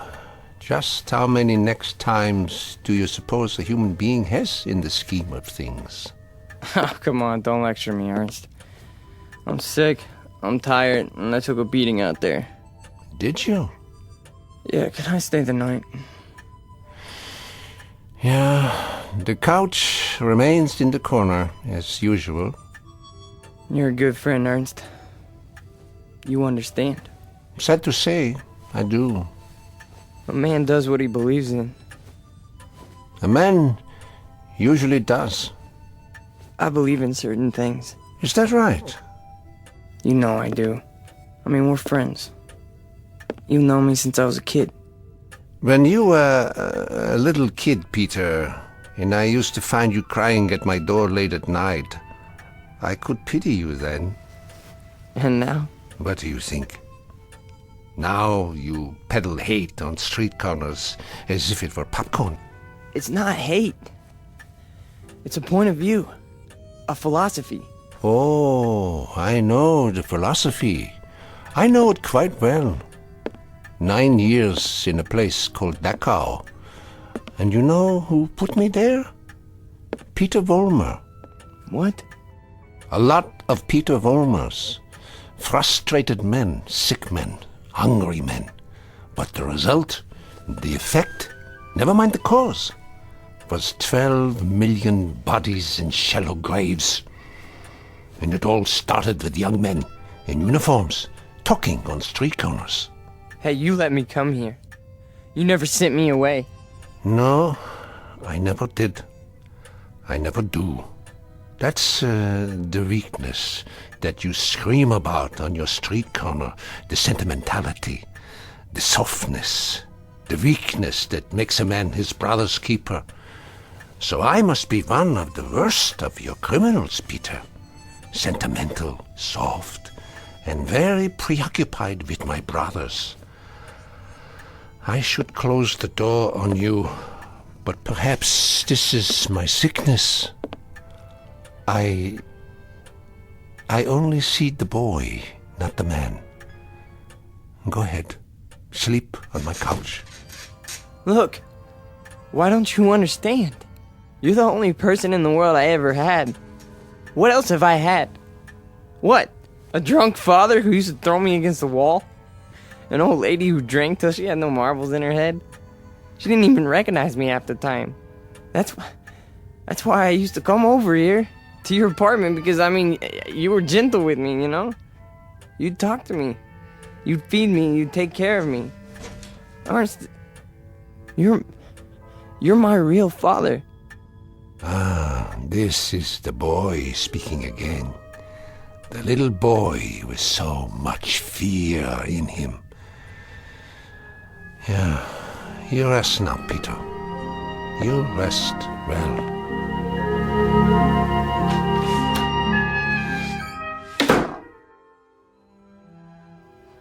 No. No. No. No. No. No. Wait. I'm dreaming.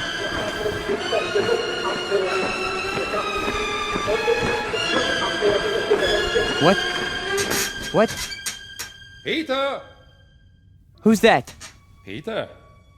Who's out there? Who is it? A friend, Mr. Vollmer.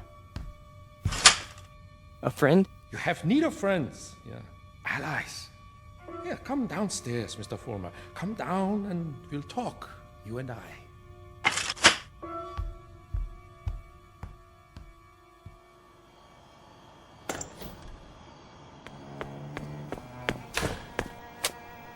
Hello, Mr. Vollmer.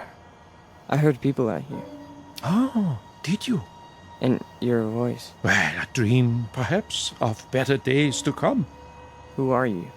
Take a good look. Do you not recognize me? Surely you have seen my picture. Wait. That hair. With the mustache. No. It can't be. You died a long time ago. Did I? Or perhaps I only wanted people to think so. But you're a great man. I am aware of your opinion. How did you know where to find me? I simply followed your tears, Mr. Vollmer. You said you have something to talk about? I do. I do indeed. I have you to talk about, and the things you believe in, which are the things I believe in as well. See, your success, Mr. Vollmer, will be my success. Are you interested? I am. I am. Please go on. Good. Then let us start by discussing a most important point. What are the dynamics of a crowd? How do you move them, Mr. Vollmer? How do you excite them? How do you make them feel as one with you? I don't know. I don't know, sir. How? Join them first, Mr. Vollmer. Yeah? When you address them, speak as if you were a part of the mob. Speak to them in their language, on their level. Make them hate the things you hate. How do I do that? If they are poor, talk to them about poverty. If they are afraid, talk to them about their fears.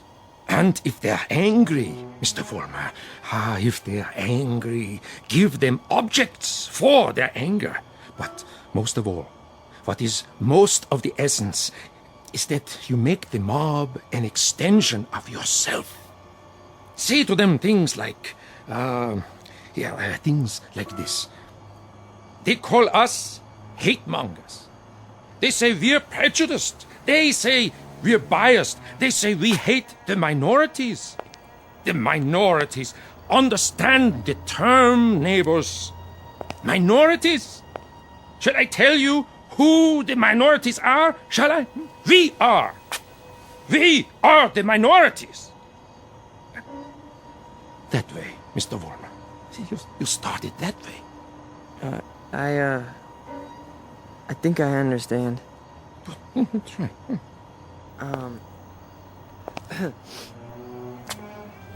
Neighbors. Neighbors. They call us hate mongers. That's it, more. They say we're prejudiced. They say we're biased. Yeah, now you have got it. Go on. The minorities? Understand the term, neighbors. The minorities. Shall I tell you who the minorities are? We are the minorities. Because patriotism is the minority. Because love of country is the minority. Because to live in a free white America seems to be a minority opinion. Let me tell you something, neighbors.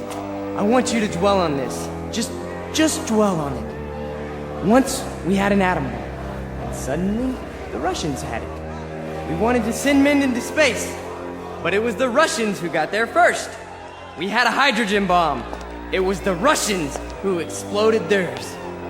Who gave them the bombs? Who sold us out? Who stabbed us in the back? Well, if it's the minority opinion that we must survive, then we are the minority. And this minority will not stop until it's the majority. This minority will not give up the fight. No, this is the promise, and this is the legacy.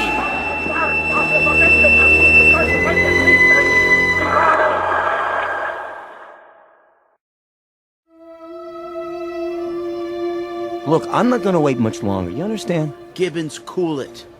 Pretty good crowd tonight, huh? Great crowd, and you were great, Pete. I mean it. Thanks, Stanley. They're finally responding. Responding? You had them right where you want them. Yeah. This here is my hall. You've been renting it all this time, but I ain't got the money yet. Hey, can't you see we're busy? Okay, boys. I'll put it to you this way. If I don't get paid right now, you don't have the hall tomorrow night. You got that? I'll go count the donations. What's the problem? Oh, this is a hungry man here, Pete. He's got to have his shekels. You know the type. I told you guys you're 3 weeks behind on the rent. You said you'd give it to me a week ago, and all I got was a cigarette butts on the floor. After tonight, that's it. Excuse me. Am I to understand that you're going to lock us out of this meeting hall because of a couple weeks' lousy rent? Oh, you understand right. $600 due. $600 that ain't been received. We happen to be a young movement. We're still struggling. We need time to grow. I don't rent time. I just rent the hall. It's the money. Or you put up a soapbox in the street. A soapbox in the street? What do we do, Pete? We gotta do something. I don't see why we have to tiptoe around this guy. Why don't I just educate him? Look, Frank, I don't know. Why don't you just hold on a second? I can do it, guaranteed. Well, I know you can't, Frank. Somebody left this for you, Pete. Who? Nobody saw him. Just left this envelope at the back door. Your name's on it.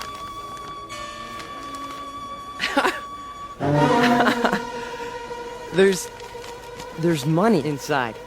6 C-notes. Hey, how about that? We need $600, and here it is. Oh, man, how about that? Hey, Gibbons, come and get it. Yeah, it's about time. You satisfied? Then don't bother us. All right. You're paid up through this week. Where'd the dough come from, Pete? You have any idea? We must have a secret supporter. I can see why. You were really something tonight. I can't even tell you how it sounded. You had 'em. You really had him. Hey, we're gonna make it. And now something tells me we're really gonna make it. You bet your life. You guys go on. I'll see you outside. Sure, Pete. Anything you say.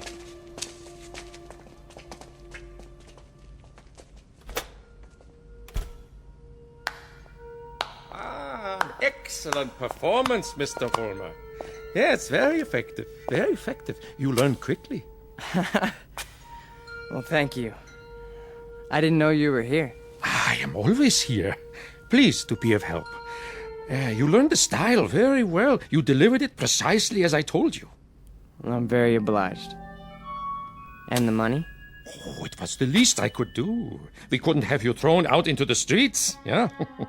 I happen to feel that your work is very important. You're with us? With you? Oh, Mr. Vollmer, you might say I am you. Now, I have some suggestions. I'll continue to give you speeches, but there's a matter of importance that must be taken care of. What is it? An expedient, Mr. Vollmer. Oh, you might call it a cause célèbre. Something to cement the organization together. I don't understand. The organization needs a martyr. A martyr? How do we find a martyr? You don't find one, Mr. Vollmer. You choose one. You pick out the one of least value, and you make him a symbol. You wrap him in a flag, and you make his death work for you. Find a man, Mr. Vollmer, who has no worth while he's alive, but who can serve you when he's dead. Like who? Oh, surely there is such a one. Pete, they're waiting. Be right there, Nick. Okay. Thought I heard voices.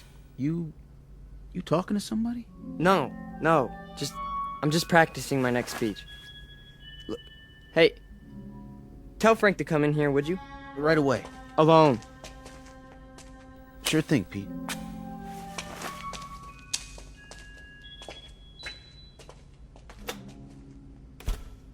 An excellent choice, Mr. Vollmer. The little fat one. Yeah. Now, all you have to do is arrange it. The only thing is, I've known Nick for a long time.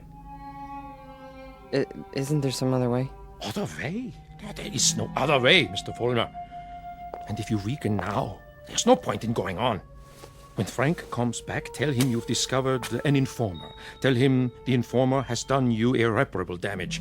The informer must be put out of the way, but cleverly, subtly, so that there is some question as to who is responsible. But Nick's been with us from the beginning. The beginning? Oh, no, Mr. Vollmer. None of you were at the beginning. None of you. Nick's my friend.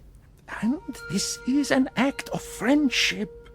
We are allowing him to serve the cause. How glorious for him. Nick says you wanted to see me. We got a stoolie in the group, Frank. A stoolie? Yeah. Nick's been talking. And I think he's working for the police. No. I know it to be a fact.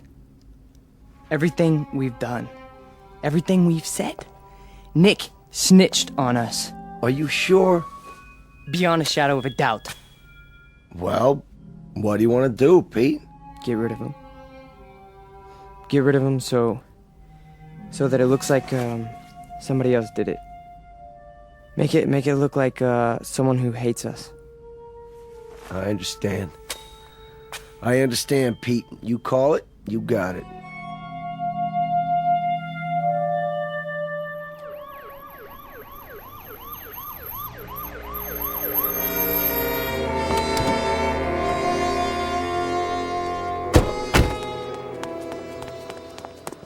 There you are, officers. Thank God.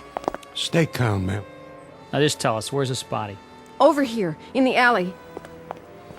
Shine your flashlight on it. Look at all that blood. Somebody did quite a number on him, huh? I've seen him before. It's one of those young hooligans. You can tell by the uniform.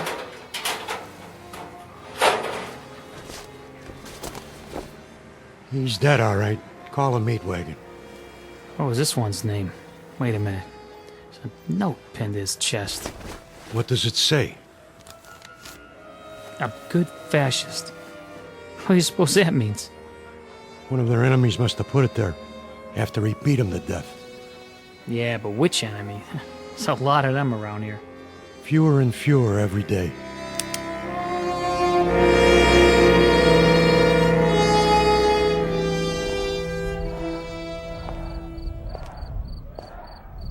Hurry up, Frank. We've been waiting for you. Is it done? Cross off the little creep. Anything else? Then, we finally have our martyr. Pete, you better go on. They're going nuts in there. It's a good crowd tonight? Right to the ceiling. What's the matter, Stanley? Oh, nothing. Then why the look? It's just that... Nick was a nice guy, Pete. I miss him. Stanley, you listen to me. You forget about Nick right now. He was a fat pig with no guts. He was a greasy big mouth who copped out every time he took a breath. A nickel and dime Judas who got exactly what he deserved. So don't mourn for Nick. He doesn't rate mourning. Not that pig. You got that, Stanley? Look at me, Stanley. You got that? Yeah. You have his poster ready? Blown up bigger in life. Just like you said. Good. When I give the signal, unveil it behind the podium.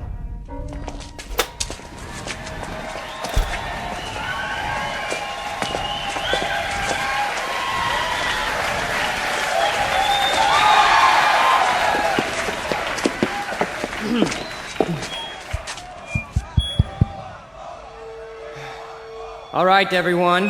I have something very important to say. A man of honor has died tonight. A decent, courageous fighter for the cause of freedom. He gave his life. He gave his life for us. Some skulking assassin murdered him. But friends and neighbors and co-fighters, Nick Bloss did not die in vain. They stilled his great heart, but they could not stifle his memory. They could not obliterate his courage. They could not wipe away his honor. He lives, my friends. He lives in you, and he lives in me. He lives deep in the gut of any human being who believes that the United States of America should be free, should be untainted, should be free from the mongrels who try to enslave it. Now, Stanley, look at this portrait of Nick Bloss in his uniform. He wore it proudly. He died for it. And you and I, neighbors, we will live for it!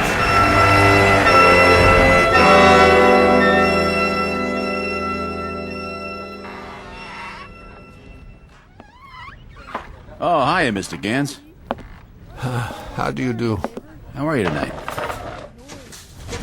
Oh, I'm very sober, unfortunately. Beer? Yeah, if you please. Boy, listen to him across the street. Guy's got a voice on him. And I knew it when it was only a whimper. That's a wild kid, that one. Used to be people would laugh at him, but lately he gets the crowd. Not many people laugh now. Say, you know him, don't you? Yeah, since he was a child. A silent little boy with very little to say. But now, I've been here before. Oh yes, I've seen and heard it all before. That was another time, Mr. Gans. Another place. Another kind of people. That stuff doesn't go here. That's what we said, too. They were brown shirt scum. Temporary insanity. Part of the passing scene. Too monstrous to be real. So we ignored them. Or laughed at them. Because we couldn't believe that there were enough insane people to march for their cause. And then, one morning, the country woke up from an uneasy sleep, and there was no more laughter. The Peter Volmers had taken over. The wild animals had changed places with the zookeepers. Another one, Mr. Gans? No, thank you. I have had my fill. You take it easy now. You're not going to do anything foolish, are you? Me? Not this time. It mustn't happen again. We can't let it. We simply can't let it happen again. All the anguish, all the horror, all the nightmare. No. Not this time. Mr. Gans? Mr. Gans!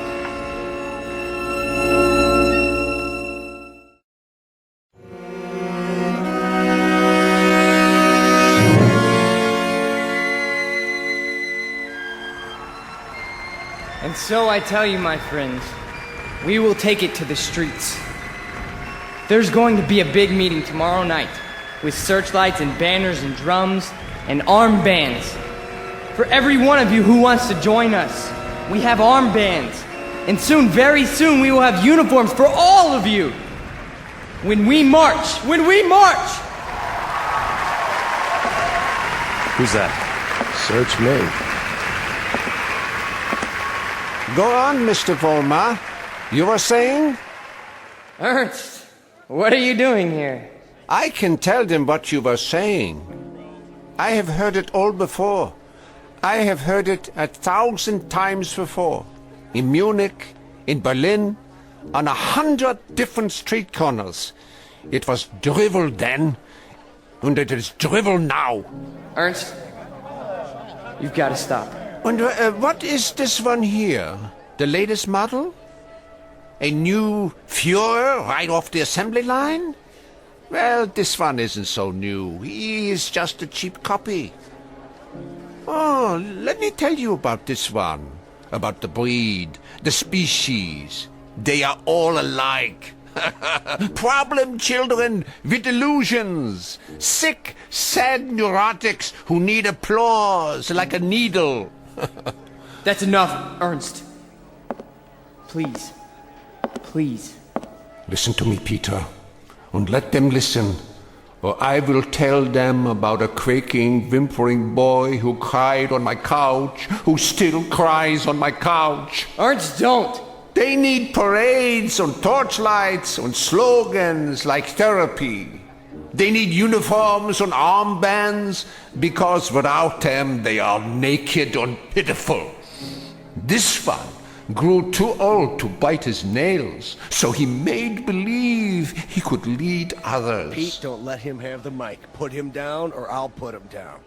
Yeah, put me down, Peter. Shut me up. Stifle me, huh? Why don't you? Why can't you? Because this is your courage right here. The symbol on your sleeve. A torch and a lightning bolt. A crude drawing for children. I'm warning you, Ernst. This patch is your strength. This and the crowds and the sick aisles. And if I tell you to your face, Peter, that your courage is made out of cloth, that your ideas are filthy garbage, and that you are something less than a man, what do you say to that? How do you answer me? Like this! Oh, the rebuttal. The only answer your kind knows how to give. Is that the best you can do? A bloody nose? This is your Führer? He is yours. I give him to you. A gift from the sewers. You see, folks, the way it is. Hey, Pete, don't worry about it. He's just an old man. One crummy old man. The way it is, I knew him. I knew the old man once. Is that a fact, Mr. Former? Yes, that is a fact. I used to know him. And... Who's he talking to? Mr. Former, I have no interest in who he is. My concern is in what he is. He cheapened you in front of these people. You barely had the strength to strike him a slap, like a woman. Your voice is like a lion, but your instincts are rabbits. And you? Instincts like a rabbit. Slap like a woman. You stand in the darkness and plan the battles. But you're never there when they're fought. No. Why don't you come up here alongside me, huh? Why don't you let them see who you really are? Why don't you make a speech? Mr. Fulmer, I was making speeches before you knew how to read them. I was fighting battles when you were struggling to get out of a womb. I was taking over the world when your universe was a crib. And as for my standing in the darkness, Mr. Fulmer, I invented darkness. Then you take the stick. Go on. It's all yours. Pete, who were you talking to? Where are you going? You can't run out.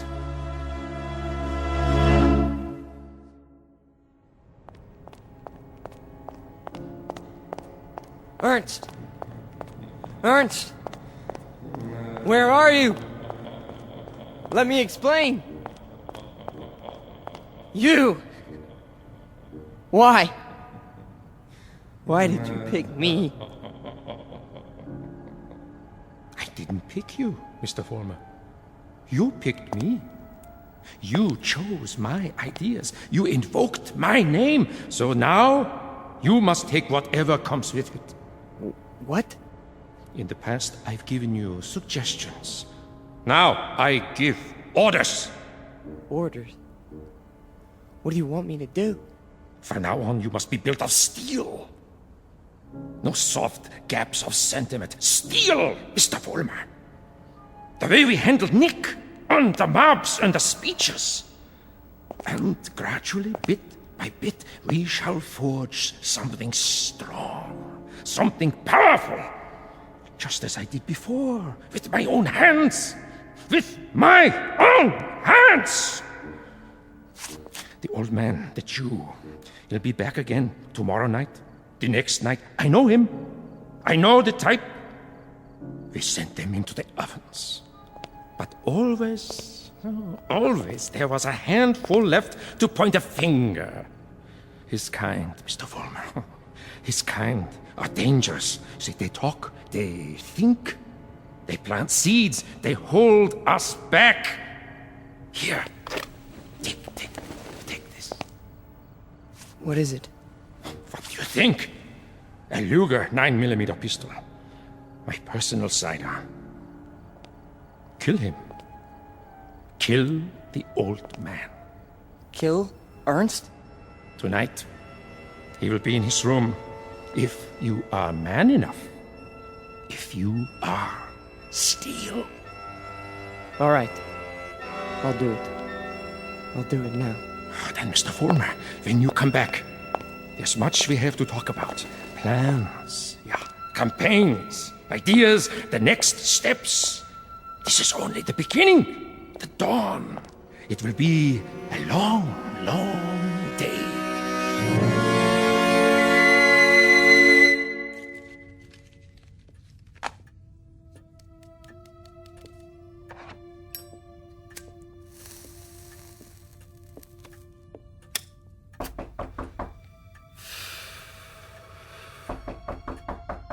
Yeah?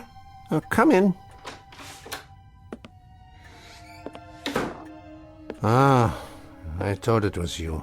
You wouldn't listen to me, Ernst. On the contrary, I listened to all that I was able to stand. You should pay attention now. I can't even begin to tell you what's happened. It's too incredible. It's too unbelievable. I can tell you this much. We're on the march. From now on, we only go forward. There's no stopping us. No stopping you, Peter? An old man stopped you tonight with a few words. He stopped you with the truth. You're wrong, Ernst. It's not just me anymore. There's someone else. Someone behind us. Someone even you tremble at. He'd have to be a very imposing figure, Peter. Much more imposing than you. Oh, he is. He gave me this. See? More imposing even than a gun. That's only because you don't think I'll use it. Which only goes to show that you don't know me. I know you, Peter, I know you. From a ravaged little boy wanting love to a torn man looking for respect, identity. I don't fear you. So you may do what you have in mind at any time you wish. With this one last reminder. You can never kill an idea with a bullet. Never. No. I'm all steel now. Ernst, I'm made out of steel. No more sentiment. No more softness. Just purpose. Just will. Then shoot. Kill. Destroy me, if you can. Am I close enough to you? You're frightened. Admit it. Not at all. Impatient and a little bored. With living? With having to live in a time that produces people like you. Once, years ago, you made death inviting. You still do. So do me the goodness, Peter. Get it over with as quickly as possible. I'm waiting, Peter. Kill him, Vollmer. Kill the old man. Kill the Jew. Use strength. Use will. Be made of steel, Vollmer. Kill him! Kill him now! You see, Ernst? I told you! I'm made of steel. All steel. All strength. But at the expense of things that most other men have. Some fragments of decency that tell them right from wrong. That make them love. Yes, Peter, you have steel, but now you have no heart.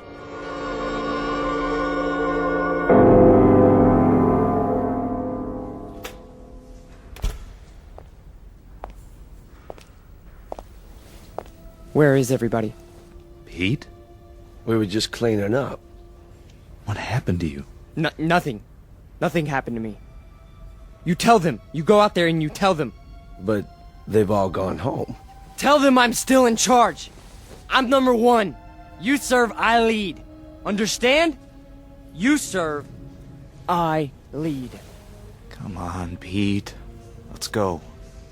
No, he picked me. Out of everybody, he picked me. What's wrong? Don't you believe me? He did. He picked me. So long, Pete. See ya. Don't you walk away from me! Frank! Frank!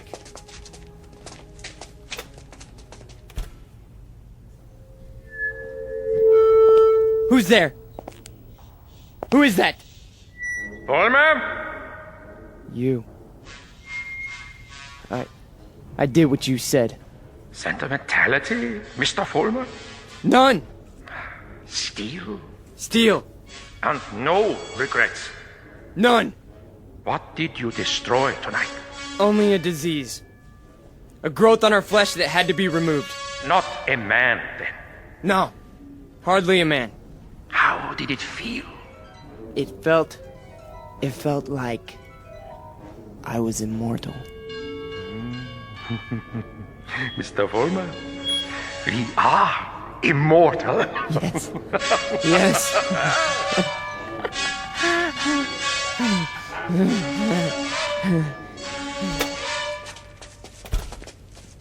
There he is. Don't move. What do you want? Peter Vollmer? Yes. We have a warrant for your arrest. That's impossible. The charge is conspiracy to commit murder. Your two friends are outside in cuffs. The victim's name was Nicholas Bloss. Get away from me. He's got a gun. Drop the gun! Now! Walk toward us with your hands up! Hey, look, he's going to the other door. Tell them to cover the alley. Halt! Halt, or I'll shoot!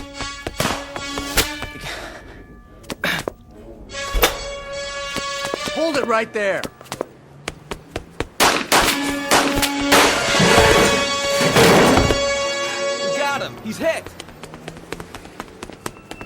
Call for an ambulance. You have the right to remain silent. Anything you say can and will be used against you. There's something very wrong. There's something very wrong. Easy, kid. Don't try to talk. But you made a terrible mistake. I'm made of steel. It's true. Don't you understand? I'm made of steel. I'm made of steel. I'm made of steel. I'm made of steel.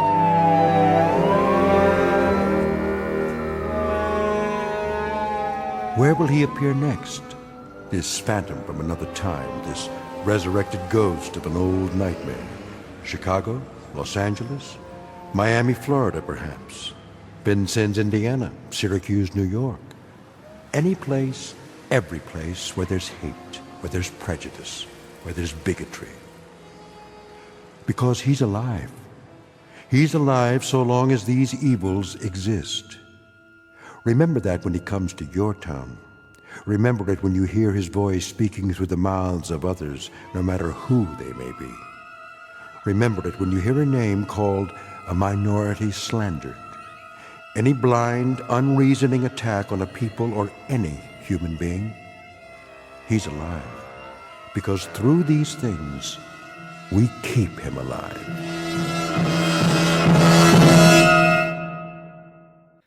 The Twilight Zone continues in just a moment. You are about to enter another dimension. A dimension not only of sight and sound, but of mind. A journey into a wondrous land of imagination. Next stop, the Twilight Zone.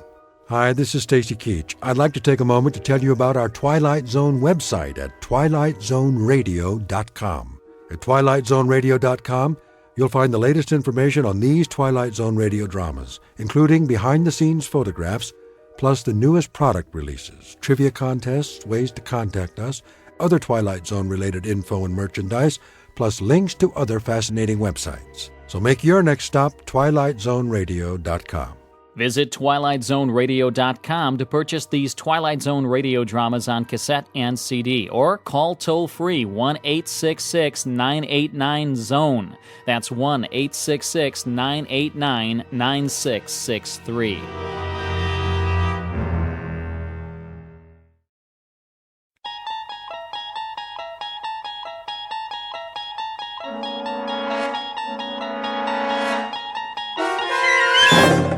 You're traveling through another dimension. A dimension not only of sight and sound, but of mind. A journey into a wondrous land whose boundaries are that of imagination. Your next stop, the Twilight Zone.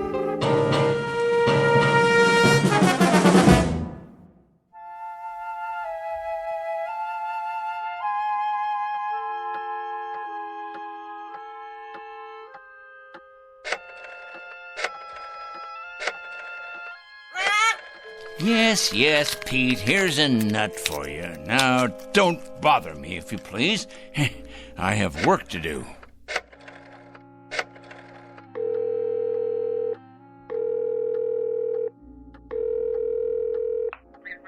I'd like to speak to Mr. O'Connor, please. That's right. I'd rather not say. It's rather personal. That's it, Pete. Stay on your perch like a good bird. It's a boy. Is this Mr. O'Connor? Mr. O'Connor, I'll get right to the point. You have a young gentleman working for you in personnel. His name is Brewster. Alfred Brewster. Been with your firm about a year and a half. Well, I'll tell you what about it. The man is a communist. That's correct. A communist with certain terrorist affiliations as well. Never mind who this is. Let's just say a concerned citizen, all right? What is of the essence is the character of one of your employees. I happen to know that this man, Brewster, is a subversive and a menace to our society. What am I suggesting? Why, I think it's obvious. I'm suggesting he should be discharged immediately, given his walking papers and shown the door. Never mind how I know. I know, that's all. That's all. Now I'm going to check back in a few days, and if he hasn't been discharged, I'll be forced to take this matter to a higher authority. That's right, to the corporate office. Correct. Goodbye, Mr. O'Connor. Rather a full day, Pete, wouldn't you say? 11 so far. 11 names on this list. I better sharpen my pencil. And scratch off one more. Of course, it's questionable what concrete results we can expect, but at least the seeds have been planted. Oh, yes, the opening guns fired. The first salvo, so to speak.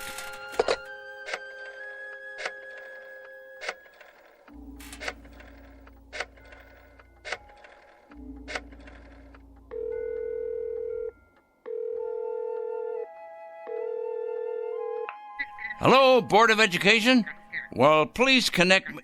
Yes, I'd like to speak with the Superintendent of Schools, please. It's a personal call. No, I'm not at liberty to give my name. That's right, it's urgent. Is this the superintendent? This is a concerned citizen. I'm calling about a teacher and your employee. That's correct. His name is Farwell. William J. Farwell. He teaches at your North End High School. That is correct. The man is morally objectionable. He's a drinker, a carouser, and I have it on good authority that his relationships with students are questionable at best. The man should be investigated immediately. Oh, yes. Never mind who this is. I happen to be giving you facts, and that is what is at issue here. Well, you best check on him. You most certainly should, and without delay. Quite right. Here you are, Pete. There you go. That's a good bird. You know, I'm rather tired. It's been quite a full day. You don't realize just how tired you can get during a campaign. But a dedicated man isn't concerned with physical discomfort or fatigue or anything else for that matter. No, a truly dedicated person is interested only in victory, in the conquest of morality over the forces of immorality.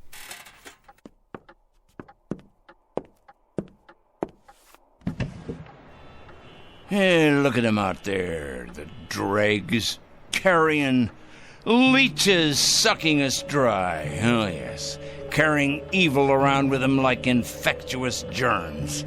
We're gonna have to face it sooner or later. Huh? Phone calls are one thing. Threats and exposure is simply expedience. No, Peter, my friend, we're gonna have to embark on a much more ambitious course. Some major surgery, I think. The long scalpel, honed sharp and cutting deep. If the sickness is extensive, so must be the cure. And it must be today, Peter. It must be today, this afternoon. 4 o'clock. Oh, yes, that's when it will occur. Yes, we'll make it occur at 4 o'clock. At that moment, we will destroy evil. That is both my charge and my obligation, Peter, to destroy evil. And we shall do it at precisely 4 o'clock. I'm not sure of the method yet, but it'll come to me. Oh, yes, it'll come to me. Most assuredly it will come to me, and it'll be a revelation, an epiphany. It will be the expiration of immorality everywhere, the exordium of the end. 4 o'clock, Peter. That's when we'll have it happen. Whatever it is. 4 o'clock, this very day.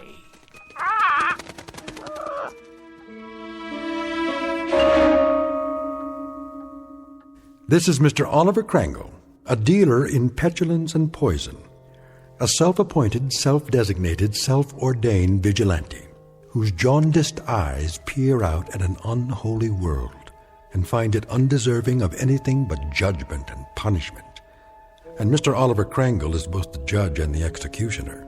He has rather arbitrarily chosen 4 p.m. as his personal Gotterdammerung. We are about to watch the metamorphosis of a twisted little fanatic poisoned by the gangrene of prejudice to the status of an avenging angel, upright and omniscient, dedicated and fearsome. Whatever your clocks say, it's almost 4 o'clock. And wherever you may think you are, at this moment you happen to be in the Twilight Zone. And now, The Twilight Zone and our story, 4 o'clock, starring Stan Freberg with Stacy Keach as your narrator.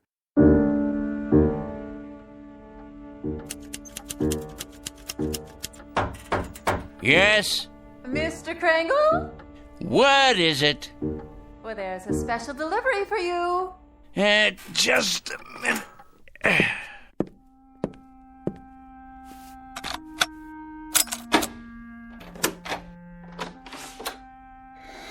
Here you go. A whole lot of stuff, 8 or 10 envelopes at least. Thank you, Mrs. Williams.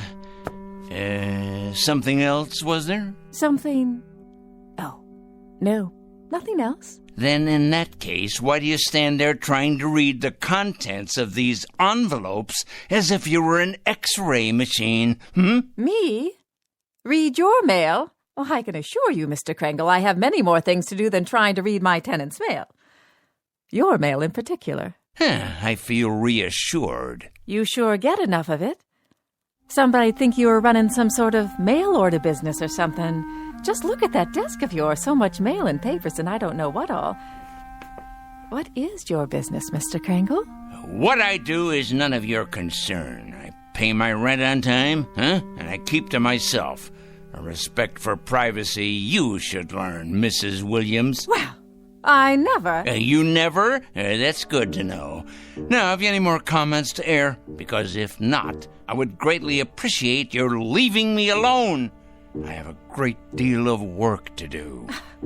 I believe that. The question is, what kind of work? You should believe it. You may thank me one day, Mrs. Williams. Oh, yeah. You and everyone else, assuming you're still around, and assuming you retain the capacity to feel appreciation. What's that supposed to mean?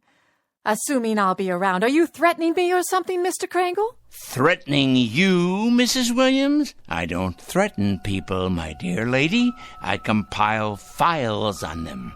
I compile them, and I analyze them, and I investigate them, and then I categorize them, and I judge them. Oh, yes. If they're impure, they must be punished. If, on the other hand, they are simply misled or naive or unsophisticated, I point them to the right way. I lead them by the hand, Mrs. Williams. I show them the proper course, the path to redemption. Is that... What I mean is that what you do for a living? Indeed. In short, I check evil, Mrs. Williams, and I eradicate it, inoculate it, wipe it clean, and sponge it away. And you know where these evil people are? I most certainly do, Mrs. Williams. Can you give me an example?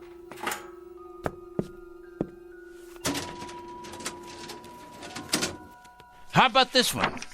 Mrs. Claire Williams, age 54, widow, formerly married to John Alistair Williams. Political affiliation, none. Husband's political affiliation, none.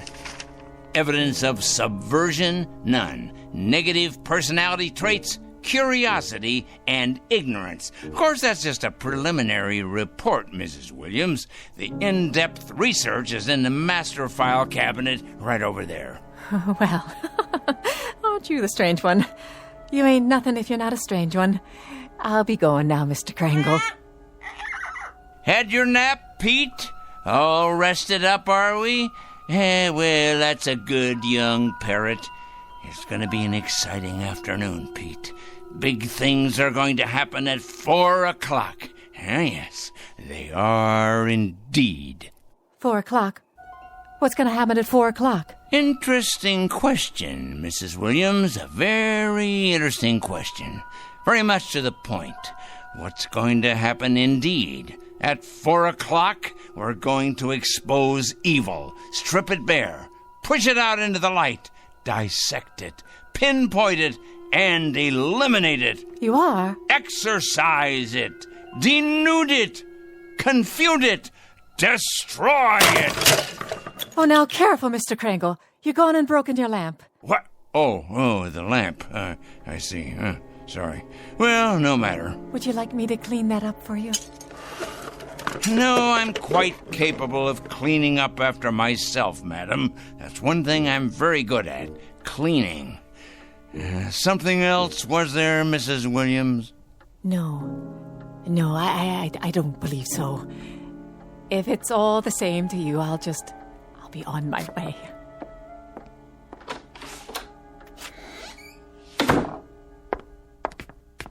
Saints preserve us. Excuse me. Oh, yes. I'm looking for a Mr. Krangle. I can't imagine why. I was told he lives in this building. Oh, he lives here, all right. There ain't no doubt about that. With a vengeance, he lives here right there at the top of the next landing. But if you ask me, young woman, you won't be going in there without police protection. Is that right? If you ask me, the man has a leak in his attic a mile wide. I ain't sure anymore that he's safe to have around.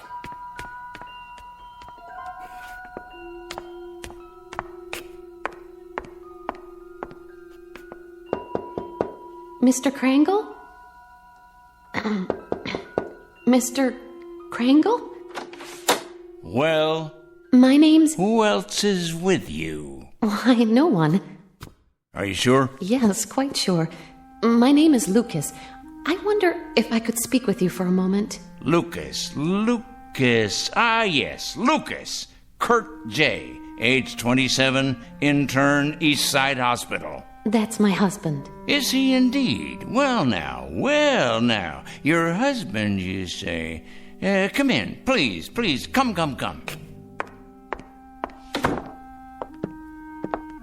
Have a seat, by all means. Thank you. Now, what about your husband? Why, Mr. Krangle? Why what? Why are you trying to hurt him? Hurt? My dear lady. What has he ever done to you? To me? Why, nothing to me. That is, nothing personally. I don't know your husband, Mrs. Lucas. That is to say, I know of him. Oh, yes, I know of his background, but we've never met. He's a stranger to you then, isn't he? He's a perfect stranger. A stranger, yes, but not a perfect stranger, Mrs. Lucas. By no means. Your husband happens to be most imperfect. And when you perceive, quite correctly, that he's done nothing to me, at least not directly, I hasten to enlighten you. He nonetheless happens to have done a great deal against society. In what way? Ho, don't play dumb with me. Don't give me any of that naive stuff. My husband, for your information, Mr. Krangle, is a dedicated young doctor. A gentle, decent, fine human being. He has only one abiding interest in life, and that is to cure, to heal, to stop pain. And to kill. How can you say such a thing? Yeah, that's his other abiding interest, the one you've conveniently skipped. L-L-L-U-C Lucas. Here we go. I know his file well. Lucas Kurt J., M.D., second-year intern, East Side Hospital. this year, on the night of March 12th, while serving in the emergency ward, he permitted the death of one Mrs. Angela Rienti by failing to relieve pressure accumulated as a result of a brain injury sustained in a traffic accident. It wasn't his fault. It was too late. That's his only crime. He wasn't able to treat her because he was responsible for half the ward that night. And by the time he got to the woman, she was already dead. That's your interpretation. It's not an interpretation. It's a fact. It's exactly the way it happened. By the time he got to her, by the time she was put into his care, she'd already died. He should have gotten to her earlier. How could he? Do you know how many lives he saved that night? How many people he saves every day, every week? He did nothing to her. That's about the size of it, Mrs. Lucas. Miserable dereliction of duty, resulting in the untimely death of a woman who by rights should be alive today. These facts came to my attention, and I simply called them to the attention of the hospital supervisor, an institution, by the way, which I helped to support through taxes. By what right? I must ask you, Mr. Krangle, excuse me, but by what right do you presume to pass judgment on my husband? You're not even a medical man. Why, you weren't even there that night. You don't know anything about it. And yet you write your letters to the hospital, dozens of nasty letters accusing my husband of being a murderer. Why, you wretched, small-minded... Enough, Mrs. Lucas. That will be quite enough.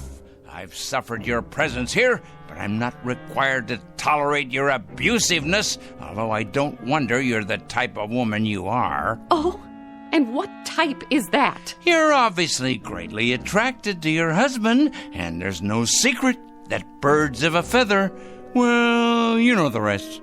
I think I catch your implication, Mr. Krangle, and you're over the line. Way over the line. You're as cracked as that lamp of yours.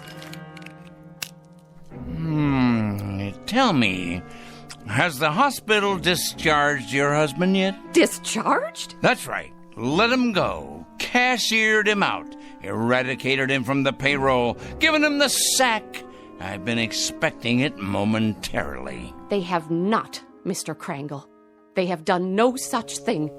It'd take more than a letter-writing campaign from a crank like you to make that happen. Your husband is an evil man. He is no such thing. And I will not put up with evil in any form. And I will not stand by and allow an injustice like this. Of all the presumptuous, wrong-headed... I'm sorry, Mrs. Lucas. I haven't any more time. Why, look at the hour. It's 3:00 already. I got things to do. Many more important things to do, thank you. Today's mail, for instance. You'd probably be interested in these. They're cases not unlike your husband's. Communists, subversives, thieves, harlots, but all made out of the same metal. Evil, Mrs. Lucas. All of them evil. And I will not countenance evil. I am absolutely incapable of countenancing it. You're probably unaware of it, Mr. Krangle, but my husband is a very sensitive man. Oh, please, spare me. Your letters have had an effect on him, if on no one else so far. The people at the hospital tell him to ignore the letters, forget about them, but they're tearing him up inside. They're killing him. His confidence in himself, his ability to concentrate and work. You see, he's like a lot of doctors, Mr. Krangle. He cares. He cares very deeply. So, you see, you really have been quite successful after all. I imagine you've been equally successful with other people, too. Mm-hmm. There's too much sanity still left out there for you to have succeeded in having them all fired. Mm-hmm. But you must be hurting them. Those men and women, hurting them desperately, as you've hurt my husband. So you've really accomplished a great deal. Yep.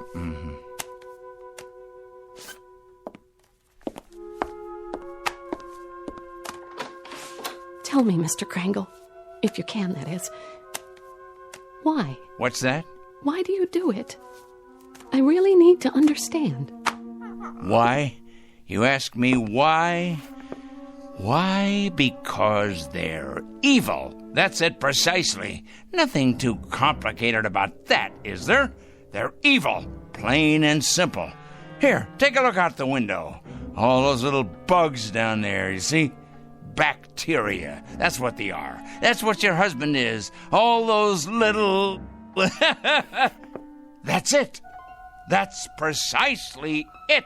What is? That's what I'll do. I've finally gotten the clue. I said little, you understand?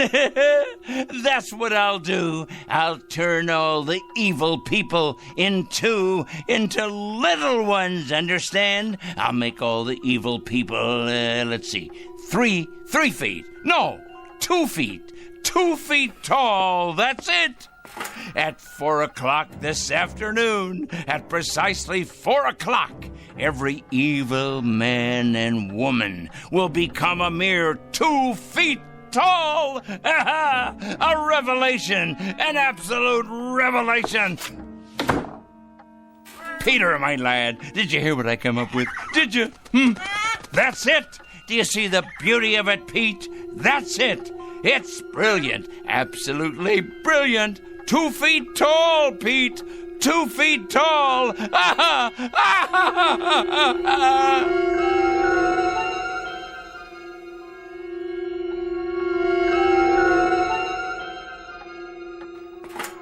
At 4 o'clock this afternoon, I'm going to turn all the evil people, the wicked, morally stunted troublemakers everywhere, into tiny little freaks for all the world to see. I'll make them all 2 feet tall.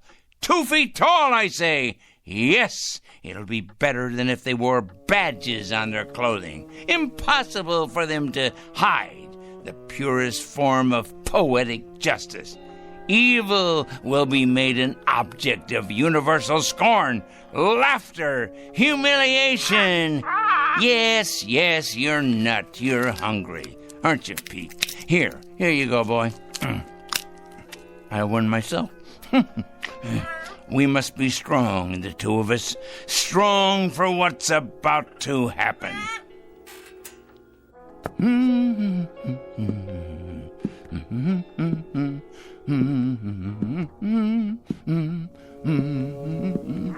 That's right, Petey. 10 minutes past 3. It won't be long now. Yes, a peanut. Here you are. That's a good, strong boy. I'll bet you could crack open just about anything with that great big beak of yours, couldn't you? Yes, you could. I'm sure you could.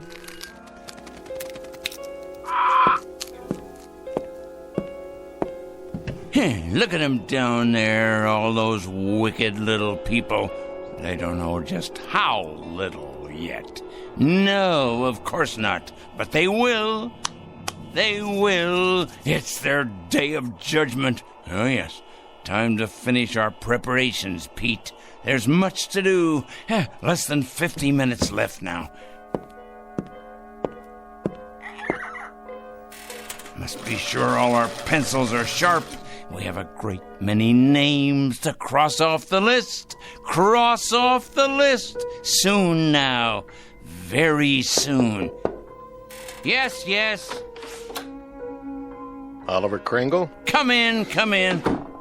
Yes, I'm Oliver Kringle. I'm the one who called. Yes, sir. Agent Luther Hall, Mr. Kringle, Federal Bureau of Investigation. Our office received a call. Indeed, yes. I placed the call and asked you to come. I felt it was my civic duty. Can I get you a cup of coffee or something? No, thank you. Now, Mr. Kringle, you told the office that you had some sort of list, proof of criminal activity, and that today would be a day of reckoning. What exactly did you mean by it? Sit down, please. Yes, there's plenty of time. We have more than 45 minutes before it happens. Before what happens, Mr. Kringle? That's the point. That's the whole point. That's why I called you here. And why is that? I felt the FBI should know. I also called the police and the fire department. I even got a call into Washington. Oh, yes.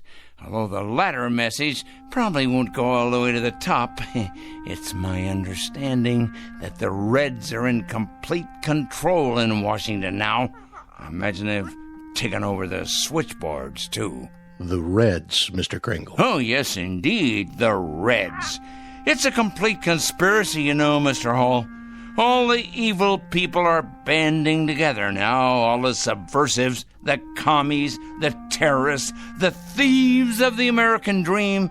It's a total, absolute, worldwide conspiracy.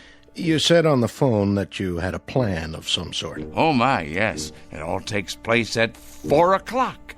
I thought you people ought to know because, well, you'll have your hands full. Our hands? Picking up all the guilty parties. Oh, yes. You see, Agent Hall, I've spent a good many years doing this kind of work. Just look at all those file cabinets there. Years of dedication to the cause. I've made a study of evil. Oh, yes, indeed. A complete study of it. I cut out newspaper clippings. I listen to the radio and watch television. I follow every major court case that's going on. I compile a completely airtight list of charges against all of them, the evil people. What do you do with them, Mr. Kringle? Do with them? I follow through, of course. I follow them through to their conclusion. I write letters to employers. I make phone calls late at night. Oh, they hate that. Oh, yes. It's one of the most effective methods, as you probably know. Calling those terrible people late at night. The later, the better. Getting them up constantly, waking them, enumerating my charges, speaking out, and then hanging up. They hate it. Very frustrating for them. I'll bet. Oh, yes, indeed. They go out of their minds with fury. They don't like to be awakened late at night, I can assure you. Who does? Yeah, but with these people, it's absolutely necessary. The evil people, you understand. The destabilizers. The enemies of order. But to get to the point, Mr. Hall...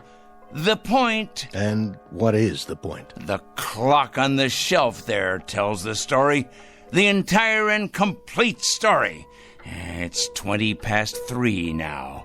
In exactly 40 minutes, all the evil people in the world will be reduced to half. No, a third of their present size. Oh, it'll be glorious.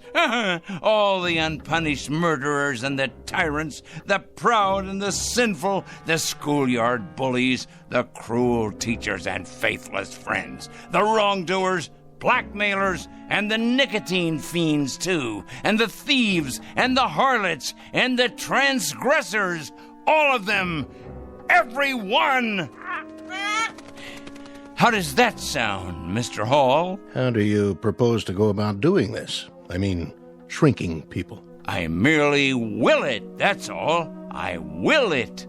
I've been giving it a great deal of thought. Now, in the past, various other plans have crossed my mind. Other plans? Well, for example, I didn't approve of our entering any of the wars, you see, and I had it in mind I might take the stiffness out of airplane propellers. Do you understand? I'm not sure I do. Well, when the crews came out in the morning, bundled up like children against the cold, and then went into their planes, they'd find the props hanging limp like great empty banana skins. Then the war ended and, it seemed like a waste of effort at that point. After that, jets became the order of the day, and so I thought, what would jam up the intakes on those jet engines? Huh? What better than a flock of birds? Oh, not you, Petey. Not the beautiful, brave, loyal parrots of the world. Oh, no. Just your low-class country cousins. You read about it from time to time. Seagulls that get sucked into jets, cause them to fail. So, naturally, I thought, chickens. Chickens. Ignorant. Can't speak. An army of them bred to sacrifice themselves for the greater good. Release them on runways just at the moment of takeoff. That would ground those bombers and cargo planes, but fast. Of course, there'd still be trucks and overland supply routes. And then I read in the paper a year or so ago about an accident, a bad traffic accident. 3 people were killed. So I decided I would change all the wheels in the world from round to square, or maybe even triangular, so they'd stub in the asphalt and stop in their tracks. You mean sabotage interstate commerce? I devised another method later on. Terribly interesting, I thought. Mark all the evil people on the forehead. Or better yet, turn them all one color. Say, purple. But then it came to me that they'd simply be able to recognize each other more readily and band together in their collective wickedness. I see. Well, Mr. Hall, this is hard to believe, but I hit upon this latest idea about the change in size just this afternoon. Some benighted woman was in here, and she quite inadvertently gave me the clue I needed. Make them all 2 feet tall. Now, what could be simpler? Think of it, Mr. Hall. Think how ineffectual this will render them. They can't handle delicate scientific instruments, or typewriters, or computers, or telephones, because they can't reach them. They won't even be able to open a window or turn a doorknob to escape once we know where they are. Why, pretty soon they'll be as extinct as dinosaurs. Here's a peanut for you, Petey. I think, Mr. Hall, that the most interesting place will be, let's say, a murder trial, where nobody knows whether the accused is guilty or not. And then at 4 o'clock, if he's guilty, or watching the drunkards in a saloon, or, there's so many places to be. Mr. Kringle? Yes? I'd like to ask you a question, sir, and I hope you don't take offense at it. Go on. Have you ever had any psychiatric help, sir? What? Psychiatric help. I don't think you're rational. I think you've developed some kind of obsession here, and I think you need some help. Help? Me? I need help? Why should I need help? I'm not evil. You obviously don't understand any of this, do you? I'm not the evil one. It's them. It's all of them out there on the street. Just take a look out the window. See? They're the evil ones. They're the ones who are going to be 2 feet tall. In just 30 minutes. That's when it's going to happen. In just 30 minutes. Well, I'm sorry, Mr. Kringle, but there doesn't seem to be very much we can do about all this. What do you mean? Why, the law enforcement agencies are going to have round-the-clock schedules from now on. Do you realize how many evil people you're going to be able to find? Why, they'll be all over the sidewalks, all over the streets. You'll have to build more jails. You have to build more electric chairs, gas chambers, gallows, penitentiaries. Well, what about it? What are you going to do? Nothing, Mr. Kringle. Not a thing. And if you'll forgive a suggestion, that's what I think you should do, too. Nothing. These letters you write, these phone calls, there happens to be something in this country that precludes all that, makes it unnecessary. And what's that? Law, Mr. Kringle. There happens to be law. We like support from citizens. Support, help, cooperation. But interference is quite another thing. Oh, I get it now. I understand. At last I understand. You're part of the conspiracy. That's it. You're one of them. Why, of course. I'm an idiot not to have realized it. Of course you people have gotten into the FBI. It stands to reason you would. You've infiltrated every other place. Well, I'm going to tell you something, Mr. Hall. Good day, sir.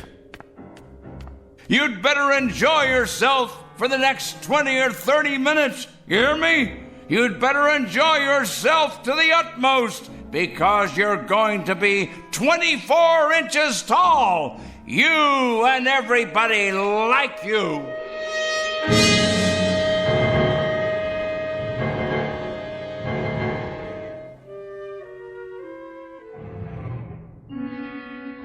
All all the evil people. Everyone, you'll see. Good riddance to bad rubbish, eh, Pete? To all their kind, the righteous will rise up, and the weak will fall before their terrible wrath. It's as right as rain. In a minute, Pete. It won't be long now.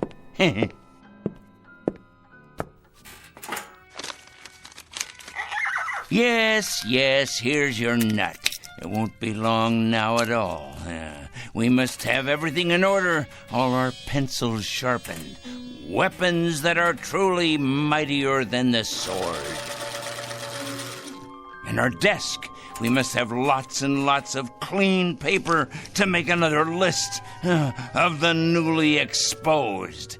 Their corruption on display for all the world to see. I wonder what they'll look like down there on the streets, on all the streets everywhere. Oh, what a glorious sight it's going to be. So many people. Think of it. Fat ones, thin ones, the young and the old, suddenly grown too small for their clothing, which of course will no longer fit them. It simply won't fit them at all. Like the toads and the cretins they are. Someone should follow along behind and collect it in trucks, boil it in hot water, decontaminate it, and then redistribute it to the rest of us. Think of that, Pete. New suits, trousers, neckties, formal wear, tuxedos, this and casual wear of every style. Oh, yes, it shouldn't go to waste. Think of how much money could be made in resale centers across the land. Money to finance a whole new campaign. Why, Pete, we could open a chain of clothing stores. Aha! All we need is a fleet of trucks to gather it up. Ours for the taking. But alas, it's too late to organize any of that now. Oh, if only I'd planned ahead. Well, the least I can do is alert the media. Yes, that's the responsible thing to do. I wonder if they have any idea at all about what's to take place. And at this hour, the Dow Jones is down 14 points. Raging fire now under control in upstate. The White House press secretary announced a peace plan today.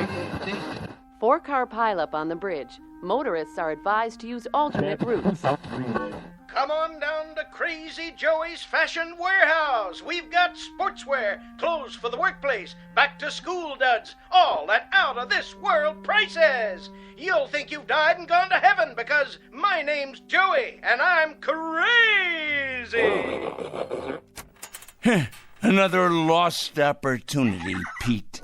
But that man doesn't know how soon he'll be out of business. He has no idea, does he? No idea at all. We better check the television news while we're at it. We'll have the weather for you coming right up after this. The very vegger slices, it dices, it turns out finger-licking julienne potatoes. Okay, now tell us about your new book, 101 Ways to Profit from Armageddon. Amateurs. Pete, what to do? Of course I can send out press releases taking credit for all that I've done after the fact. If only I had more time. Still, we'll have to alert them as best we can.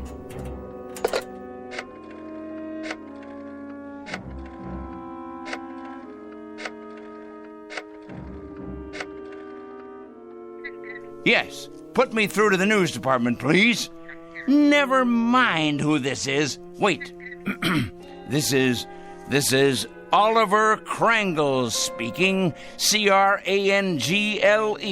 Yes, that's right. I'm calling with an important bulletin. Yes, for the afternoon broadcast. That's right. You ought to break in right now with a news flash, you know. Oh, it's something big, all right. Something huge. Believe me, it is important. When? No, you don't understand. It hasn't happened yet, but your viewers will still want to know when it does happen. Otherwise, there'll be chaos in the city. In fact, this should go on the national broadcast, coast to coast. What is it? Let's just say a new perspective on the world. Hello? Hello? Hello? Petey, obviously they've infiltrated the local news channel as well. Of course they have. I should have known. They're everywhere, like insects, like vermin. Well, they won't be in control much longer, because Judgment Day is upon us. The strong will rise up to take what is theirs, while the subhumans are exterminated. It's the law of nature. But for now, there's precious little left to do, except make sure the clock is wound and to prepare ourselves for the occasion. Just try to be patient, Pete. Just a few minutes longer. Wait with me, and you'll see that it's all been worth it. I promise. But first, I must look my absolute best. Yes, top-notch, befitting a man of my stature. The reporters will swarm up the stairs here, wanting interviews. And there'll be photographers, of course, with their news cameras. Let's see here. What do you think, Petey? Perhaps a clean shirt and tie? My best shoes. I have to pass muster here. Meanwhile, you preen your feathers, my boy, and get ready to meet the press.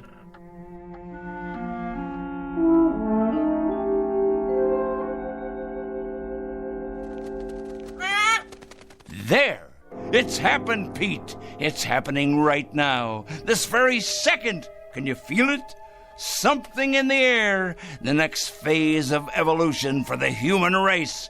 Oh, nothing will be the same after this. Nothing! The new order has come at last. Yes, but first, I can't wait to see them all down there, turning into tiny little gnomes. Just 1 second, Pete, as soon as I take a look out the window. Certainly, Peter. You may have a nut, as many as you like. You must be hungry. I'll have something, too. We'll make it a celebration. This is our day. Of course, but you must be patient. I can't wait to look outside. I can't wait. But for some reason, I can't see over the windowsill. How can that be? I can't even reach the bowl of peanuts. I know you're hungry, but somehow it's just out of my reach. What? Unless someone has moved it, put it in a very high place, but that would have to be someone very tall. Someone very, very tall.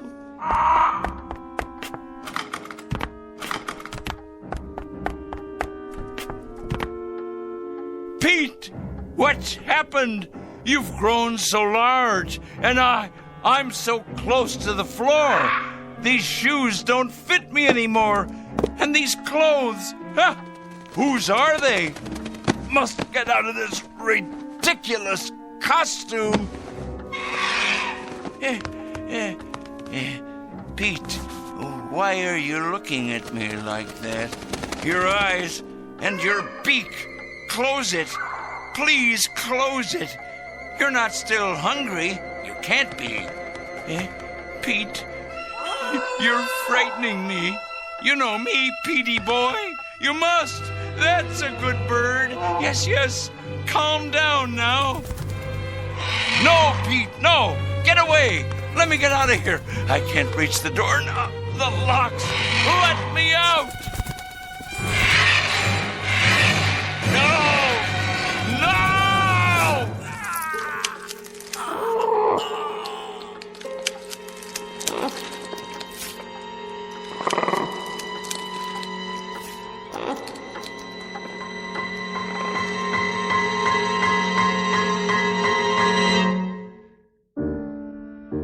At 4 o'clock, an evil man made his bed and lay in it.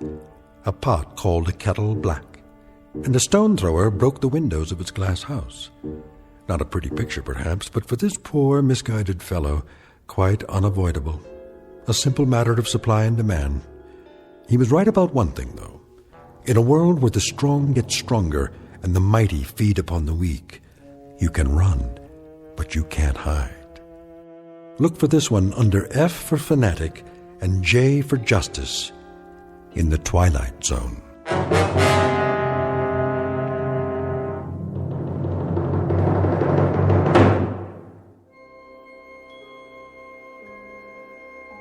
Hi, this is Carl Amari, producer of the Twilight Zone radio dramas. I'd like to take a moment to tell you about our official website at twilightzoneradio.com, where you'll get the latest news and information on these Twilight Zone radio dramas. Plus, at twilightzoneradio.com, you can digitally download 3 free episodes or any of our episodes for only $1.95 each. In this age of ever-changing technology, we've decided to make these episodes instantly available to you by making the Twilight Zone radio dramas a digital download-only series. This means that this series will no longer be offered on CD. The CD collections at our website are now being offered while supplies last at buy one, get one free. So be sure to get your favorites before they're sold out. Be sure to visit us often, and I'll see you in the zone.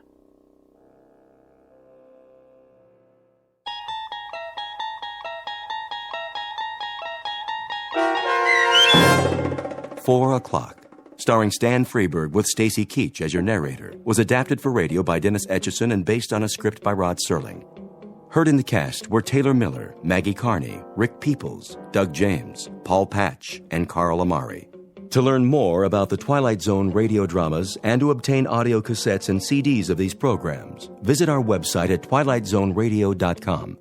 The producers of The Twilight Zone wish to thank CBS Enterprises, Carol Serling, Dennis Etchison, Dick Brescia Associates, Claire Simon Casting, Terry Jennings, the American Forces Radio and Television Service, our sponsors, and our radio affiliates for helping make this series possible. This copyrighted radio series is produced and directed by Carl Amari and Roger Wolski for Falcon Picture Group. Doug James speaking.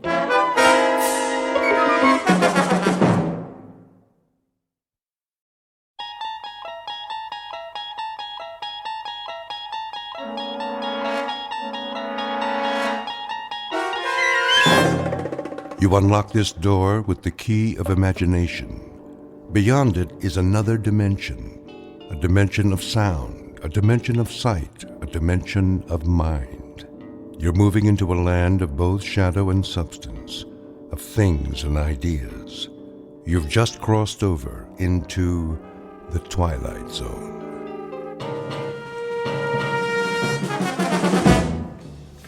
Westbound monorail will be departing on track 10 in 3 minutes. Hurry. We can't miss the monorail. Make way! Coming through!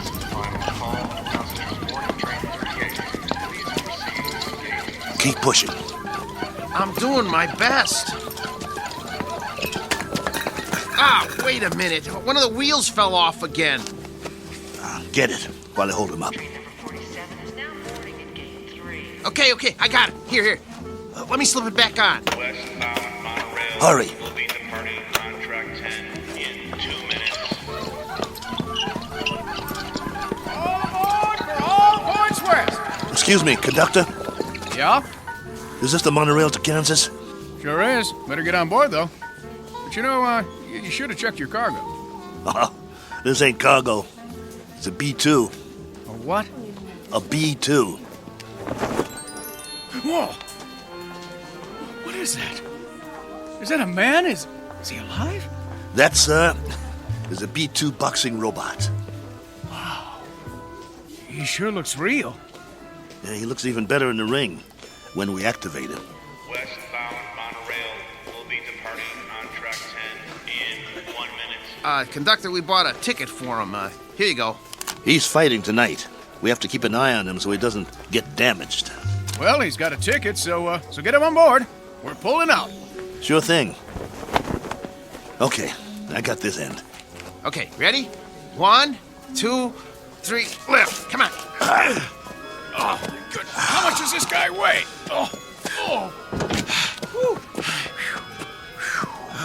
Next time, let's get a lightweight instead of a light heavyweight. All aboard!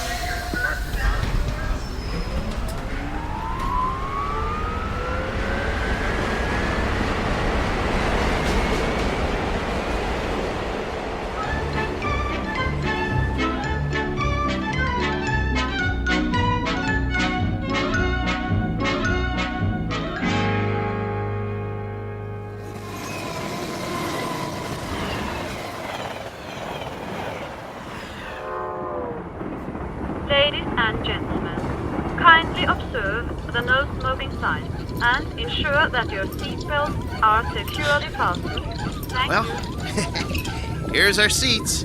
C11 through 13. Let's sit him down in the window seat. He gets the window seat? Get him seated.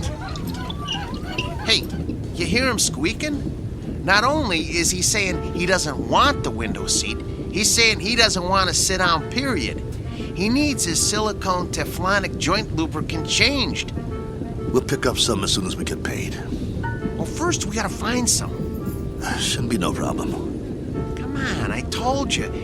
They don't make it anymore. Well, that's crazy. Still plenty of B2s in the business. Name one. This one. We'll find some. All right. Wow.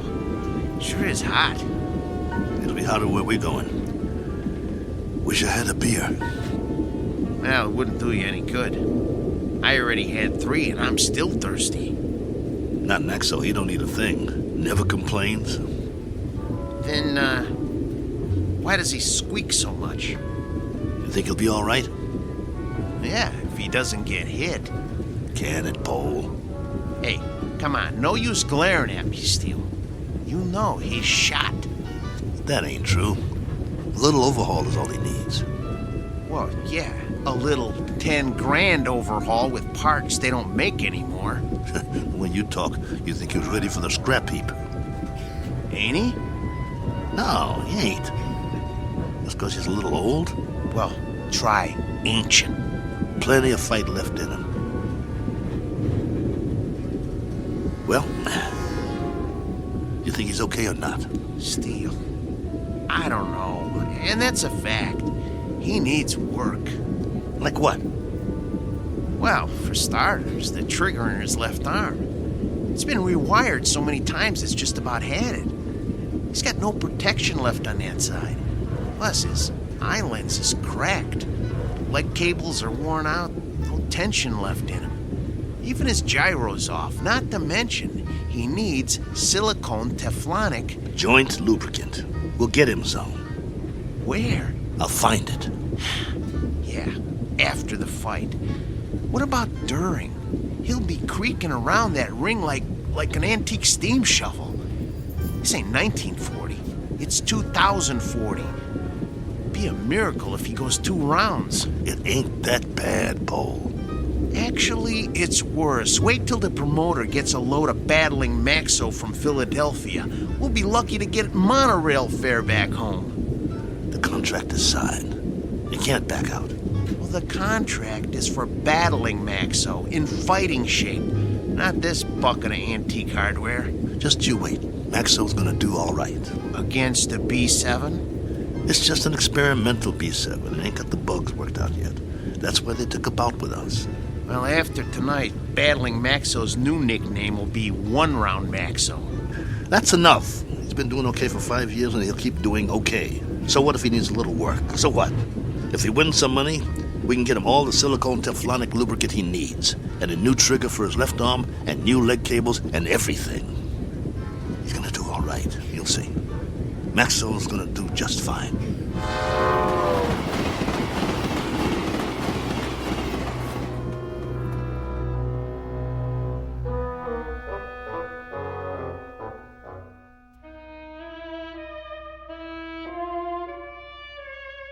Sports item from the not-too-distant future. Battling Maxo, B2, light heavyweight, accompanied by his manager and handler on his way to Maynard, Kansas for a scheduled 10-round bout.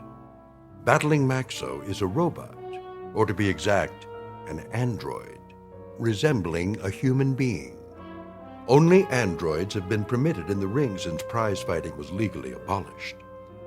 This is the story of that 10-round bout. More specifically, the story of two men shortly to face the remorseless truth that no law can be passed to abolish cruelty or desperate need, or, for that matter, blind animal courage. Location for the facing of said truth? A small, smoke-filled arena just this side of the Twilight Zone. And now the Twilight Zone and our story, Steel, starring Lou Gossett Jr. with Stacy Keach as your narrator. You were right. It is hotter here. Told you. Hey, taxi! What are you doing? It's 6 o'clock already. We better get a move on. Well, we got no money for a taxi. We can't push him through the streets. We don't even know where the stadium is. What are we supposed to eat with then? We'll be loaded after the fight. I'll buy you a steak 3 inches thick. Hey, fellas, need a taxi? Thanks, pal, but no thanks. Oh, come on, where are you headed? Stadium. The stadium? That's 6 miles away. You can't push that thing that far. He's right. I told you, we ain't got the dough. Ooh-wee, what is that thing? A boxing robot. Oh, man. He is something. I've never seen one up close. Come on, I'll drive you to the stadium for free. It's on my way. You want a hand with it? Careful. He's got a bum wheel on the bottom. He's real heavy.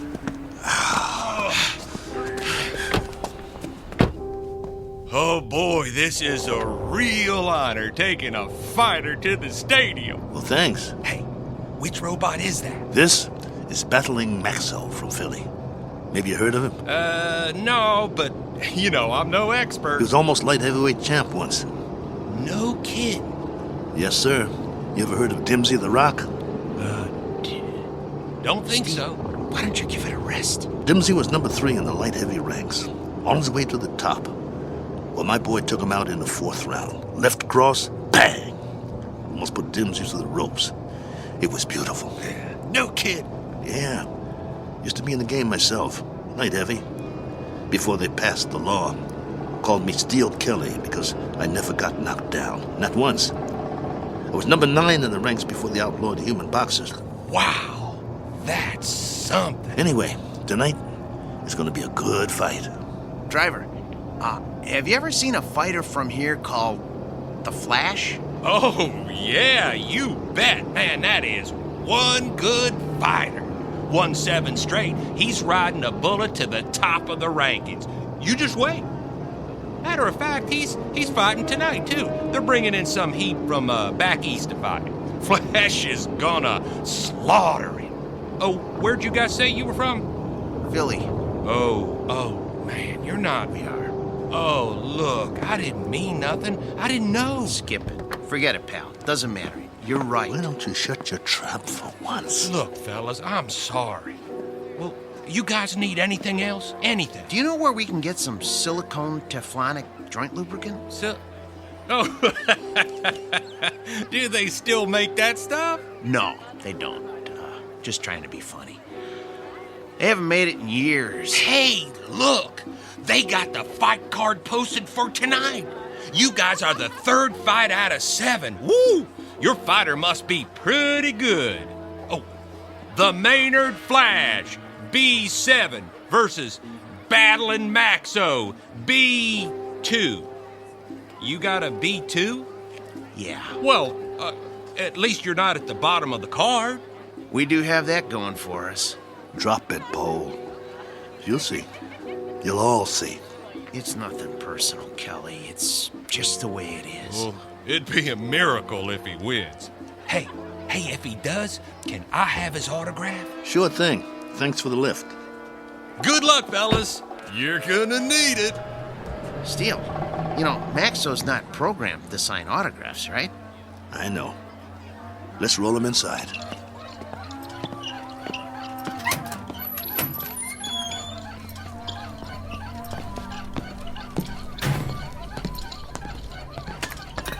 The wheel fell off again. I got it. I got it. Keep pushing. Put it back on. Well, what's the point? Put it back on. The office is just down the hall. I want Maxwell to make a good first impression. Well, let's just hope his head don't fall off next. Keep quiet and let me do all the talking. What's wrong with you anyway? After 7 months, we finally get about, and all you can do is complain? Some about? We're in Maynard, Kansas. What's this, the prize-fighting center of the nation? It's a start, ain't it? It's our first step on the comeback trail. The purse will give us enough to get Maxwell back in shape. And if we win, it would mean we get fights all over the place. Oh, spare me. We don't have a chance. I don't get you. He's our fighter, and we stick behind him no matter what. Why are you writing him off before he even gets in the ring? Don't you want him to win? I'm a Class A mechanic, Steele. I'm not some daydreaming kid. I know machinery. We got a piece of dead iron here. Technology always moves forward. We got a B2, not a B7. No way he's gonna win this fight. Shh, keep your voice down. It's simple engineering, that's all. Maxwell will be lucky to get out of the ring with his head on. Bull! It's an experimental B7. It's probably full of bugs, full of them. They always are. That's why they take a first fight in the middle of nowhere. We've got a chance. Yeah, sure we do. Remember, keep your mouth shut. Yeah. Mr. Nolan? Nah, I'm Oscar. Mr. Nolan will be back in a couple of minutes. I'm Steele Kelly, battling Maxwell's owner. Oh, yeah, I heard of you. You were one of the last human fighters. This is Paul, Maxwell's mechanic. Hi. It was getting late. We were wondering if you'd make it. Never missed a fight. Yeah, pull up a chair. I got some paperwork to do. Thanks. What was that? It was this folding chair. Okay. Sign on all the X's. You heard of my fighter, Mr. Oscar? What's his name? Battling Maxwell. You must have heard about him. Can't say as I have. He knocked out Dimsey the Rock, a ranked fighter in his prime. Uh-huh. Yeah, sign here, too. It was all in the East Coast papers. New York, Boston, Philly. Got quite a spread. Biggest upset of the year. Good. Initial here. And here. And a couple more here. Right here. And over there. He's the B2, you know. That's the second model Malling put out. The B2 is one of the best fighters they ever built. The best in my opinion. Maxwell is still going strong. I don't go for these new ones, you know. The ones made out of steel, aluminum with all the doodads. Too flimsy. Nothing solid. Nah, Malling don't make them like Maxwell anymore. Oscar, who are these guys? Mr. Nolan, I'm Steele Kelly, and this is... Is that your fighter? Yes, sir. Battling Maxwell. Fighter in shape? You bet. Prime condition. Paul, my mechanic here, is a Class A mechanic, and he took Maxwell apart and put him back together just before we left Philly. Oscar, cigar me. Yes, sir. Ain't you forgetting something? Huh? Light me. Yes, sir.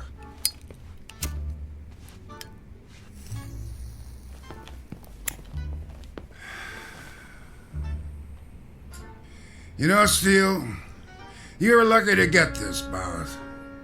We ain't staged a bout with nothing less than a B4 in must be 2 years now. The fighter we had scheduled got run over by a truck in a loading dock at a stadium in Detroit. I needed somebody on short notice. So that's the only reason you're here. You got nothing to worry about, Mr. Nolan. My fighter's in shape. He's the one that knocked out Dimsey the Rock in Madison Square Garden a few years ago. Maybe you... I just want a good fight. And you'll get it. Maxwell's in top shape. No first-round knockout. No, nothing like that. People pay to see action. Do you have a prep room we could use? We want to check him over and make sure he's perfect. Down the hall, third door on the right, next to the janitor's closet. Thanks. Your bout is at 9. Got it. You won't be sorry, Mr. Nolan. I don't like guys that are late. Understood. Poe, let's get Maxwell to his prep room. Mr. Nolan, I was wondering... I know what you're wondering. You get your money after you deliver a good fight, not before. No problem. We'll get him ready. And Steele. Yeah? Don't slam the door. I hate loud noises. Come on. I'm coming. Oh, my stomach hurts. Don't be scared. It'll be okay. Oh, I ain't scared. I'm hungry. I haven't eaten all day. How could you think of food at a time like this? This one counts. It's our chance for a comeback. We've got to get him in that room, and we've got to check him out real good. What time is it? I'm busy pushing. Come on, check your own watch. I don't have a watch anymore. I had to pawn it. The one your wife gave you? Ex-wife. Hey, look, we got 2 hours before the bout begins. Have we got time for a sandwich? I want you to check him out real good. His arm, his gyro, everything. What for? Did you hear me? Yeah, but I work better on a full stomach. You get to work. I'll get you a sandwich. Maxwell's gonna take that B7, but good.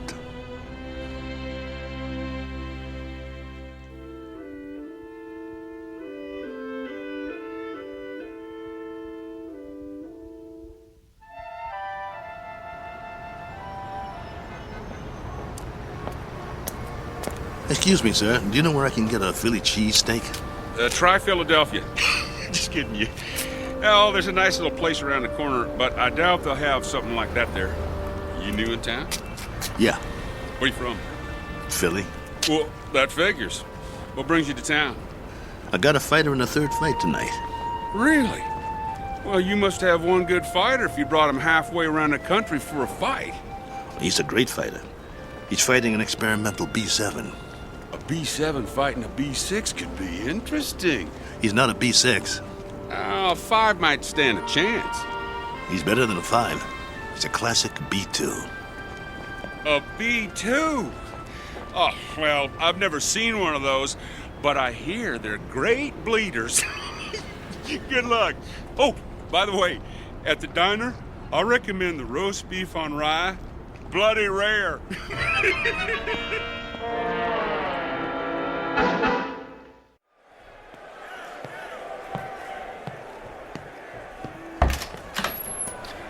We got a big crowd out there tonight.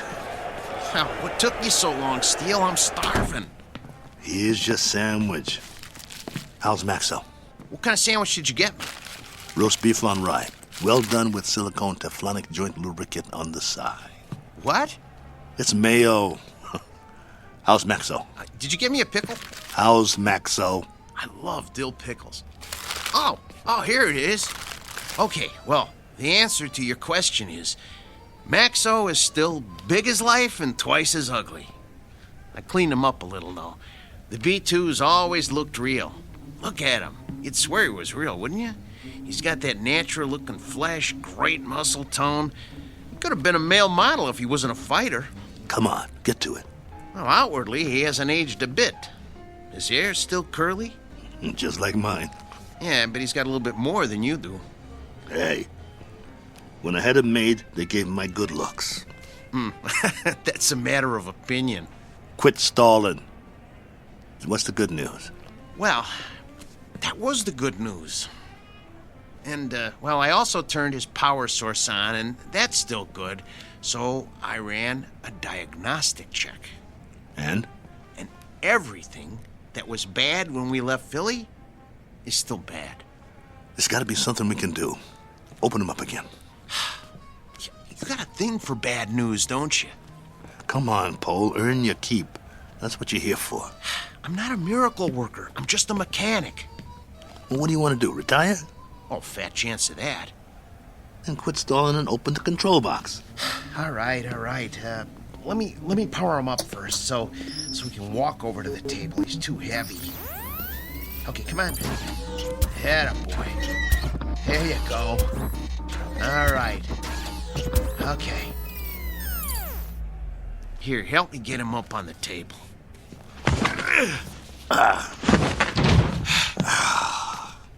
That's my boy. The doctor will see you now. Lift his arm.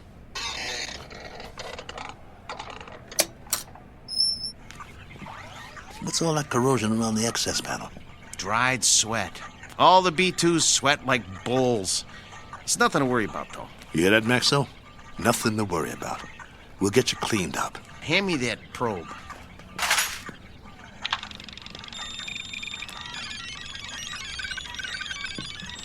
Well? Well, all electronic systems are functional. Huh. Well, I hope the circuit board doesn't blow. Why should it? Well, if you recall, he got knocked out of the ring in the last fight 8 months ago. It jarred all his electronic systems. The connections are all still operational, but boy, I wish I had more time to manually double-check the connections. Well, you don't have time. Sometimes you just have to suck it up and have some faith in your fighter. All right, then. Okay.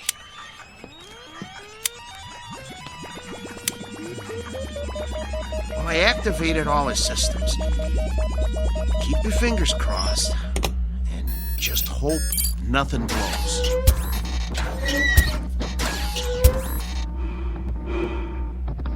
See, his breathing sounds good. His arms are creaky, but they'll quiet down when he warms up. Look, beads of sweat are forming on his forehead. I told you these were good sweaters. Can you hear me, Max? Relax, boy. Let him warm up good, Paul. I'll tell you, the mechanical part is what worries me. I need to check his reflexes. Look, Steele, go put on the gloves, will you? Let's see if he can zero in on you, okay? Maxo, get your legs loosened up. Move around a little. Loosen up your jab, big boy. Don't rush him. If it don't work now, it won't work in the ring. All right, but just enough to check the jab. Set his controls so he doesn't counterpunch. Good idea. Okay, hold still, Maxo. This won't hurt a bit. Okay. That's as low as it'll go. I don't think his systems like it, though. You know, if that cracked eye quits, he'll be very vulnerable. Look, Steele, start circling him and see if he can follow you. Come on, Nexo. Look at me. I'm moving in. Want to get you. Block my punch. Oh, man, they're gonna hear that in the back row. That's good enough for now. We know it works. Oh, Steele, he's gonna get more than one punch thrown at his head. He'll outdance him to keep clear. Give him more power to his legs. Those cables are bandy. I don't like doing this. There's not much tension left in him. He seems to be moving all right. Yeah, but, boy, a heavy wind might knock him over. Put him on automatic. Oh, no. Come on. Let's not push our luck. Do it. All right. Here goes nothing. Maxo, gloves up. That's it. Beautiful. Now, let's see if he can move in for the kill. Kelly, Steele, no. Leave his systems on defense.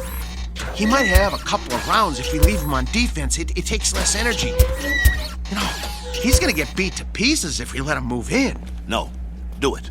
You use your head? He's a B2. He's gonna get slaughtered anyway. Look, if we let him go on defense, we might be able to salvage him for pieces. Nolan paid to see him on offense. It's in the contract. Activate his jab. Come on, it doesn't have any lubricant in it. Do as I say. All right.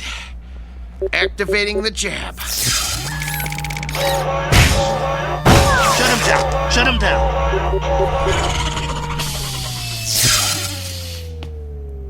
What did you do? What did I do?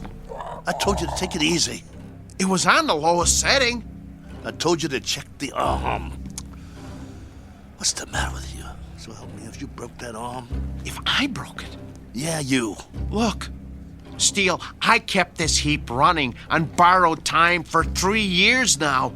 Before we left Philly, I told you we needed to fix things and replace parts. We couldn't let this chance go. Please, Open them up and see what you can do. Steele, try finding another mechanic that could have kept this antique working as long as I have. I dare you to. Please, see what you can do. Hold the arm up. Oh, man. Oh, no. Come here. Take a look. You see that? The trigger spring came right off. Can you reattach it? I can try, but, it's just gonna pop off again. That's what happens when a joint doesn't get enough lubricant. Well, I'll try to stretch it.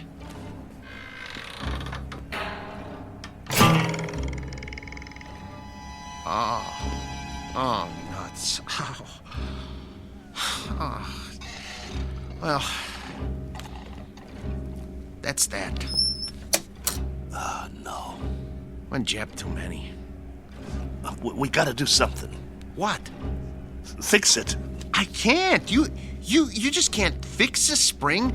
Once it can't spring, it ain't a spring no more. I told you it was getting ready to break, and to get a new one last year. He's got to be fixed if he's going out there, and he has to go out there. They fronted me the monorail fare. Steele, he needs a new spring. Nothing else will work. Well, can't you get another spring? Where? They don't make them anymore. It's a special spring. I can't just take one off a washing machine or something. Quiet. Yeah? 10 minutes. Something wrong? Oscar, can you make out about the one after the next one? Mr. Nolan does not make changes. We just need a little bit more time to make some last-minute adjustments. Sorry, pal, no can do. We want him tip-top, don't you? Nolan's got you on next. What's the difference? Third? Second? It's all the same, right? Second's the semi-main. That ain't for a B2. Maybe some B2s, but this one... They want to see a fight, not an execution. But I'm telling you... 10 minutes or you're out of here. Be a shame after coming all this way. Right, boys? Right. Well, then, I guess that means... We'll have to hurry. You heard the man? I heard him, but it's over. We're finished. No, we're not. There must be a way. What? Sell them for scrap and get a couple of monorail tickets? We hung in there as long as we could, but this is it. I have to hand it to you, Steele. You wouldn't give up. Quiet. I'm thinking. There is one way. It just might work. What might work? If they don't watch the fights. Who? Nolan and Oscar. Maybe they don't even come out of their office. What are you talking about? Oh, no. Oh, no. Oh, no, no, no, no, no, no, no. No, you can't do this. Get the trunks and robe off Maxwell. I'll change my clothes. Steele, you are out of your mind. You can't go into a ring against a B7. I used to be pretty good. I can get through a couple of rounds. Just bob and weave, throw a punch every once in a while. You'll get killed. You heard that, Tub. We deliver a fight or we don't get paid. Steele, come on. You're never gonna get away with this. They won't let you. Who's gonna stop me? You can't make them think you're... Steele, for God's sake. I can if you help me. Nobody here knows what Maxwell looks like. If Nolan and the other guys don't watch the bout, we'll be all right. Steele. The crowd won't have a clue. B2 sweat, bleed, and bruise just like the new ones. Give me the boots. Look, I got an idea.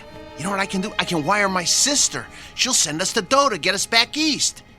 Tape up my hands. Steele? Steele. I got another idea. Wait. Look, hold still.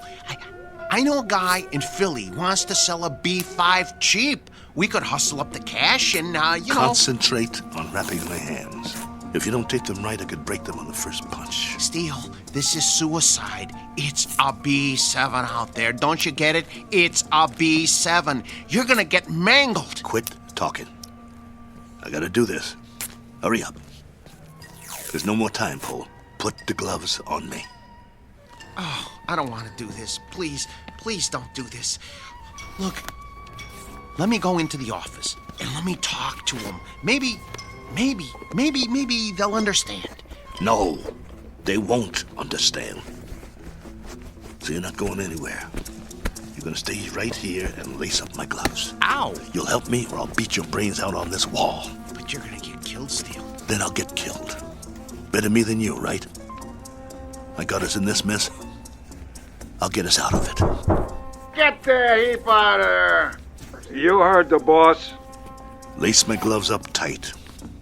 We gotta fight.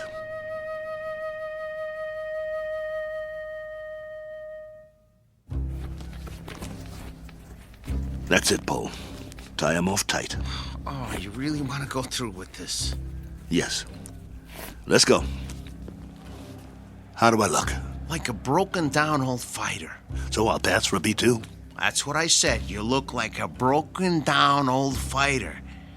Here. Let me put a towel around your neck. Pull up the hood on my robe, too. I'll keep my head down so they can't see my face. You better do that in the ring, too. Let's go.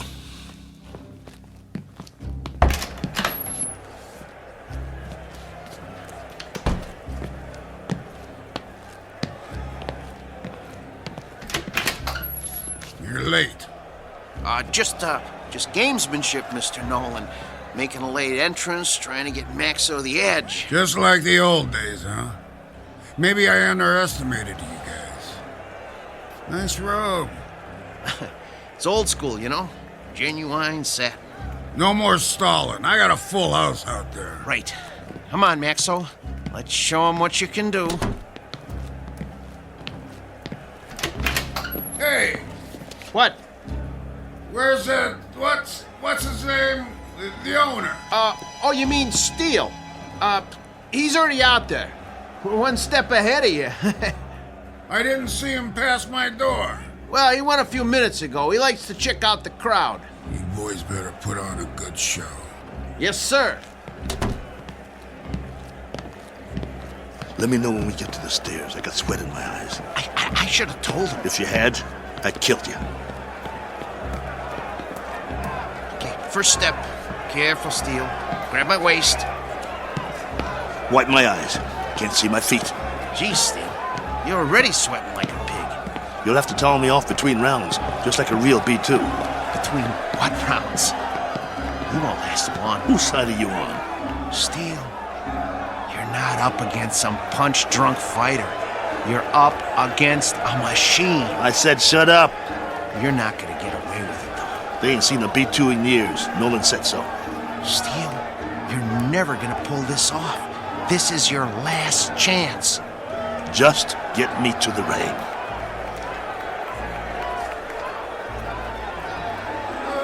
Hey, if it ain't battling Maxo! Go back up, Billy, you bum! Rattling Maxo's more like it. You're terrible! What is it, a book and a roll? Okay, Steele, here's the ring. 2 steps to the apron. I can see them. Okay, I'm gonna pull the ropes apart. Hey, send him back to the junkyard! Ladies and gentlemen, the next contest of the evening, a 10-round light heavyweight bout featuring out of Philadelphia, the B2 Battling Maxo!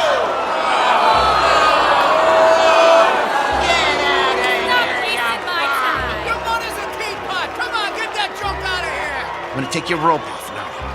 Keep looking at your shoes. Try not to blink. Stay in my corner. Of course I will. Breathe through your mouth. Come on. Little breaths. Come on. Breathe. Not too fast. I need a drink. Sorry. The water bottle is filled with B7 hydraulic fluid. And now, entering the ring, his opponent, our own B7, the pride of Kansas, the Maynard Flash!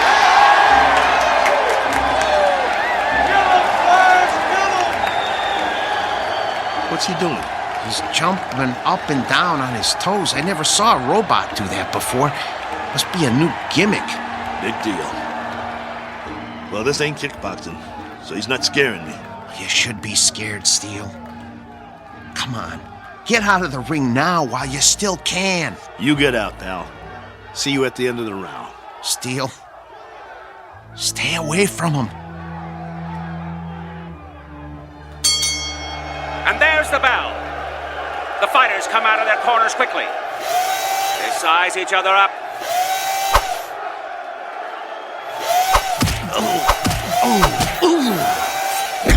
Oh, the Flash planted a vicious right.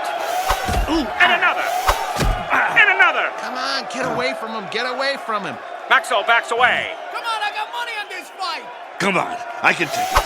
The Flash is the aggressor. He backs Maxo into the ropes. Hey, no holding. Get your B2 off the ropes. See how you like this? Bring it, you bum. I can take it. There's thunder in those punches. Your mother's scrap metal. Maxo backpedals. The Flash swings wildly. If he lands one of those, he'll take Maxo's head off. The Flash is coming in for the kill. That one was lethal. Stop the fight. Come on, somebody stop it. Stop it. Maxo is down. It's over. It's over. It's over. Come on, stay down. It's over. Just get me up. I've never been knocked down. I'm Steel Kelly.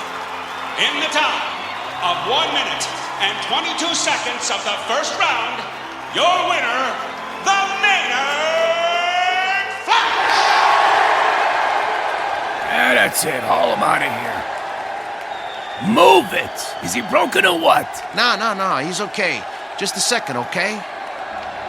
Steel, can you stand? Come on. Talk to me. Are you bleeding? Put the towel over my face. Yeah, sure. Get the robe. What? The robe. I'm gonna walk out of here like a man. Come on, before they start throwing things.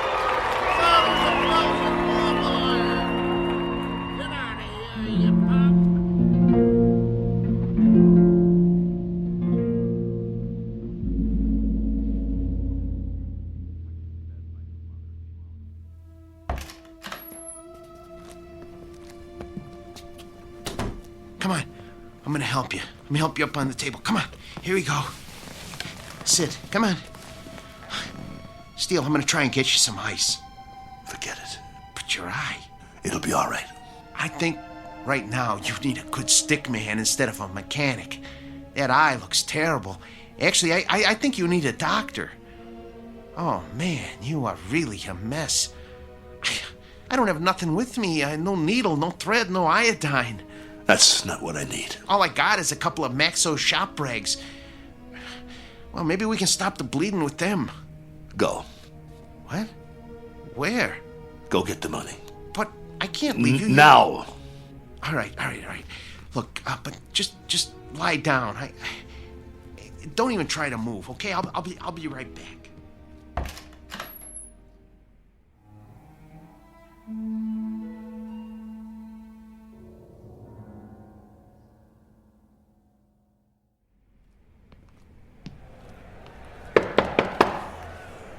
Yeah?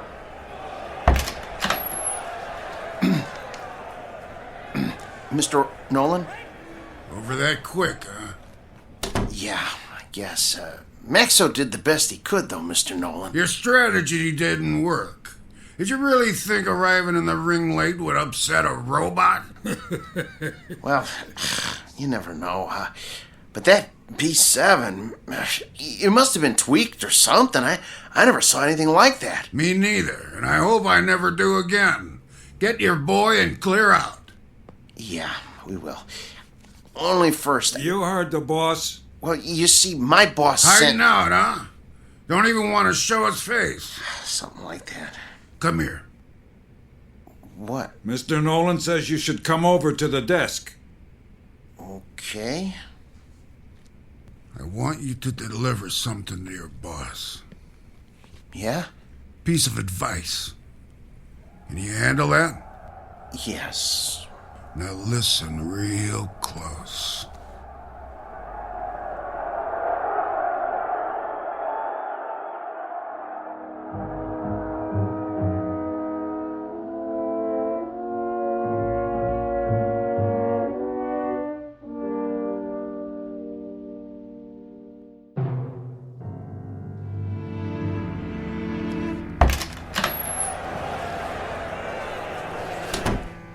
get it? Steele. Well? Here. This all he gave you? Where's the rest? Well, that's what he gave me. This is just enough for monorail fare back to Philly. Well, he said he wouldn't pay for a one-rounder.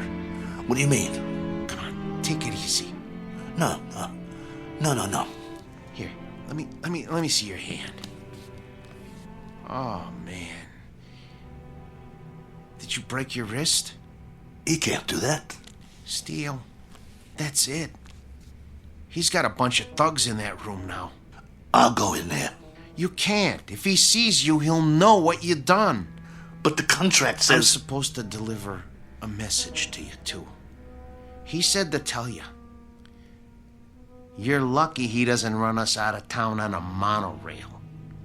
And if you ever show your face in town again, he said you won't be so lucky the next time. Help me up. Just stay seated. I'll get you a drink of water. I don't need water. That's all there is. Look, we gotta get that wrist set.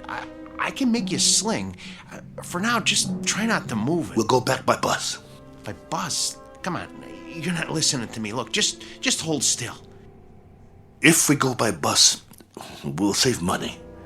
We'd have enough to get Maxo a new trigger spring and a lens for his eye and some silicone Teflonic joint lubricant. He'll be good as new again. All right, Steele. Anything you say. Then we'll be all set. Maxo will be in shape again, and we can get us some decent bouts. That's all he needs. A little work, huh? That'll shape him up. We'll show him what a top B2 can do. Old Maxo will show him. He'll show everybody. Right? Right? Sure, Steele. Sure. Now let's get out of here. Take it slow. I can walk. I know you can.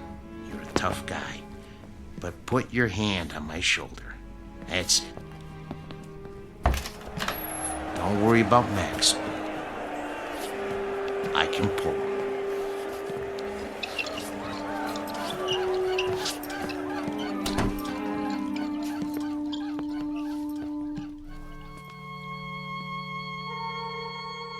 Portrait of the Losing Side.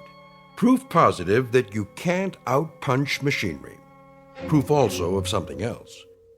That no matter what the future brings, man's capacity to rise to the occasion will remain unaltered. His potential for tenacity and optimism continues, as always, to outfight, outpoint, and outlive any and all changes made by his society. For which 3 cheers and a unanimous decision rendered in the Twilight Zone.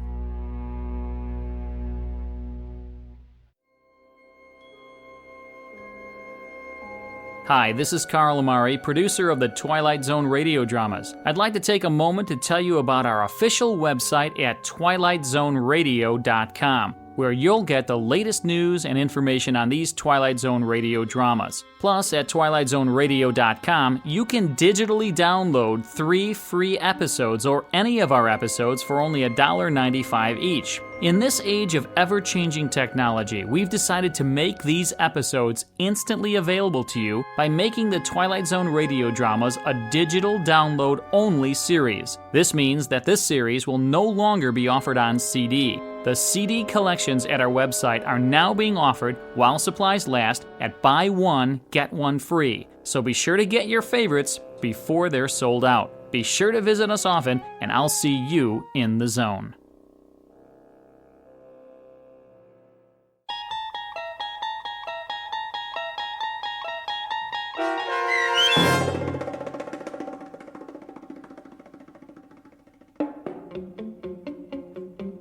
Steel, starring Lou Gossett Jr. with Stacy Keach as your narrator, was adapted for radio by Dennis Etchison and Joby Cerny, and written for The Twilight Zone by Richard Matheson.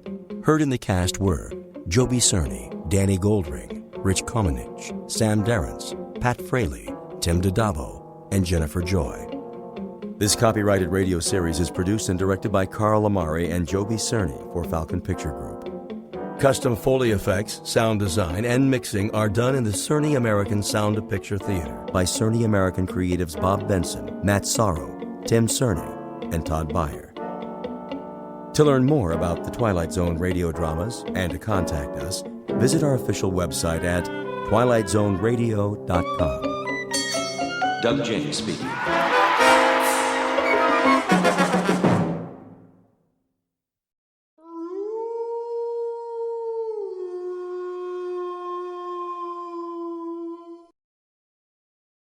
Tune in to nostalgia. Tune in to now. Golden Radio Hour.